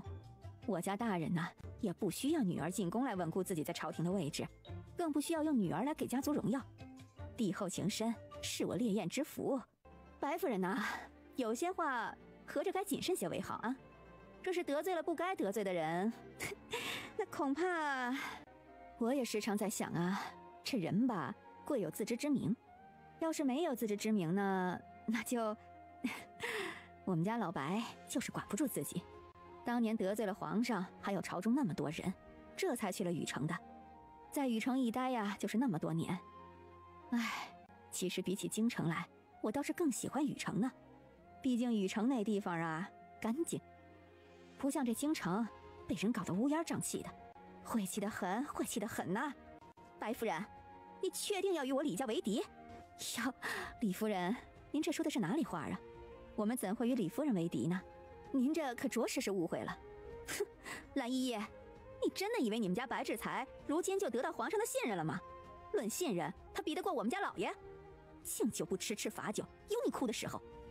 李夫人，慢走啊，要常来哦。这个白家太不识好歹了。娘，等我进宫了，要他好看。哼，不会审时度势，有他哭的时候。我等着他来求我。西凉公主觐见。西凉公主夏千瑜参见烈焰皇帝陛下。免礼。公主一路辛苦，朕已经安排了晚宴，为公主接风洗尘。公主可先下去休息。是，千瑜告退。皇上，这西凉公主和亲之事还没定下来，这怎么就……不急，公主一路风尘仆仆，先让她歇息，不急于这一时。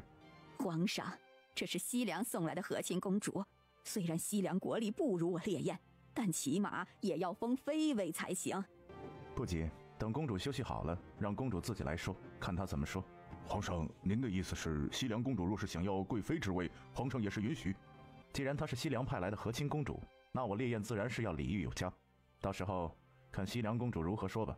众人瞬间就沸腾了，这话太明显了。李文信整颗心都颤抖了起来。快了，就快了。晚宴，今天进宫的人很多，楚清言并没有露面，躺在湖边的椅子上清闲着。哟，这不是皇后娘娘吗？所有人都在准备着参加晚宴，皇后娘娘却躲在这里清闲着，实在是……来人呐，掌嘴！傲影抬手一巴掌就落在李晶晶脸上。你敢打我？我再张嘴！楚清言，你以为你算个什么东西？皇上和太后娘娘都已经厌弃你了，你嚣张什么？滚吧！丞相大人，这么重要的场合，皇后娘娘竟然没出席，丞相大人一定很担忧吧？李大人，你家千金呢？怎么也没瞅见呢？李文信这才发现，确实他闺女也不见了，去哪里了？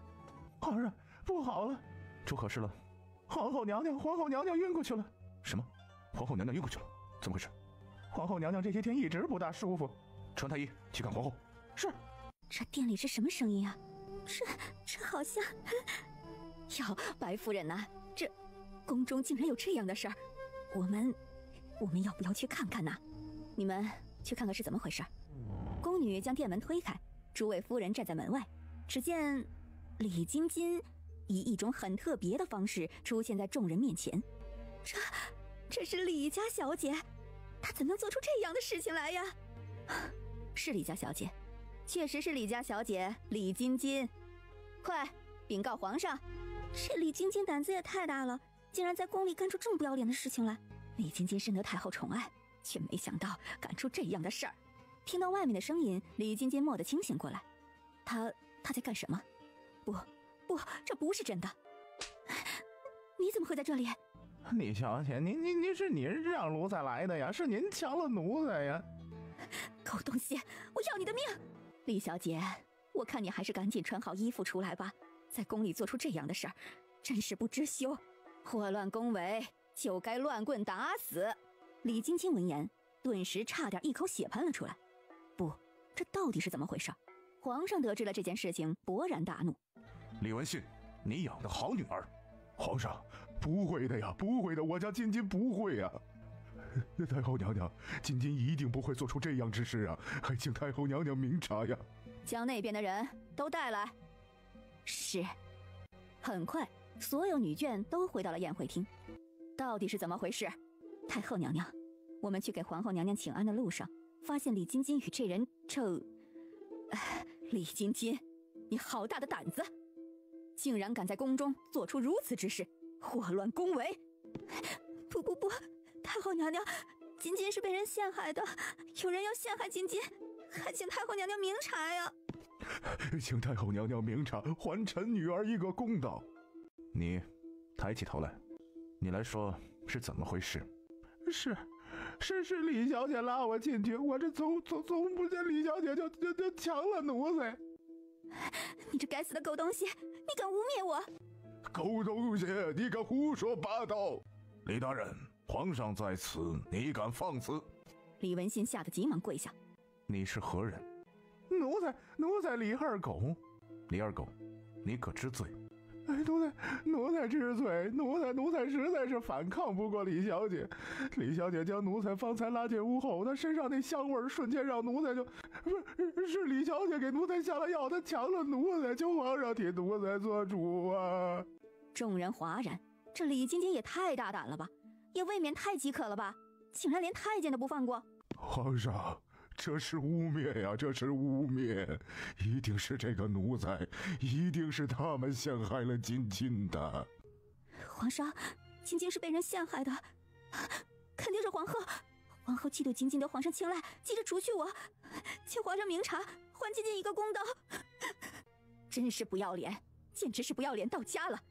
皇后嫉妒你，皇上青睐你，你算个什么东西？啊呸！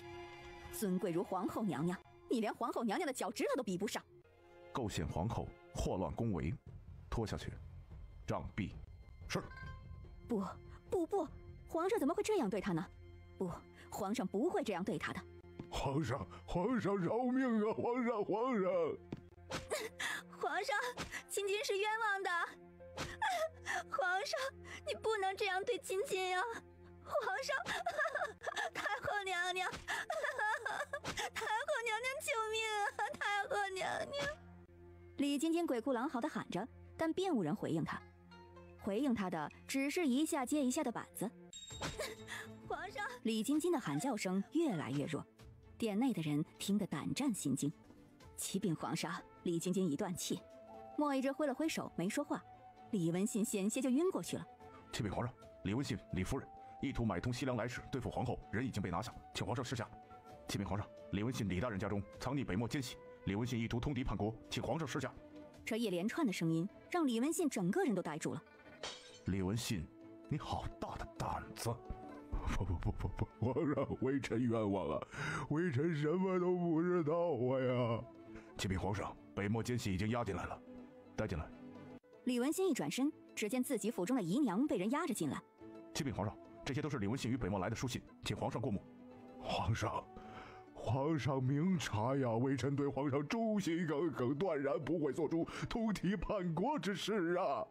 李文信转头看着楚天河，一定是丞相，一定是楚天河要陷害他。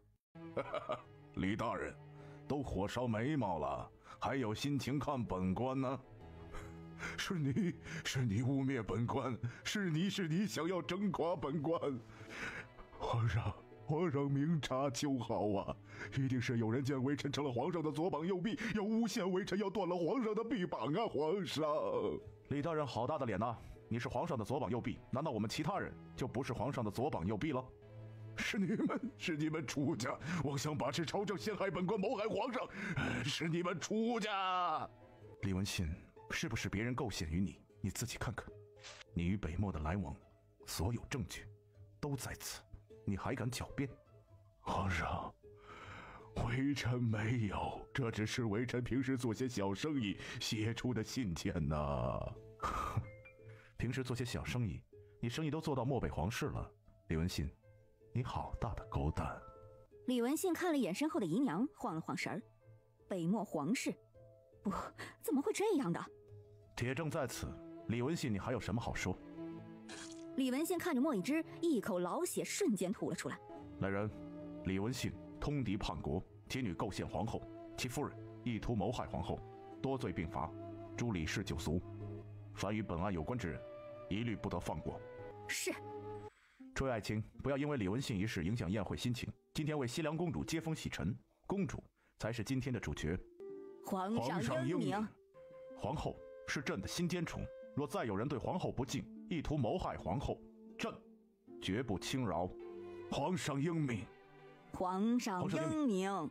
夏千瑜扬起嘴角笑了起来，他从未见过哪个皇帝能这般情深的。看着李家的结局，再看着皇上对皇后的态度，众人不禁又重新评估关于李家这件事了。娘娘，李晶晶被杖毙了。啊，李文信和他夫人被凌迟处死。李氏被诛九族。娘娘，你一点都不高兴的样子啊！一切尽在掌握之中，有什么好惊喜的？娘娘，宴会厅好热闹，你真不去看看？这有什么好看的？能比我睡觉更重要吗？娘娘，皇上爷爷，您这是该要怀上小皇子了吧？楚清言伸手搭在自己的脉搏上，没有，他真的只是单纯太累了而已。没有的事。听楚清言说没有，傲影微微蹙起眉头。你担心什么呀？娘娘，只是你和皇上都大婚这么久了，还没怀上，这有什么好担心的？把心放到肚子里吧。等会儿传信叫雪影回来，将新的图纸给于掌柜送去。还有啊，以后叫雪影直接对接于掌柜，在理财方面他最擅长了。娘娘，您放心吧，有雪影在，你只要负责躺在宫里收银子就好了。你呢？你难道就打算一直待在我身边？奴婢自然是要在娘娘身边保护的。等青影回来了，我们一起保护娘娘。青影这功夫确实不错，不过大哥忙着朝政的事儿，神与宫需要青影，就不必跟在我身边了。是，娘娘放心，有奴婢在，定然会保护好娘娘的。我哪需要什么保护啊？就在这时候，莫一之快步走了进来，参见皇上。免礼。燕宝，你没事吧？我能有什么事啊？你没事就好。相公，你怎么过来了？宴会结束了吗？还没有，我不放心，就来看看你。哦，我没事，别担心，你快去忙吧。你陪为夫去。太吵了。那你就在为夫怀里睡觉，不理那些人。那好吧，只不过恐怕那些言官明天又要大闹朝堂了。他们爱闹就让他们闹去啊。莫一之抱着楚清言来到宴会厅坐下。皇上，皇后不舒服，朕不放心，只得将她抱在身旁。尔等该干什么干什么。这皇后这般成何体统啊！就是，这简直是。嘘，我说诸位，李家人的前车之鉴，难不成大家都还没看到？皇后娘娘是皇上的妻，皇上宠着不是应该的吗？关其他人什么事？这一个个的都削尖了脑袋想要送自己的闺女进宫。白夫人后侧第4位是谁？应该是大理寺少卿于青松的夫人于良氏。这于良氏的父亲先前是3品官员，去世的早，梁家凋零，如今已没什么人了。大理寺少卿于青松，于良氏，这夫人倒是合他胃口。皇上，西凉公主来我烈焰和亲，如今已经入宫，应该要定下公主的名分了。爱卿说的没错，确实该定下公主的名分。鉴于公主，关于和亲这事，不知公主有何想法？尊敬的皇帝陛下，我代表西凉来烈焰和亲，一切但凭皇上做主。你远道而来，朕自然也会尊重你的意愿。我烈焰好男儿无数，公主可随意挑选，你看如何？千余多谢尊贵的皇帝陛下。皇上，西凉公主来和亲，理应要入宫为妃呀！这挑选其他男儿，这不妥呀！有何不妥？这是和亲公主来烈焰，为的是2国邦交，怎能？我说过，公主远道而来，朕自然会尊重公主的意愿。尊贵的皇帝陛下，我选谁都可以吗？哦，你看上我烈焰哪位好男儿，我便为你赐婚。夏千羽走到楚云墨面前，我要他。陛下，不可呀！陛下，西凉公主来我烈焰和亲，关系2国邦交，怎能随意挑选呢？这还得了？楚天河在朝堂上已经是一手遮天了，再来个西凉公主，楚家岂不是要造反？尊贵的皇帝陛下，我觉得烈焰所有的好男儿都比不上他，还请陛下为千羽赐婚。皇上，不可呀！不能啊，皇上！皇上，万万不可呀！皇上登基短短数月便改变我朝堂诸多规矩，臣等不能对不起先皇啊！都给本宫闭嘴！皇后娘娘，这是前朝之事，后宫不得干政。皇后娘娘，您作为一国之母，不思进取，不劝诫皇上做一名明君，却日日痴缠皇上，有违祖制。皇后恃宠而骄，擅妒成性。皇上，臣等忠心耿耿，您不能啊！忠心耿耿？你们所谓的忠心耿耿，真是让本宫大开眼界了。自打皇上登基以来，便日日逼迫皇上，这就是你们所谓的忠心耿耿？皇上，臣等冤枉！你们拿着皇上的俸禄，不想着好好替皇上办事，一天到晚脑子里想的就是将自己闺女塞进后宫。你们的闺女都是嫁不出去了吗？本宫与皇上情深似海，你们非要从中插一脚，逼迫本宫与皇上分开，这就是你们所谓的忠心。到底是忠心，还是为了自己的利益？原本那些说话的大臣额头上不禁冒出汗来。皇后的话字字珠玑呀，是否纳妃那是皇上的家事，太后娘娘都没说什么，你们一个个的在那上蹿下跳。皇上讨个老婆还要经过你们同意，我还以为你们是皇上呢。皇上明鉴呐，臣等绝无此念。皇上，臣等冤枉啊！冤枉？你们冤枉在哪里？你们没有日日在朝堂上逼迫皇上，你们没有挖空心思将自家女儿送进宫中，拿着皇上的俸禄正事儿不干，跟养一群废物有什么区别？皇上登基前，烈焰都烂成什么样了？自打皇上登基后，安抚流民，赈灾重建，稳定边疆。如今烈焰百姓生活安稳，北漠节节败退，而你们呢？你们都做了什么？酒囊饭袋，除了日日明里暗里逼迫皇上，想着将自己闺女塞进后宫，你们还做了什么？忠诚，本宫没有看见尔等半丝忠诚。皇上，臣等闭嘴！让你说话了吗？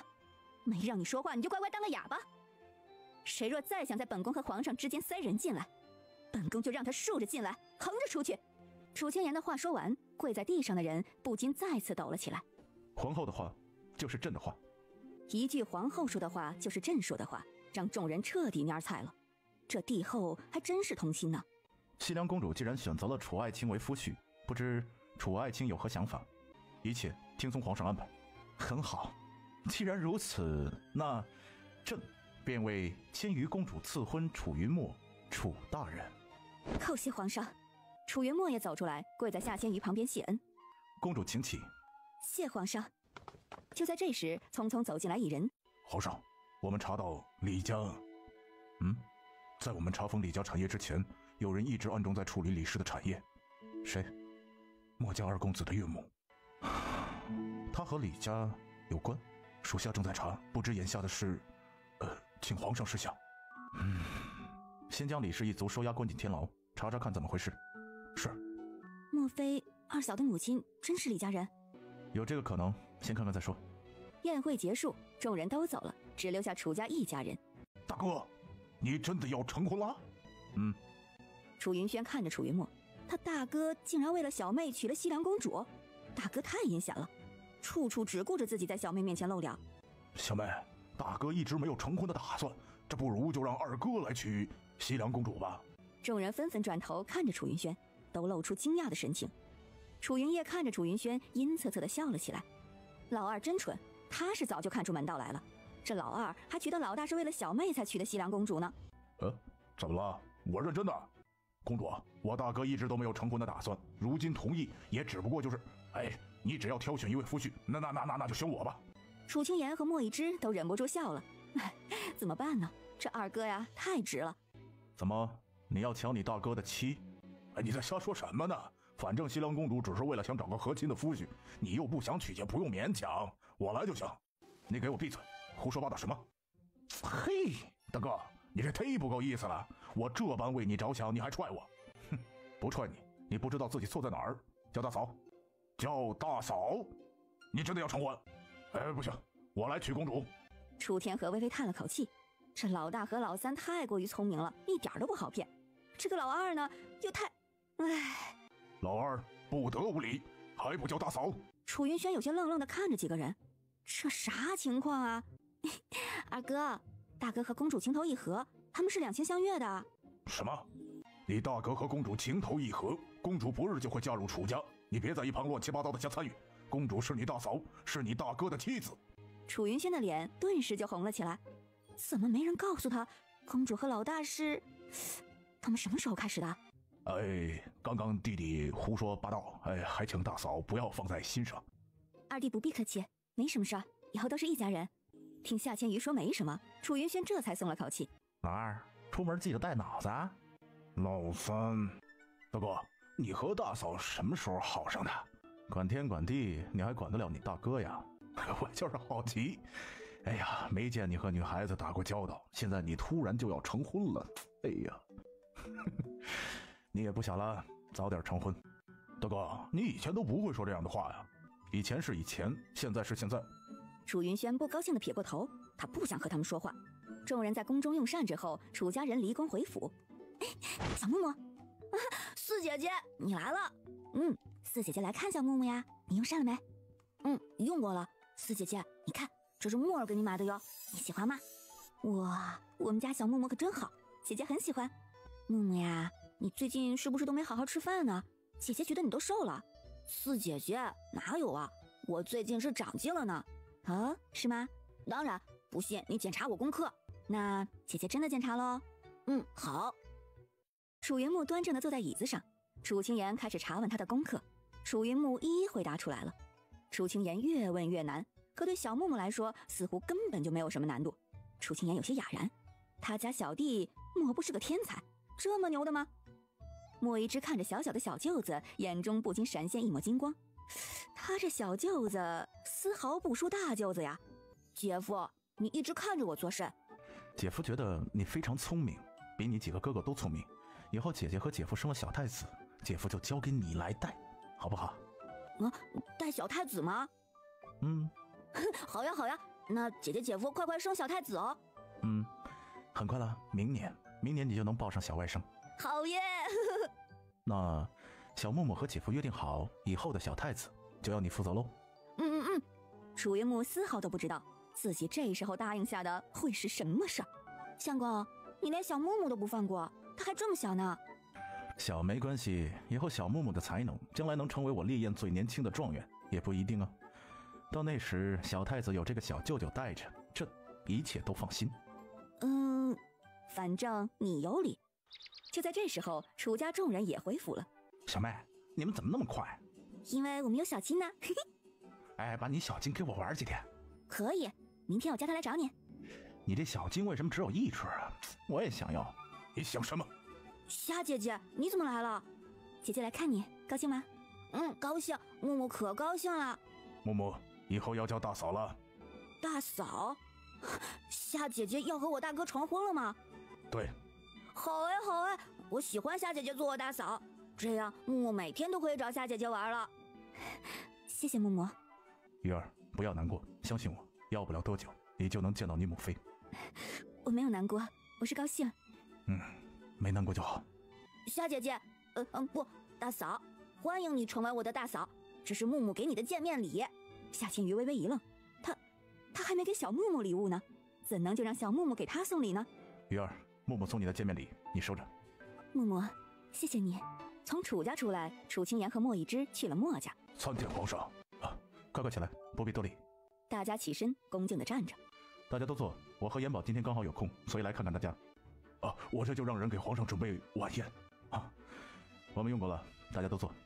我有些话想和李家婶子说，请皇上吩咐。不知婶子可认得李文信李大人？皇上，我娘这才从村里来京城的，每日都待在我身边，她不认识的。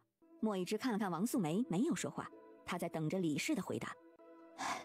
民妇确实认得。什么？娘，你认得？你什么时候认得什么李大人的？你不是天天和我在一起吗？李文信通敌叛国，诛九族，已被收押天牢。李文信诛九族？李氏顿时跌坐在地。娘，你怎么了？皇上，请皇上开恩，我家素梅已是身怀6甲。婶子，你不必惊慌，我们今天来就是想问问你和李家有什么关系啊？皇上派人查封李家财产的时候发现了异常，这才查到了你身上。我是李家女儿。你是太傅的亲生闺女？李氏点点头。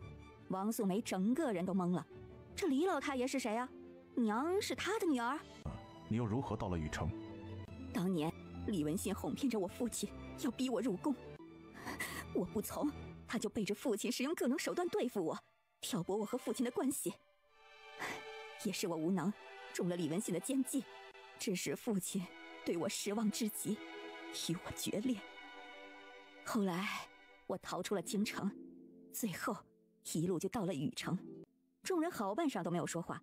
这个李文信，请皇上开恩，我家闺女从来不知晓她外祖父是李家人，求皇上饶过她。娘，你别哭啊！闺女，是娘对不起你，是娘对不起你呀！娘，没有对不起我呀，娘。婶子，先起来再说。谢皇后娘娘，婶子，你不必担心，既然是李文信做出来的事儿，那便应该由李文信来承担。你和二嫂嫂都是良善之人，定然不得让那李文信牵连你们的。民妇叩谢皇上，叩谢皇后娘娘。哎呀，快起来！婶子，既然你是李家嫡女，自然应该要回李家。此事乃李文信所为，不牵连于你。民妇叩谢皇上大恩大德，谢皇上隆恩。婶子请起。最终，莫一之下令，与李文信相关之人皆论罪而处，并无牵连无辜。叶子，你挑选媳妇的眼光还真是不错呀。娘娘，哪是我眼光不错呀？当初其实我是不同意的，王氏那个性子啊，只是王氏那时候救过老二，老二怎么都要娶回来，最后没法子，我也只得同意他。不错不错，我看那个孩子啊是个真性情，这样的性格呀，活得愉快。他呀，娘娘您可别夸，他就是记吃不记打。要不是有我和他娘一直时不时的敲打着他，还不知道他会闯出什么祸事来呢。进京这么久，也没见他闯出什么祸事来呀，这就说明他还是个不错的孩子。虽然没见过他几次，但我看人不会错，那是个心性纯良的。娘娘就是夸奖他，我这辈子啊，如今能这般，我也满足了。这一切都多亏了你们一家，否则我的玉儿，娘娘，这都是奴婢应该做的事儿。什么奴婢不奴婢呀？你就是我的妹妹，咱们从小一起长大，你又跟着我一起进宫，这些年辛苦你了。叶子，如今宫中一切都稳定下来了，你也该回家好好享受享受儿孙绕膝的日子了。你们家老二肚子都那么大了，到时候啊也需要你打点着。娘娘，不在你身边我不放心，这深宫之中，我要是走了，以后谁陪你啊？我家里那几个有老大家的在，我不担心，他会操持好一切的。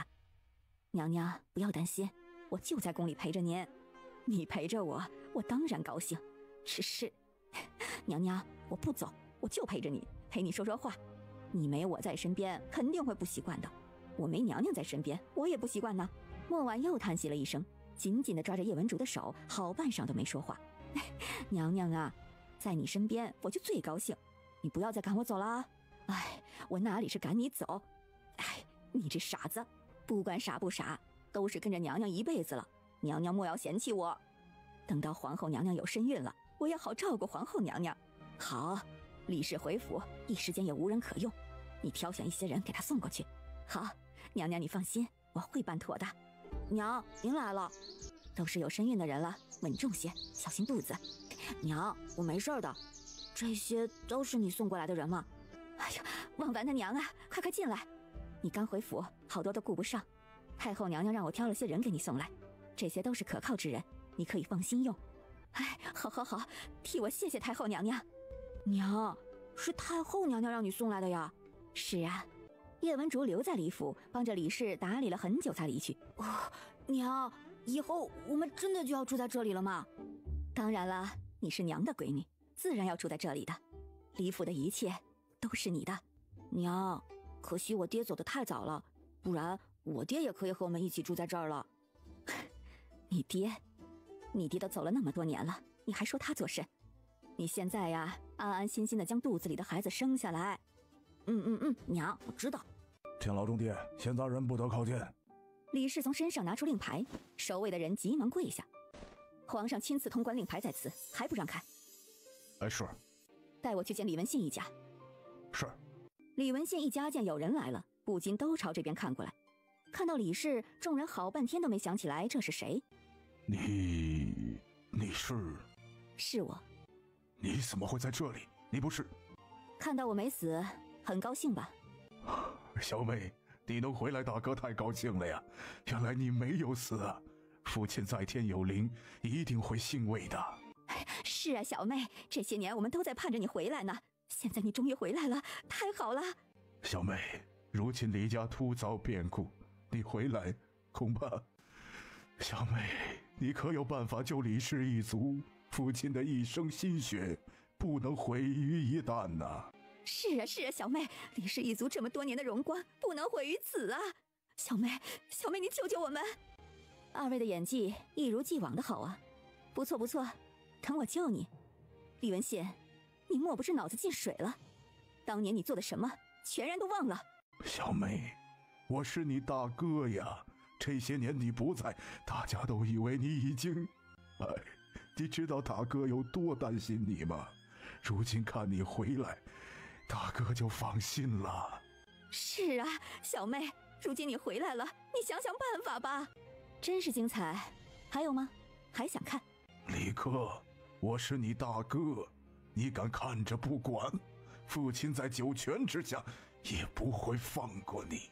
大哥，你一个捡来的野种，算哪门子大哥？你吃我的用我的，最后还挑拨我和父亲的关系，一路追杀我。若不是我被人无意中救了起来，早就不知道被你杀了多少次了。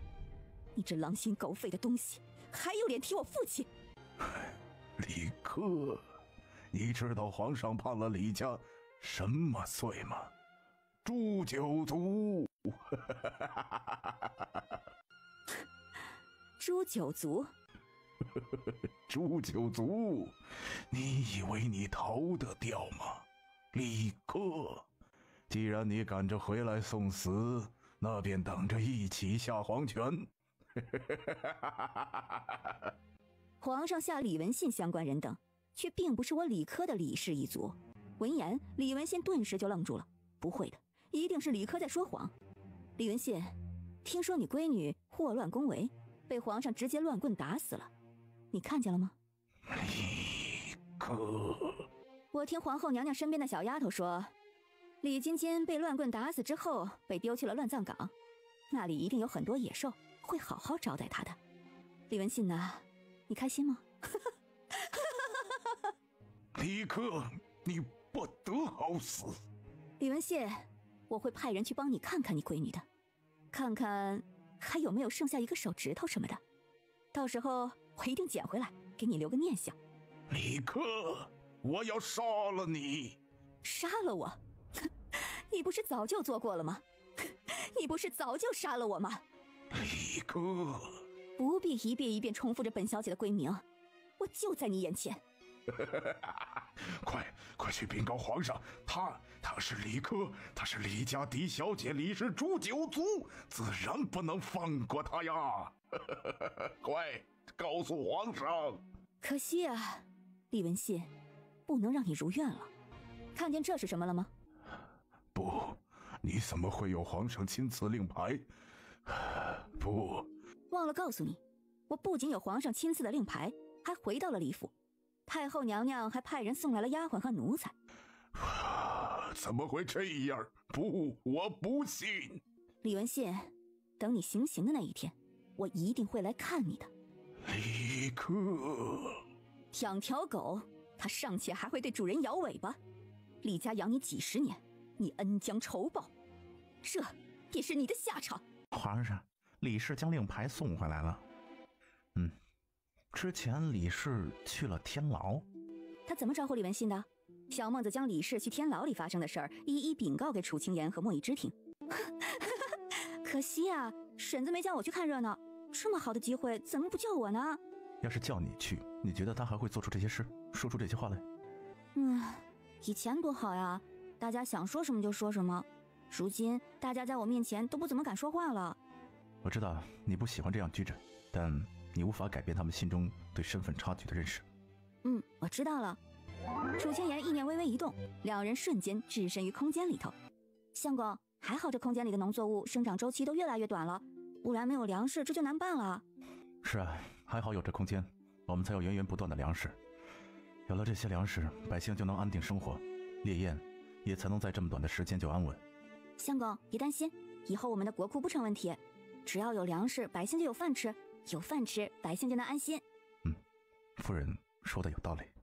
就在这时候，楚清言和莫易之缓缓向空中升起。相公，你不是我。不是你？不是我。突然，眼前一个有些接近透明的影子出现。娘，透明的影子朝楚清言笑了笑，随后就消失了。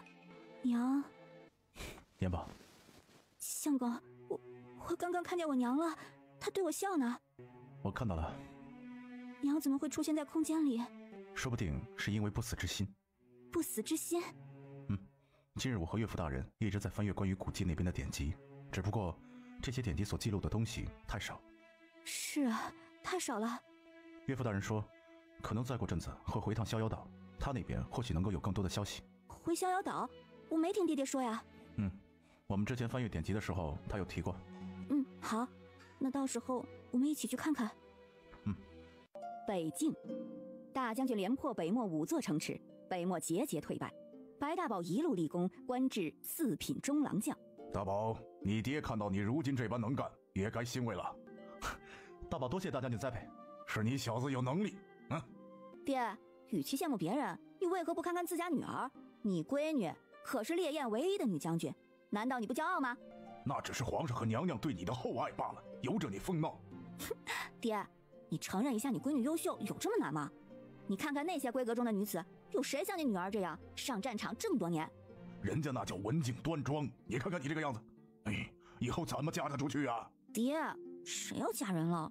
我就要在边境保家卫国，保护一方百姓。女孩子家的净说大话，人家跟你同龄的都有了夫家了。那人家没有女将军啊，整个烈焰，整个三国，不就只有你一个做女将军的闺女吗？就你理由多。大将军不必担忧，云小姐是整个烈焰女儿的典范，能够保卫国家的女子，从古至今都找不出几个来。就是嘛，还是白大宝会说话。云小姐文武全才，谁想要娶云小姐都是高攀的。大宝啊，就你会说话呀？好了，明日你们便一同去攻打乌里城，只要拿下乌里城，北漠就再无还手之力。是，大将军。是，爹爹。乌里城的位置十分重要，却是易守难攻。这一段时间，我们接连拿下了许多城池。如果明天顺利拿下乌里城，北漠势必会求和。爹，你放心，我们一定会拿下乌里城的。北漠挑唆4国关系，烈焰百姓长期遭受他们骚扰。皇上志在天下，相信我们能很好完成任务的。好了，你们先回去休息好，明日好有精力去上战场。是。是。明日你站在我后面，不要冲上前。我云真岂是那种贪生怕死之辈？乌里城一战不比往日，乌里城是北漠最后的屏障，北漠无论如何都是要奋死拼的。出生入死上战场之事，不应该由你一个女子来承担。白大宝，我云真如今已是烈焰的女将军，上战场保家卫国，那是我的责任，你休得胡说。白爱卿拿下北漠，你功不可没呀！皇上夸奖，全靠皇上运筹帷幄。白爱卿才华出众，是我烈焰不可多得的人才。北漠已平，接下来白爱卿就留在京城。是，但凭皇上吩咐，明日你便去上任大理寺卿一职。皇上，微臣是武将，这大理寺卿……皇上，犬子天资愚钝，乃一介武夫，恐难以胜任大理寺卿一职啊。不时有人站出来，觉得不妥。不过是一个大理寺卿而已，诸君担忧什么？白爱卿能力出众，文武双全，必然不会被一个区区的大理寺卿吓到，对吧？白大宝看着莫一之，这皇上心里在想什么呀？他实在是有些看不懂。白爱卿，莫非你是在怀疑朕的眼光？启禀陛下，微臣不敢。既然不敢，朕让你去大理寺卿为朕办事，你怎的半天不吭声？微臣谢皇上隆恩。很好啊，白爱卿果然没让朕失望。朕相信你一定会比上一任大理寺卿做得更好。白大宝不自觉地擦了擦额头上的冷汗，皇上到底在玩什么呀？吓死人了！云将军作为我烈焰唯一女将军，屡立战功，朕就赏。启禀皇上，微臣不要任何赏赐。不要任何赏赐？那朕便赏你一个许诺，他日你有何事，皆可来找朕要这个许诺。微臣谢过皇上。平身。参见皇后娘娘。快起来，说了不要拘礼。能看见你平安回来，我就放心了。别担心，我有铜墙铁壁，没人能伤得了我的。什么铜墙铁壁？你看你最近都瘦了，这算什么呀？妍妍，你放心，我一定为你踏平西凉和蓝染，让天下归一，再无战争。真真，我舍不得你那么辛苦，要不你就留在京城吧。我觉得我生来就该是上战场的，你不用担心我。楚清言微微叹息了一声，确实啊，他说的辛苦，或许在云真眼里不一定就是辛苦。楚清言拉着云真，两人朝后花园走去。参见母后。参见太后。言儿来了，快免礼。云丫头，你也免礼。参见皇后娘娘。免礼。不知这位是？这是你外祖妹妹家的孙女儿白雪薇，刚回京来。外祖妹妹的孩子，那不就是姨婆家的孙女儿，已知的表姐妹了？真儿好不容易回来一趟，你和他好好聊吧。微微啊，我们先回宫去。妍妍，这个白雪薇恐怕是不简单。你从哪里看到她不简单了？现在全天下让人爱慕的男人是谁？是谁啊？哎呦，当然是你男人啊！你自己心里没点数吗？有数有数，可我就喜欢听你说呀。楚清言，我真没看出来啊，你现在越来越自恋了。不，我那不叫自恋，那叫绝对自信，好吗？你说的也对，你确实如今是绝对自信。放眼天下，谁能与你男人比啊？真龙天子，整个天下很快就会成一家，他身边的位置，那谁不是眼巴巴的看着呀？看着有什么用啊？我男人有那么肤浅吗？自然是没有。不过有句话叫不怕贼偷，就怕贼惦记。惦记就惦记呗，谁叫我男人魅力大呢？你可别不放在心上。这个白雪薇，我敢肯定，她和你之前遇到的所有人都不一样。就凭她在你面前不动声色又恭敬的样子，就能看出来。再加上她和太后娘娘又是亲戚关系，你得小心啊。李金坚那号的人物一点都不可怕，可怕的就是像白雪薇这种不动声色的人。真真，有句话叫道高一尺，魔高一丈，不动声色又如何？我楚清言的男人，那岂是谁都能染指的？可是还有太后啊，母后不会的。云珍看着楚清言叹息了一声，但愿太后真的像她说的那么坚定吧。好啦，别担心，把心放在肚子里。你好不容易待在京城，我们该好好说说话的。楚清言和云珍在御花园聊了好久，又让人上了好些吃食，两人有说有笑的吃着。珍珍啊，上回苏姨托我要给你找个婆家呢，你怎么看啊？这事儿我自己解决，你不要管。我只是想问问你的想法。珍珍，莫非你有心上人了？云珍的脸瞬间就红了。啊，真有心上人了？是哪家公子啊？我以后若是有机会，我就告诉你。要不我来猜猜？不要。好，我不问，我等你带心上人来见我。好。又过了好久，云珍才出宫。是我。你怎么从这窗户进来的？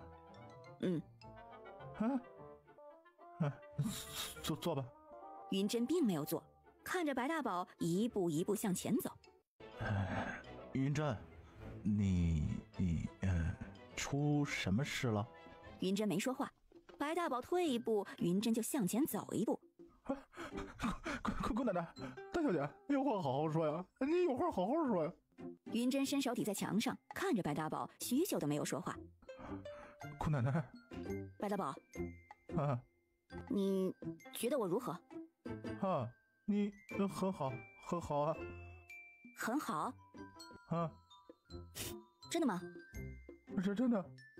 你发自内心的？发自内心的。我娶你如何？我娶你，十里红妆的那种。白大宝看着云珍，好久一句话都没说出来。怎么不愿意？没。那你就是愿意了？我。白大宝总觉得有哪里不对劲儿啊！白大宝，你是不是个男人了啊？我的问题很难吗？有这么难回答吗？不难，难。到底是难还是不难啊？我说。白大宝觉得自己已经被这个女人吓得发颤了。云珍见白大宝一直不说话，感觉自己已经知道他的答案了，于是他将手放下来，准备离开。白大宝一把拉过云珍，两人交换了一下刚才的位置。云珍，云珍，我娶你，十里红妆，陪你征战天下。好。你同意了？白大宝一把将云珍抱了起来。他同意了。云珍，谢谢你。也谢谢你。那我先回了。我送你回去，明日我便让我母亲上门提亲。明日？对，明日。你爹娘会同意吗？别担心，我爹娘都喜欢你，这可不是我认识的云大小姐。我眼里的云大小姐不拘小节，豪迈无双。真儿，你要谋杀亲夫吗？一声真儿让云珍整颗心都颤抖起来，急急忙忙红着脸就跳出窗户跑了。真儿，我送你啊。我自己走。我送你。将云珍送回大将军府，正好苏玉从外面回来。大宝来了，快快进来呀！苏姨，我送真儿回来了，还有些事情要处理，就不打扰您了。好，有事你就去忙吧，下次来玩啊。好的，苏姨。真儿，什么情况啊？没，我看你俩那样子，不可能是没事吧？还不老实交代，发生什么事了？我没事儿，没什么事儿。嫂嫂，你看看，这些都是南烟阁按照你的尺码送来的衣裳，定制的，独一无二哦。小妹，你做这么多衣服，你嫂嫂也穿不过来呀。女人嘛，哪里嫌衣服多呀？没关系，每天换一套穿，实在不行，上午一套，下午一套。哎，你呀，马上就到你们大婚的日子了，我自然是要给嫂嫂多准备一些的。小妹费心了。大哥与我何须说这样的话呀？你说的对。就在这时，有隼飞了进来。楚清言从有隼的爪子上取下纸条，三哥说让小金去接他。老三要回来了？你们要大婚了，他肯定要早点回来的。也好，好久没见着老三了，爹这些日子越发潇洒了。嫂嫂，这阵子有你在宫里，我都觉得热闹多了。你马上和大哥成亲，到时候出宫了，可要经常来看我呀。那是当然的，你也不必拘在后宫之中，想出去的时候就出去。好。娘娘，太后娘娘那边送来了一些吃食。啊，母后送来了什么好吃的？好像说是蓝染那边的特色美食，是白小姐亲手做的，说给你和皇上尝尝。白雪薇做的？是，白小姐亲自送过来的，人就在殿外候着。你去查一查这个白雪薇。是，娘娘。小妹，这个白雪薇……大哥，无妨。去，请白小姐进来。是，参见皇后娘娘。白小姐免礼。谢皇后娘娘。皇后娘娘，刚才我做了些点心，都是蓝染那边的特色美食。太后娘娘说味道不错，所以拿过来您和皇上尝尝。白小姐有心了。皇上朝政繁忙，如今还没有回来。娘娘，您尝尝看。我家娘娘岂是会随意吃别人东西的人？白雪薇看了这小宫女一眼，依旧一脸笑意，然后拿起食盒里的糕点，率先吃了起来。我不喜甜食，白小姐带回去吃吧。白雪薇的手微微一顿，脸上的笑意并没有减去半分。就在这时候，莫一之从外面走了进来。相公，你回来了。今天事情有点多，所以回来晚了。参见皇上。平身。谢皇上。白小姐若没什么事，就回去吧。朕与皇后要叙话。启禀皇上，我做了些蓝染的特色糕点，所以特意送过来给皇上和皇后娘娘尝尝。皇后不喜欢吃这些东西，带回去。皇上，以后不准来打扰皇后。皇上，我只是想拿些糕点给皇后娘娘，我没想要打扰皇后娘娘的。怎么，朕说的不清楚？是，雪薇遵旨。薇薇呀，怎么了？怎么去一趟皇后宫里还忧郁了呢？姨奶，我没事的。真没事儿？真的没事。妍儿和玉儿都喜欢安静，不喜欢被人打扰。你没事儿，还是少去皇后那里。姨奶，我只是想送些自己做的糕点给皇上和皇后娘娘尝尝。薇薇呀，你老实告诉我，你是不是喜欢玉儿？姨奶，我没有，我没有。真的没有？真的没有。既然话说到这里，那哀家也有几句话要和你说。雪薇谨听姨奶教训。妍儿和玉儿一路走来不易，他们两人之间有很深厚的感情。我与妍儿的母亲是至交好友，妍儿是一个非常好的姑娘，玉儿爱她胜过自己的命。他们现在很幸福，我不希望你在他们中间横插一脚，你可明白？雪薇明白。你明白就好。你好不容易来宫里陪着我，哀家不希望你心底有其他的想法，更不要有想入宫的打算。不仅玉儿不会同意，哀家也不会同意的。雪薇明白，请姨奶放心。快起来吧。是，姨奶，雪薇真没有进宫的打算，雪薇就是想陪陪您。祖母在世时总是念叨着您，如今祖母不在了，就让雪薇多陪陪您吧。你是个好孩子，哀家一定会替你选一个如意郎君的。雪薇，谢谢姨奶。清早，夏千瑜就被众多宫女叫起来梳妆打扮，今日是她的新婚。公主，您看，皇后娘娘为您定制的喜服真好看，我从未见过这么漂亮的喜服。冬儿，娘娘的恩情我这辈子都会铭记在心的，你们也要时刻谨记着娘娘的恩情，因为有她和皇上，我们来了烈焰的日子才能这么好过。公主，冬儿明白。公主，你看谁来了？母妃，鱼儿，母妃，母妃，真的是你吗？母妃，鱼儿，我的鱼儿，是娘啊，是娘。娘以为再也见不着你了，却没想到娘还能来送你出嫁。娘，鱼儿不哭，今天是你的大喜之日，不能哭的。是啊，公主，今天不能哭的，一会儿妆该化了。不哭，我不哭。娘，你能来实在是太好了。自从你来到烈焰，娘原以为怕是这辈子都难相见了，没想到姑爷会将我接过来。是相公接您来的吗？是啊，他派人去接我过来的。姑爷真是厉害呢。那当然了，你家姑爷厉害着呢。娘，您坐。哎，好，来，鱼儿，娘高兴啊。娘，我也高兴，以后咱们娘俩终于能在一起了。是啊。姨奶，皇上和皇后娘娘去丞相府观礼去了。那是皇后大哥新婚，他俩定然是要到场的。姨奶，您不去观礼吗？今天是楚云墨新婚之日，哀家要是去了，徒增众人的压力，哀家就不去了。姨奶，都说楚家大公子的婚礼仪式十分的盛大，雪薇还从来没见过呢。你想去观礼？我没有，只是有些好奇，也不知道楚家大公子和西凉公主的婚礼仪式到底有多盛大。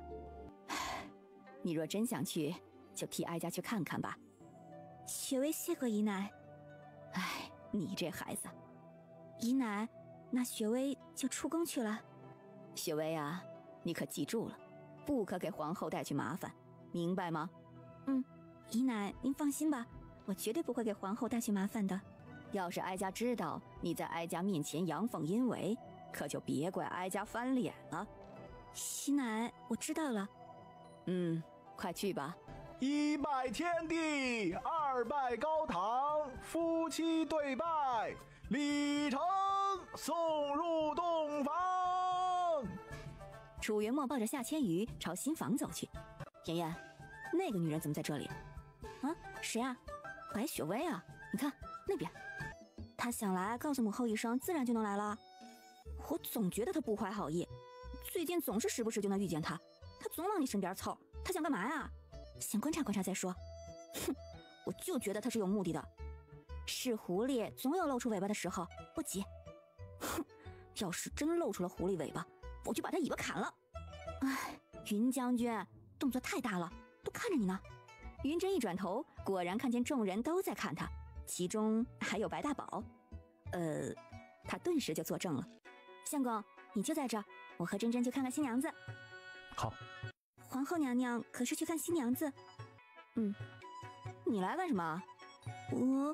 我想和你们一起去看看新娘子。你和新娘子有交情吗？之前公主在宫里的时候见过几面。那就是没交情了。既然没交情，就不必去看了。雪薇可是得罪了云将军。对，你得没得罪我都不妨碍我讨厌你。云将军为何讨厌我？娇柔造作的女人，你不该被讨厌吗？白雪薇一时有些没反应过来。妍妍，咱们走。楚清言看了一眼白雪薇，没说话，跟着云真就走了。我见到皇上了，我见到皇上了！皇上好英俊呢，皇上简直就是我心目中完美的夫君人选。就是，要是能让我进宫，哪怕做个御前丫鬟也满足了。唉，皇后太善妒了，竟然不准皇上纳妃。就是啊，生生断了咱们进宫的路。皇上也是你们这种贱婢能够肖想的？啊，你是谁啊？你这个疯子！背后议论皇后娘娘，好大的狗胆！你是谁啊？在这胡说八道！你知道我是谁吗？哼，我管你是谁，敢议论皇后娘娘就该打！白雪薇说着，又啪啪几巴掌打在了女子脸上。打完这个，白雪薇又拉着另外一个人，伸手就打了上去。我可是大理寺少卿于青松的女儿，你敢打我？哼，大理寺少卿的女儿就能妄议皇后娘娘了？墨儿，这是怎么回事啊？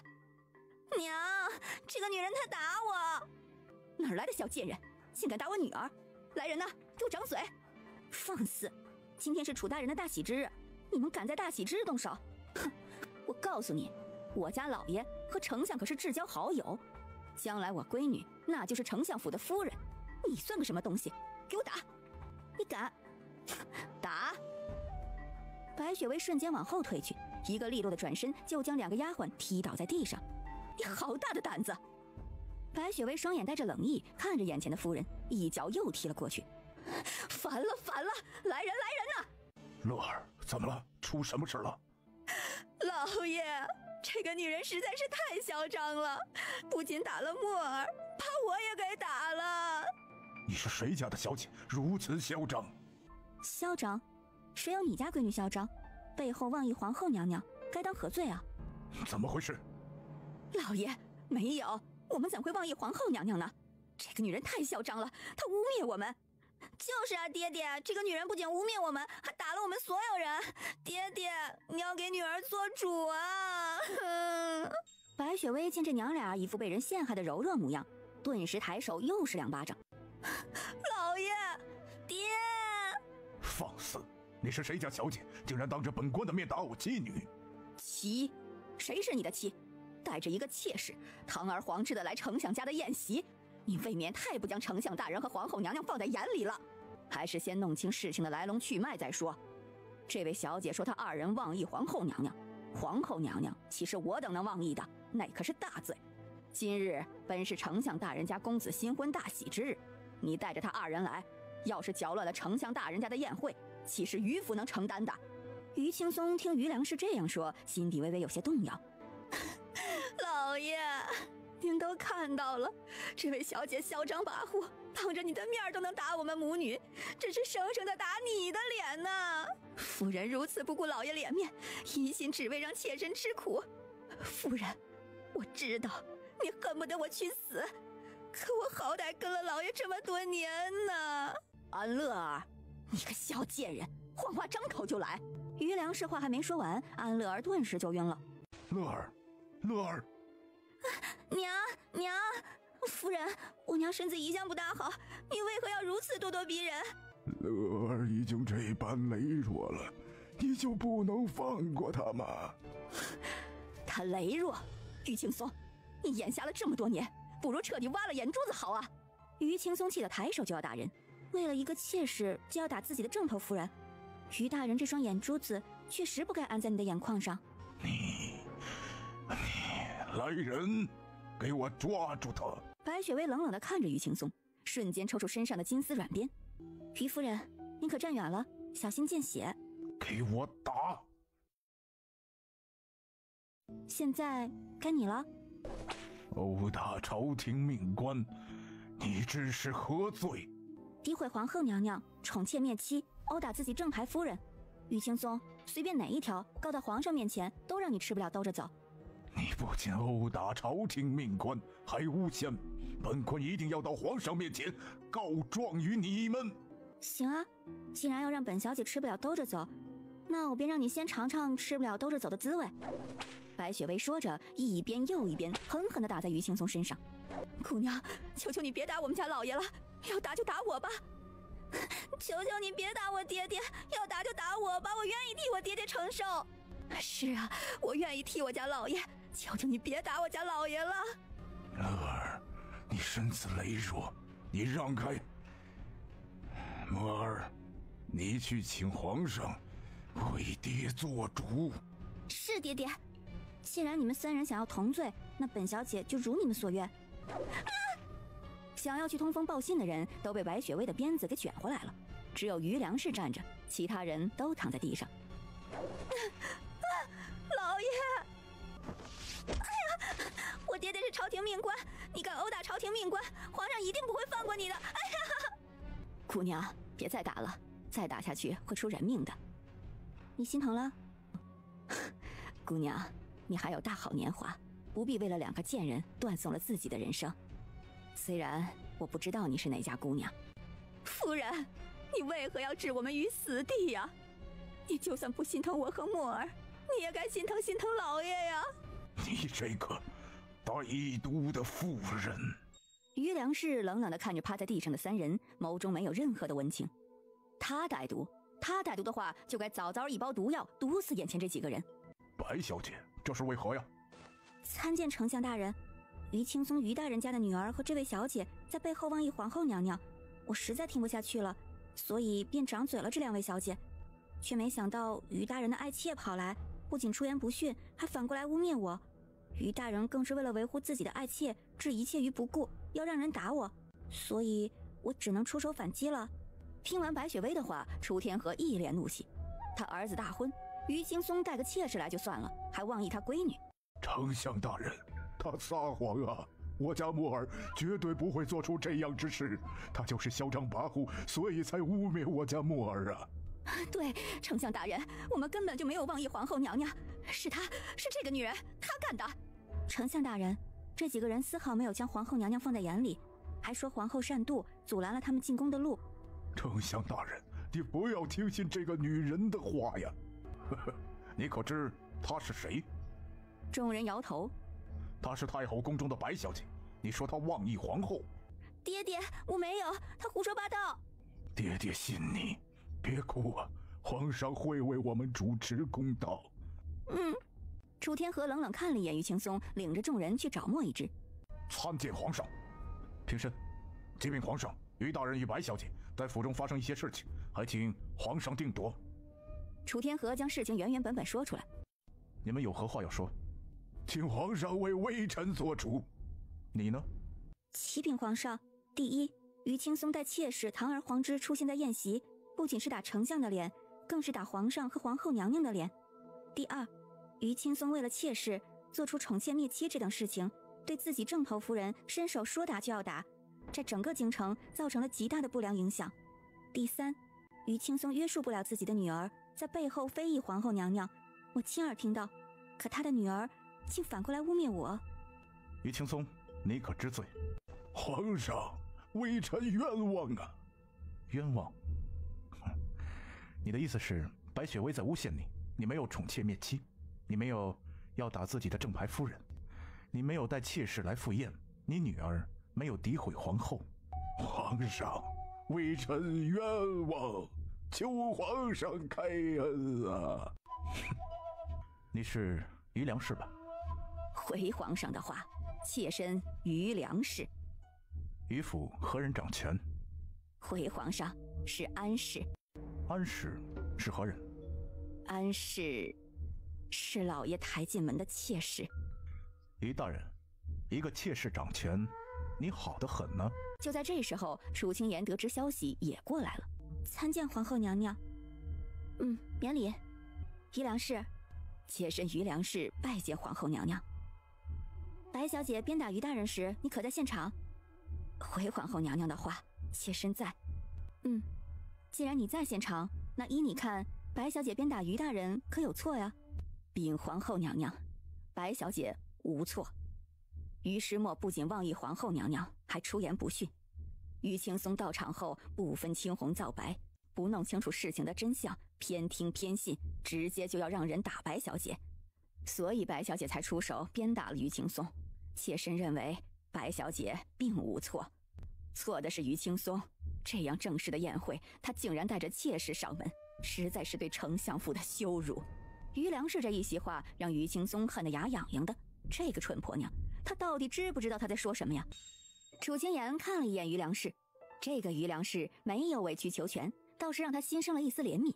皇上、娘娘，微臣绝对没有羞辱丞相府之意呀。乐儿身子羸弱不已，跟了我这么多年，一心为我操劳，他从未食过这样盛大的宴席呀，所以我便带他出来见识一下。于青松，你于府没有正头夫人，需要一个妾室来操劳。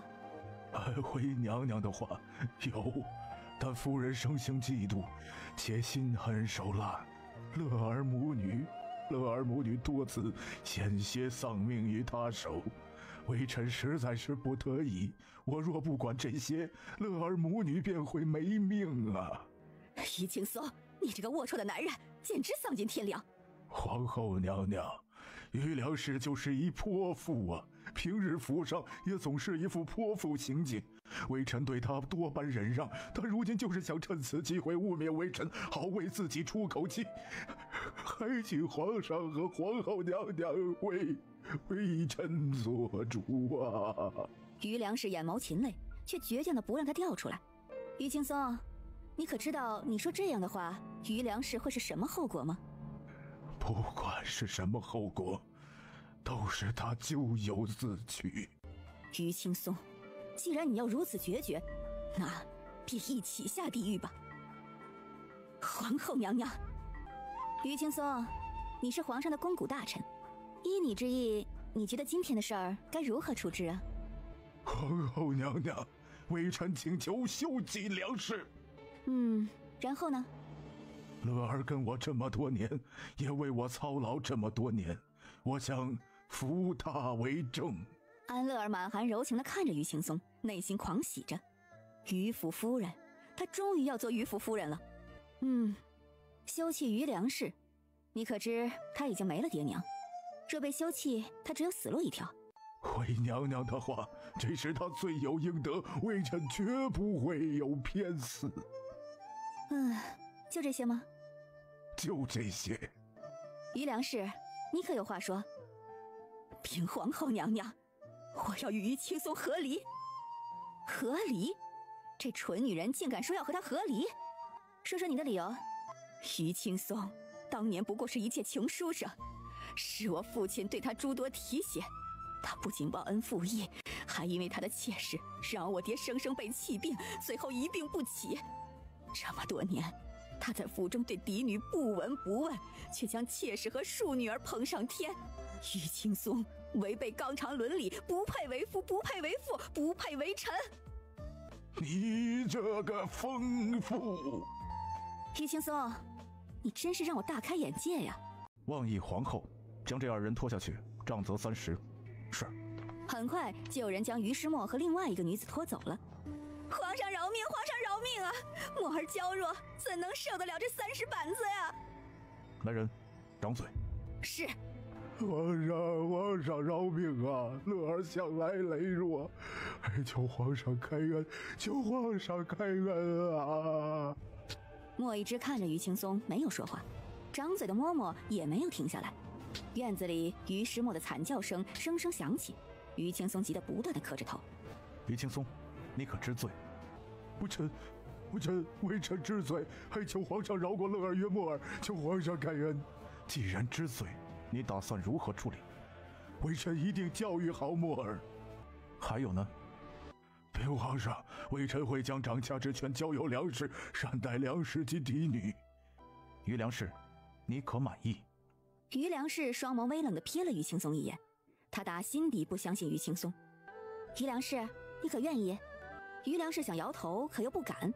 于青松恨恨地盯着于梁氏。于梁氏，本宫给你2条路选择：第一，你回于府，掌家之权归属你；第二，本宫给你休夫的机会，你带着你女儿另立门户。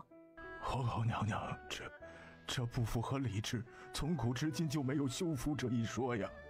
礼制？在你于青松眼里还有礼义廉耻，你宠妾灭妻，可有将礼放在眼里？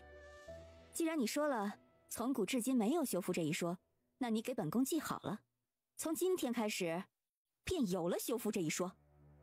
皇后娘娘，无妨，有本宫在，无论你选什么，都不会有人敢为难你的。回娘娘话，妾身要休夫。皇上，你给本宫闭嘴！本宫有让你说话吗？夫人，是我错了。回府之后，我便让安氏带着墨儿去老家，府中有你掌权。雅君是府中大小姐，她也快要找夫家了，你就算不为自己考虑，也要为她考虑呀。夫人呐，我错了，我不该如此待你，以后我一定会对你和君儿好的。呸！你这个不要脸的恶心男人，你就死了这条心吧。梁氏，你是想让你闺女一辈子都找不到夫家，人人唾骂嫌弃？徐青松，谁给你的狗胆，在本宫面前威胁他？娘娘饶命啊！来人，准备笔墨。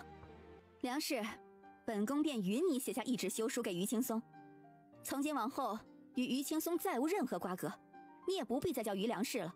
你的嫁妆属于你自己，与于青松无关。于青松宠妾灭妻，罔顾人伦，逐出于府，于府改姓梁氏。妾身叩谢皇后娘娘。梁氏激动地拿起笔，开始写休书。皇上，皇上，救命啊！皇上，救救微臣啊！皇上！一切听候皇后吩咐。不，怎么会这样？不该是这样的。一屋不扫，何以扫天下？于青松连自己内宅之事都管理不好，又如何做好朝堂之事？传朕旨意，于青松连降3级，调离京城。是。很快，梁氏就将休书写好了，递给楚清言。楚清言拿起来一看，微微点了点头，还算满意。有皇后的亲自许可，在官方留底，梁氏成为了烈焰休夫第1人。即日起，于青松与安氏母女不可踏入梁府半步，梁府原一切财产归梁氏及梁氏之女所有。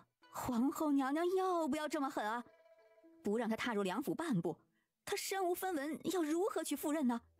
梁氏之女可随母姓，于青松罚俸10年，只发放基础生活银两，其余俸禄归梁氏母女所有。是，微臣遵命。于青松，你可服气？微臣10000个服气。带着你柔弱的爱妻，滚吧。是。叩谢皇上，叩谢皇后娘娘，皇上和娘娘的大恩大德，梁氏永生不忘。梁氏，起来吧，以后好好生活。是，谢皇后娘娘。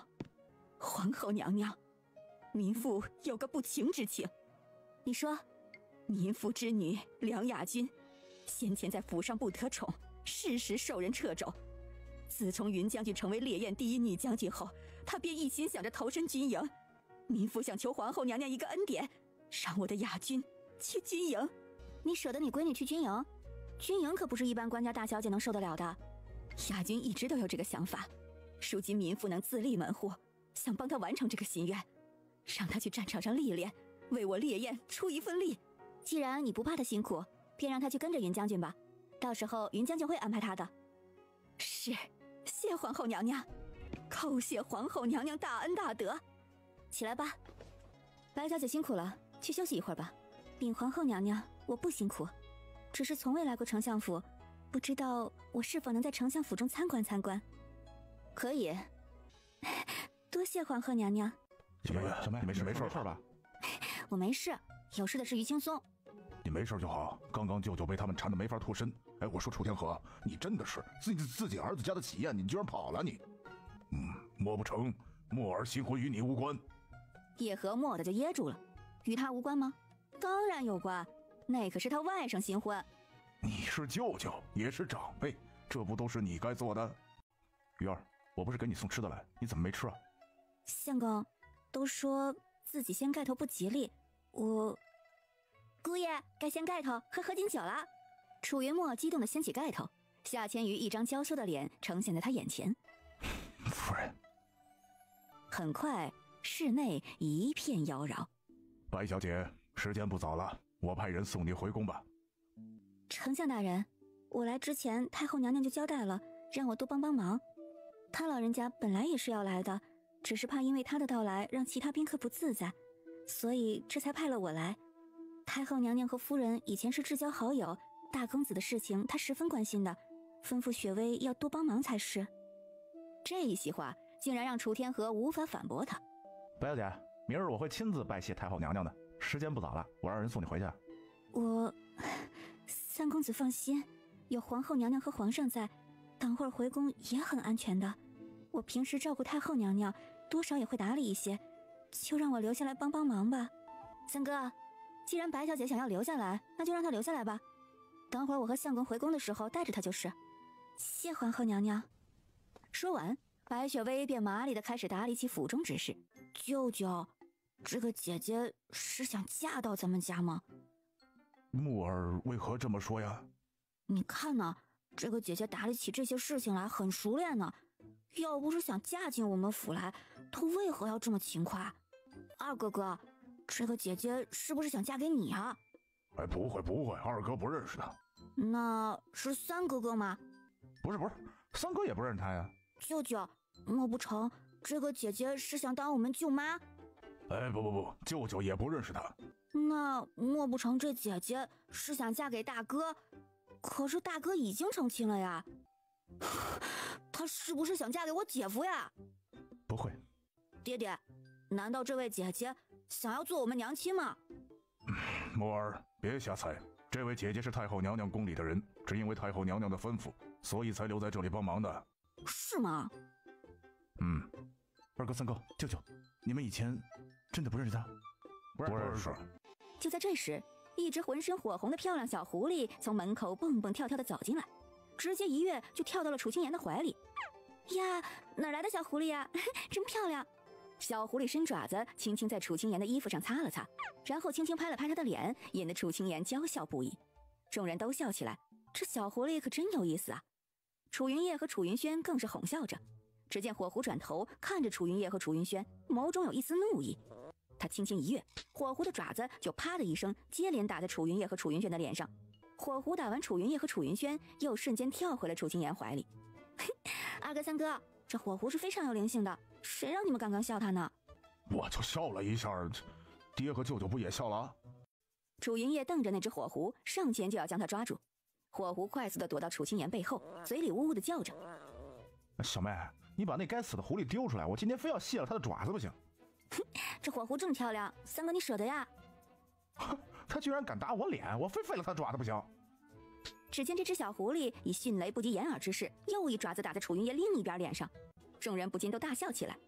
楚云烨的脸都绿了。打完楚云烨，火狐快速地朝白雪薇跑去，他缩在白雪薇怀里，双眸委屈地看着她。白小姐，把这只小狐狸给我。三少爷，这只小狐狸这么可爱，你就不要和它一般见识了。这东西专门和我作对。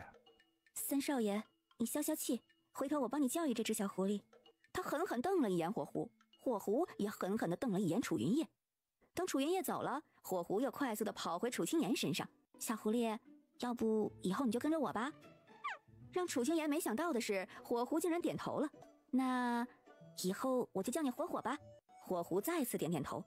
众人这下不得不承认，它真的是一只非常有灵性的火狐狸了。火火好漂亮啊，我想抱抱火火。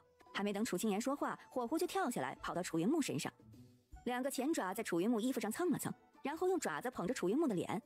我操，为什么小木木待遇这么好，我和老二就要挨打呀？三哥，因为小木木可爱呀，受火火喜欢啊。我只想将它大卸8块。三哥，现在火狐是我的了。四姐姐，我想要这只小狐狸。行，你想要火火，那就把火火留在身边吧。谢谢四姐姐，四姐姐最好了。就在这时候，火狐不断地摇着头，然后转身就跳回了楚清言怀里。什么？火火不愿意？火火呀，要不你就留在丞相府陪着我家小木木。火狐有些委屈地摇了摇头。我们家小木木很可爱的，他会对你很好的哟。火狐呜了一声，依旧摇着头。小木木，火火不愿意。那算了吧。火狐瞬间又跳回楚云木身上，伸着爪子揉着楚云木的脸。楚云木顿时就又开心了起来，和火狐一起玩着。言儿，你身边还是不要养这些小动物。楚天河话刚说完，火狐转头，双眸顿时变成了红色。看着火狐凌厉的眼神，楚天河微微一愣，这眼神……爹，你看火火生气了。你不适合养火狐啊。虽然它比较通人性，这到时候你要有身孕什么的，这身边根本就不适合这小动物待着呀。火狐跳到了楚天河怀里，扬起2只前爪打在楚天河脸上。